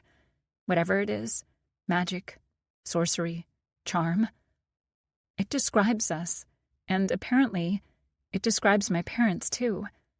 They've always said it didn't take them long to fall in love. They neglected to mention the 5 years they were mostly apart. I have a ton of questions about that. Now they're waiting for me to tell them what happened while I was with the Cosa Nostra. I spot someone at the door and lean to look. It's Misha and Pasha. Everyone went back to Laura and Mox's, but they're staying until I tell them to go home. Nico and my mom just made nice, but his stare is challenging again. It tore me in half when he talked about me choosing him over my parents. He was right. I would. But I hated anyone had to say it. She nods, and I realize my body just relaxed. I didn't realize how tense I was. I told Nico about how I ditched the guards that I lied to so I could go for a walk. I told him about getting on the bus and having a guy sit next to me. It turned out to be Carmine Mancinelli, one of Don's nephews. Nico fought off 2 guys blocking him from getting to me, but Carmine shoved me in the car at knife point. I could hear Nico's motorcycle behind us until just before the house they took me in. Nico strokes back hair from my forehead. It's so soothing. He is so incredibly gentle with me when I need it. I'm eager to heal enough to do more. I almost forgot my birthday is next week. I know what I want for my present. His dick in a bow. When they got me inside, I peeled the duct tape from my mouth by nudging it with my shoulder. Carmine put handcuffs on me while we were in the car, and Gabriele crushed my phone so you couldn't track me. I was already outside. I thought so, but I didn't tell them that. Luca seemed like he was in charge, but something about Carmine gave me the heebie-jeebies more than Luca or Gabriele. It was like a silent menace. Luca barely looked at Gabriele, but he was wary of Carmine, even though he gave me the orders. There was a slew of weapons on a table. It looked like they were kitting out an army or ready for a shootout. They had to know we would come. I'm sure they did. I was definitely the lure. They said as much. But I closed my eyes. I don't want to talk about the rest. Their original plans changed from ransoming me to you. They assumed they wouldn't have to hand me over to you. There are men coming from Russia soon. They're the brothers of that man you told me about, Papa. The one who... I look at Nico. Vladislav Lushak. Nico says the name with no emotion. It's like he's retreated into his robotic appearance rather than let any of us in and see how he truly feels. I can only imagine. Him. Luca said that they were going to finish what Katerina started. Nico, who is Katerina? I watch him swallow. He doesn't look like he wants to answer, but he's promised me more than once that he won't lie if he doesn't have to. I think he's deciding if this is one of those times when he can tell me the truth. Katerina was a woman I dated just after I graduated from college and joined the elite group. She moved to New York from Chicago. She said she was from a Bratva family there, and it checked out. We'd been dating about 3 months when men started following her. I had the security detail on her, so we knew the moment it happened. We increased it, and she was next to never alone. Then she started getting calls and texts threatening her. She told us it was an ex-boyfriend back in Chicago and the reason she left. The threats were to sex traffic her to Russia. I thought I was falling in love with her, so I proposed. We all knew that women and children are off limits, so that's why I offered. She took advantage of it. Nico exhales deeply as our gazes meet. I know he doesn't enjoy telling any of this, and I know he feels badly that I'm hearing about a woman he thought he would love and planned to marry. None of it was real. Not the threats, not being from Chicago, not how she felt about me. She was Poldoskaya, or rather one of their women. She was Vlad's niece. All of her paperwork in the American system was fake. The Poldoskaya were paying off the Pahan in Chicago to substantiate the lies. The plan was for Katerina to ingratiate herself into my life and my family's. She would have been an elite group member's wife. They thought she would gain information she could share with the Bratva in Chicago and in Moscow. What happened, Nico? He can no longer meet my gaze. I can't tell what he's thinking or what he's feeling. He's shut me out. He may as well be invisible for all that I can tell that he's present in the moment. I squeeze his hand. When he finally looks at me, it's a stranger looking back. There's none of the warmth I'm used to. There's none of the humor or kindness, frustration or desire. It's just blank. She put the gun to my head and tried to force me to open a safe in a former elite group member's house. I heard her take the safety off. She was prepared to kill me if I didn't do what she wanted. She underestimated how much stronger and faster I was than her. It's the only time in my life. She's not a threat to my family anymore. He killed her. He went against the cardinal rule of no women and children. He feels guilty. Now I see it. This must have been 6 years ago. He's carried this with him for that long. Would she have hurt your family? Absolutely. My mom was there. Katerina tricked me. When I got to where she was, she had my mom blindfolded, gagged and tied to the chair. She took the blindfold off just before she put the gun to my head. My mom saw everything. I nod. What is there to say? Is that why the Poldoskaya is coming, Nico? I look back at my dad and shake my head. Nico shrugs. No, Papa. Luca figured out that you must have been important to them. There's someone in Chicago he talked to about me. I don't think he actually talked to anyone in Moscow. I think he's banking on everything falling into place. He planned to lure you in, Papa, making you think you could save me. I don't think including you was part of the original plan, but someone must have told him that the Poldoskaya would want you too. I don't want to tell Nico the next part. He might let no one see his reaction, but he's going to be pissed. Like really, really pissed.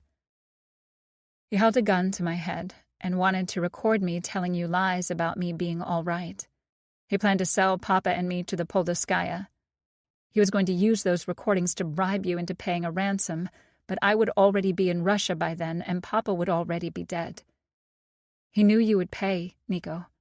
He knew because everyone knows your family does not tolerate sex trafficking, and he knew we were involved. Someone saw us leaving my place together. When Antonio didn't come back, they sent someone to watch me. Salvatore was here earlier. Nico's voice is devoid of emotion, just like his face. He was? I heard Luca talking to him.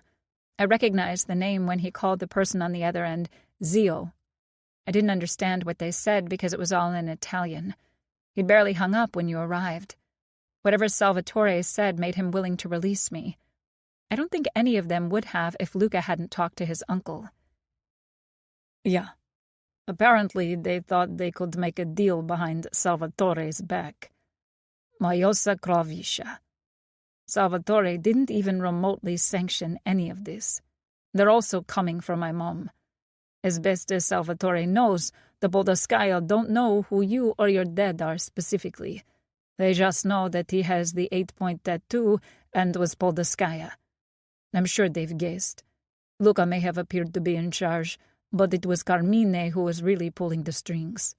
According to a video I saw, they've already paid Luca and Carmine $500,000 for both of you and my mom. What's Salvatore going to do? My dad's face is as blank as Nico's. I hadn't noticed until now. It's fucking eerie. I look at my mom. She's stoic, but I can still tell what she's feeling. My dad and Nico are in another realm from any training my mom must have received. He wouldn't say. It's up to him, as far as he's concerned. I disagree. If anyone steps off a plane from Moscow, they won't be getting back on. And I will make sure Luca and Carmine realize just how wrong they were to think they could come near my girlfriend. I have old scores to settle, Nico. I go too. Papa. Yuri? My mom and I speak at the same time. It ends now, Allison. If it doesn't, then Anna is never safe. Vlad's brothers are the reason any of us were in Chechnya. They're the ones who told the elite group to send us. They wanted us gone, so they could get to Galina. Even with 4 kids, they still watched her. The boys were old enough for them to figure she was done having kids. If she wasn't pregnant, then she was fair game again. They no longer cared that she wasn't as slim as she'd been 13 years earlier. That she'd had 4 kids would have made her even more desirable to some buyers. My dad looks at Nico. Vlad's older brothers tried to snatch Galina just before they sent us to Chechnya. Kirill made it clear that anyone who came near your mother would suffer the most brutal fate. It's the only time he rivaled Vlad when it came to violence and torture. Vlad saw it all because Grigory, Radomir, and I made sure he did. I still have nightmares about that night. Do you remember how Vlad was missing his little finger on his left hand? I doubt Nico has forgotten a damn thing about that monster. Nico nods. Your father did that. Slowly. I'm certain that's why it took nearly 10 years before Vlad actually approached Galina. Your father left a lasting impression. Grigory and Radomir no longer had any control when they arrived in America. No one knew Vlad was already here. No one knew where he went. When your family got here, Vlad had all the power. If they'd done more to keep all of you out, what Kirill did to his brothers is what they would have done to all of you and made your mothers, aunts, and uncles watch. Vlad didn't make empty threats, and he had the men to ensure it happened. Since I was there that night, they held me partially to blame. It wasn't by accident that I ended up in that minefield. Vlad's younger brothers arranged it all the way from Moscow. But you stayed after the war ended, Papa. They owned me. Or at least they thought they did. They didn't know I was feeding information to the Americans.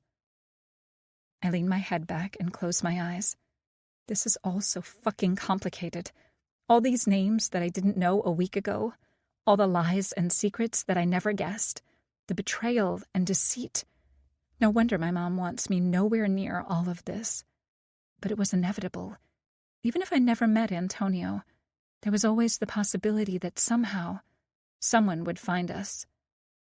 So somewhere between what Luca told me and what Salvatore told you lays the truth. I open my eyes and look at Nico. He nods. I close my eyes again. This is just as overwhelming as it was in my parents' living room, except this time I'm in pain. I reach for the button the nurse gave me and press. It's supposed to trigger more pain meds through my IV. How long does it take for me to feel it? Stasia? Nico's looking at my hand, which is beneath his. He must have felt me hit the button. I'm all right, Nico. Just a little uncomfortable. I'm a fuck-ton more than just a little. I'm also exhausted. Anesthesia doesn't exactly give you restful sleep. I'd prefer being cuddled up against Nico like I was for only one morning.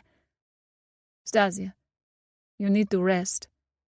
Don't go, Nico. The last thing I want is for him to leave. The last time he stepped out of the room, my mom laid into me, and I burst into tears. I don't think that'll happen again, but I don't want him to leave. Besides, we have a lot to talk about still. Peanut, we're going to let you rest. Where are you staying? Nico looks between my parents, who look at each other. They must have rushed up here and not thought that far ahead. I'll have a car come to pick you up, and you can stay at my brother and sister-in-law's house. Max and Laura have plenty of space, and they'll be happy to have you stay. You can come and go whenever you want. A driver will be here at your disposal. We don't know. Yuri, you are my father's friend. My mother is there, and so are my aunts and uncles. Please consider staying with them. We want you there, and it's convenient. My parents look at each other again before they both nod.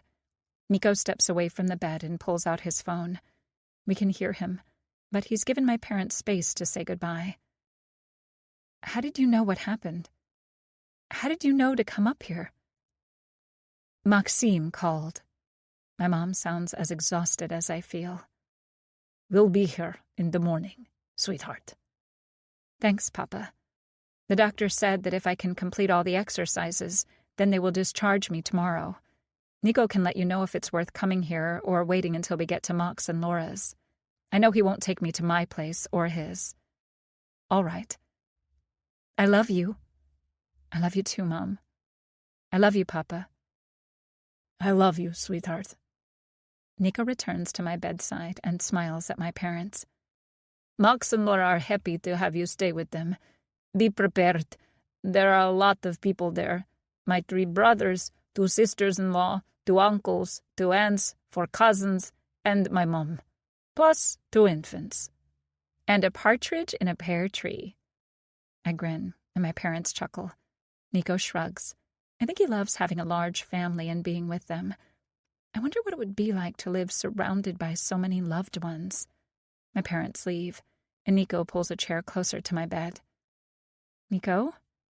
What happens next? I mean, with us. What do you want, Stasia?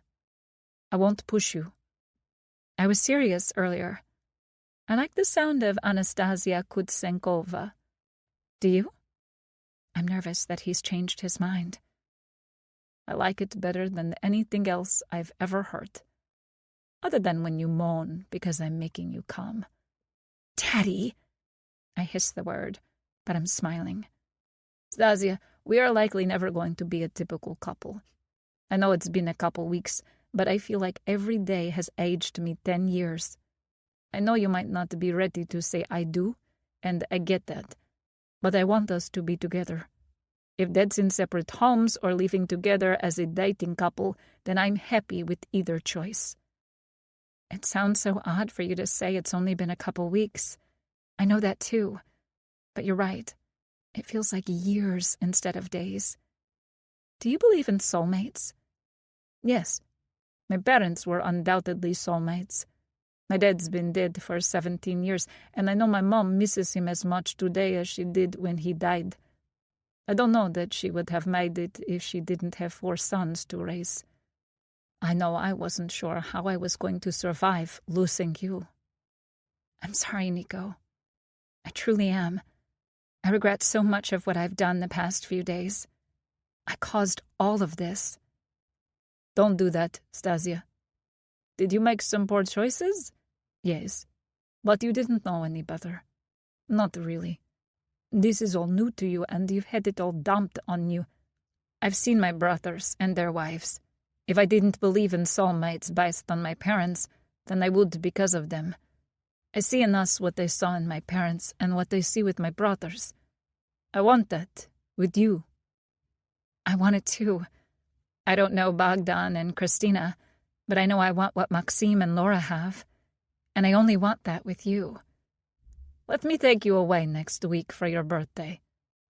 Is that wise? With everything that's going on? Yes. I want to treat you to something nice, but I also want you away from New York until we know what's happening. I already planned to take you somewhere, but I hadn't picked the place. I decided the day you told me your birthday was in 3 weeks. That was the night you stayed at my place. I said it when we were in the kitchen. I know. Molishka, I knew before I kissed you that I wanted you by my side for good. I knew the moment we shook hands.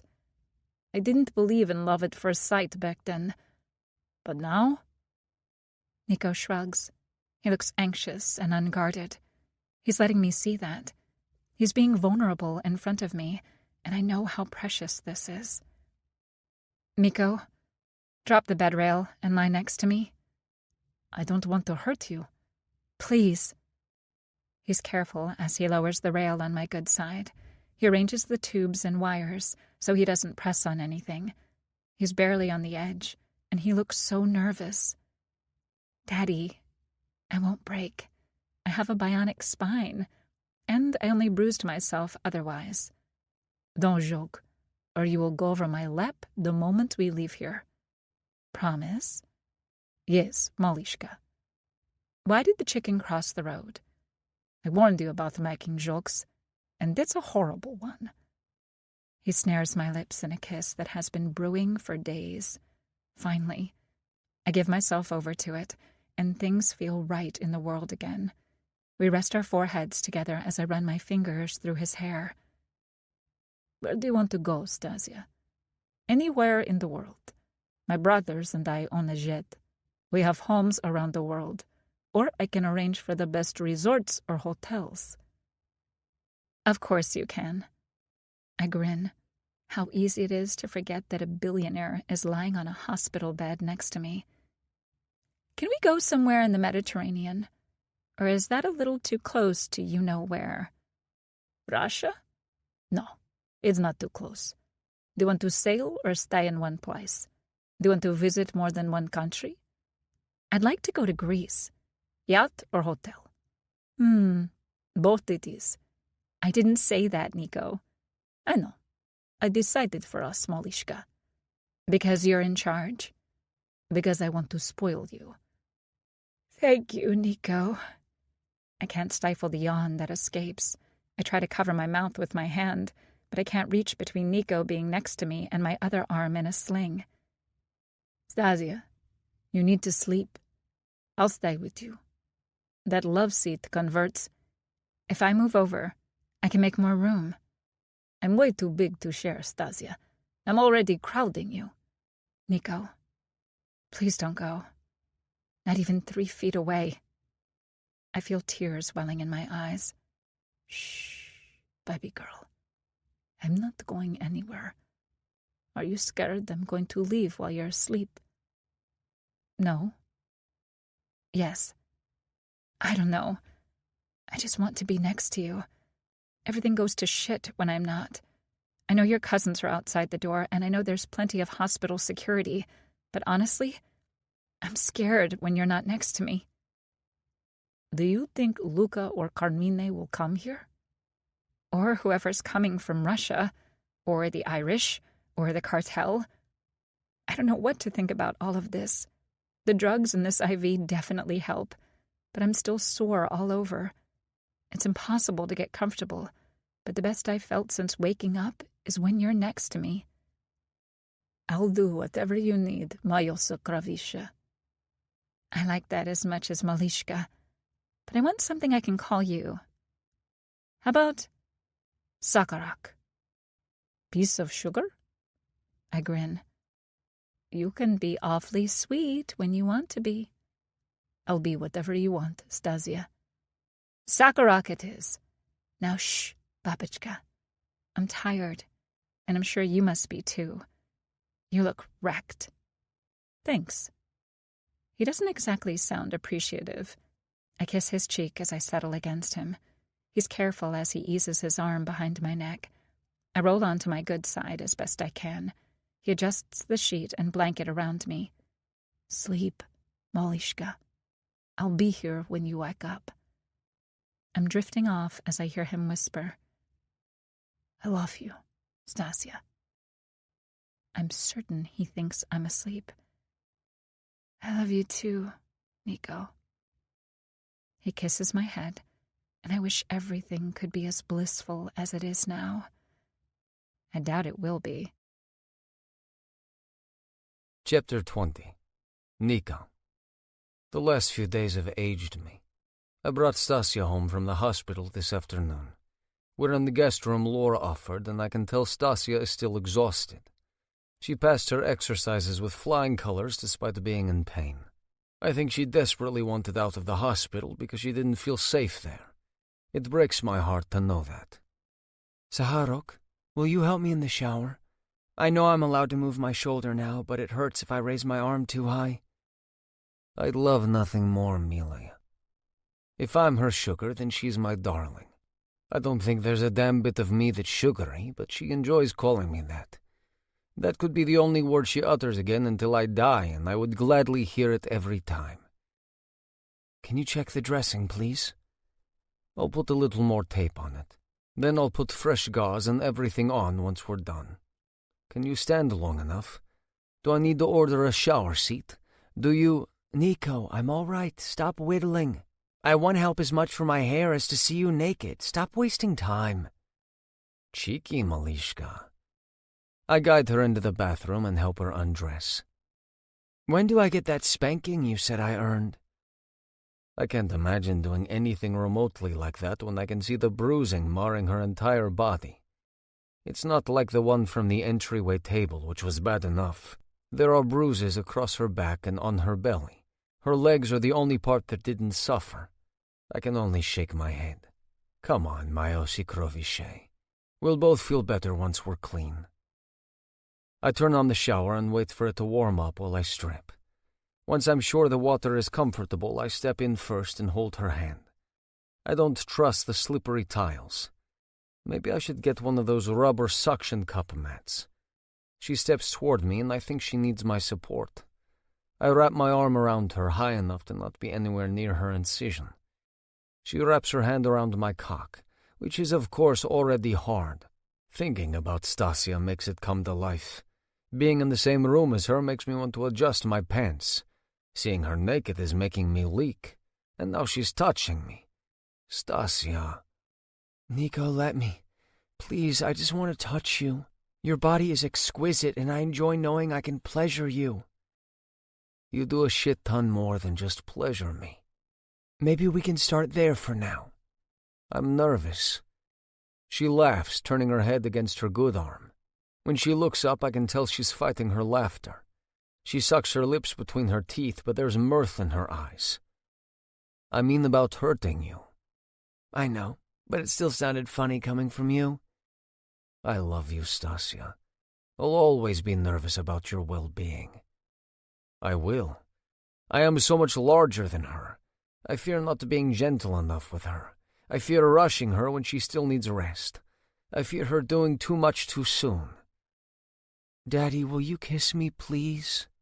Yes, Malishka. It comes out a reverent whisper. I cup her jaw with my free hand, my fingers tunneling into her blonde hair. She's stroking me, and I rock my hips each time her hand slides up my cock. I want to be inside her, but it's way too soon. I don't even like her standing in the shower. I can't possibly have sex with her yet. But fuck, her hand feels amazing. She's varying the speed, the pressure, and giving her wrist a twist. I'm going to come embarrassingly fast. Stasia, slow down. Unless you're tired and need... Daddy, shh. I'm enjoying myself. Try to enjoy yourself, too. I'm enjoying myself so much that I'm about to come. She squeezes and increases her speed. That's all it takes. My head tilts back under the water as I come against her belly and mine. The hand that held her face slips between us. She widens her legs enough for me to slip my hand between us. You will tell me the minute anything hurts. Do you understand me, baby girl? The only thing that hurts, Daddy, is my pussy, and that's because it's empty and aching for you. I prefer your cock, but I know you won't give me that yet. I'm slow as I slide my fingers into her. I still have my arm wrapped around the middle of her back to support her, but she leans forward to rest against my chest. She strokes my arm, shoulder, and over my chest. Fuck, and now she's kissing up my neck and nipping at my earlobe. Stop tempting me, Malishka. You're adding to your spankings. I know. The goal is 100.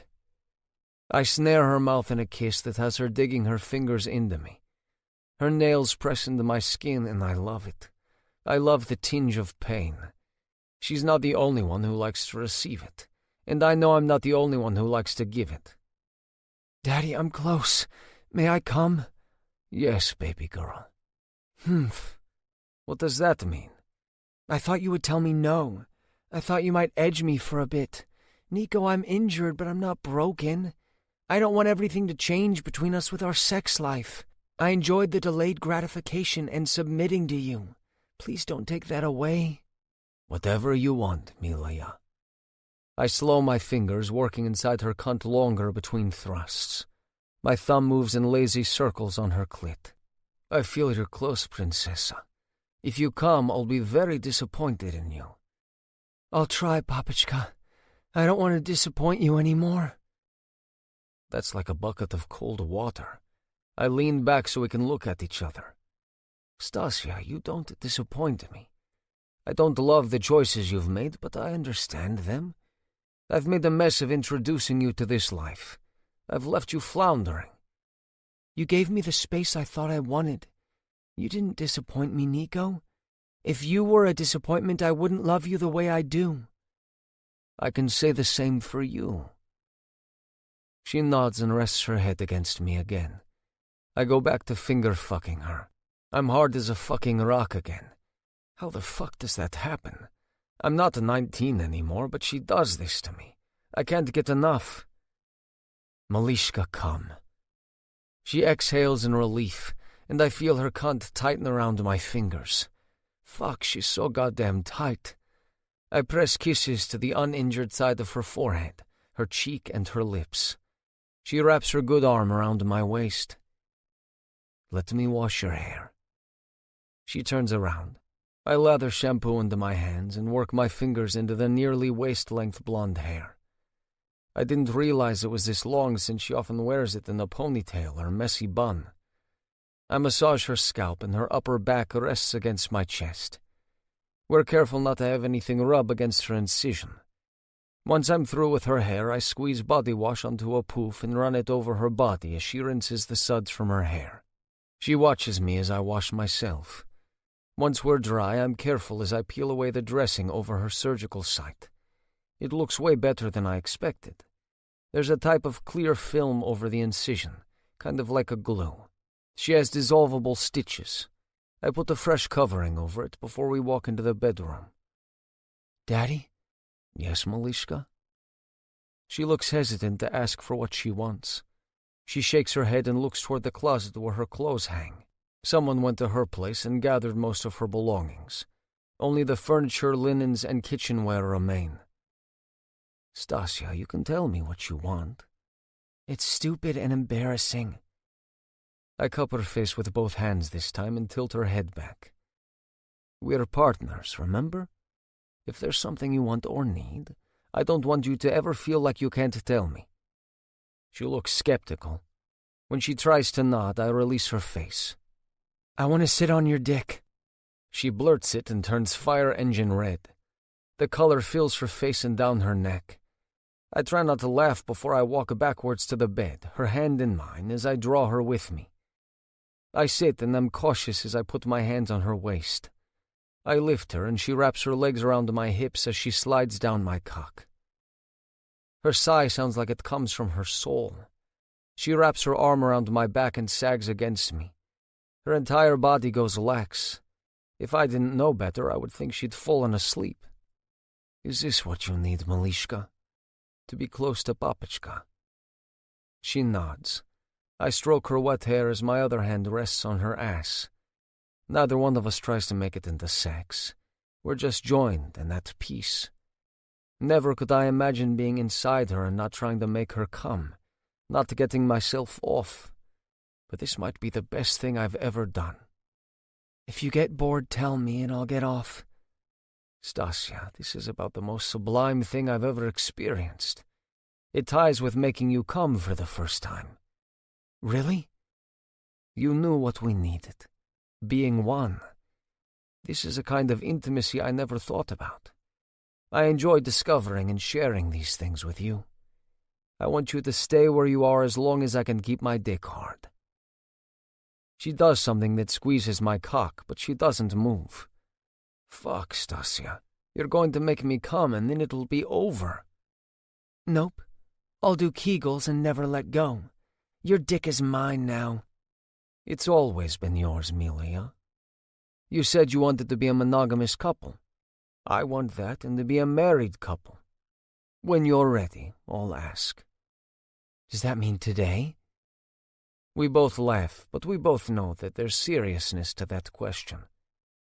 If that's what you want, and you can be Mrs. Kutsenkova, even if Kutsenka works for a man or woman.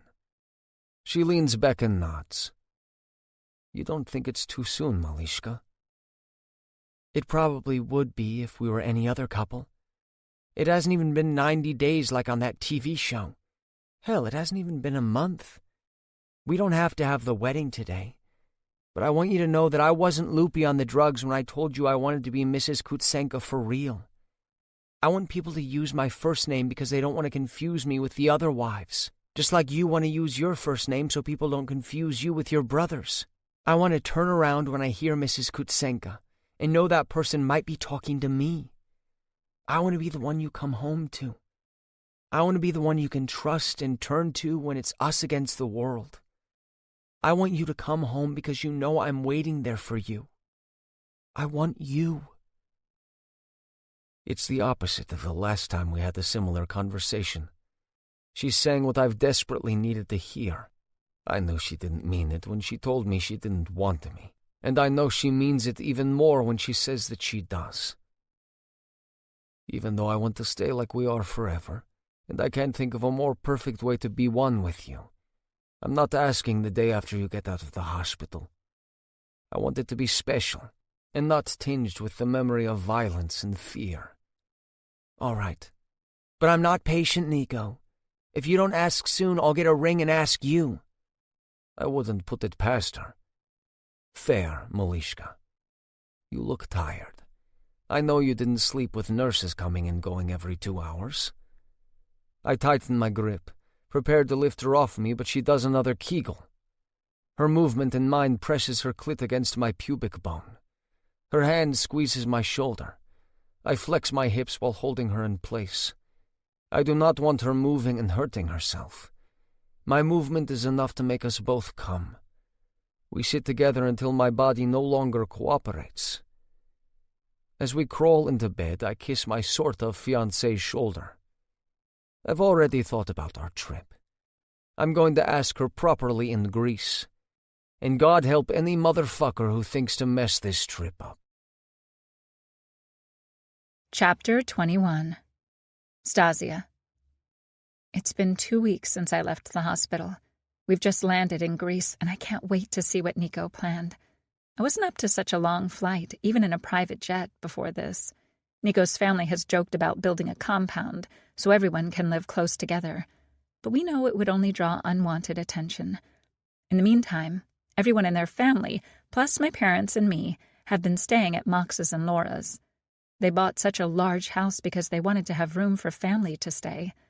I don't think they expected everyone to practically move in, but plenty of people to help with the babies have allowed Mox and Laura to sleep. Close your eyes, Molishka. Daddy, I already know we're here. I keep my voice low.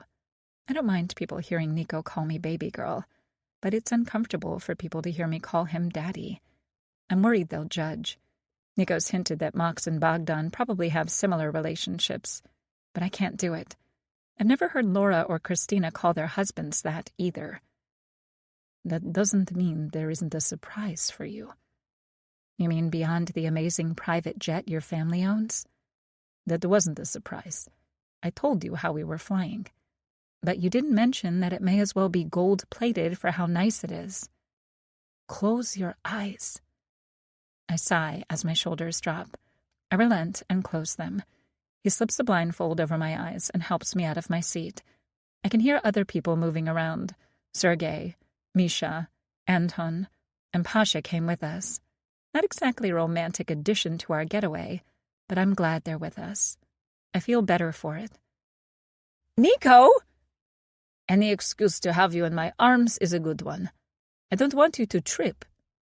I know he'd carry me down the steep steps, even if he hadn't covered my eyes. I rest my head against him as he steps onto the ground. There's a hot breeze that blows my hair back from my face. Nico steps onto something that shifts beneath us.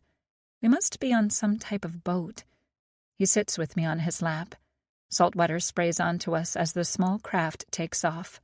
I turn my head as though I might see something, but it's dark beneath the sleep mask. I have no idea what to expect, Nico. Good. Can you give me a hint? I can, but I won't. When the boat stops, Nico stands and steps up. He carries me a little way before he eases me onto my feet. He turns me toward the direction we came from. Are you ready, Melia? Yes. He lifts the mask from my face, and I look out at the Mediterranean. The sky is the purest blue I've ever seen, with puffy white clouds scattered like someone tossed them toward the heavens. The water shimmers and is clear enough for me to see at least 50 feet down. Where we stand is a patio that ends in the water. There's no guardrail or retaining wall. An infinity pool to our right shows our reflection. Anyone in it would feel like they could swim right into the sea. Daddy. It comes out on a breath. No one is around us. Do you like it so far? Yes. It's breathtaking. I agree. I look back over my shoulder to find Nico looking at me, not the view. I turn in his arms and wrap mine around his neck. My shoulder's still sore, but I can move it. My ribs are mostly healed, too. Do you want me to show you around? Is this your house? It is now. Now? I bought it for us, Stasia. Us? He nods. We stopped by his penthouse to pick up Sammy, who Alex promised to look after while we're gone. We went to my apartment, and I agreed to put everything in storage. I don't want to know what Nico said to my landlord, but he agreed to break my lease. Nico asked me to live with him last week, and I agreed. I know this vacation will be a test of sorts, but I'm confident we're compatible, not just in love, but in living arrangements. We're talking about buying a house in Queens. Bogdan and Christina live around the corner from Laura and Mox, who are 10 minutes from Galena. I didn't know he'd already bought a house for us. He takes my hand and walks me around. The place is large for Mykonos. I can't believe I'm staying somewhere so famous and exotic. It reminds me that Nico and his family have a kind of wealth I don't know that I can ever grasp. He's going by the photos he saw online, but he gives me the grand tour. What do you want to do first, Stasia? I waggle my eyebrows at him. If we get in the water, will your cousins give us enough space for you to fuck me? Nico's face goes red as he looks over my shoulder. I squeeze my eyes closed. Fuck me. We'll give you plenty of space. None of us wants to see Nico fumbling around. Zetknis mudak, Nico mutters. Shut up, asshole, as Pasha walks by. My ears are on fire. Did that answer your question, Mayosa Kravisha? I nod. I practically sprint into the master bedroom. Someone's magically made our luggage appear in here. Nico threatened to unpack everything, and I leave it behind when he saw I had more than bikinis, sunblock, and my toothbrush in the bag. He bought me a couple of bathing suits I could only wear in Europe. I'm not even certain I have the balls to wear them in public. They might be for a private viewing in here. How about this one? Or maybe not so private viewing in the sea. Nico, you really want people to see me in that? I'm not worried about my cousins, and no one else is here right now. A staff will come for meals and to tidy up, but they won't linger. Where are your cousins going to be? Nico shrugs. Somewhere out of sight, but close enough if we need them. There's something about the way he says that. I cant my head and furrow my brow. Nico? What aren't you telling me? Nothing. They will be here if we need them, which I don't think we will, but they'll be discreet. They know it's a romantic getaway for us. They know how important this is to me that you have a good time, and they want you to enjoy yourself after everything that's happened in the past month. All right. I change into the suit Nico bought me, or rather the tied-together dental floss, and insist upon wearing a cover-up until we're at the water's edge. I turn in a full circle, shading my eyes. There isn't a direction to look where the view isn't spectacular. I squint to see a couple on a beach just beyond the wall that surrounds the non-waterfront portion of this villa. 2 men, one with blonde hair and one with dark, sitting side by side, resting back on their hands, their arms overlapping. Holy shit! Nico! Is that? Nico stills before he grabs my arms and spins me around. He's never been this kind of rough with me. His blue eyes are spearing me into place. I shake my head, and his eyes narrow. Nico, I will not tell anyone. I'm happy for them. I didn't know, but I've thought more than once that if they were gay, they would make the perfect couple. So much about them being in sync makes sense now. Their secret is safe. I know why. He eases his hold on me, and I see the relief. He lets me see it. Nico, I'm half Russian, but I was raised here. I don't believe in the old world ways. I like chivalry and your charm, but I will not police anyone's love life. But do you understand why no one outside the family can know? Yes. I swear, Nico, they've been nothing but kind and welcoming to me. Hurting them is the same as hurting you, and I never want to do that again. Thank you, Molishka. I cup his cheek and press a soft kiss to his lips. If we marry, your family becomes my family. There's nothing more important than them. If? There's a note of uncertainty, and I see a flash of worry. Daddy, when? Is that better? Come here, Princesa. Take off your cover-up. I have something for you. His voice is much lighter, and there's mischief in his eyes. Is it a belated birthday gift? Maybe. Is it your dick in a bow? My question surprises him. He stops short, then laughs. Like, really laughs. A belly laugh. I've never heard it before. He picks me up, and I wrap my legs around him as he wades into the water. Is that what you've been wishing for, Molishka? Maybe. I've got my dick, but I'll have to look for a bow later. Can I have that present now? I squeeze my thighs to rise and fall against his cock. Fucking board shorts and bikini bottoms.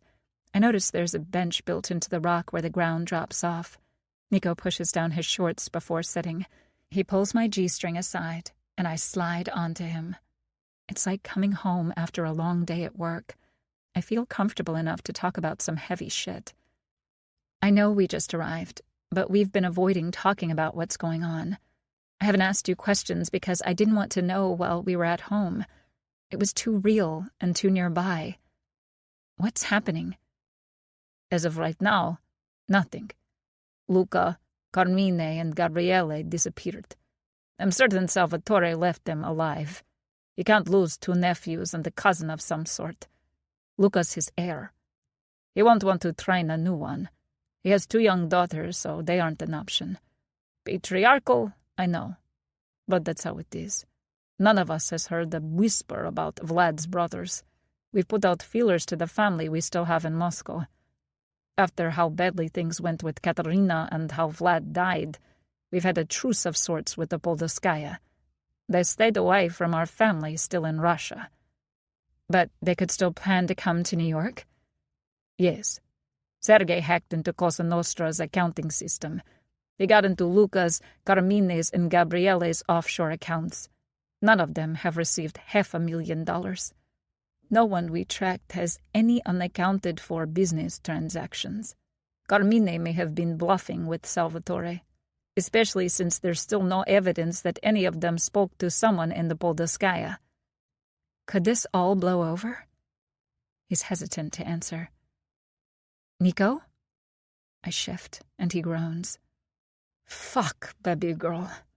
You make it impossible to think straight. I love it when we're like this. But if you move again, I'm going to fuck you. It's been hours since the last time I was inside you. Like 4. We did it in the cabin on the plane. That's a long fucking time when you make me so horny. You old goat. His hands grip my hips as he lifts me up and down to ride his cock. I can barely remember my name, let alone what I just asked. I gladly move along with him. When he sets a pace he likes, he pulls my hands behind my back and clasps my wrists in one of his hands. The other fists my hair. He yanks back until he can kiss my throat. Your pussy is heaven on earth. I think the same about your cock. Even without a bow? I giggle. I want to hear you laugh every day for the rest of our lives, Stasia. Our lips meet, and it's the same fireworks show that always goes off. I missed my pill for a couple days, but I got my period last week. I've taken it religiously since, so we've abandoned condoms. I never believed there could be that big a difference. But fuck! Riding him bareback is incredible. He lets go of my hair to pull my bikini top triangles apart and down. He alternates tits. I have no concept of time as we fuck. Papichka, please, may I come? Yes, Molishka. I'm so close, too. Our lips meet again, and I can feel him pulse inside me as I contract around him. Will it always be like this with us? At some point, the urgency to be together will wear off, and so will some of the novelty. But will the need to become one always remain? I pray it does. I will do my damnedest to make sure it does. Stasia, I love you. I love you, Nico. We're spent and holding one another. In moments like this, the contrast between our roughness and our softness with each other is stark. It suits us perfectly. Every time we do that, I feel closer to you, Stasia. I don't know where I end and you begin. You're part of me. That's why I haven't backed off on your guard detail. We have had no threats or even hints of them, but losing you would be the same as losing myself. I know you make my safety a priority, and I will never take it for granted again. The idea of being separated from you again is so overwhelming. It makes my chest hurt. Tell me what's going to happen as best you can. Worst case and best case scenario. Best case is we return home, get married, and start a family when we're ready. We live blissfully, and your parents come to visit as often as they want. Or they could move to New York. You don't mean in with us, do you? You look and sound horrified, Princesa. And no, definitely not with us. I plan to have my way with you anywhere and everywhere anytime we want. We cannot do that with your parents living there. Phew. Good. But what's the real best case, more immediate possibility? The Lushaks don't come. We find out that everything those shitbags said was exaggeration and posturing. Even if it isn't, the Lushaks realize how foolish approaching us in America would be. Worst case? Nico looks out to the sea as he gazes past my shoulder. He presses me against his chest, and it almost feels like he's saying goodbye. Nico, take that off the table. You dying is not even remotely part of a worst-case scenario. Stasia, you know it is. I don't plan to die before I'm 80, but it's possible. Can you live with that? It's part of being a Bratva wife. I don't want to, but I'll have to. I won't give you up. He sighs. They come to America and they try to get you, your dad, and my mom.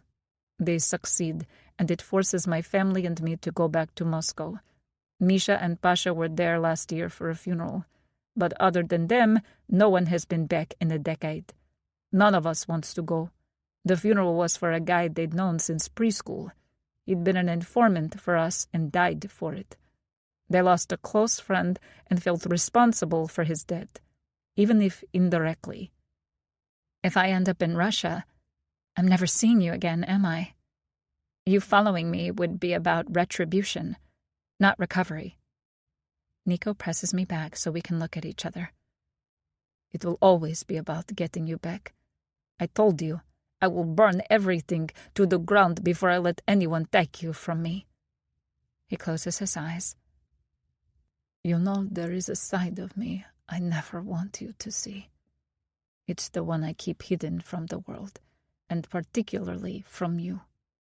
But it's way darker than anyone other than my brothers and cousins know.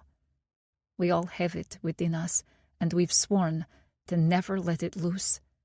But I will not hold back if the Poldskaya takes one more person I love. My dad wouldn't be dead if they hadn't forced him to fight in Chechnya. If any of them come near you, I will let the real monster out. The one Vlad trained us to be. It's the only way they will understand. He opens his eyes and he allows me in. I see how conflicted his soul is, how resolved he is to protect me, and how much he fears my reaction to what he said. Nikolai, you are the bravest man I have ever met. I don't care what any other wife or girlfriend says. You love with your whole heart, even when you refuse to show any emotion. I know you do. I see it with your family and I feel it. You are not a monster, even if you have to act like one sometimes. It doesn't define who you are outside the warehouse or away from these people. I know you'd be protecting me, but you'd be protecting your family too. Whatever you have to do, do it. Do not ever fear my reaction to you protecting the people we love. I will always stand by you. You don't know, and I pray I never have to. But there is a ferocity in all of us when it comes to those we love. It drives us to do what we'd otherwise think is unspeakable, unfathomable, to keep them safe. I may not have your skills, but do not doubt for a moment that there is nothing I wouldn't do for you. Nico tries to shake his head, but I hold it firm. Listen to me, Nico.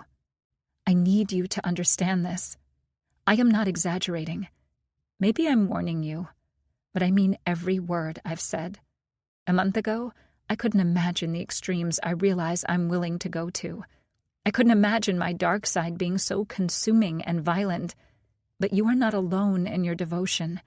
Your feelings for me are not stronger than my feelings for you. Your commitment to me is not stronger than mine is to you. They are the same. You are my soulmate.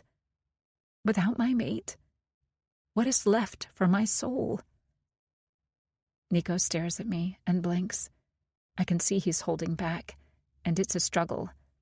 It's the only chink in his emotional armor I've ever seen. He's trying to keep his feelings from me, but he can't. I don't want him to. Nico, I love you. He nods and swallows, still unable to speak. I place my hand over his heart, and he does the same to me. We've exchanged passionate kisses and tender kisses, but this one is something else entirely. This is elemental. One day, I hope we speak aloud our wedding vows. I will mean every pledge I make, and I know Nico will mean his. But this kiss, this surpasses anything we could ever put into words. I love you, Stasia. We sit together until the sun sets. We watch it slip beneath the horizon before we go inside to dress for dinner. We've been here for 4 days, and it feels like it's been a heartbeat. He's taken me swimming, had a dive instructor teach me to scuba, taken me parasailing, and on a catamaran. But that's all been in the afternoon. I sleep late most mornings, as the excursions exhaust me, so I usually take a nap before dinner. The constant sex is enough to make me need more sleep. If we're not asleep or away from the villa, Nico's usually buried in me somehow. I've just woken up from one of those naps, and Nico leads me to the terrace. I can't believe the exquisite meal set out before us. Nico pulls out my chair for me, and a man appears with a bottle of wine. He could be a ghost, for all I know. He comes and goes throughout the meal and is completely unobtrusive. Food and wine magically seem to appear in front of me. When we finish, Nico smiles. Are you ready for the first of your surprises, Molishka? Nico's tone and his expression tell me what kind of surprise it will be. Even if I don't know the specifics, I eagerly nod. He helps me from my seat and leads us to our bedroom. I glance around. The chef and waiter, along with Nico's cousins, are nowhere to be seen. Nico closes the door behind us. I move to go farther into the room, but he yanks me back and spins me against the door. I'm going to do dirty things to you tonight, baby girl. You're going to need to sleep the morning away after I'm done. Do you submit to me, Stasia? Always. Goosebumps prickle my arms, and my nipples harden. I know it'll be delayed gratification tonight, but I want to hurry and get to it. Nico's breath tickles my ear, making me shiver as he kisses behind it. Every part of you is mine, Molishka. I'm going to fuck all of you tonight. Then I'm going to make love to you. I know the difference, and I'm eager for both. I discovered what making love was the day after we returned from Baltimore, and I nearly threw it all away. Since then, we've had all kinds of sex. Rough, gentle, kinky, vanilla. But we both know which one our partner needs. It surpasses a physical connection. Nico releases me and walks to a chair beside the window. He moves it to the center of the room and sits. Strip for me, Molishka. I felt awkward as fuck the first time I did this for him. I didn't feel sexy. I felt gangly. But he enjoyed it. I watched him struggle not to touch me, how the bulge in his pants grew uncomfortable enough to make him arrange himself more than once. I saw the lust in his eyes. Any doubt I had vanished as I saw how much he wanted me. The power I felt for the first time. No man has ever made me feel so desirable. I reach behind me to unzip my dress as I walk forward. I let one strap fall down my shoulder before I let the other one drop. I inch it down my chest with each step, but I stop just beyond his reach. I turn my back to him as I let the dress fall forward. I hear his grunt of annoyance. I reach back and unfasten my bra, tossing it back at him as I watch over my shoulder. The dress drops to the floor, and I widen my feet since I haven't bothered with panties in days. I bend forward until one hand touches the floor while the other strokes along the back of my thigh. Then I spread my ass to him. I'm not prepared for him to grasp my hips, pull back, and impale me with his cock. The silent bastard. I still haven't learned to sense him the way he does me. He thrusts into me over and over, one hand pressing between my shoulder blades. Tease me, and keep me from enjoying all of you, and I punish you, Molishka. I feel the moment he comes. He stills, except to rock his hips. Your pussy is mine, and my covenant says so. When you feel it slide down your thighs, you'll remember it's not yours anymore. Yes, Daddy. Fuck. I love when he talks like that. I know he's always protective and just the right amount of possessive outside of sex. But when he talks to me like that, I'll do just about anything for him. Go stand by the foot of the bed. I feel his cum with the first step. I want to squeeze my thighs to keep it inside me. I'm still taking my pill religiously, so I'm not worried. Put your arms up and spread your legs. Make an X. It's a 4-poster bed, but I'm not tall enough to grasp either side of the king-size bed. Nico places a bag on it that I haven't seen before. He pulls 4 sets of cuffs. He attaches them to the posts, then my right wrist and ankle first before repeating his process on the left. He goes back to his bag of goodies and pulls out my vibrator, the big one that's almost comparable to him. He comes to stand behind me, trailing his fingers along my spine from top to bottom. I can't help my shiver. He twists and presses the plug I've been wearing since we dressed for dinner. I don't know how I made it through the meal, sitting with it in. I got hornier with each course, and Nico knew. He kept grinning and insisting I not cross my legs. He took mercy on me between the salads and main course and moved his chair beside mine. He fingered me until I came. He barely finished before the waiter came out with our fish. He's driving me crazy again. "You can come whenever you need to, Malishka." I've learned what that means. He's not being generous. Oh no. It means death by orgasm.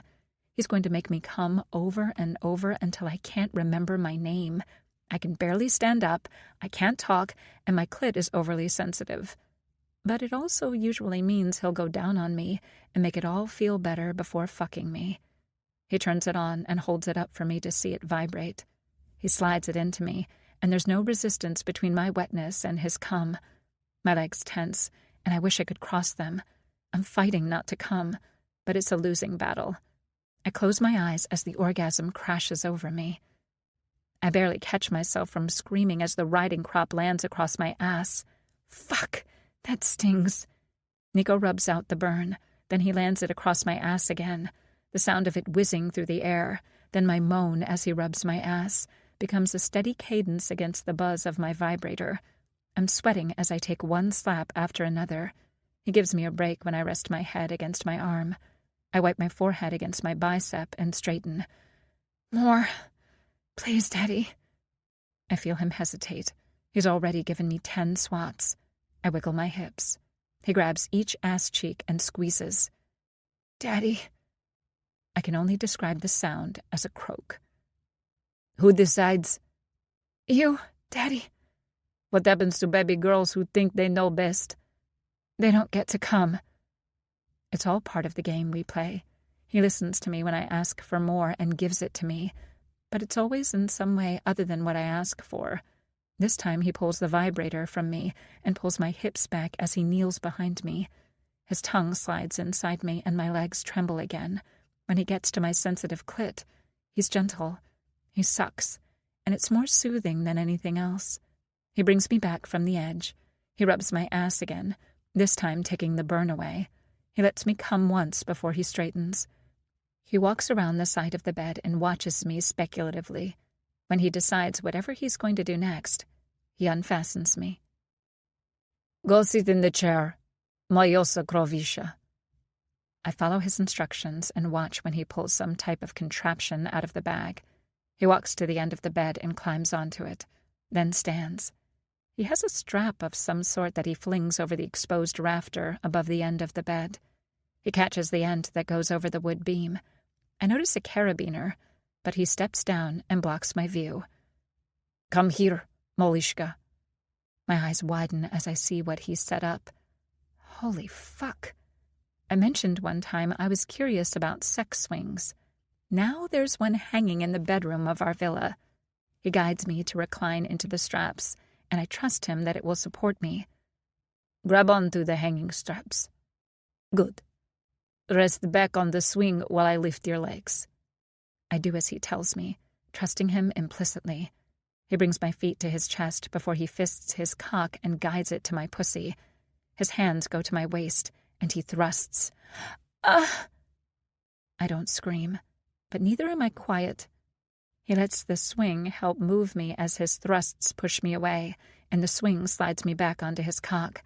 My legs are long enough to rest my calves on his shoulders, letting him in deeper. Our eyes meet, and everything else in the world ceases to exist. "Do you like this, Mojosa krovisha?" "So much, Papichka. You're so deep. It's never been quite like this." "I know, baby. That's why I got it." His hips keep slamming into me, setting a punishing pace. Nothing has ever felt like this. Our sex is always amazing, and he's taught me things I never imagined. But this position is new. It might be my favorite. "Are you close, Dasia?" "Yes. May I come?" "Yes. I want to watch you as I fuck you." He looks down to watch his cock slide in and out. I use the straps to help me pull up, since I want to see too. The change in position sets me off. My back arches as my hips drop. Fuck me. He's going faster and harder. How has he not come yet? You have the most perfect little cunt. Come on me, Stasia. I am, Daddy. My abs quiver as my arms shake. I'm clinging to the straps until I'm spent. Nico helps me off and takes my place. He reclines, and I climb on and straddle him. He pushes off and lets the swing move. We press our bodies together and enjoy the moment of intimacy. But we can't ignore our need to move, to both come. I pull my legs up until I can slide them into loops I find. It gives me leverage to ride Nico. The swing moves back and forth as I move up and down. Fuck, Stasia. I'm putting one of these in every room of every home we ever have. Promise? Yes, Mojosa Krovisha. Do I feel good, Nico? Yes. Stasia, I'm too close. What do you need me to do? I can't last much longer. Fuck! I shake my head as I ride him faster. As I feel it starting, I arch my back and press my tits together. He accepts the offer and sits up further. The moment he sucks my tit, I come. I clench as hard as I can around his dick.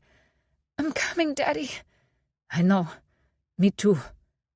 I see the sweat beading on his brow and his concentration as he keeps me coming. Yes, sex is a big part of our relationship. Would plenty of people say it's most of our relationship? Probably. I love getting Nico off, and I sure as shit like it when he gets me off. But it's been more since the beginning.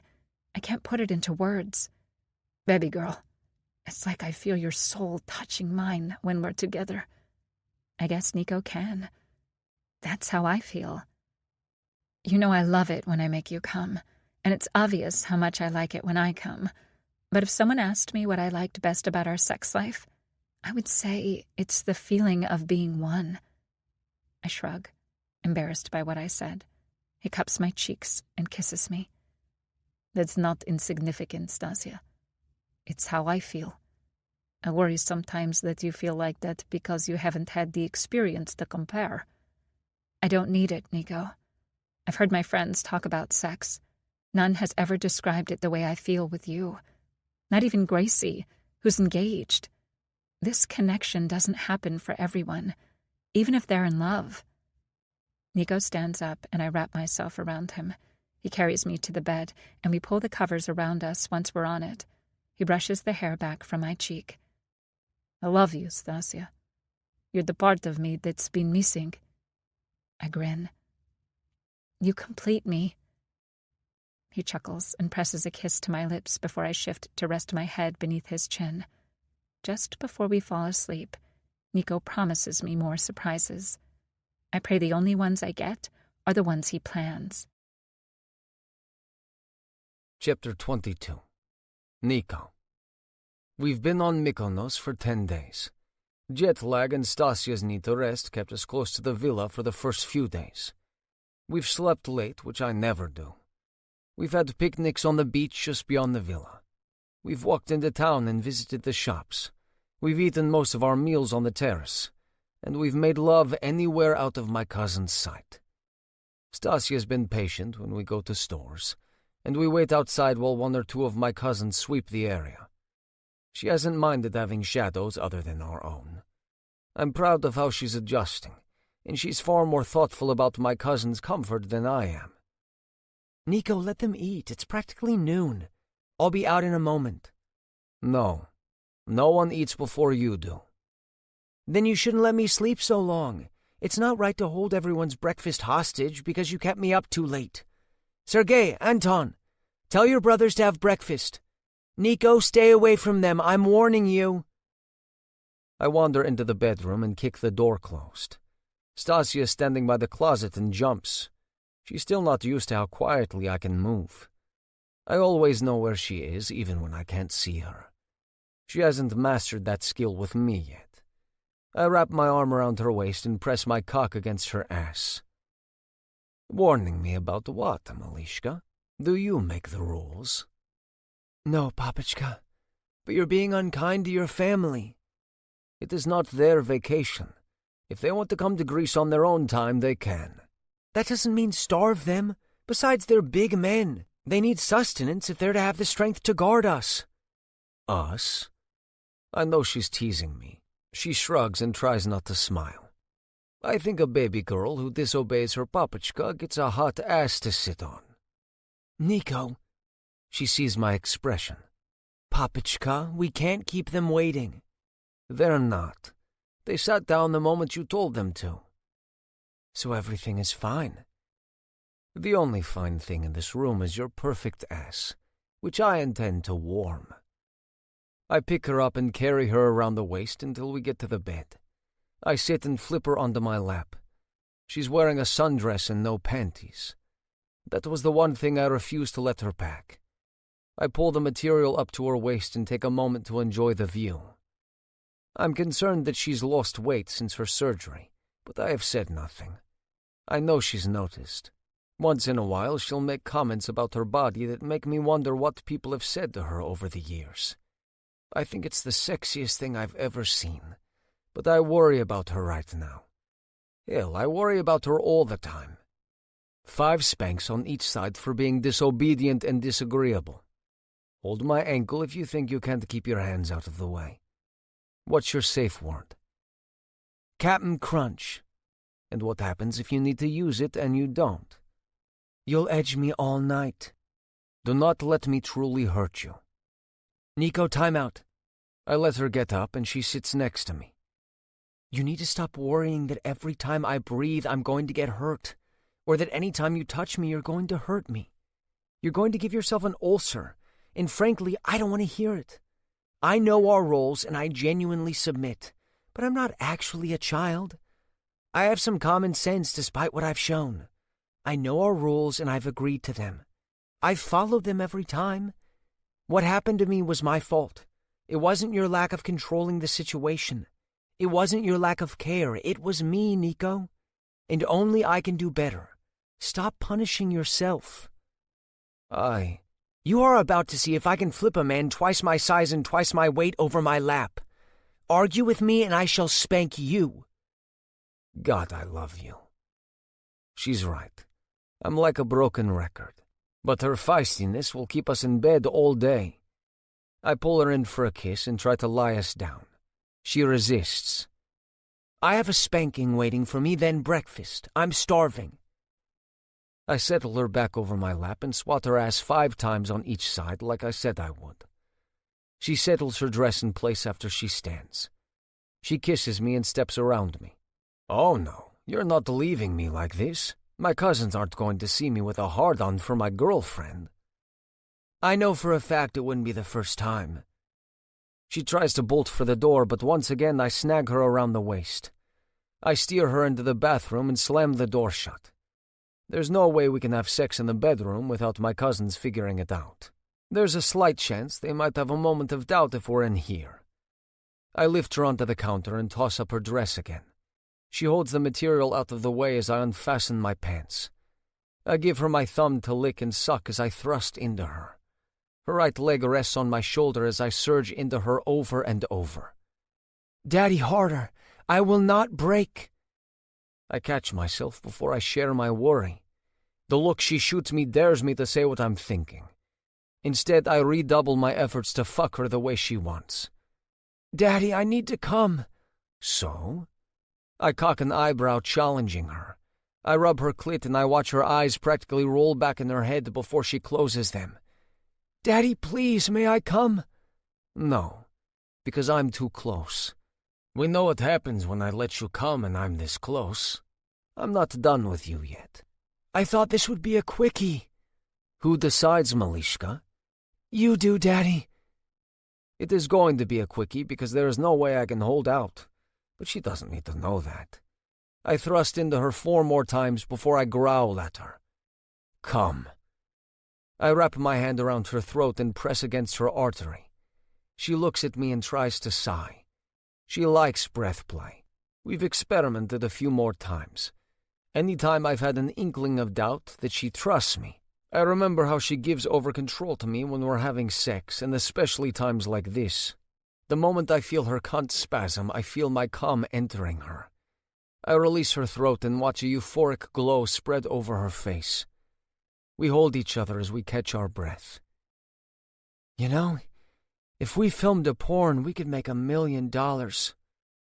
She winks at me as she slips off the counter, and I would gouge out the eyes of any guy who watched it. I would do the same to any girl. Maybe not a porn. I don't share, Malishka. I know. She winks. Neither do I. This time when she bolts for the door, I let her until I realize what she's running toward. Milaya! Too slow, Saharok. I watch her snag the last 2 chocolate-filled croissants. My cousins are watching us and laughing.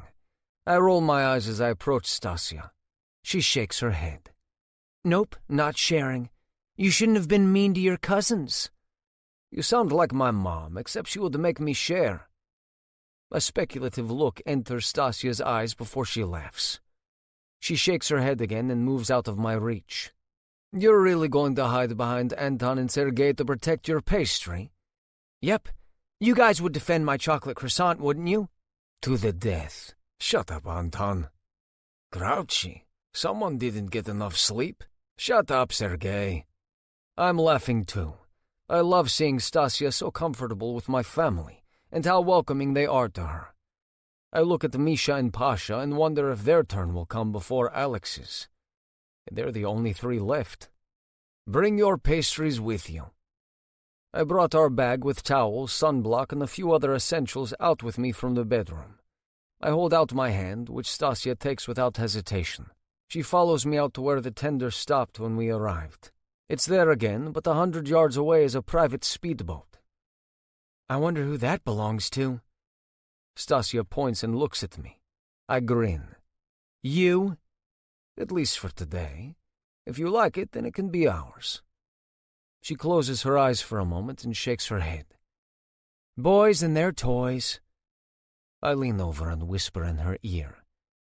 I know a baby girl who likes her toys too. She's adorable when she blushes. I do it on purpose sometimes just to see it. I help her onto the smaller boat before helping her onto the speedboat. It's large enough that my cousins can spread out. We sit under the sunshade, but we still have enough room between us and the captain to feel like we have some privacy. It's about a 2-hour sail to Santorini. We're going to spend the day there. That sounds terrific. This has been such an amazing vacation, Nico. Thank you. Wait until our honeymoon. I don't know what we're doing yet, but I've set the bar high. I pull out the sunblock and the hat I remembered to pack at the last minute. Stasia's so fair I've worried that she will burn, but I've kept that to myself since she applies sunblock and wears her hat without fail.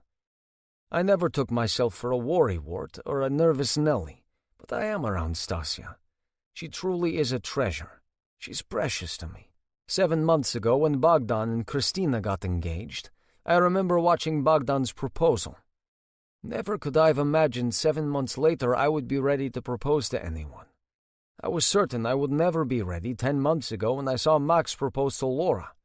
I never considered finding someone who was the other half of me. I would have laughed if anyone told me I would know within days of meeting the right woman that she is who I want to spend my life with. Nico, do you want to have children? Before I met you, no. I was steadfastly against it. We all figured Max would have to, even though he didn't want to before meeting Laura. The rest of us didn't want to bring another generation of Kutsenkas into the Bratva. Now, I'm torn. I want a family with you, Stasia.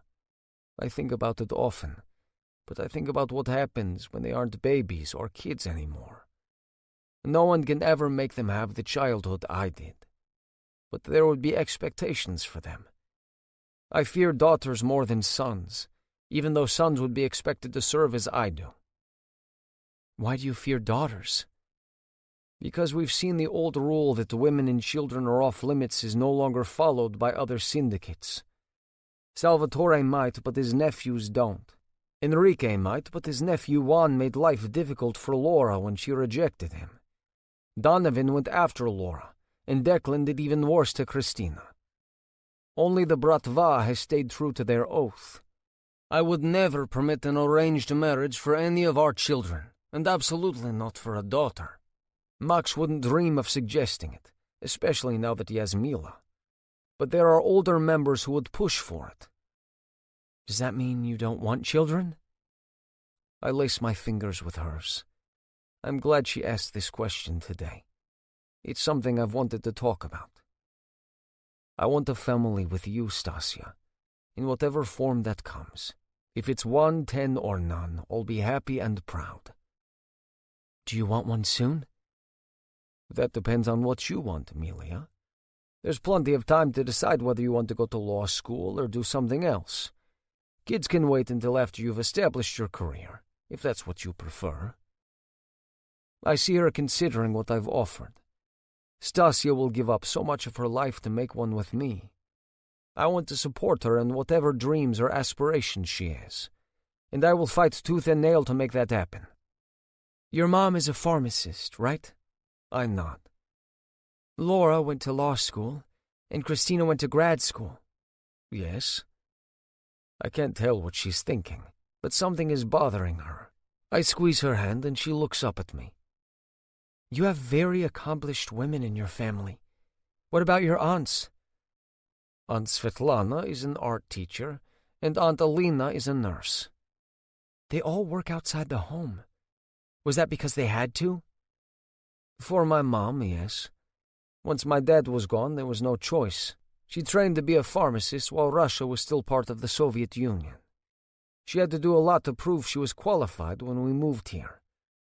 My aunts worked because it helped the family, but they also loved what they do. Why do you look so worried? She won't look at me until I nudge her chin. Malishka, you can tell me anything. What do you wish to do? If you don't know yet, that's fine. You're 23. You have plenty of time to figure it out. I think I know what I want, but... Stasia, are you worried I would disapprove? Your career is not mine to decide.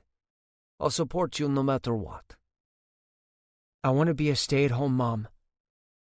She looks at her lap and she looks completely defeated. I don't understand why. That sounds like the hardest and most rewarding career I can think of. It's not because you're rich and I'm lazy. I lift Stasia onto my lap. I know it isn't, and I never would have thought that. Are you scared I would? That other people in my family would? All the women in your family have careers outside the home, and probably half have advanced degrees. I've already seen that being Bratva is a family business of its own. Laura and Christina have positions within Kutsenka Partners. They contribute. Stasia, what any of my brothers or cousins' wives end up doing is their business within their home with their husband. I only care about what you want. If being a stay-at-home mom is what you want, what would fulfill and make you happy, then that's as important as any other career the women in my family have. It's no secret that my brothers and I are rich. There are very few people in this world who have as much as we do. Anyone could accuse who we marry of marrying us for money. I do not believe you would do that. That's not who you are. If you were, you could find a billionaire who comes with a much easier life. You don't think it's too old-fashioned? Of course not. And if I change my mind after we have kids? Then we both better drive cars that can fit car seats. She smiles, and it's like the sun just came out from behind the rain clouds. She leans against me as we watch the world go by. We sit in content silence most of the way, pointing out things periodically. Nico, look! Stasia points to Santorini's famous blue roofs. She stands as we come to the dock. I look around and spy what I expected. Stasia hasn't noticed. I struggle not to rush her like a kid at Christmas. Misha and Pasha step onto the dock ahead of us. I disembark and help Stasia off the boat before Sergei and Anton follow us. Stasia is tall, but with 5 of us around her it limits her view. We make our way to a beachside restaurant, and we're almost to our table before Stasia squeezes my hand. Nico? Yeah? Why's our family here? I invited them. Why? Because I thought it would be nice to have them here today. Nico, even Laura and the twins are here. Why did they fly halfway around the world to meet us while we're on a romantic getaway? I can't tell if she's stymied or annoyed. You'll see, Malishka. I lead her to the enormous table where my family and her parents await us. I guide her to a particular chair and pull it out. I pull out mine as I hand her a menu. She opens it and her brow furrows. I doubt for a moment if she can read Cyrillic. I thought she could.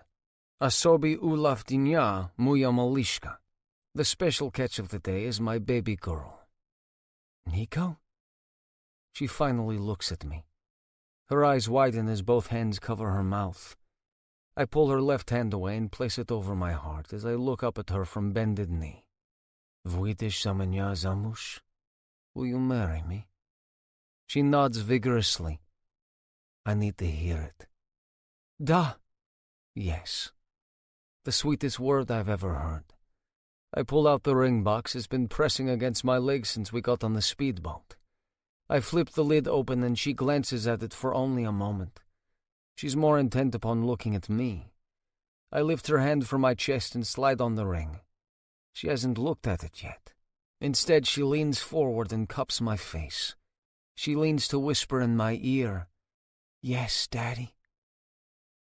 If my niece and nephew were older, their parents would cover their eyes. It's not a kiss we should exchange in front of either of our parents, but I don't care. She said yes. I stand and lift her out of her seat. I love you, Stasia. I love you, Nico. Do you like it? Huh? Oh, I haven't really looked. I let go of her and she looks down at her left hand. Holy moly, Nico! Do you like it? I think she does, but I didn't think I would have to ask twice. This is the most beautiful ring I've ever seen. My mom helped me pick it out. It's a 4-carat oval diamond set in platinum, with 2 carats of marquee-cut diamonds on either side of the center stone. I worried it would be too large and ostentatious on her fine-boned hand, but it looks exquisite.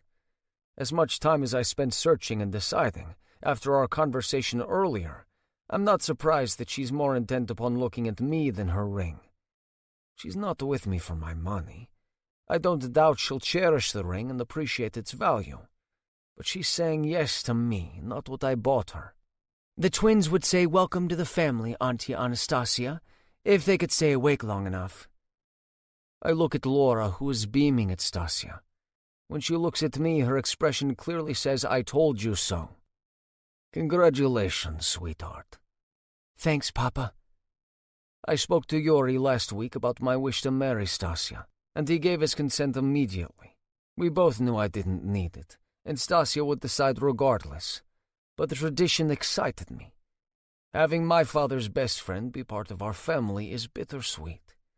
It makes me miss my dad while giving me a piece of him back. Ellison has walked around the table to hug Stasia. She opens her arm to include me in the embrace. I'm sorry, Nico. You are welcome in our family. There's no one better for Stasia than you. Thank you, Mrs. Antonov. Allison. Mom, it's still honor to you and everyone else.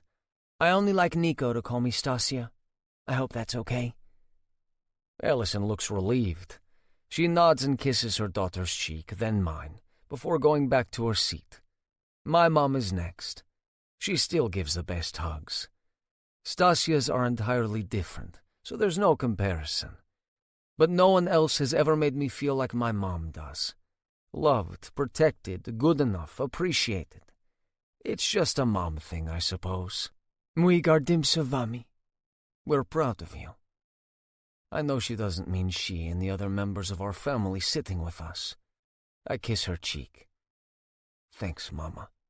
That means everything to me. Pachulka, I'm so happy for you. She offers Stasia a hug and kiss too before we all sit for the meal. The hours go by in a whirl as we chatter, laugh, drink, and celebrate. It reminds me of family gatherings when my dad was still alive. I look at my mom, and it's as though I can see my dad sitting next to her. Stasia squeezes my hand, and I look at her. Your mom's right. I'm certain he's proud of you. We share a last kiss before it's time for my family to go to their hotel, and for me to take Mayo Sakrovice back to the villa for our private celebration. Chapter 23. Stasia. I can't believe this entire day. I never would have guessed our families would be waiting for us. When I fantasized about a man proposing to me, I never envisioned anyone being with us. But having everyone there was perfect. Laura and Christina told me how their husbands proposed, and I realized Nico and I were part of a family tradition. It was important to him to have the people we love share this moment. It made it doubly special for me. Sergei, organize the shifts after everyone sweeps the grounds. Nico and I are waiting on the small boat that ferried us from the speedboat back to the villa. His cousins climb off and fan out. 5 minutes later, Sergei gives us a thumbs up. Nico helps me onto the terrace and spins me for a kiss. It's a promise of what's to come, but I can't help smiling throughout it. I don't think I've stopped smiling since he proposed. Stasia, I'm going to check with the guys that everything is ready for our departure tomorrow. I'll be in a minute. I know you will. I wink as I turn toward our room. I kick off my sandals and carry them as I cross the villa. As I approach our room, I notice the curtain billowing away from the window. Nico and the others insisted that we not open them, and not just because we have AC. They said it made the place unsecured. I turn on my heel and run. I hear someone behind me. I try to go faster, but the floors are slick under my bare feet. An arm goes around my waist, and I fight to get free. I throw my head back and hear a nose crack. A hand wraps around my throat and squeezes mercilessly. If you kill her, there's nothing to sell. A voice comes from behind the man who grabbed me. He eases his hold, but he has to wrestle to get my arms pinned to my sides. I throw my head back again, but this time he's prepared. I kick my heels against his shins and snap my teeth at his hand as he tries to cover my mouth. I'm making no progress as the guy drags me back toward the bedroom. I try to go limp and make my dead weight harder to maneuver, but I weigh far too little to make a difference. I drag my feet, then try to spin around. I get one of my arms free as I twist. My thumb goes to his eye, and I press as hard as I can. Shluha! Whore. Poldoskaya. Or men they sent. Where's Nico and his cousins? Idi v žopu. Kiss my ass. Ja trakni tibia v zanutsu. I'll fuck you in the ass. He's not moving as fast as he argues with me, so I keep talking. Kruti pidali, pekani dali. The literal meaning fits here. Pedal away while still not beaten up. But, I mean, fuck off. Despite slowing him down, he hauls me into the bedroom and pushes me towards someone. I catch myself and turn around. A man with matching scars running from his ears to his chin grins. Someone will enjoy breaking you. You have to get out alive. Kutsenka, come get your whore! The man staring at me yells, No, no, no! I hear feet running toward us as the man I'm standing in front of and the man who grabbed me point guns toward the door. Nico, no! Neither man is ready for me to rush the door and slam it shut. A bullet lands in the wood next to my head. I don't know if they fired it at me, as a warning to Nico, or at Nico as I slam the door shut. I flick the lock. Stasia! Nico, they'll kill you! We will, Kutsenka! The one who grabbed me speaks as he fists a handful of my hair and tries to pull me back, except he didn't restrain my arms. I turn, practically ripping the hair from my head, and drive the heel of my hand under his chin as my fist plows into his nose. It's enough for him to let go of my hair, but it pisses him off even more. He lunges at me and slams me into the door. The door has an old-fashioned lock, so I pull the key from it. The room is long, but it's not too wide. Holding the key like a knife, I shove it into the guy's neck, then shove him as hard as I can with my other arm. My shoulder screams in pain, but it allows me past my attacker. I hurl the key out of the window and into the sea. The moment I know Nico can't get in the room for them to execute him, I cease resisting. I already know they're going to take me. My shoulder and head throb, and my ribs don't feel as healed as they had. Rather than hurt myself further or deplete all of my energy, I give in. Nico will come for me, but he can only do that if he's alive. I love you, Nico. Stasia! I love you. Stasia, I love you. Stasia! Say goodbye. A man steps away from the bathroom. I hadn't noticed him. I'm looking at a psychopath. His eyes. There's something in them, or maybe it's what they're devoid of, that makes me know this is a Lushak. You're Vlad's younger brother, aren't you? How do you guess? I keep my thoughts to myself. Smart, Malishka. That's what he calls you, isn't it? Keep your opinion to yourself. No one wants to hear them. It sounds like such a perversion, sacrilege, for him to call me that. It only makes me more determined. Not only am I getting back to Nico, they will pay. I feel my arms yanked behind me and zip ties bind my wrists. A cloth with something sweet-smelling comes toward my face. They're going to knock me out. But all the while, I don't break our locked gazes. I see something flash in Vlad's brother's eyes. An emotion. It's uncertainty. Someone didn't train this man as well as Vlad trained Nico. He didn't mean for me to see it because now I see anger. Nico only allows me or anyone else to see what he wants. He lets me in. This man didn't mean to. As long as there's uncertainty, there's doubt. This motherfucker just met his match. I will burn everything to the ground before I give in. The cloth covers my face, but I can still breathe. It's not smothering me like I expected. I feel my legs buckle underneath me. My eyes drift closed. I feel someone pick me up, and I think I'm passed through the window. The cloth is still against my face. Where are Sergei and the others?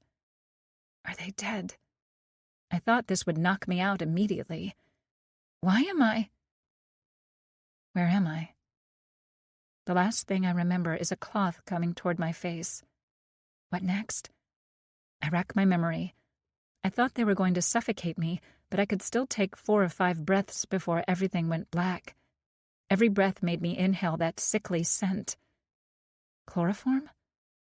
Wherever I am is pitch black. I stay still, straining to hear anything. Am I alone? There's nothing there. There's no sound. There's no air current that I can feel. It's like a vacuum, like they have sucked everything out of this space but me. They stretched my arms over my head and off to my right. I wiggle my fingers and find they can move. I move my arm and hear the first sound. It's metal shifting, then banging against something. I'm chained, standing up. I remember taking my shoes off in the villa. I'm still wearing my dress. That's a plus. I take a step to my right and hit something. It feels like corrugated metal. A shipping container. Am I in one? Are they shipping me to Russia? To the Middle East? Where the fuck do women go who are sex trafficked? I test the chain and find there's enough slack for me to lean against the wall. It takes a lot of the strain off my shoulder, but the chain isn't long enough for me to sit. They want me uncomfortable. It's to fatigue me and wear down my spirit. They want to break me physically and mentally. They took me to break me emotionally. Selling me isn't the only thing they want. They want Nico to know they're going to destroy me. Stupid, stupid motherfuckers. His brothers may be a couple hours away by boat, but it must be like a 15-minute flight on their jet. Even if something happened to their cousins, Max, Alex, and Bogdan will come. My dad and his uncles are with them. That's 6 men at least, and 11 most likely. How many came from Russia? I wasn't supposed to know, but Nico and his cousins traveled with a cache of weapons and ammunition. I stumbled in on them, checking everything. Nico thought I was in the kitchen, but I came to offer them sandwiches the second afternoon we were at the villa. I stood and stared for a minute before I nodded, then asked what kind of cheese they wanted. Nico followed me back to the kitchen, afraid it scared me speechless. It shocked him when I said I appreciated being well prepared and that I want him to teach me to shoot. "You're awake!" A door's yanked open, and a spotlight floods the container. It was night when they took me. It still must be if these bright streetlights are still on. How did they know?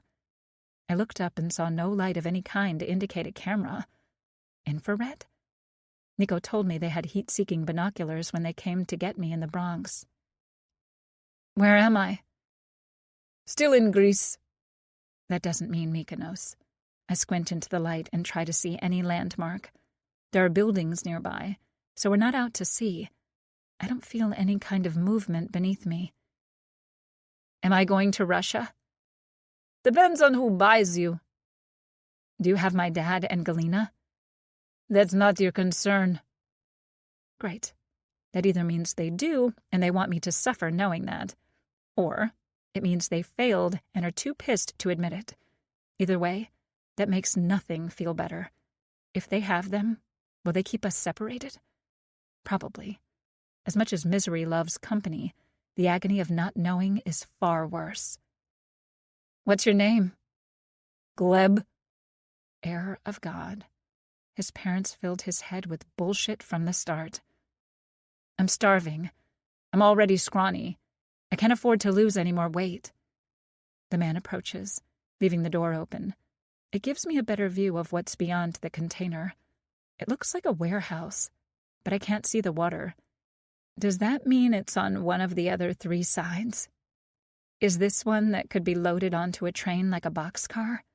Are there trains that run to Greece's neighbors? Is it your rail? So many fucking questions. He pinches my right nipple through my sundress. I don't flinch, but it hurts like hell, and not in the way I like with Nico. He twists, trying to get a reaction from me. It's practically agony now, but I won't betray any emotion. I keep telling myself to think how Nico would handle this. High tolerance for pain. I can think of several men who would pay a fortune for you, even if you have the body of a 10-year-old boy. Well, that feeds into every insecurity I've had. But I don't care. I will not let it affect me. Nico's attracted to me, and that's all I care about, though the idea of being sold is beyond terrifying. The abuse that awaits is nearly enough to paralyze me mentally. I can't let it. Then you should feed me. You'll last a little longer. You had the big dinner last night. They were watching us. Or someone was, and they informed Gleb and the other 2. Now that the light isn't casting a shadow on him, I can see he's the one who grabbed me in the hallway. I think I broke his nose. He has gauze shoved up each nostril. You'll do well, Malishka. I fucking hate hearing him call me that. It only makes me more resolved to survive, so Nico can find me. I will not let Gleb or any other man ruin that endearment for me. It's Nico's. The sound of my stomach rumbling echoes in the metal container. It feels like hours since Gleb came to taunt me. I thought about keeping track of how many times I counted to 60, but even my attention can't be held that long. And it became more demoralizing than informative. It rained, and I'm as good as being in a tin can. The water hitting the metal was deafening. It's probably too much of an inconvenience for them to bring me food. The only upside is that I haven't had to pee.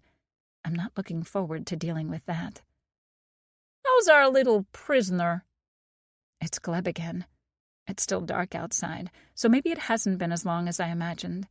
I can't see him beyond a shadow moving toward me. I take steadying breaths when I want to tremble with fright. Your stomach is louder than the fucking elephant. They could hear that.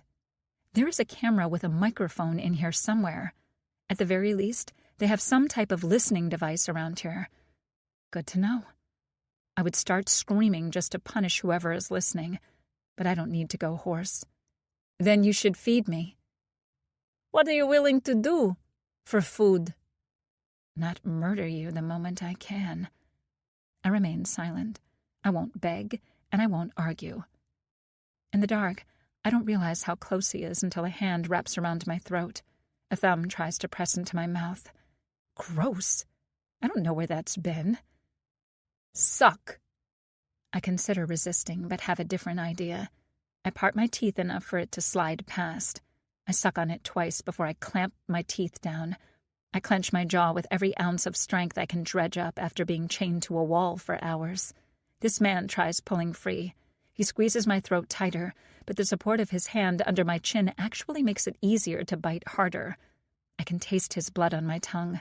It makes me want to retch, but I don't let go. There's a popping sound as he tries to pull his thumb back again. Shulha! Whore.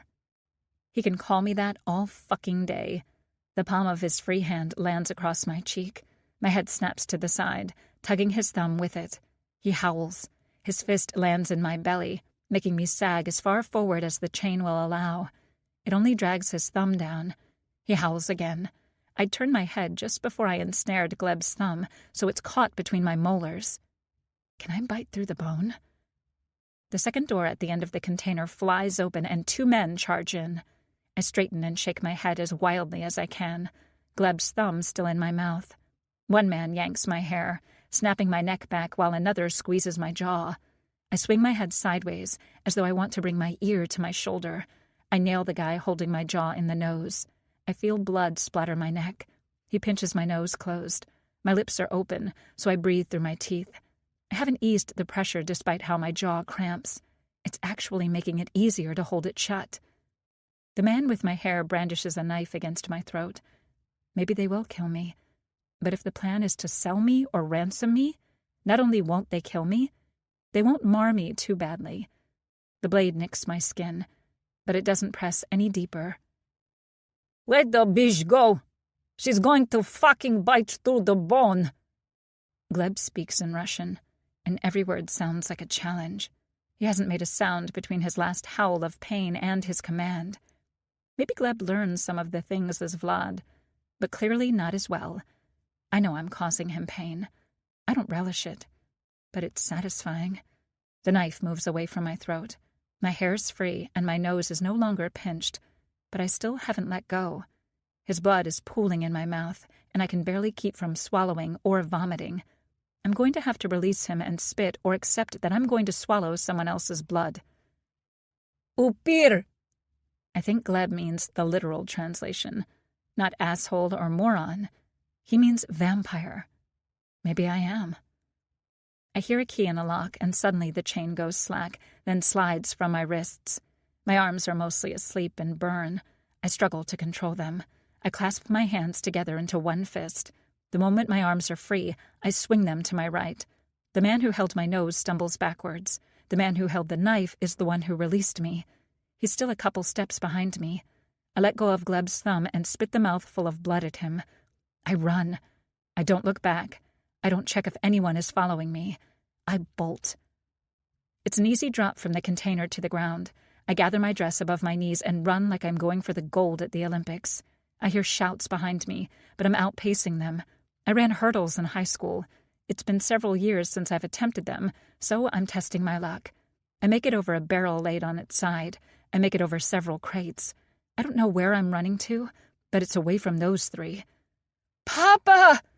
I scream as loudly as I can. Galina!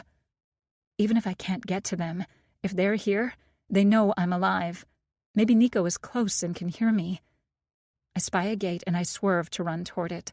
There's a barrier, one that's like an arm that goes up and down. I can't get over it, so I'm going to have to go under. I'm so fucking close. I still hear feet behind me, and mine hurt, but I don't slow down. That is until a guard steps in front of me, and I ram my chest into the barrel of a rifle. I wait for it to fire. I'm still breathing. I'm not dead. He didn't shoot me. Ty Ruski. Are you Russian? Ty? Greek.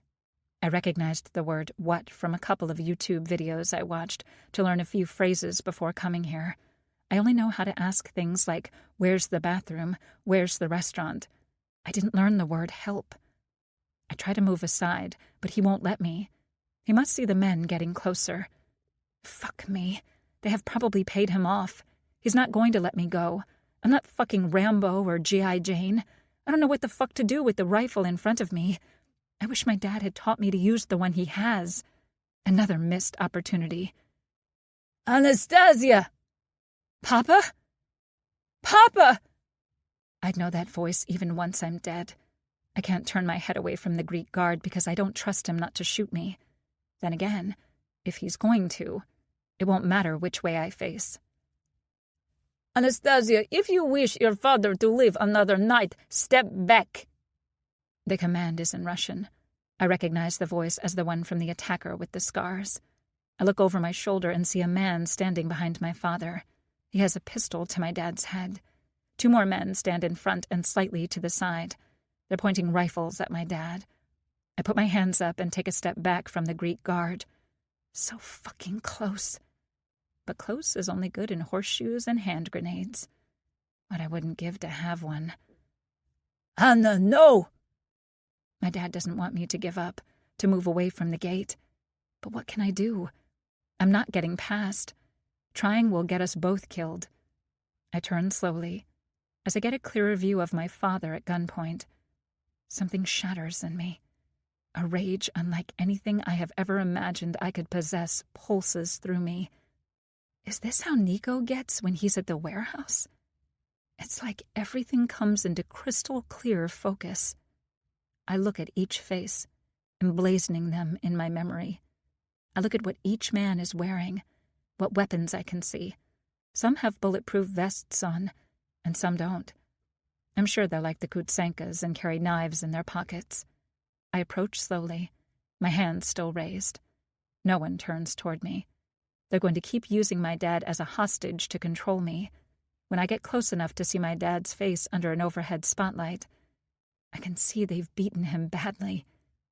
They broke his nose, and his eyes are nearly swollen shut. They're already black and blue. That rage threatens to erupt, but I force it back down to a simmer.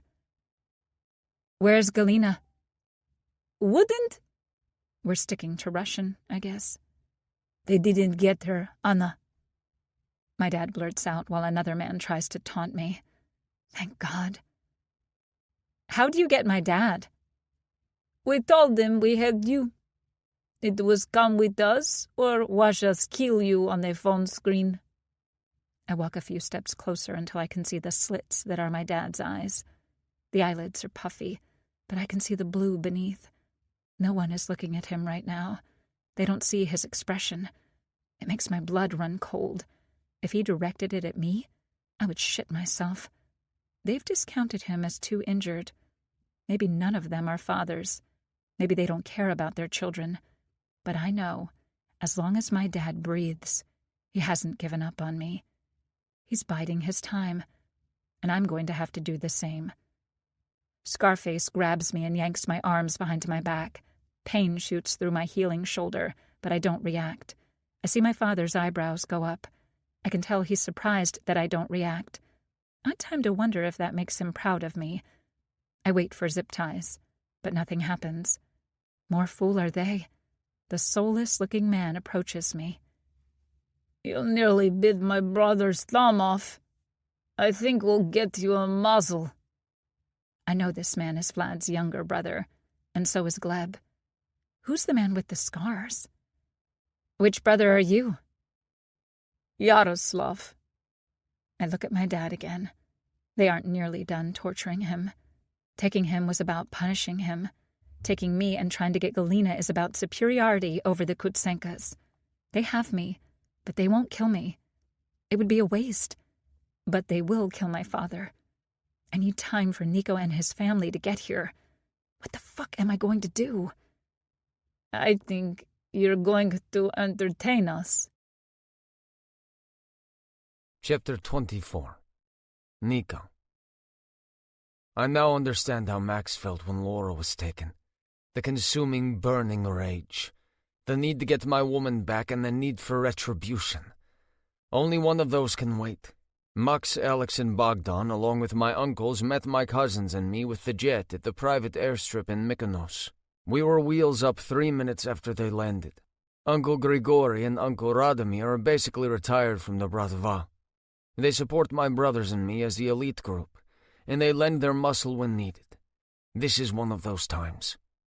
Does this remind you of when you were younger? Uncle Radomir walks past me as he asks.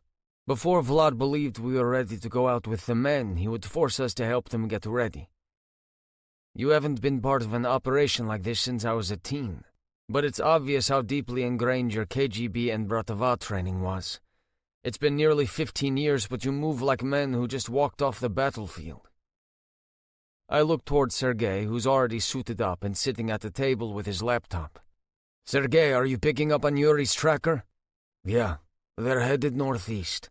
They're definitely flying since it's farther to the mainland from Santorini than from Mykonos. My guess is toward the port of Piraeus. It's one of the busiest on the Med. There are bound to be ships they can smuggle them onto. Bogdan, I know how much that necklace means to you and Christina. Thank you for giving it to Yuri. No worries, I'm getting it back. My younger brother might sound nonchalant, but as he straps his pistol to his right thigh, there is nothing jovial about his expression. He wants his wife's necklace back. It has some sentimental and private meaning, but he'll do anything to get my fiancée and my future father-in-law back. It's been nearly 2 hours since the Podolskaya took Stasia. Time has never moved slower. The tracker on Stasia's bracelet still isn't pinging.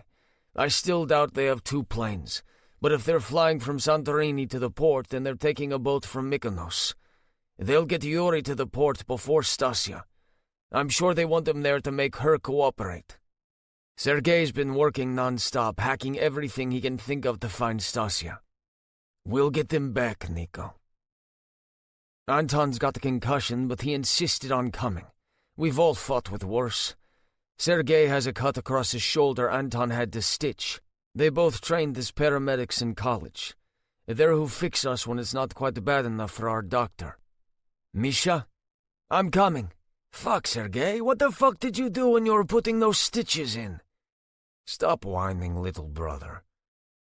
Misha walks across the cabin from the lavatory before he claps his hand on Sergei's shoulder and squeezes. Thanks for taking care of me, big brother. They glare at each other, but it lightens the mood, even if only for a minute. Anton's right, Nico. You'll have her and be demanding privacy before you know it.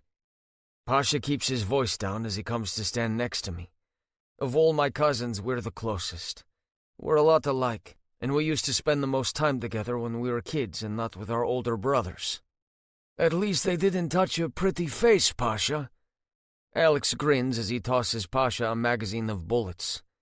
Everyone always says Pasha's the handsomest of all of us. Women melt when he looks at them. He doesn't do commitment, so he barely notices now that he's not a teenager.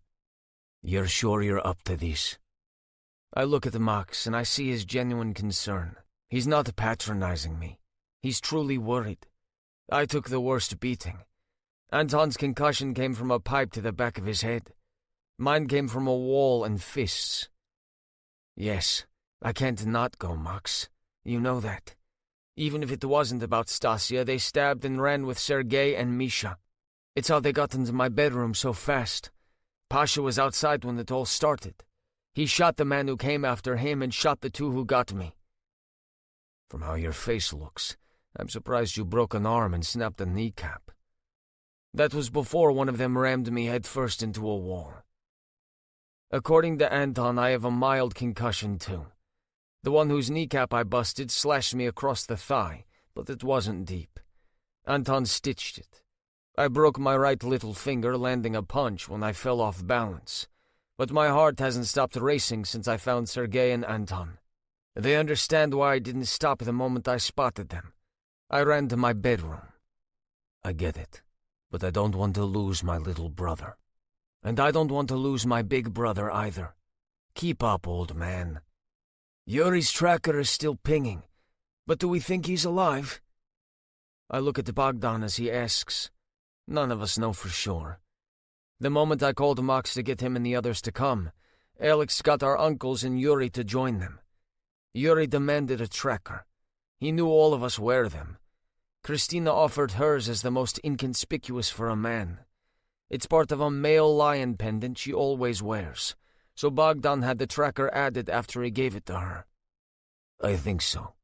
They want to punish him, so it will not be quick. He knew that when he stepped out of the hotel first. That's why he went first. They would have shot anyone else. They wanted him.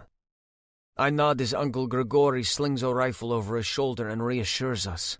According to Uncle Radomir, who followed Yuri out a minute later, he saw 4 men rush Yuri and shove him into the back of an SUV.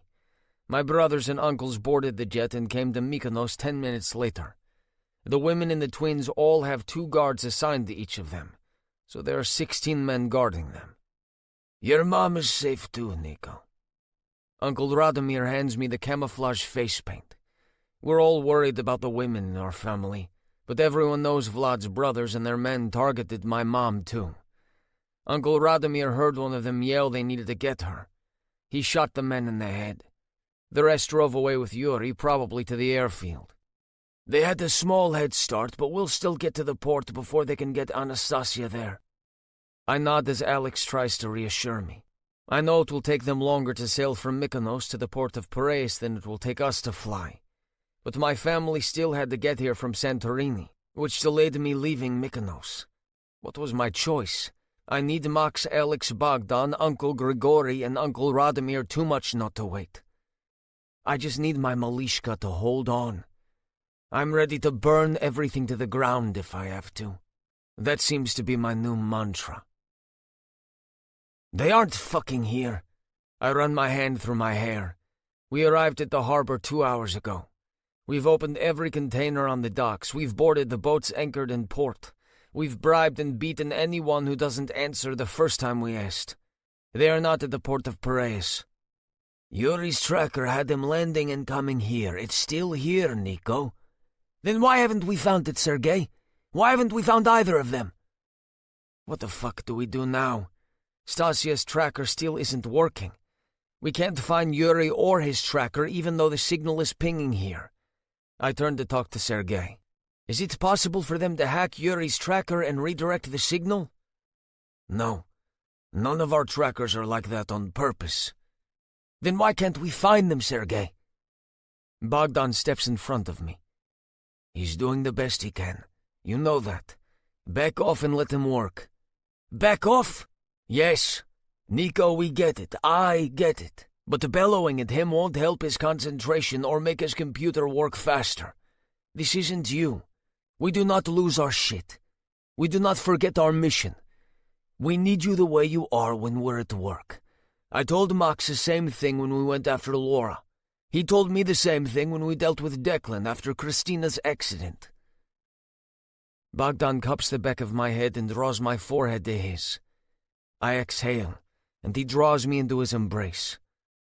Fuck, loving someone and fearing losing them this much is its own type of torture. How did my mom and aunts endure this for years when my dad and uncles went to war? I got it. I turned to Sergei. You won't like it, Nico. It's in the water just off that dock. Did they drop it in there? Or do you think Yuri is dead? I don't know. We need to get someone in the water to find out. I look at the Pasha. He's the best freediver of all of us. He dove competitively in school, and he goes to the Caribbean to dive and scuba when he can. He's already stripping. The best he's done is 30 feet, so I hope the water's not deeper than that. Be right back. I watch him ready his breathing before he goes in. It's dark, but some of us have headlamps along with our NVG. Anton gave Pasha his. We see the light flicker on as Pasha descends. I know it's only a matter of seconds, but it feels like forever before the light changes direction, and I see Pasha kicking toward the surface. Only this was down there. It's the necklace. Bogdan snatches it from Pasha, and we can all see his relief, even though it means we're no closer to finding Yuri or Stasia. Thank you. I speak quietly to Bogdan. I won't lie and say it doesn't mean a great deal to me and to Christina, but it's jewelry. I can replace it. We'll find them, Nico. I've got something! I swing around to Sergei, who's using his touchscreen to enlarge something. She's on foot and running, Nico. It looks like she's headed toward the gate at the train yard near here. I watch the dot moving, then it halts. What happened? As I ask, the dot moves slowly back in the direction it came from. Why is she going backward? Did they get her? We know where she is, Nico. We can be there in 20 minutes. I nod as we head back to the SUVs Max somehow arranged. I didn't even think to ask. I get into the front passenger seat next to Misha. Normally Pasha would drive the other car, but I know he's got to get dressed. I saw him climb into the back as I passed the rear vehicle. He won't make us wait. I look out the window as we drive along dark streets. It's nearly morning and Stasia's been away from my side for 5 hours. I'm trying not to fidget or tell Misha how to drive. I lost the signal, Nico. I think whatever they're keeping her in is blocking it. She hasn't left the train yard. I nod. I close my eyes and think about holding Stasia again. I want to smell her perfume. She always smells of jasmine and crisp apple. I want to kiss her from head to toe, worship every part of her. I want to hear her call me daddy again. I just want her in my arms. It's the only time the world feels right. How much more of this can she take? My sisters-in-law suffered similar dangers to be with my brothers. But is Stasia really willing to accept this? We're a quarter mile away. We stop here. I look at Misha and try to understand what he's telling me. I nod and get out of the SUV in the trance. I put my earpiece in and pull down my NVGs. Things snap back to reality as I look toward the fence I can see in the distance. Somewhere on the other side is my Malishka. I inch forward with Max at my side. He'll let me lead this one, but as Pahan, he will never put anyone in front of him. He will be our shield, not the other way around.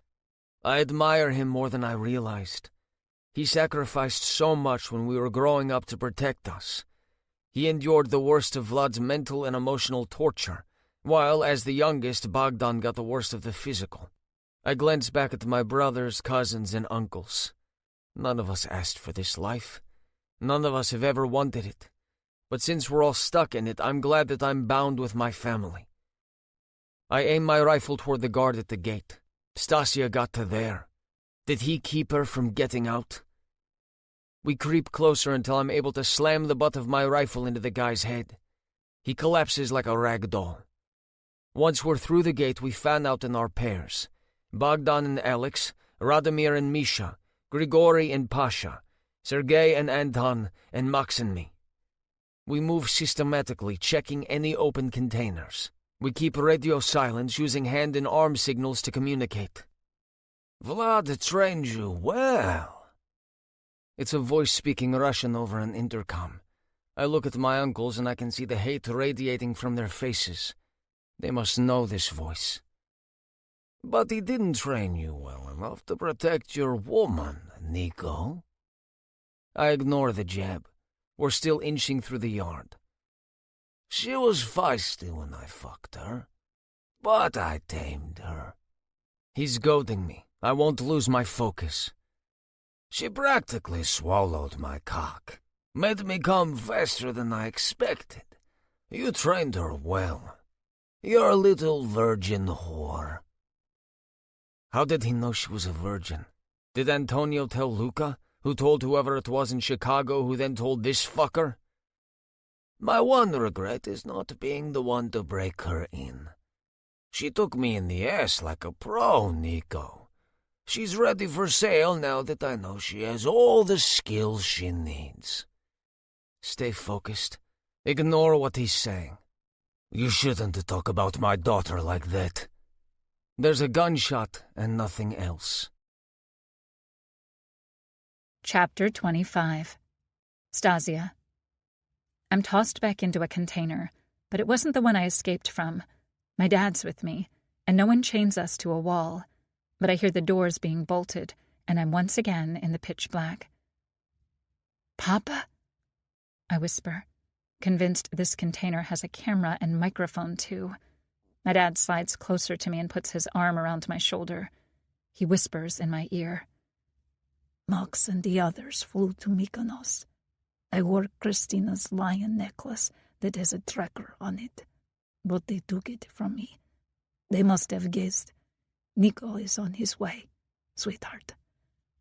I don't know if my tracker is working inside these containers. I don't either. I think they used this one and whichever one you are in specifically. One guy mentioned activating something before they put me in here.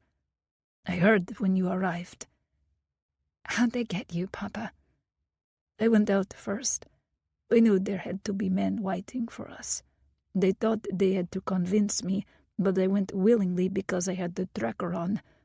Radomir took out one of them, though. Papa, you? Of course I did. You're my peanut. I'll do anything, and I know Nico will too. What happened at the villa? They were waiting for us. I don't know about Nico's cousins.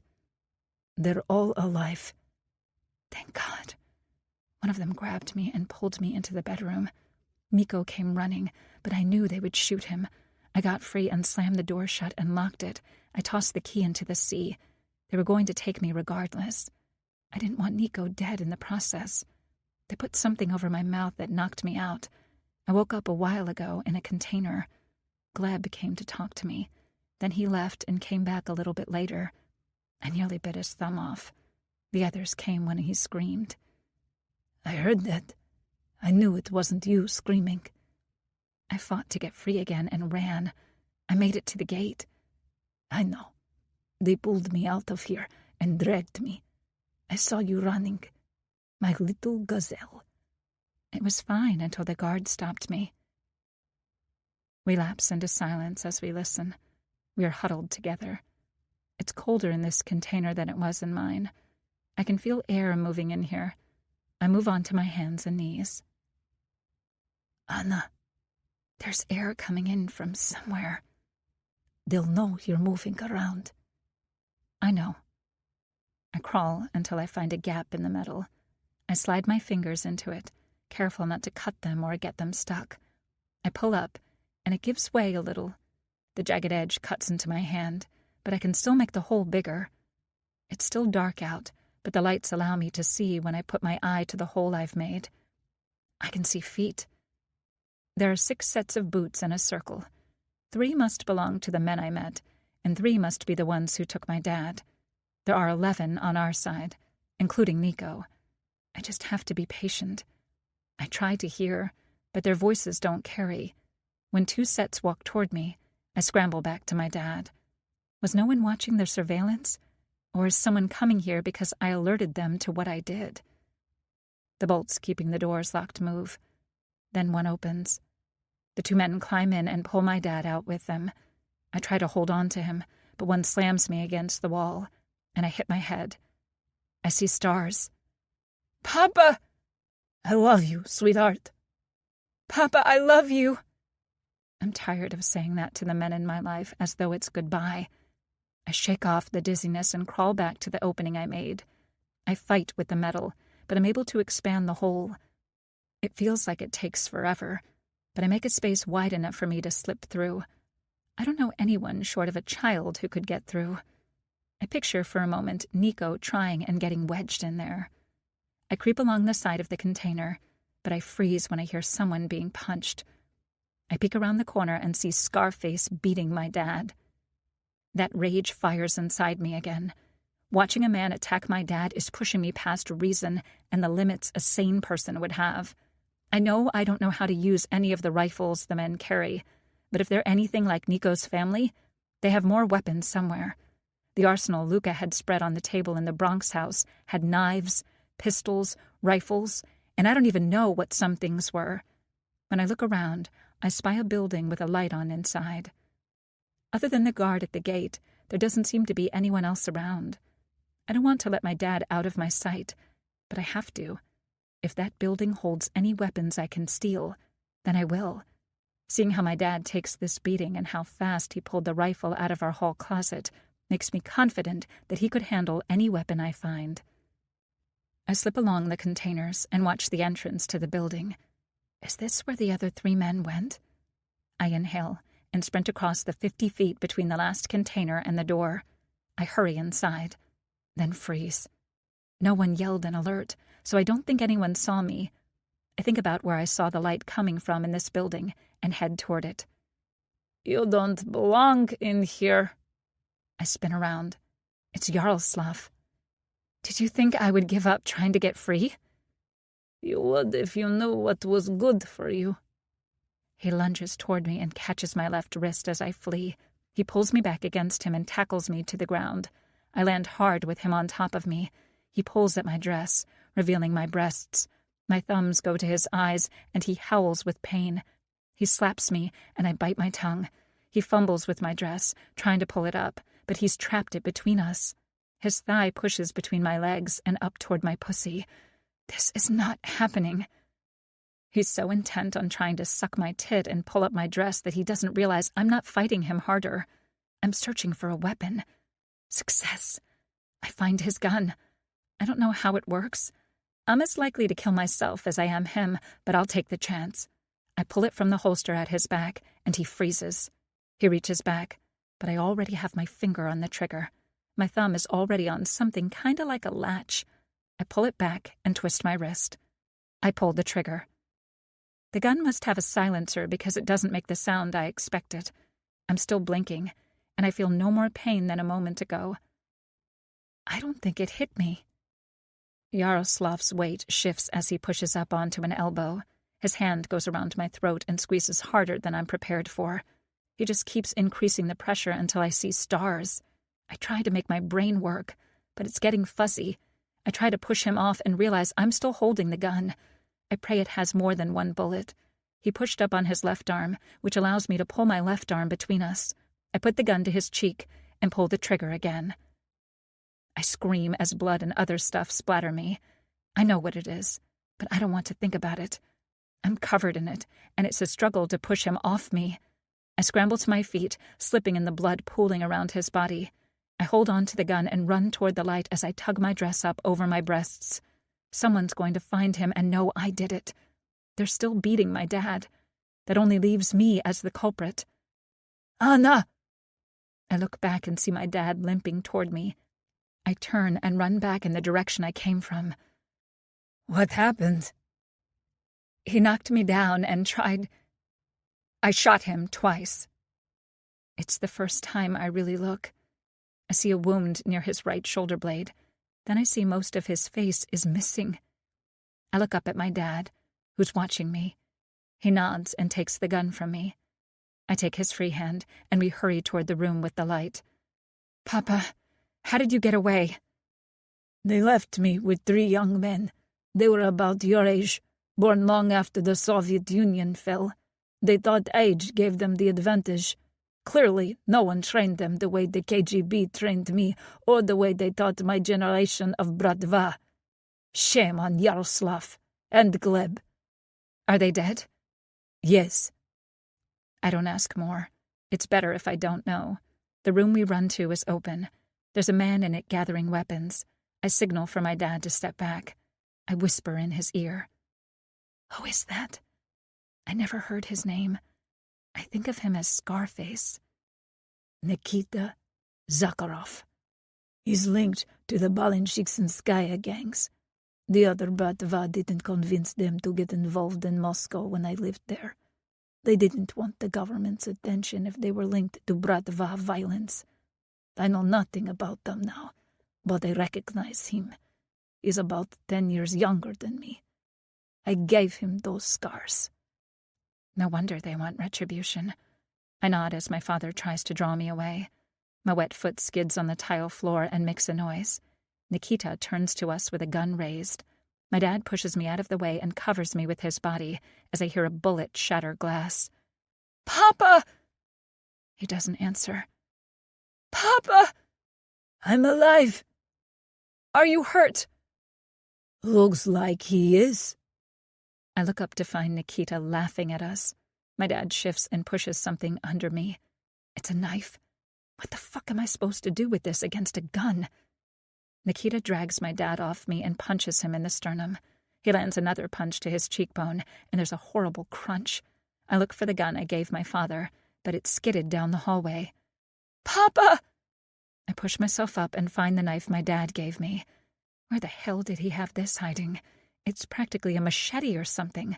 Nikita puts his gun to my dad's temple. I growl as I bring the sword knife thing down on his arm. I swung it over my head with both hands. It slices through half of his forearm and leaves it dangling. The gun falls to the ground, but so does my dad.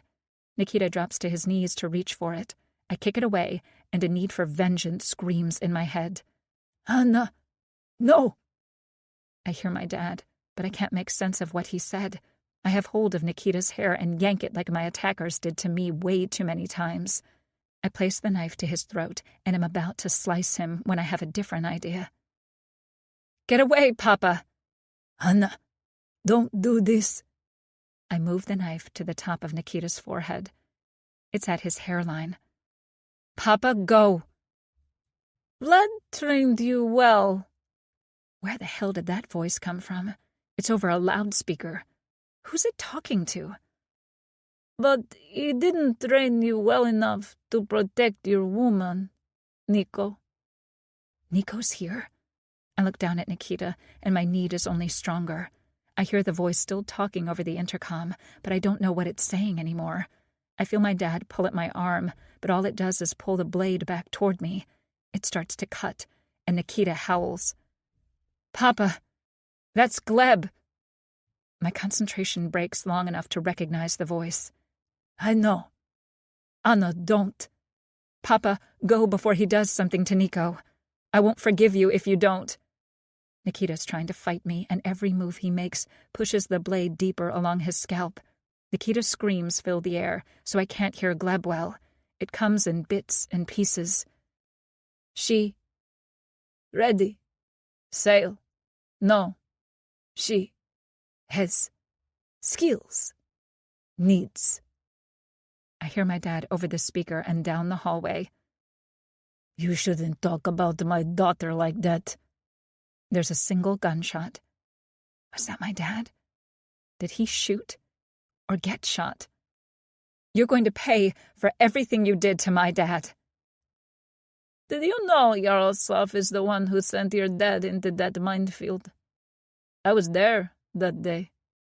I was a teenager.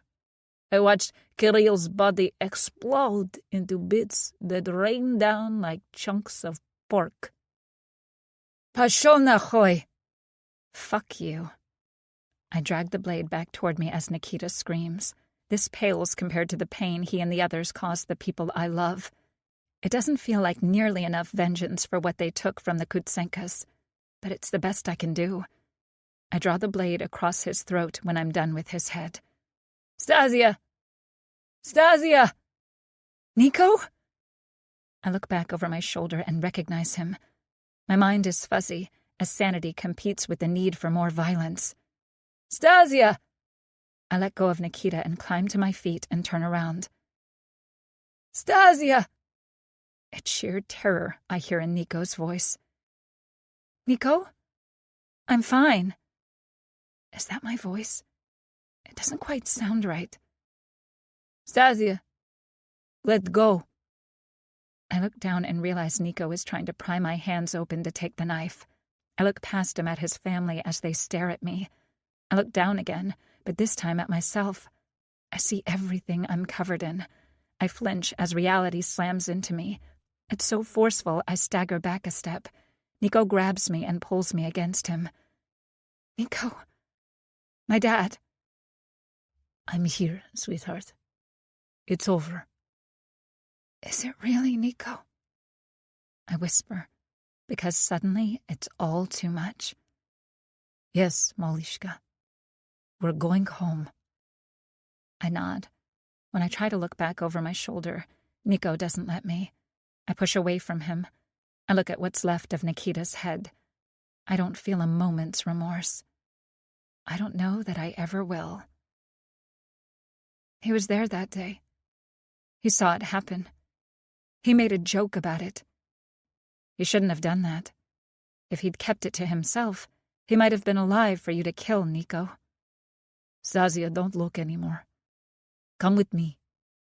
I nod, but I don't turn away. I burned the image into my brain. I did this. I was capable of this. I believed I was, and I warned Nico I was. But to see what I've done, I'm numb. Nico scoops me into his arms as Alex and Pasha move to help my dad.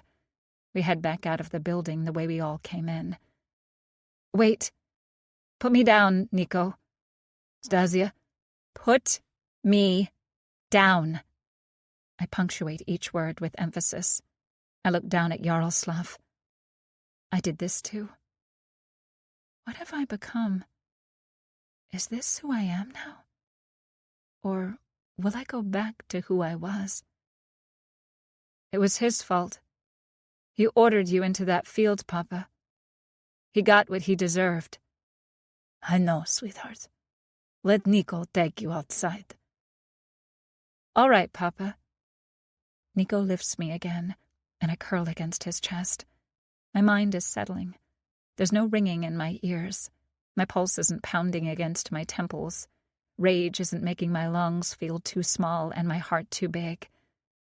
Papa told me it was kill or be killed when he explained his life before America. I understand now. Yaroslav.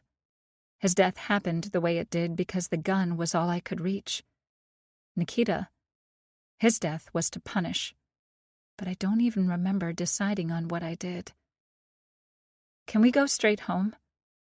We will, Stasia. But we have to get our families. There's not enough room on one plane for everyone. I know, Princessa. They came in our jet and another one that they rented. Okay. I close my eyes and sag against Nico. Can I have a shower? Whatever you want, Milea. Are you? Can you?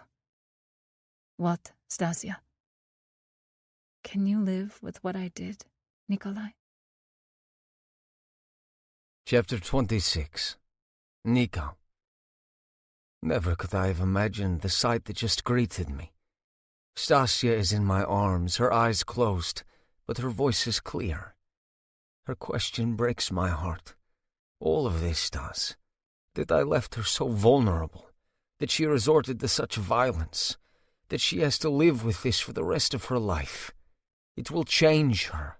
It can't not. Yes, Malishka, I can. I never thought I would make good on my warning that I'll do anything to protect you. I guess it also meant anything to avenge you. Shh, rest, Stasia. We'll talk about it after you're clean and you rest. I can't let my mom see me like this. She'll never understand. I know. She's still on Santorini. We're on the mainland. We'll find somewhere to get you cleaned up. I brought you spare clothes. I don't think she realizes how her sundress is barely covering her breasts. I can't ask what happened yet, and I know that whoever did this to her is dead, so there's no one for me to kill to avenge her. My tiny Sakrovisha, my tiny treasure, against two men who are double her size. It makes my chest hurt picturing it. I carry her outside and look around. Where can we take her to clean off? Misha has the back doors of the SUV open. I put her down and she reaches for me. I'm going to clean your face, Stasia. Is that okay? Of course. You don't have to talk to me as though I'm a child or I'm slow. I'm sorry. I'm sorry. I shouldn't have snapped at you. I'm a bit out of sorts right now. A bit? Fucking understatement of a lifetime. Max, can you get the wipes we used to get the camo paint off, please? Max tosses me a tube of wet wipes made to cut through the layers of paint we're all wearing on our faces. She hasn't commented on it, and I don't know if she's noticed. You look like something out of a Vietnam movie, Nico. You do realize that the dark colors only make all of your eyes stand out more? Only Anton Pasha and Grigori don't have eyes that look like they glow in the dark. Theirs are so dark they look hollow. That's all I could see running toward me at first. Fucking freaky. Maybe it works to your advantage. If she thinks our blue and brown eyes are freaky, then I can't let her see herself. The red contrasting with her blue eyes is something out of a Slaughter movie. Fucking Carrie-looking shit. Close your eyes, Stasia. I wipe her face as gently as I can while still getting the gunk off. I don't want her to see what's coming off. It's even turning my stomach, and I've seen this before. When I've gotten everything off as best I can from her face and neck, I work on her hands. Is she all right? I look at Alex, who's looking as anxious as he did on the way to the hospital. I shrug. I truly don't know. Seeing her holding the bloody knife in the top of Nikita Zarkov's head, that will haunt me forever. It will replace plenty of other nightmares. I didn't know what to think when I ran past Yaroslav. The fucker looked just like Vlad. Way too many emotions rushed forward. But when she asked me to put her down and she looked at him, I realized where the missing part of his skull and brain went. I do not have a weak stomach, but I struggled not to vomit. I'm fine, Alex. Filthy and traumatized, but overall fine. She still has her eyes closed as she speaks. I'm scrubbing her hands and trying to get most of the blood off. There isn't much more I can do without hot water and soap. Nico, I need to speak to my daughter for a moment. Stasia's eyes flutter open. She looks like she wants to ask me to stay, but she nods. I step away to give father and daughter some privacy. I step around the open back door and double over. I rest my hands on my thighs as I try to breathe. I did this to her. Sweetheart, we have to talk before we go anywhere. I don't want to, Papa. I'm tired. I just want to be with Nico.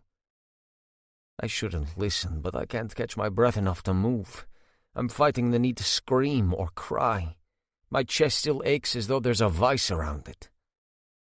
Then just listen. Fine, Papa. What you did today will stay with you always. You reached inside and found the monster that lurks in many of us that only comes out when we reach a point of no return with our desperation or a need to protect. What you felt today is what Nico and his brothers and cousins keep hidden, what they don't let come out. But they all know it. They've all been forced to feel it. If you need to talk to Nico, do not hide from him.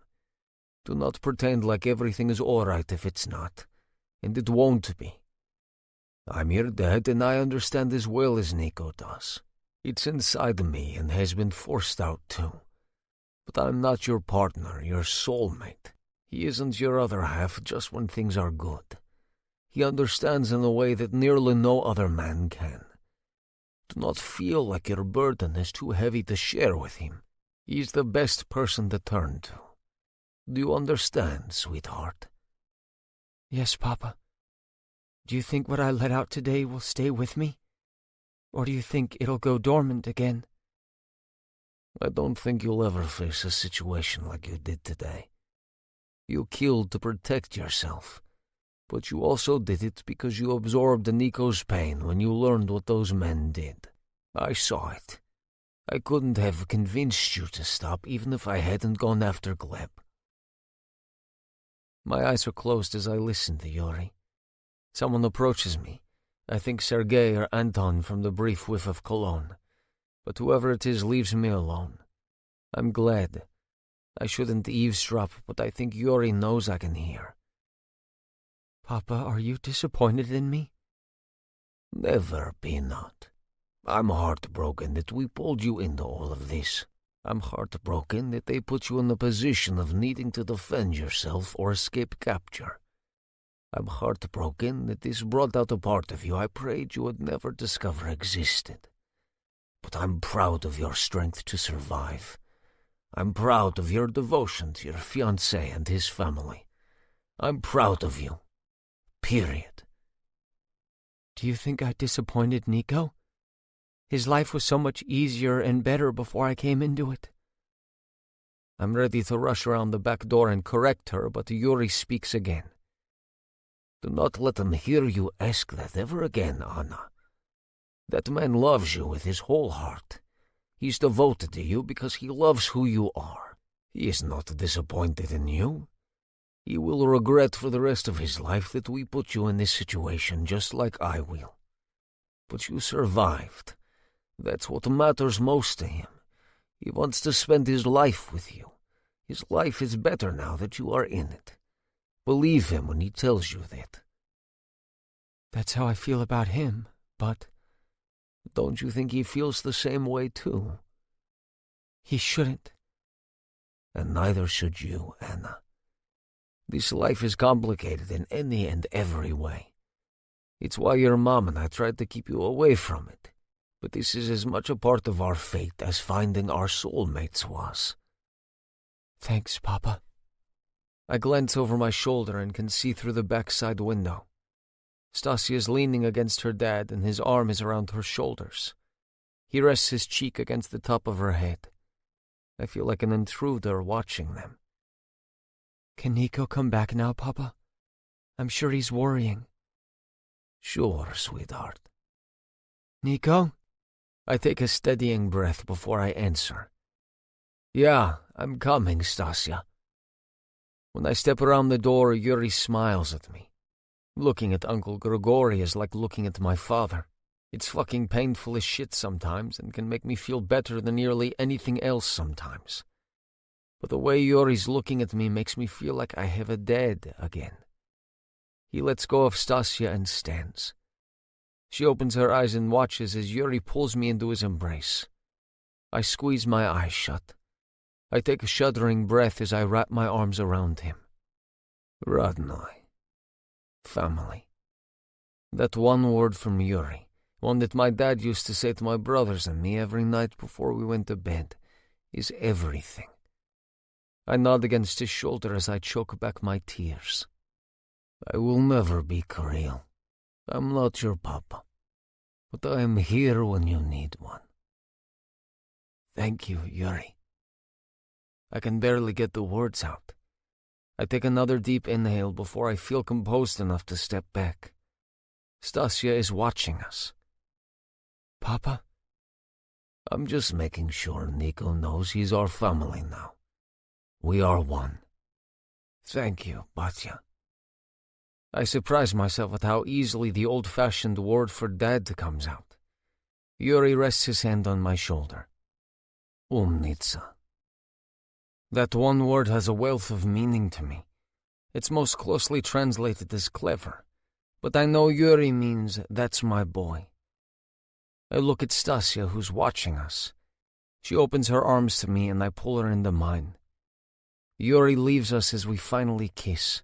The ache in my chest loosens, my ears stop ringing, and my mind and spirit are at peace. This isn't the end of what happened today, but I'm with my Malishka, and she's where she wants to be, with me. We have to go soon, Nico. We can't linger anymore. I nod to Max and know he's right. Can you get me a blanket and a hat? He returns with what I asked for. It's my cap that he found. He must have gone to my go bag. The blanket must have come from the common gear bag. I wrap it around Stasia and put the hat on her head. We're going to go, Stasia. Max will have figured out where. You can get cleaned up there. I brought you jeans and a shirt. She nods and gets off the back of the SUV. She climbs into the second row. She sits between Bogdan and me. Anton and Sergei are in the third row. Misha and Yuri are in the front. Pash is driving the other vehicle with our uncles, Max and Alex. Stasia sags against me, and her eyes drift closed. She barely notices when we stop. It's a motel close to the airfield. It looks decent from the outside. It also looks like the type of place people don't ask questions. I watch Max go inside and he comes back out in a few minutes. He hands me the key through my open window. Come on, Maya Sakrovishe. We're going to get cleaned up. Then we're going to meet our family. She wakes up for that. She walks with the blanket wrapped around her, her head down, and the cap pulled low until we get into the motel room. I have my go bag with her spare clothes and my regular ones. I grabbed hers while my cousins packed our weapons. I wanted her to have something of her own. I hope it will make her more comfortable. She follows me into the bathroom and lets me undress her before I strip. I see more new bruises, but they aren't as bad as I feared. Once the water is warm, we step inside. She wraps her arms around my waist as I drape mine over her back. She rests against me and I think she might have fallen asleep. I watch the water turn red as it runs down her hair and over her body. Malishka? I'm not asleep, Papachka, but I feel like I could sleep for a week. I'm listening to your heart. It's comforting. Did you hear what my dad said earlier? I hesitate. Yes. Good. Nico, I know what I did. I know the gravity of it. I'm not in shock and unable to process everything. I can and I have. But I'm still going to have questions, and I need your help to deal with what I've done. Not what I've done, but why I don't feel guilty about it. I feel like I should, but I don't. Does not having any remorse make me a sociopath or psychopath? Does it make me like him? She doesn't have to say Vlad's name for me to know who she's talking about. No, at least not in our world. I admit I never imagined you could or would do what you did to Nikita. But I understand the emotion that drove you. I felt it too as I waited to get to you. I was prepared for it, you weren't. Our way of life creates a different standard of morals and ethics than the typical person. I won't reject you or villainize you for doing something I already know I'm capable of. I will do everything I can to make sure you never have to again. I know. I think you should talk to Laura about this. She can handle the details if you want to share them. She didn't do it the way you did, but she defended herself and Sergei. And Sebastian. Can't forget that love-bug dog. Can we get one like him? Yes, Christina already has her eyes on a litter.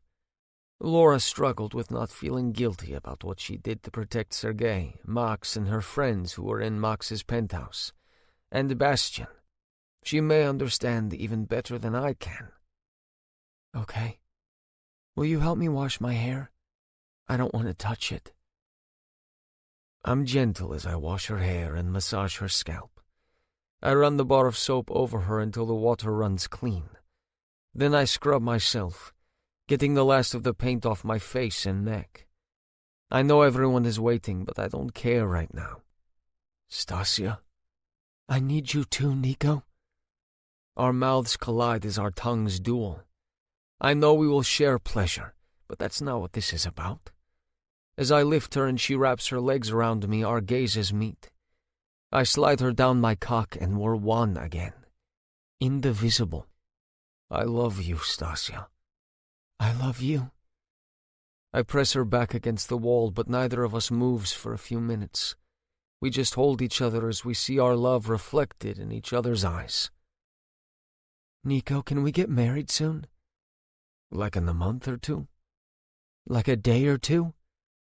You're as bad as Max. I laugh, but she frowns. He did a shit job when he tried to propose to Laura the first time, and it included announcing they were getting married in 2 days, which he eventually pushed to 3. Issues with the Irish made it urgent, but everyone knows he wouldn't have been patient even if there wasn't any threats. Once he decided to propose, nothing was going to stop him from making Laura his wife before the end of the week. I am as bad as Max. I feel the same way. Even if this hadn't happened, I would still want to get married sooner rather than later. Whatever you want, Malishka. Daddy will give it to you. Will Daddy give me an orgasm right now? She's trying for humor, and I appreciate it.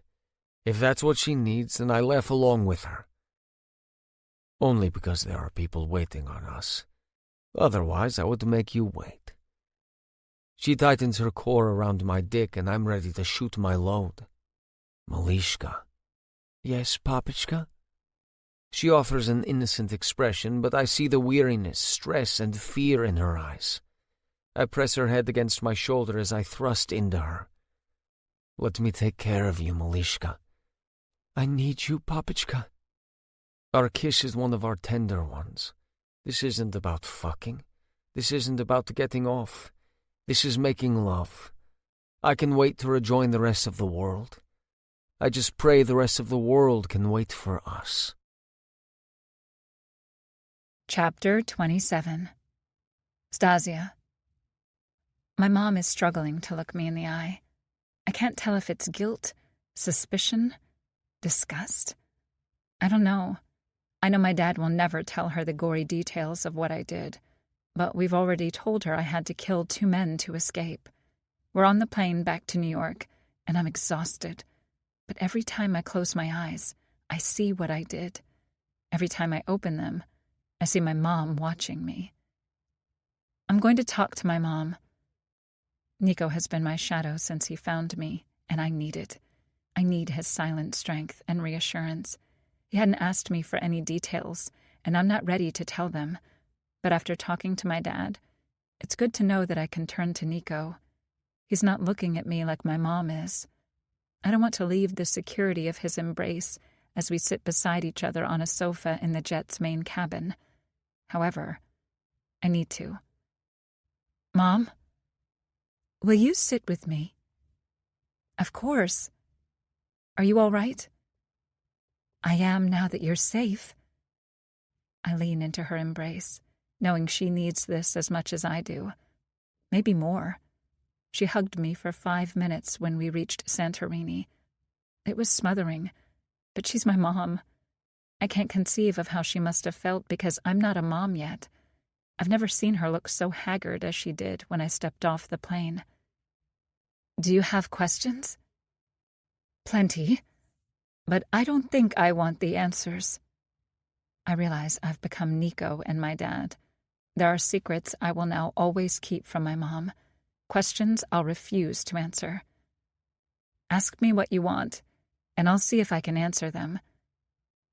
Did they hurt you more than I can see? No. They kept me chained up in a container until I got free of it. Then they put me back into one with Papa. I escaped that one after they took Papa. I had to fight off a man who knocked me down. But nothing like that happened. Are you staying with Nico?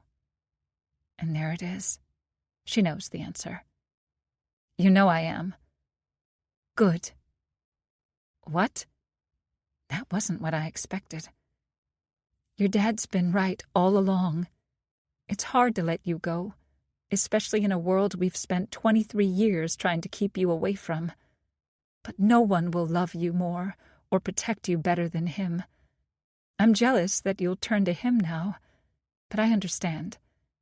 I'll get over that. I regret some of our choices as your parents, but not others. It gave you as normal a childhood and college experience as we could. But I know now that we should have told you before you left home. It was naive to think the bubble would last forever. Mom, Nico isn't taking me from you. We're adding him to our family.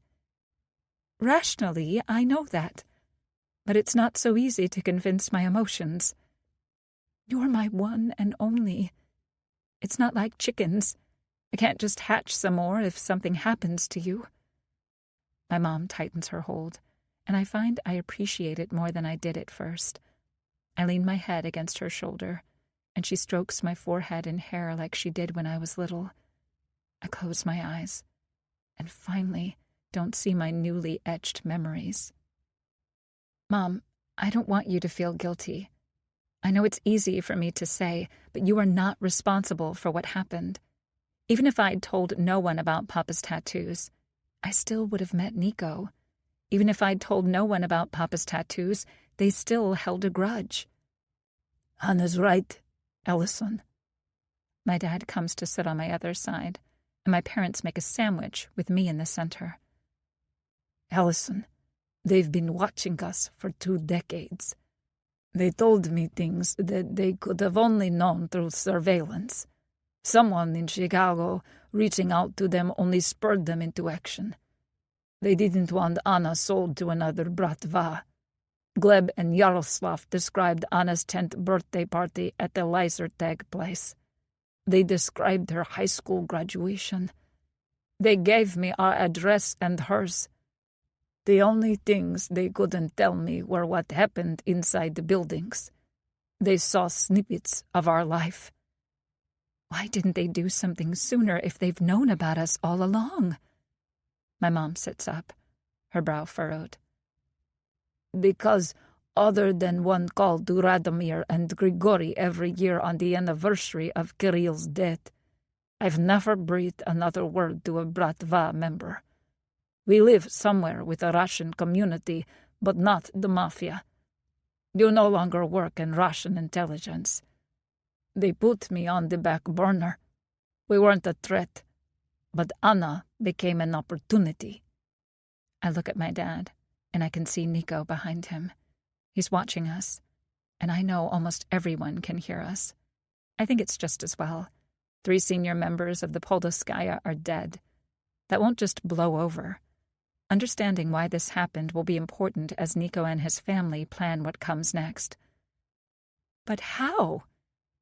Paulina Semenov. My mom jerks away and stands. Her distress is clear. My heart aches for her as tears stream down her cheeks. My best friend? Yes, Allison. They sent her just like I was to America, and just like you were to Russia. I had no idea. She's from, or at least she said she was from, Sochi. I had no reason to doubt her. My dad enfolds my mom in his arms, and I move back to sit by Nico. My mom needs the comfort only my dad can offer. Molishka, I'm sorry that woman betrayed your mom. I suppose that's always a risk. It is. I look at Nico, and I think he's remembering Katerina. I lift his arm to wrap around my shoulders as I lean against him. I know you have a doctor who stitches you up and everything. Do you have a therapist? Nico looks down at me. He shakes his head, then stops. She's not officially one for us, but there's a wife who is. Her husband works directly under Sergei. I've known him the entire time I've been here. I went to school with both of them. I think she would be a good person to talk to. Can I trust her? Yes. Would you come with me? Because you don't trust her? Yes. You heard what happened to my mom. I have nothing to hide from you about what they did. You were with me when I learned about my family. But I'm not so quick to trust anymore. I'll do whatever you need, Molishka.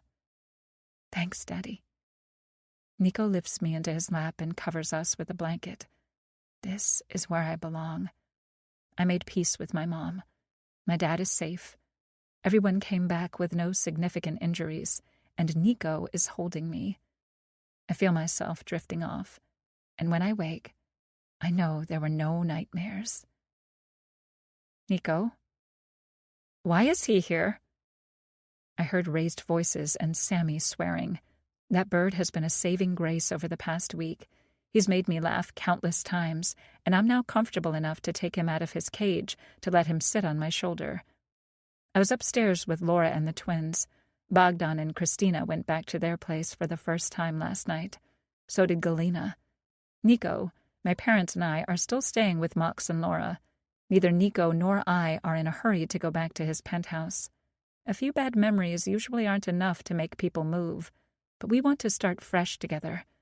We put an offer on a house 2 streets over from Laura and Mox. It's cash, so the owners accept it immediately. He wants to see you. No, I do not want to see him. You don't have to. Go back upstairs. Ms. Antonov. I grit my teeth and inhale. Mr. Mancinelli. Nico steps in front of me to shield me, and Salvatore appears insulted. Nico just crosses his arms. If this weren't such an awkward situation, and Nico's brothers weren't behind Salvatore, I would have a far different reaction to Nico's bulging muscle straining beneath his t-shirt. Ms. Antonov, I offer my sincerest apologies.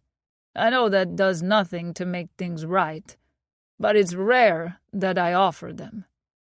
What happened to your nephews? I deserve to know this. Salvatore looks at Nico and raises an eyebrow. Nico shakes his head. What am I missing, Nico? Salvatore showed us a video of how he dealt with his nephews while I was waiting for you to come out of surgery. The only part of me that has had any prolonged pain is my lower back. I felt none of it when I was held captive. It came back when I woke up during our landing. I could barely move.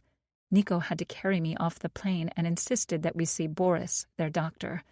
The man is the size of a mountain, with bushy eyebrows, but is shockingly gentle, and apparently only patient with women. He took x-rays. Everything checked out. But I'm still sore. Are they dead? No, Ms. Antonov. They should be. I know your fiancé and his family agree, but they are still my family. Can I sell them to the Russians? Salvatore stares at me for a moment, trying to gauge how serious I am. I don't blink. They wouldn't take them. What are you doing to ensure they never come after me? I'm sure they blame me for whatever beating you gave them. Salvatore inhales. Miss Antonov, I can't tell you that.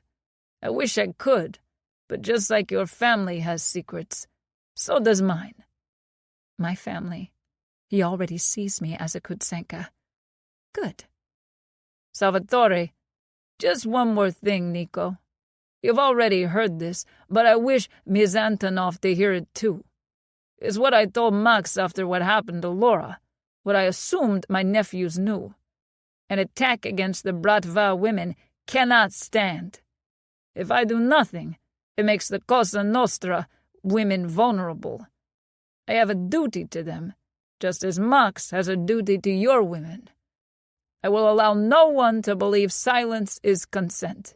This resolves nothing that stands between the Bratva men and the Cosa Nostra men, but I pledge my people will protect and defend the women and children of other syndicates. Is he suddenly a cop? A superhero? Protect and defend. I look at Max, Alex, and Bogdan to gauge their reactions. But I shouldn't have wasted the breath. I can't tell anything. Nico, can I believe Mr. Mancinelli? About this? Yes. Anything else? Never. I step around Nico, who reaches for me, but I move aside. I walk until I'm looking Salvatore in the eye. My height has its advantages. Mr. Mancinelli, I choose to believe you. I choose to forgive you, but I have not yet forgiven your nephews. I may not, but I will never forget the role your family played in this.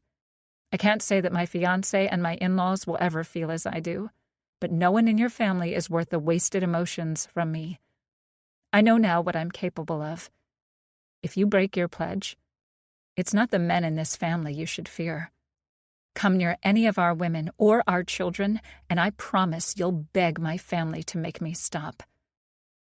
The women in this family are not to be crossed, but you, Miss Antonov, are enough to make the devil piss himself. I shall keep that in mind. Again, I offer my apologies. Salvatore dips his chin to me before looking at Nico and his brothers. He walks silently to the door. I watch through the glass as he gets in his car. It goes through the gate and pops the trunk. One of Max's guards drops the weapons they must have confiscated into it and slams it shut. Then the car is gone. Stasia? I look toward Nico and reach out my hand. When he takes it, I turn toward his brothers. I am not interested in repeating what happened. It will take me time to come to terms with what I did and the person I discovered I can be. But I did not lie to Salvatore. You've welcomed me into your home and your family. You've made me feel a part of it since the beginning. I'm an only child, so my parents have been my world most of my life. I'm not used to having so many people around me. But I love it. I do not doubt that being part of this family is what will heal me. Thank you. I can barely get the last two words out as my throat tightens. Each brother steps forward, starting with Max. Their hugs reassure me I am welcome and I am safe. The kiss on the cheek is sweet, and to taunt Nico. I wrap my arms around Nico's waist and rest my head on his shoulder. I'm home. Not because it's Max and Laura's house. I'm home because Nico is my other half. His brothers disappear, leaving us alone. Do you believe him, Nico? Yes. I was there when Laura was taken. I heard him pledge his support to Max for the reasons he gave today. I don't know what he did with Luca, Carmine, and Gabriele, but it was something severe that made him a liar and embarrassed him. He can't and won't forget that. He hasn't remained at Dawn this long without people fearing him with good reason. I want my pound of flesh and to exact my revenge. but I'm satisfied that Salvatore is handling it. Then I can be satisfied too. How are you feeling today? Better. Talking to Annika every day helps. My back doesn't hurt nearly as much as it did. Your parents head home tomorrow. I know. I'll miss them. I know you will, Princesa. I was thinking about a distraction for you. A distraction? Yes. I have a surprise for you. Somewhere I want to take you. My eyebrows shoot up. Here in the city, Molishka. Tomorrow night. Will you tell me where? That's not how surprises work. How will I know what to wear? That won't be a concern. His smile is wicked, and I get a sense of what he might mean. I slide my hands up his chest and around his neck. We've been discreet while staying in Max and Laura's home, so filled with family. But this kiss is one I hope no one stumbles upon. He walks me backwards until we get to the half bath. Once we're inside, he locks the door. Can you be quiet, Molishka? I nod. He lifts me onto the counter and pushes up my skirt. I've abandoned wearing underwear since they either don't stay on or get ripped. He leans to whisper in my ear. I'm going to do everything I can to make you scream. Let's see how quiet you are. Nico, your family, my parents. Try hard, Majosa Klavisha. Can I try your hard dick? You have a dirty mind. That's not a no. Nico pauses and looks at the counter, then the wall behind me. We haven't had sex on anything but the soft mattress in our guest bedroom, not even in the shower. It's been so we don't jar my lower back anywhere else. Tell me if I'm hurting you, Stasia. I know, Daddy. I haven't forgotten your rules or what a twitch you get into. Twitch? You'll feel me fucking twitch. I pull at Nico's belt and unfasten his pants as he unbuttons the shirt I'm wearing. I feel him unclasp my bra, so I let it and the shirt drop from my arms. His mouth goes to my tits immediately. He feasts on them, and the sensation flows from my nipples to my pussy. His fingers dig into my hips, the hold controlling whether I can move on my own, which I can't. My hands brace me behind my back as he thrusts into me. You're mine, Stasia. I am. All mine. Mine to love. Mine to please. That's what I want. Is that all you want? No. I want to come. Not yet. I haven't heard you scream. Daddy. That wasn't a scream. You know I can't. Too bad. If you come, I'll turn you around, spank you, and fuck you from behind. He knows I don't mind doggy style, but it's not as satisfying. But I want that spanking. He hasn't given me one since Mykonos. Chapter 28. Nico. I'm by no means out of shape, but my Malishka is insatiable. I wouldn't have it any other way, but she might be the death of me. I swallow her scream as she comes on the bathroom counter. I pull out and lift her off it. I press her to lean over the sink as I fist my cock. I stroke it as I land 5 sharp slaps to her little round ass. She watches me, and I can tell she doesn't approve of my stroking myself. I grin before stepping behind her. I lift her left leg and rest it on the edge of the counter. You have such a perfect little pussy, baby girl. It's all yours, Daddy. It is, and I claim it again. Tumultuous doesn't even describe how this relationship started. We've faced more challenges than most couples do in a lifetime, but we've weathered these storms together. Without these challenges, I wouldn't blame someone for saying our relationship is just about sex. But no matter how amazing sex is, I don't know that anyone would endure what we have just for a good lay. Daddy, please. I hear the need for me and I love it. Come, Malishka. I'm certain she hears it echoed in my voice. I thrust into her one last time before I wrap my arms around her waist and kiss along her shoulder and up her neck. We both tense as our orgasms hit us. I rest my forehead against her shoulder as she watches us in the mirror. Her hands cover mine, and I think about what she told me she wished to do for her career. I'm not sure I'm ready to share her yet. I look at Max and Laura and consider how quickly she got pregnant. I know they wouldn't give up being parents for anything in the world, and I want to be a dad one day now that I've met Stasia. But I'd like more time with just her. What are you thinking about, Nico? About us. Our future. Oh? Now that we're together, I want the kids. But I selfishly want your entire attention for a while before we have them. I'm okay with that. Nico, I'd really like to travel more before we have any. I understand now why my parents couldn't take me a lot of places, but there's so much I want to see. Where would you like to start? She shrugs. Where would you recommend? I'm fond of the Caribbean, but I also like several parts of Canada. Banff is gorgeous. Can you ski? Yes, that's one of the few things we did. We used to go skiing in Pennsylvania if it was a quick getaway. Otherwise, we went to New England. I can ski and snowboard. I've always wanted to try the old-fashioned snowshoes. You know, the ones that look like giant tennis rackets strapped to your feet. Was it your mom or your dad who enjoyed it more?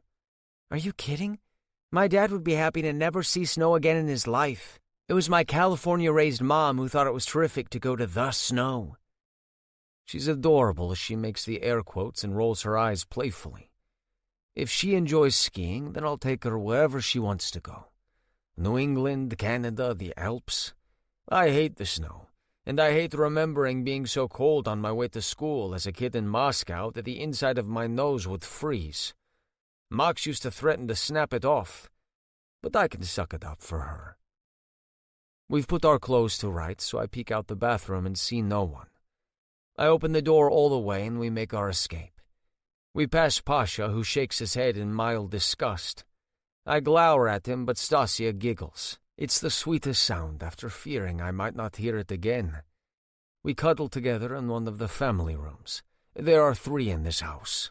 Mayo Sokroviche, I told you I have a surprise for you tomorrow night. What else do you want? Do you want to go back to work for Laura? Find another job? Plan a wedding? Work for Laura if she'll still have me, and plan a wedding. Maybe we don't have to get married right this minute, but sooner rather than later. Pick a date. We'll make it work. It can be here in the city or a destination wedding. A big one or a small one, whatever you want. Thanks, Nico. I'll think about it. Nico! Yeah, we're in the family room, Bogdan. I hear shoes running across the tile floor. I look back and see my baby brother. He has a gash to his right temple and his left fist is bandaged. Stay here, Stasia. Do not get up. She looks at me, but I'm already running toward Bogdan. I steer him toward the kitchen. Stasia, go upstairs. Please, now. I hear her taking the stairs in a hurry. What happened? The Italians hit Ivy. At least we think it's them. What the fuck? Fucking Salvatore. I know. I just got in there when it happened. We aren't even open yet. It's like what happened at Pussycats. Stuff broken and graffiti on the walls. We can't open tonight. Didn't you have 3 VIP parties? Yeah. That's close to 10 grand in sales down the shitter. Do Alex and Max know? Yeah, they're headed to the warehouse. Did you get anyone? Misha and Anton have 5 headed there. I'm not so sure it was Salvatore, though. Luca and Carmine? Maybe. None of the men have said a word, so we're guessing they're Italian, but we aren't sure. Do they have the flag tattoo? No, but they aren't Irish or cartel, and definitely not Triad. My brow furrows as I consider what the Bogdan said. I get the first aid kit Laura keeps near the sink. I take care of the cut on his forehead while he washes his hands. I use skin glue to close the cut before Bogdan gets ice for his hand. Does Sergei have any ideas? No. Anton called him and asked him to get the security footage from the last few days. They knew their way around. Why'd you come here? To let you know you don't have to come. I knew if I called you'd insist. Of course I'm coming. Nico. Nico? I look toward Stasia, who's standing in the doorway. She's ashen as she holds up her phone. You need to go. I glance at the Bogdan before walking over to her. I told you to go upstairs. What happened? I look at her phone. A text came in from a blocked number. It's in Cyrillic. I didn't even know Stasia's new phone was set for that. I never thought about it. We're not through yet. Podolskaya? I don't know, Milia. Maybe. Or it could be Luca and Carmine. It wouldn't be impossible for them to translate the message into Cyrillic and send it. You need to go, Nico. I'm safe here with Laura and the guards. My dad's here too. I know I can't stay. I want to, but I need this to end. I understand. Be careful. I love you. She offers me a kiss before she points to the front door. I love you, Nico. Bogdan follows me out, and a driver is already waiting for us. I look back as Stasia stands by the front door. I hear Laura's voice, and Stasia turns back to answer my sister-in-law. She glances at me and waves before she shuts the door. Can't we have one fucking day? It started out great, and it's already gone to shit. You're Russian, but not Muscovites. American? All 5 of our guests are naked and hanging from meat hooks. We recognize all their tattoos, and all of them are American quality, too. My fist slams into the sternum of the one we figure as the leader. His tattoos say Bratva, but his clothes said American. Even the way he carries himself and looks around makes me think he's Russian, but not from Russia. He doesn't look at me. I speak to him in our native tongue, hoping to hear him speak. It'll tell me where he's from faster than if he names a place. Bogdan has the pliers and clicks them open and close. He catches the leader's nose between the tool's pincers and squeezes. The man grits his teeth and tries to breathe through the pain. His discomfort is plain to see. Definitely not Moscow Podolskaya. Askolki. Alex steps around the last one to my right. He spins the guy and points to a brand. Chicago. Progress. Which one of you talked to Luca? No one answers. I adopt a bored expression and shake my head. I cross my arms and smile at Bogdan. There's no humor on his face. He moves to the next man, except he puts the pliers around his balls and squeezes hard. Pizdu отсюда! Get the fuck off. Answer my brother. Bogdan squeezes hard enough that the guy will probably never get another hard-on in his life. He keeps the pressure steady as the guy breaks into a sweat and trembles. I listen to my brothers and cousins laugh. They come to stand behind Bogdan and me, their laughter heckling Bogdan's target. I pull out my knife and lunge at the first man. I bring my blade to where his ear meets his head and press. I will cut all the way through. If I don't hear what I want, then you won't hear at all. Promise me a quick death and I'll tell you. I look down the end of the line to the youngest man.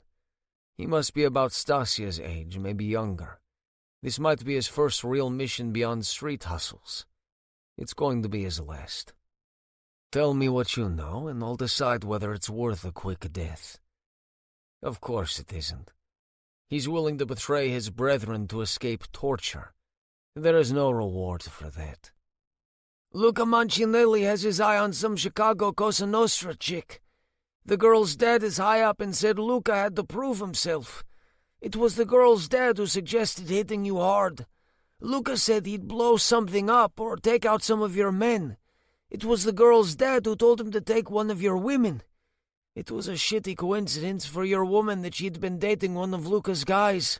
It was Carmine who pointed out that they knew there was a Russian girl with a Bratva father. Then she started dating one of you. She was already the target, but she became valuable with that little piece of info. So Luca contacted you to ask how much she would be worth in Moscow. Max steps forward. I can't ask all the questions, or it'll be too obvious that Stasia is mine. Right now, they don't need to know that. It'll keep them wondering. Yeah. And? Alex slaps the kid as he asks. I suddenly feel way older than 28 when I look at this guy who's probably 21. I made the call. Bullshit. Sergei leans forward into the guy's face. He doesn't blink. He's always been able to stare the longest. It's fucking unnerving if you aren't used to it. He used to fall asleep with his eyes open as a kid. Fucking creepy. I did. Bullshit. Sergei still hasn't blinked. Fine. I was there, though. And? It's Pasha's turn. He takes the pliers from Bogdan, who finally lets go of the other guy's balls. But I'm pretty sure he castrated the motherfucker. His balls look rather deflated. Pasha puts the pliers to Chatty Cathy's nipple and twists. The kid screams. Whiny little bitch, why'd you bring him? I look at the leader while I point over my shoulder to Pasha's victim. I watch a spark of anger enter this guy's eyes. Oh ho ho, get this. The gossiper is the leader's little brother. Now I see surprise from the leader. How'd? The younger man catches himself, but it's too late. I got confirmation from both of them. What's your name, Chatty Cathy? He watches me, debating whether it's worth confessing. Looks like he takes the easier road. At least he thinks it is. Milo, what's your brother's name? Roman. I turn toward the leader. Your baby brother sold you all out, Roman. And you let him. Did you really think letting Milo talk would actually make his death easier? Now you've just made it fun. I drive my fist into the leader's face. I land the first punch against his cheekbone and the next under his chin. His head snaps back before he shakes it off. Pasha squeezes the pliers on the other guy until he breaks through the skin. He pulls away, taking flesh with him. Enough! It's the first time this man's spoken. He's the oldest, maybe a little older than Max. Early to mid-30s is my guess. What's your name? Max asks, but we all want to know. Vasily. I have something to say, Vasily. Max takes the lead again. Yes. All 5 of us are going to die before we leave here. You aren't the only ones who still have family in Russia. You're not the only ones who try to protect them, give them what they can't get for themselves. The Podolskaya found our families in the village an hour outside Moscow. It was do this for them or watch them stream our families' executions. We believe in leaving women and children alone, but not at the expense of our own families. You know how they are. We do. That's why we left Moscow. I want to look at my brothers and cousins, but I can't. It would give away too much. They would know that I understand and even feel a little sympathetic. What now? Does Luca get the girl? I'm genuinely curious. I wouldn't mind learning her name, too. It could come in handy. I move to stand in front of one of the 2 men who still hasn't spoken. I grab a handful of his hair and yank backwards as I step to his side. I don't know. I think you do. Semyon and Taras know nothing. Our Pahan made them come. I turn to Vasily. Alex holds a knife to the man's belly. Can you answer my question? Not for certain. I think the Don set him up, though. She's been dating some guy since she was in high school. Sucks for Luca. Pasha makes the comment and we all laugh. I hope he gets fucked over. Why are you here? Why hit our nightclub? Max steps in front of Roman. They've all figured out who he is. Roman's not feeling so ballsy now that they've watched us and figured out Max is our leader. Pahan, the Podolskaya didn't get what they wanted, and they're smart enough not to step foot in the U.S. That meant finding someone here to do it for them. Like Vasily said, they know where our families are. Why our nightclub? They failed twice to get the woman. Once here and once in Europe. Now they're after your businesses. And your Pahan thought pissing me off was the better option. Roman doesn't answer. No one needs to. Max will make a call later to let the Eskolki know what a shit show this turned into. He'll remind them they get nothing in or out of the U.S. from Europe or the Caribbean without us. Sure, they can get some drugs brought north through Mexico, but it's nowhere near as secure or the quality of the product we provide. Is there anything else you wish to tell us without being tortured? Misha asks as he smacks a metal pipe against his palm. No one speaks up, so he goes down the line swinging the pipe into each set of left ribs. Milo is the one who speaks up. You know our Pahan is old enough to be all of our grandfathers. He's the last of us who have true Bratva ties to the motherland. When we don't come back, he'll be done. None of our elite group agreed with this mission. They knew it was suicide to come up against you. The ties between the Oskolki and the Podolskia are done. Our elite group knows staying on the Ivankov Bratva's good side is way more important than remaining allied with the Podolskaya. You want me to believe you're not a threat anymore? Max locks eyes with Roman. I can see the man's trying to keep his balls from shriveling under Max's stare. Yeah, we have our own problems. We don't need to add New York to our list. When you don't return, won't there be problems with us then? Roman shakes his head while Milo speaks. No, Pahan. Like I said, the elite didn't agree with this. We all knew we couldn't refuse, but we all knew the chance of us surviving was next to none. Even if we'd gotten away with the break-in today, we were supposed to do more. You would have found us. Out-of-town Russians showing up in the Bratva neighborhoods. The hope was we could fuck up enough shit before being caught. Max turns to all of us. Anything else you want to know? We either shake our heads or stay quiet. Misha and Pasha pull out their guns while the rest of us go into the office. They'll put bullets between each set of eyes, then toss them into acid. Max and I strip to take the first showers. We both want to get back to his house. He wants to see Laura and his children. I want to see Stasia and spend a little more time with her parents before they leave. What do you make of the thing with Luca and the girl? I talk as I turn on the water. I lean out of the shower to speak to my brothers, Anton and Sergei. I lather the shampoo and scrub all traces from my hair. Then I run the surgical soap over me. Alex looks up as he peels off his socks. I think he got fucked over, but I don't know if she was a girl he was into or if he was into the access he thought he would get. I agree, Alex.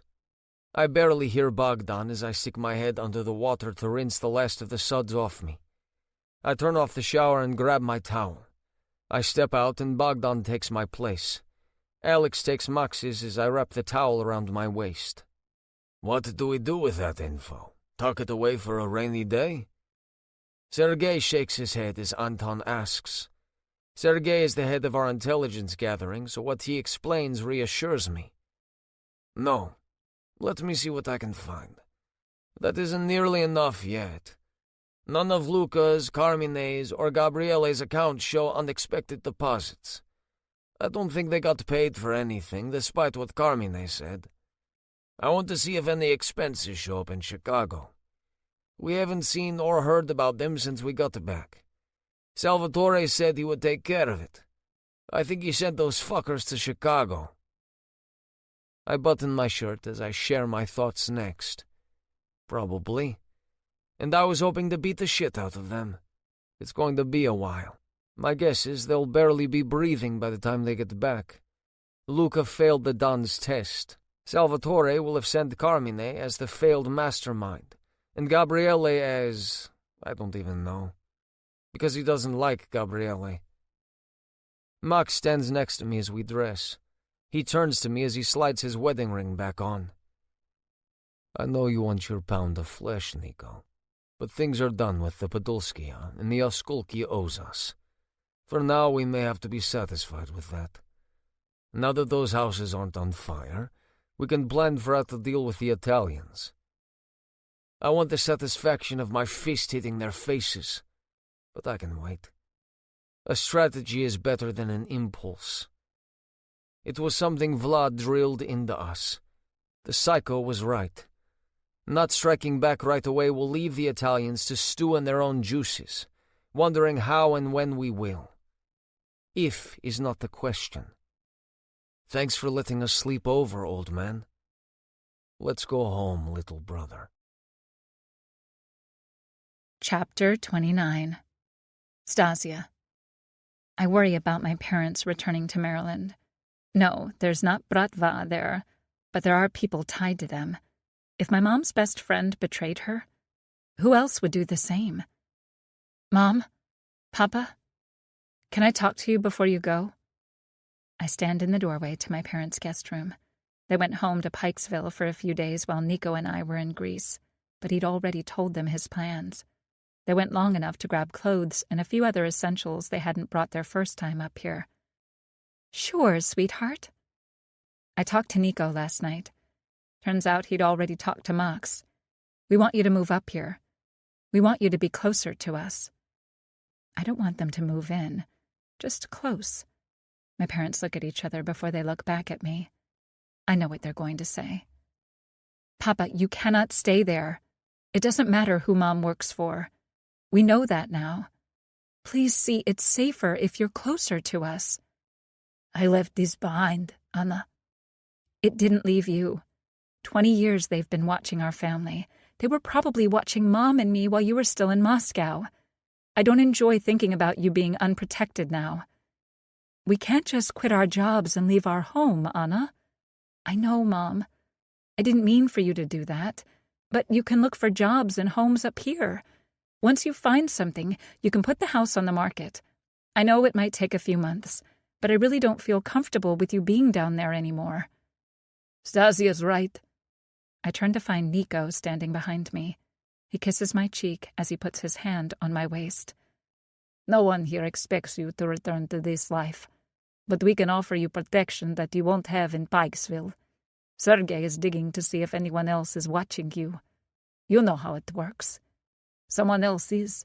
There's always a backup in case a person is compromised. You don't know who the secondary is. What we learned today lets us know the Podolskaya won't come after the Ivankov, but that doesn't mean they've settled the score with you, Yuri. I look up at Nico, who is now beside me. I want to know what he learned. Will he tell me? Can we come in? Nico waits until my mom nods before walking with me to the love seat near the window. My parents sit on the bed. Nico holds my hand and rests it on his thigh. Long story short, Luka was put up to doing something against us by the Chicago Don. They got in touch with the Oskolki. Their Pakhan still has connections in Russia, and the Podolskaya threatened the families of the men who broke into our nightclub today. Since the Podolskaya failed twice and won't come to the U.S., they thought the Chicago Bratva could go against us. Max is talking to the Pakhan now, but I'm confident they won't be trouble again. The Moscow Bratvas will keep their distance like they have for nearly 20 years. We're safe.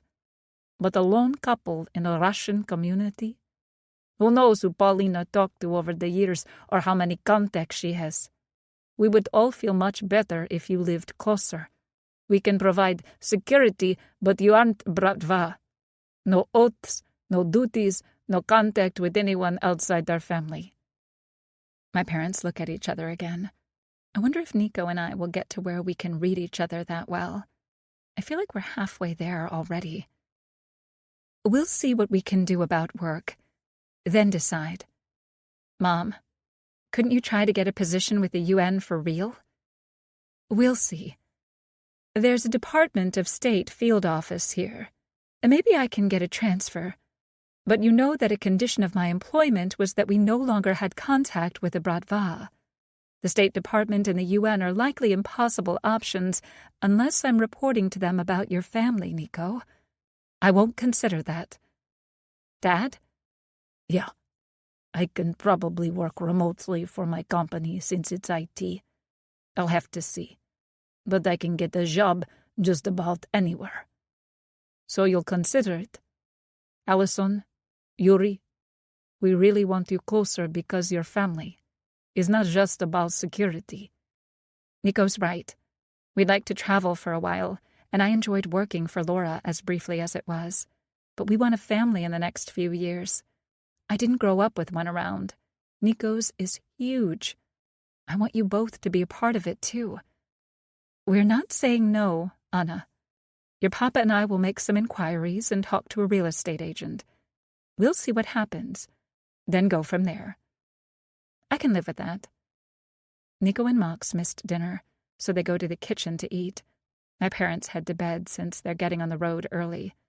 I'm half asleep by the time Nico climbs into bed next to me. Do you think they'll move up here, Sakarak? You calling me a piece of sugar still makes me laugh. But yes, I think they will come up here. I hope so. Thank you for talking to them with me. They're my family too now. Having your dad around is a little like having my dad back. Uncle Grigori and Uncle Radomir have been amazing surrogates. But knowing I'm going to have a father-in-law feels different. It helps that he and my dad were close friends.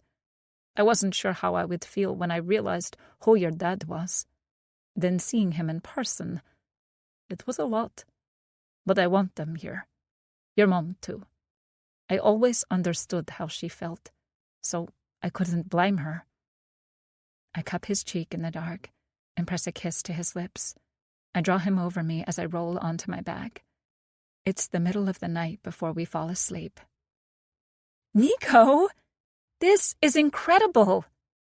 I'm certain my mouth is hanging open as I walk around our suite at the Mark in Midtown Manhattan. After my parents left this morning, we had a picnic in Central Park and walked around a few museums. We had dinner at a Michelin star restaurant, a horse-drawn carriage ride, the privately arranged sort, not some hack-off-the-street kind, and now Nico's brought me up here.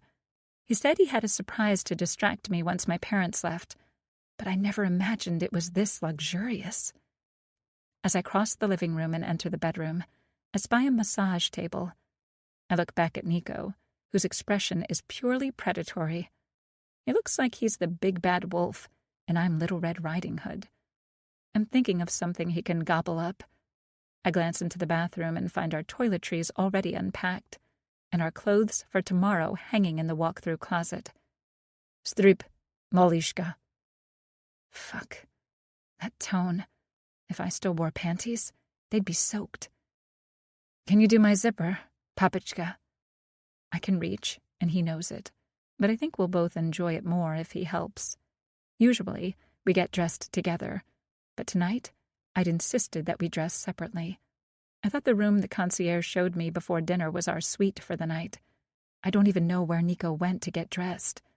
Maybe in here? As he slides the zipper down my back, I know he's seeing a peek of what I'm wearing beneath.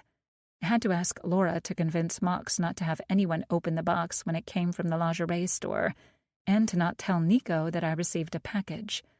I think the delivery woman had a heart attack when she arrived with it. She bolted back to the cab that waited for her. The security can be a little overwhelming.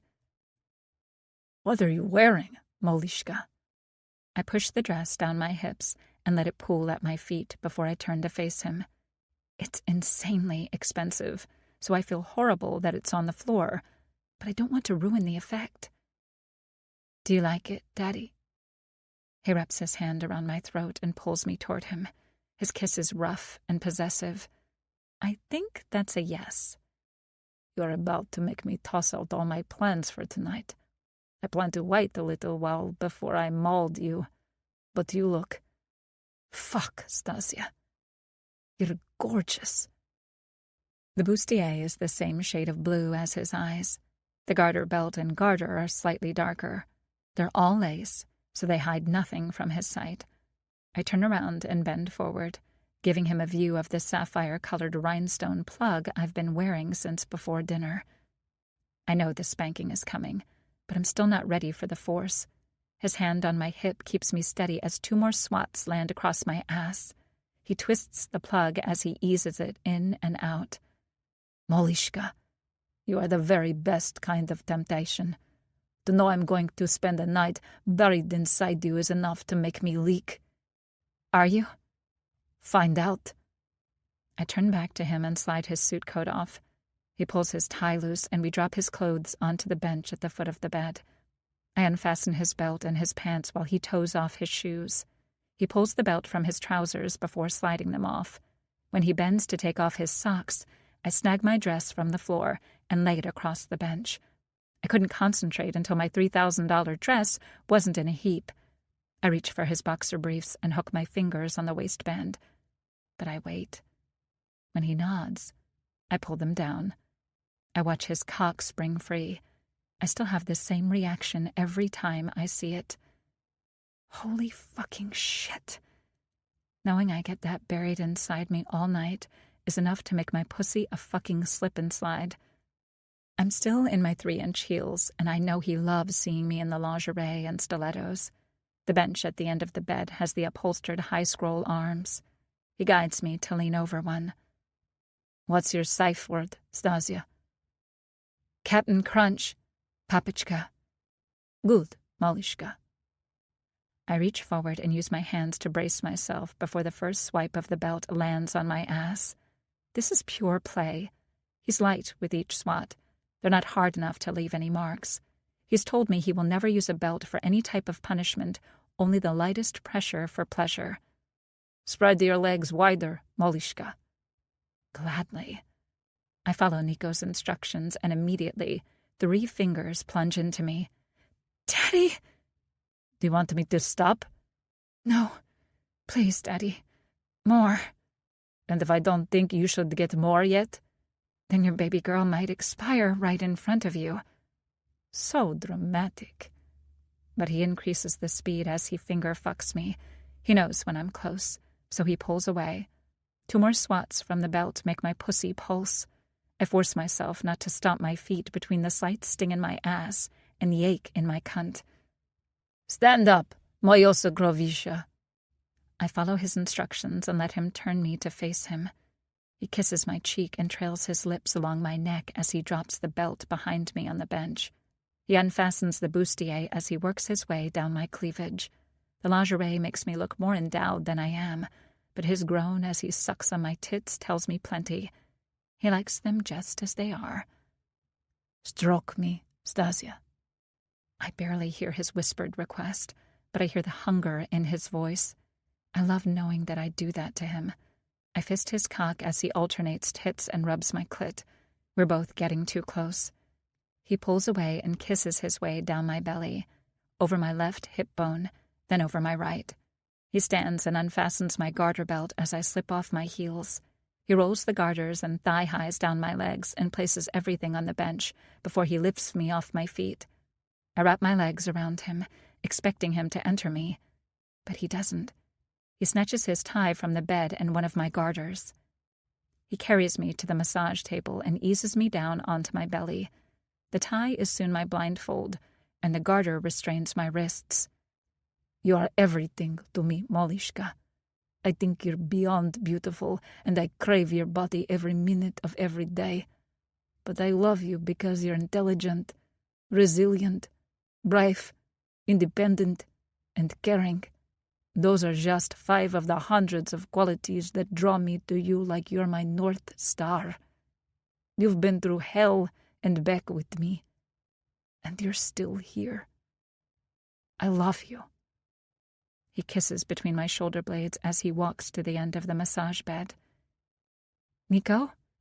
Yes, Princesa. Can I tell you why I love you? I'd like to hear it. Can I sit up and look at you while I do it? You got to see me while you explained. He helps me up and slides the blindfold off. You are all the things you said about me. Despite the life that's been given to you, despite what you have to do and the person you have to be, you are loving and gentle. You're optimistic and easygoing. You make me laugh as much as you give me strength. You let me be who I am while being just the right amount of possessive and protective. You make me feel precious, like I really am a treasure. I love you, Papichka. I move to roll back onto my belly, but he fists my hair. His kiss is hungry and forceful. It's almost too much. There's a desperation there that I'm not used to. I shake the garter from my wrists and open my legs that hang over the side. He steps between them, and I wrap my arms around his back. I welcome his tongue as it sweeps my mouth. I suck on it, and his hand tugs harder on my hair. He loves it when I do that, and I love it when he's rough. Do you really mean all that, Stasia? Do you really love me like that? Of course. You know that, Nico. The way he swallows, then rests his forehead against mine. I wonder if my suave and confident fiancé might not be as secure as I assumed. I cup his face. Look at me, Nico. I'm the one with the commanding voice now. I love you. You are not a perfect man, nor am I the perfect woman, but you are the perfect partner for me. Never doubt that. My dad told me more than once that you will love me with your whole heart, that you will do anything for me. You need to know I feel the same way.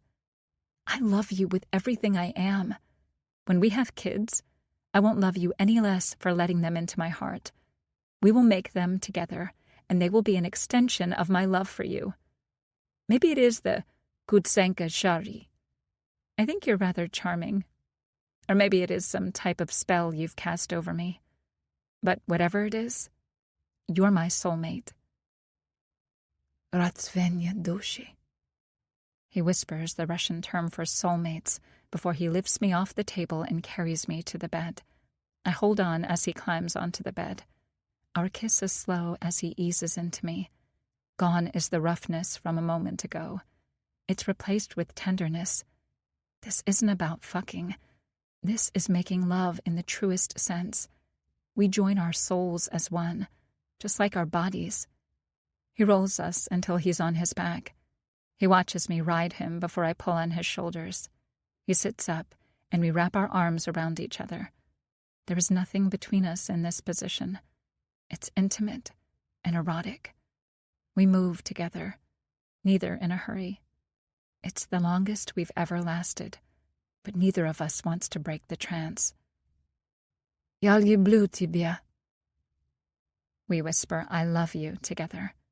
My hand over his heart, and his hand over mine. He may call me his treasure, but I treasure the life we're building. Together, forever and always. Epilogue. Nico. Calm down, little brother. You're jitterier than I was on my wedding day. So much for you being the easygoing one, big brother.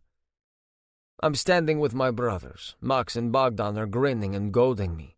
Alex is watching and trying not to laugh. I'm trying not to pace.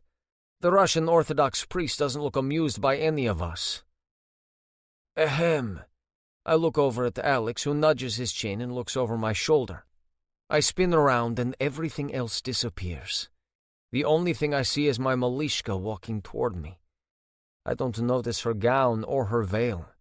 I barely see that Yuri is walking her toward me. I forget about the blue sky, the rugged mountains, or the crystalline water behind me. Banff is one of the most beautiful places I've ever been, and I couldn't give a shit as I wait for Stasia to reach me. I clasp my hands to keep from grabbing her away from Yuri when he stops to kiss her cheek. I force myself not to yank her next to me. Instead, I pretend to be far calmer than I am as she places her hands on top of mine. Laura, Christina, and her friends Beth and Gracie stand beside her. My 3 brothers stand beside me. Our families watch as we exchange our vows in an outside ceremony. I barely notice as Laura quietly interprets the service for Stasia's friends and Christina. Since the men in my family and Yuri are all lapsed Orthodox, Stasia suggested the service take place outside. She wanted a religious one, and I liked the idea too. But all of our transgressions seem too many and too severe to marry inside the church. It feels sacrilegious. We found a Russian Orthodox priest willing to conduct the ceremony beside the lake, and I'm glad we chose this. The servant of God, Nikolai Kutsenka, is married to the servant of God, Anastasia Antonov, in the name of the Father, and of the Son, and of the Holy Spirit. I listen to the priest as he recites the ancient vows my parents must have shared. When it's time, Bogdan hands me the rings. Through a ring, the authority was given to Joseph in Egypt. Through a ring, Daniel was glorified in the land of Babylon. Through a ring, the true identity of Thamar was discovered. Through a ring, our Heavenly Father showed mercy on the prodigal son. for he said, "Put a ring on his finger." We exchange our rings during the service of betrothal. During any other wedding ceremony, this would pretty much be it. But I've loved watching the service of crowning since I was a kid. I never imagined I would take part in it, or the ceremonial walk that comes after the gospel reading. I'm pleased we can do all of this, even though we're outside. I wasn't sure that we could. It feels like a full Orthodox wedding. I didn't think it would matter as much as it does. "Hello, Mrs. Kutsenka," I whispered to Stasia as the service ends. Hello, husband. I love the sound of that. Our family beams at us, and I know I have the widest smile I've ever worn. I love you, Malishka. I love you, Papachka. The wedding party is discreet and gives us space to share another kiss. This one isn't the polite one we shared in front of the priest. This is our celebratory kiss that we've officially bound our lives together. Let's celebrate with our family, and then we shall have our private celebration. Daddy? Yes, baby girl? I'm not wearing any panties. I grin. I'm not surprised, but somehow today seems like a day she should have. What should I do about that, Malishka? Oh, definitely a spanking. If you think so, let us eat and drink and have our cake. Then I shall have my dessert. Promise? Absolutely, Maya Sokrovisha. I always keep my word. This concludes Bratva Treasure by Sabine Barclay. Narrated by Iggy Toma and Marnie Young, members of SAG-AFTRA. Copyright 2022 by Sabine Barclay. This unabridged audiobook is published by arrangement with Sabine Barclay, care of Book Sense Literary Agency, LLC, and was produced in the year 2023 by Tantor Media Incorporated, a division of Recorded Books, which holds the copyright thereto. Please visit Tantor.com for more information on our growing library of unabridged audiobooks.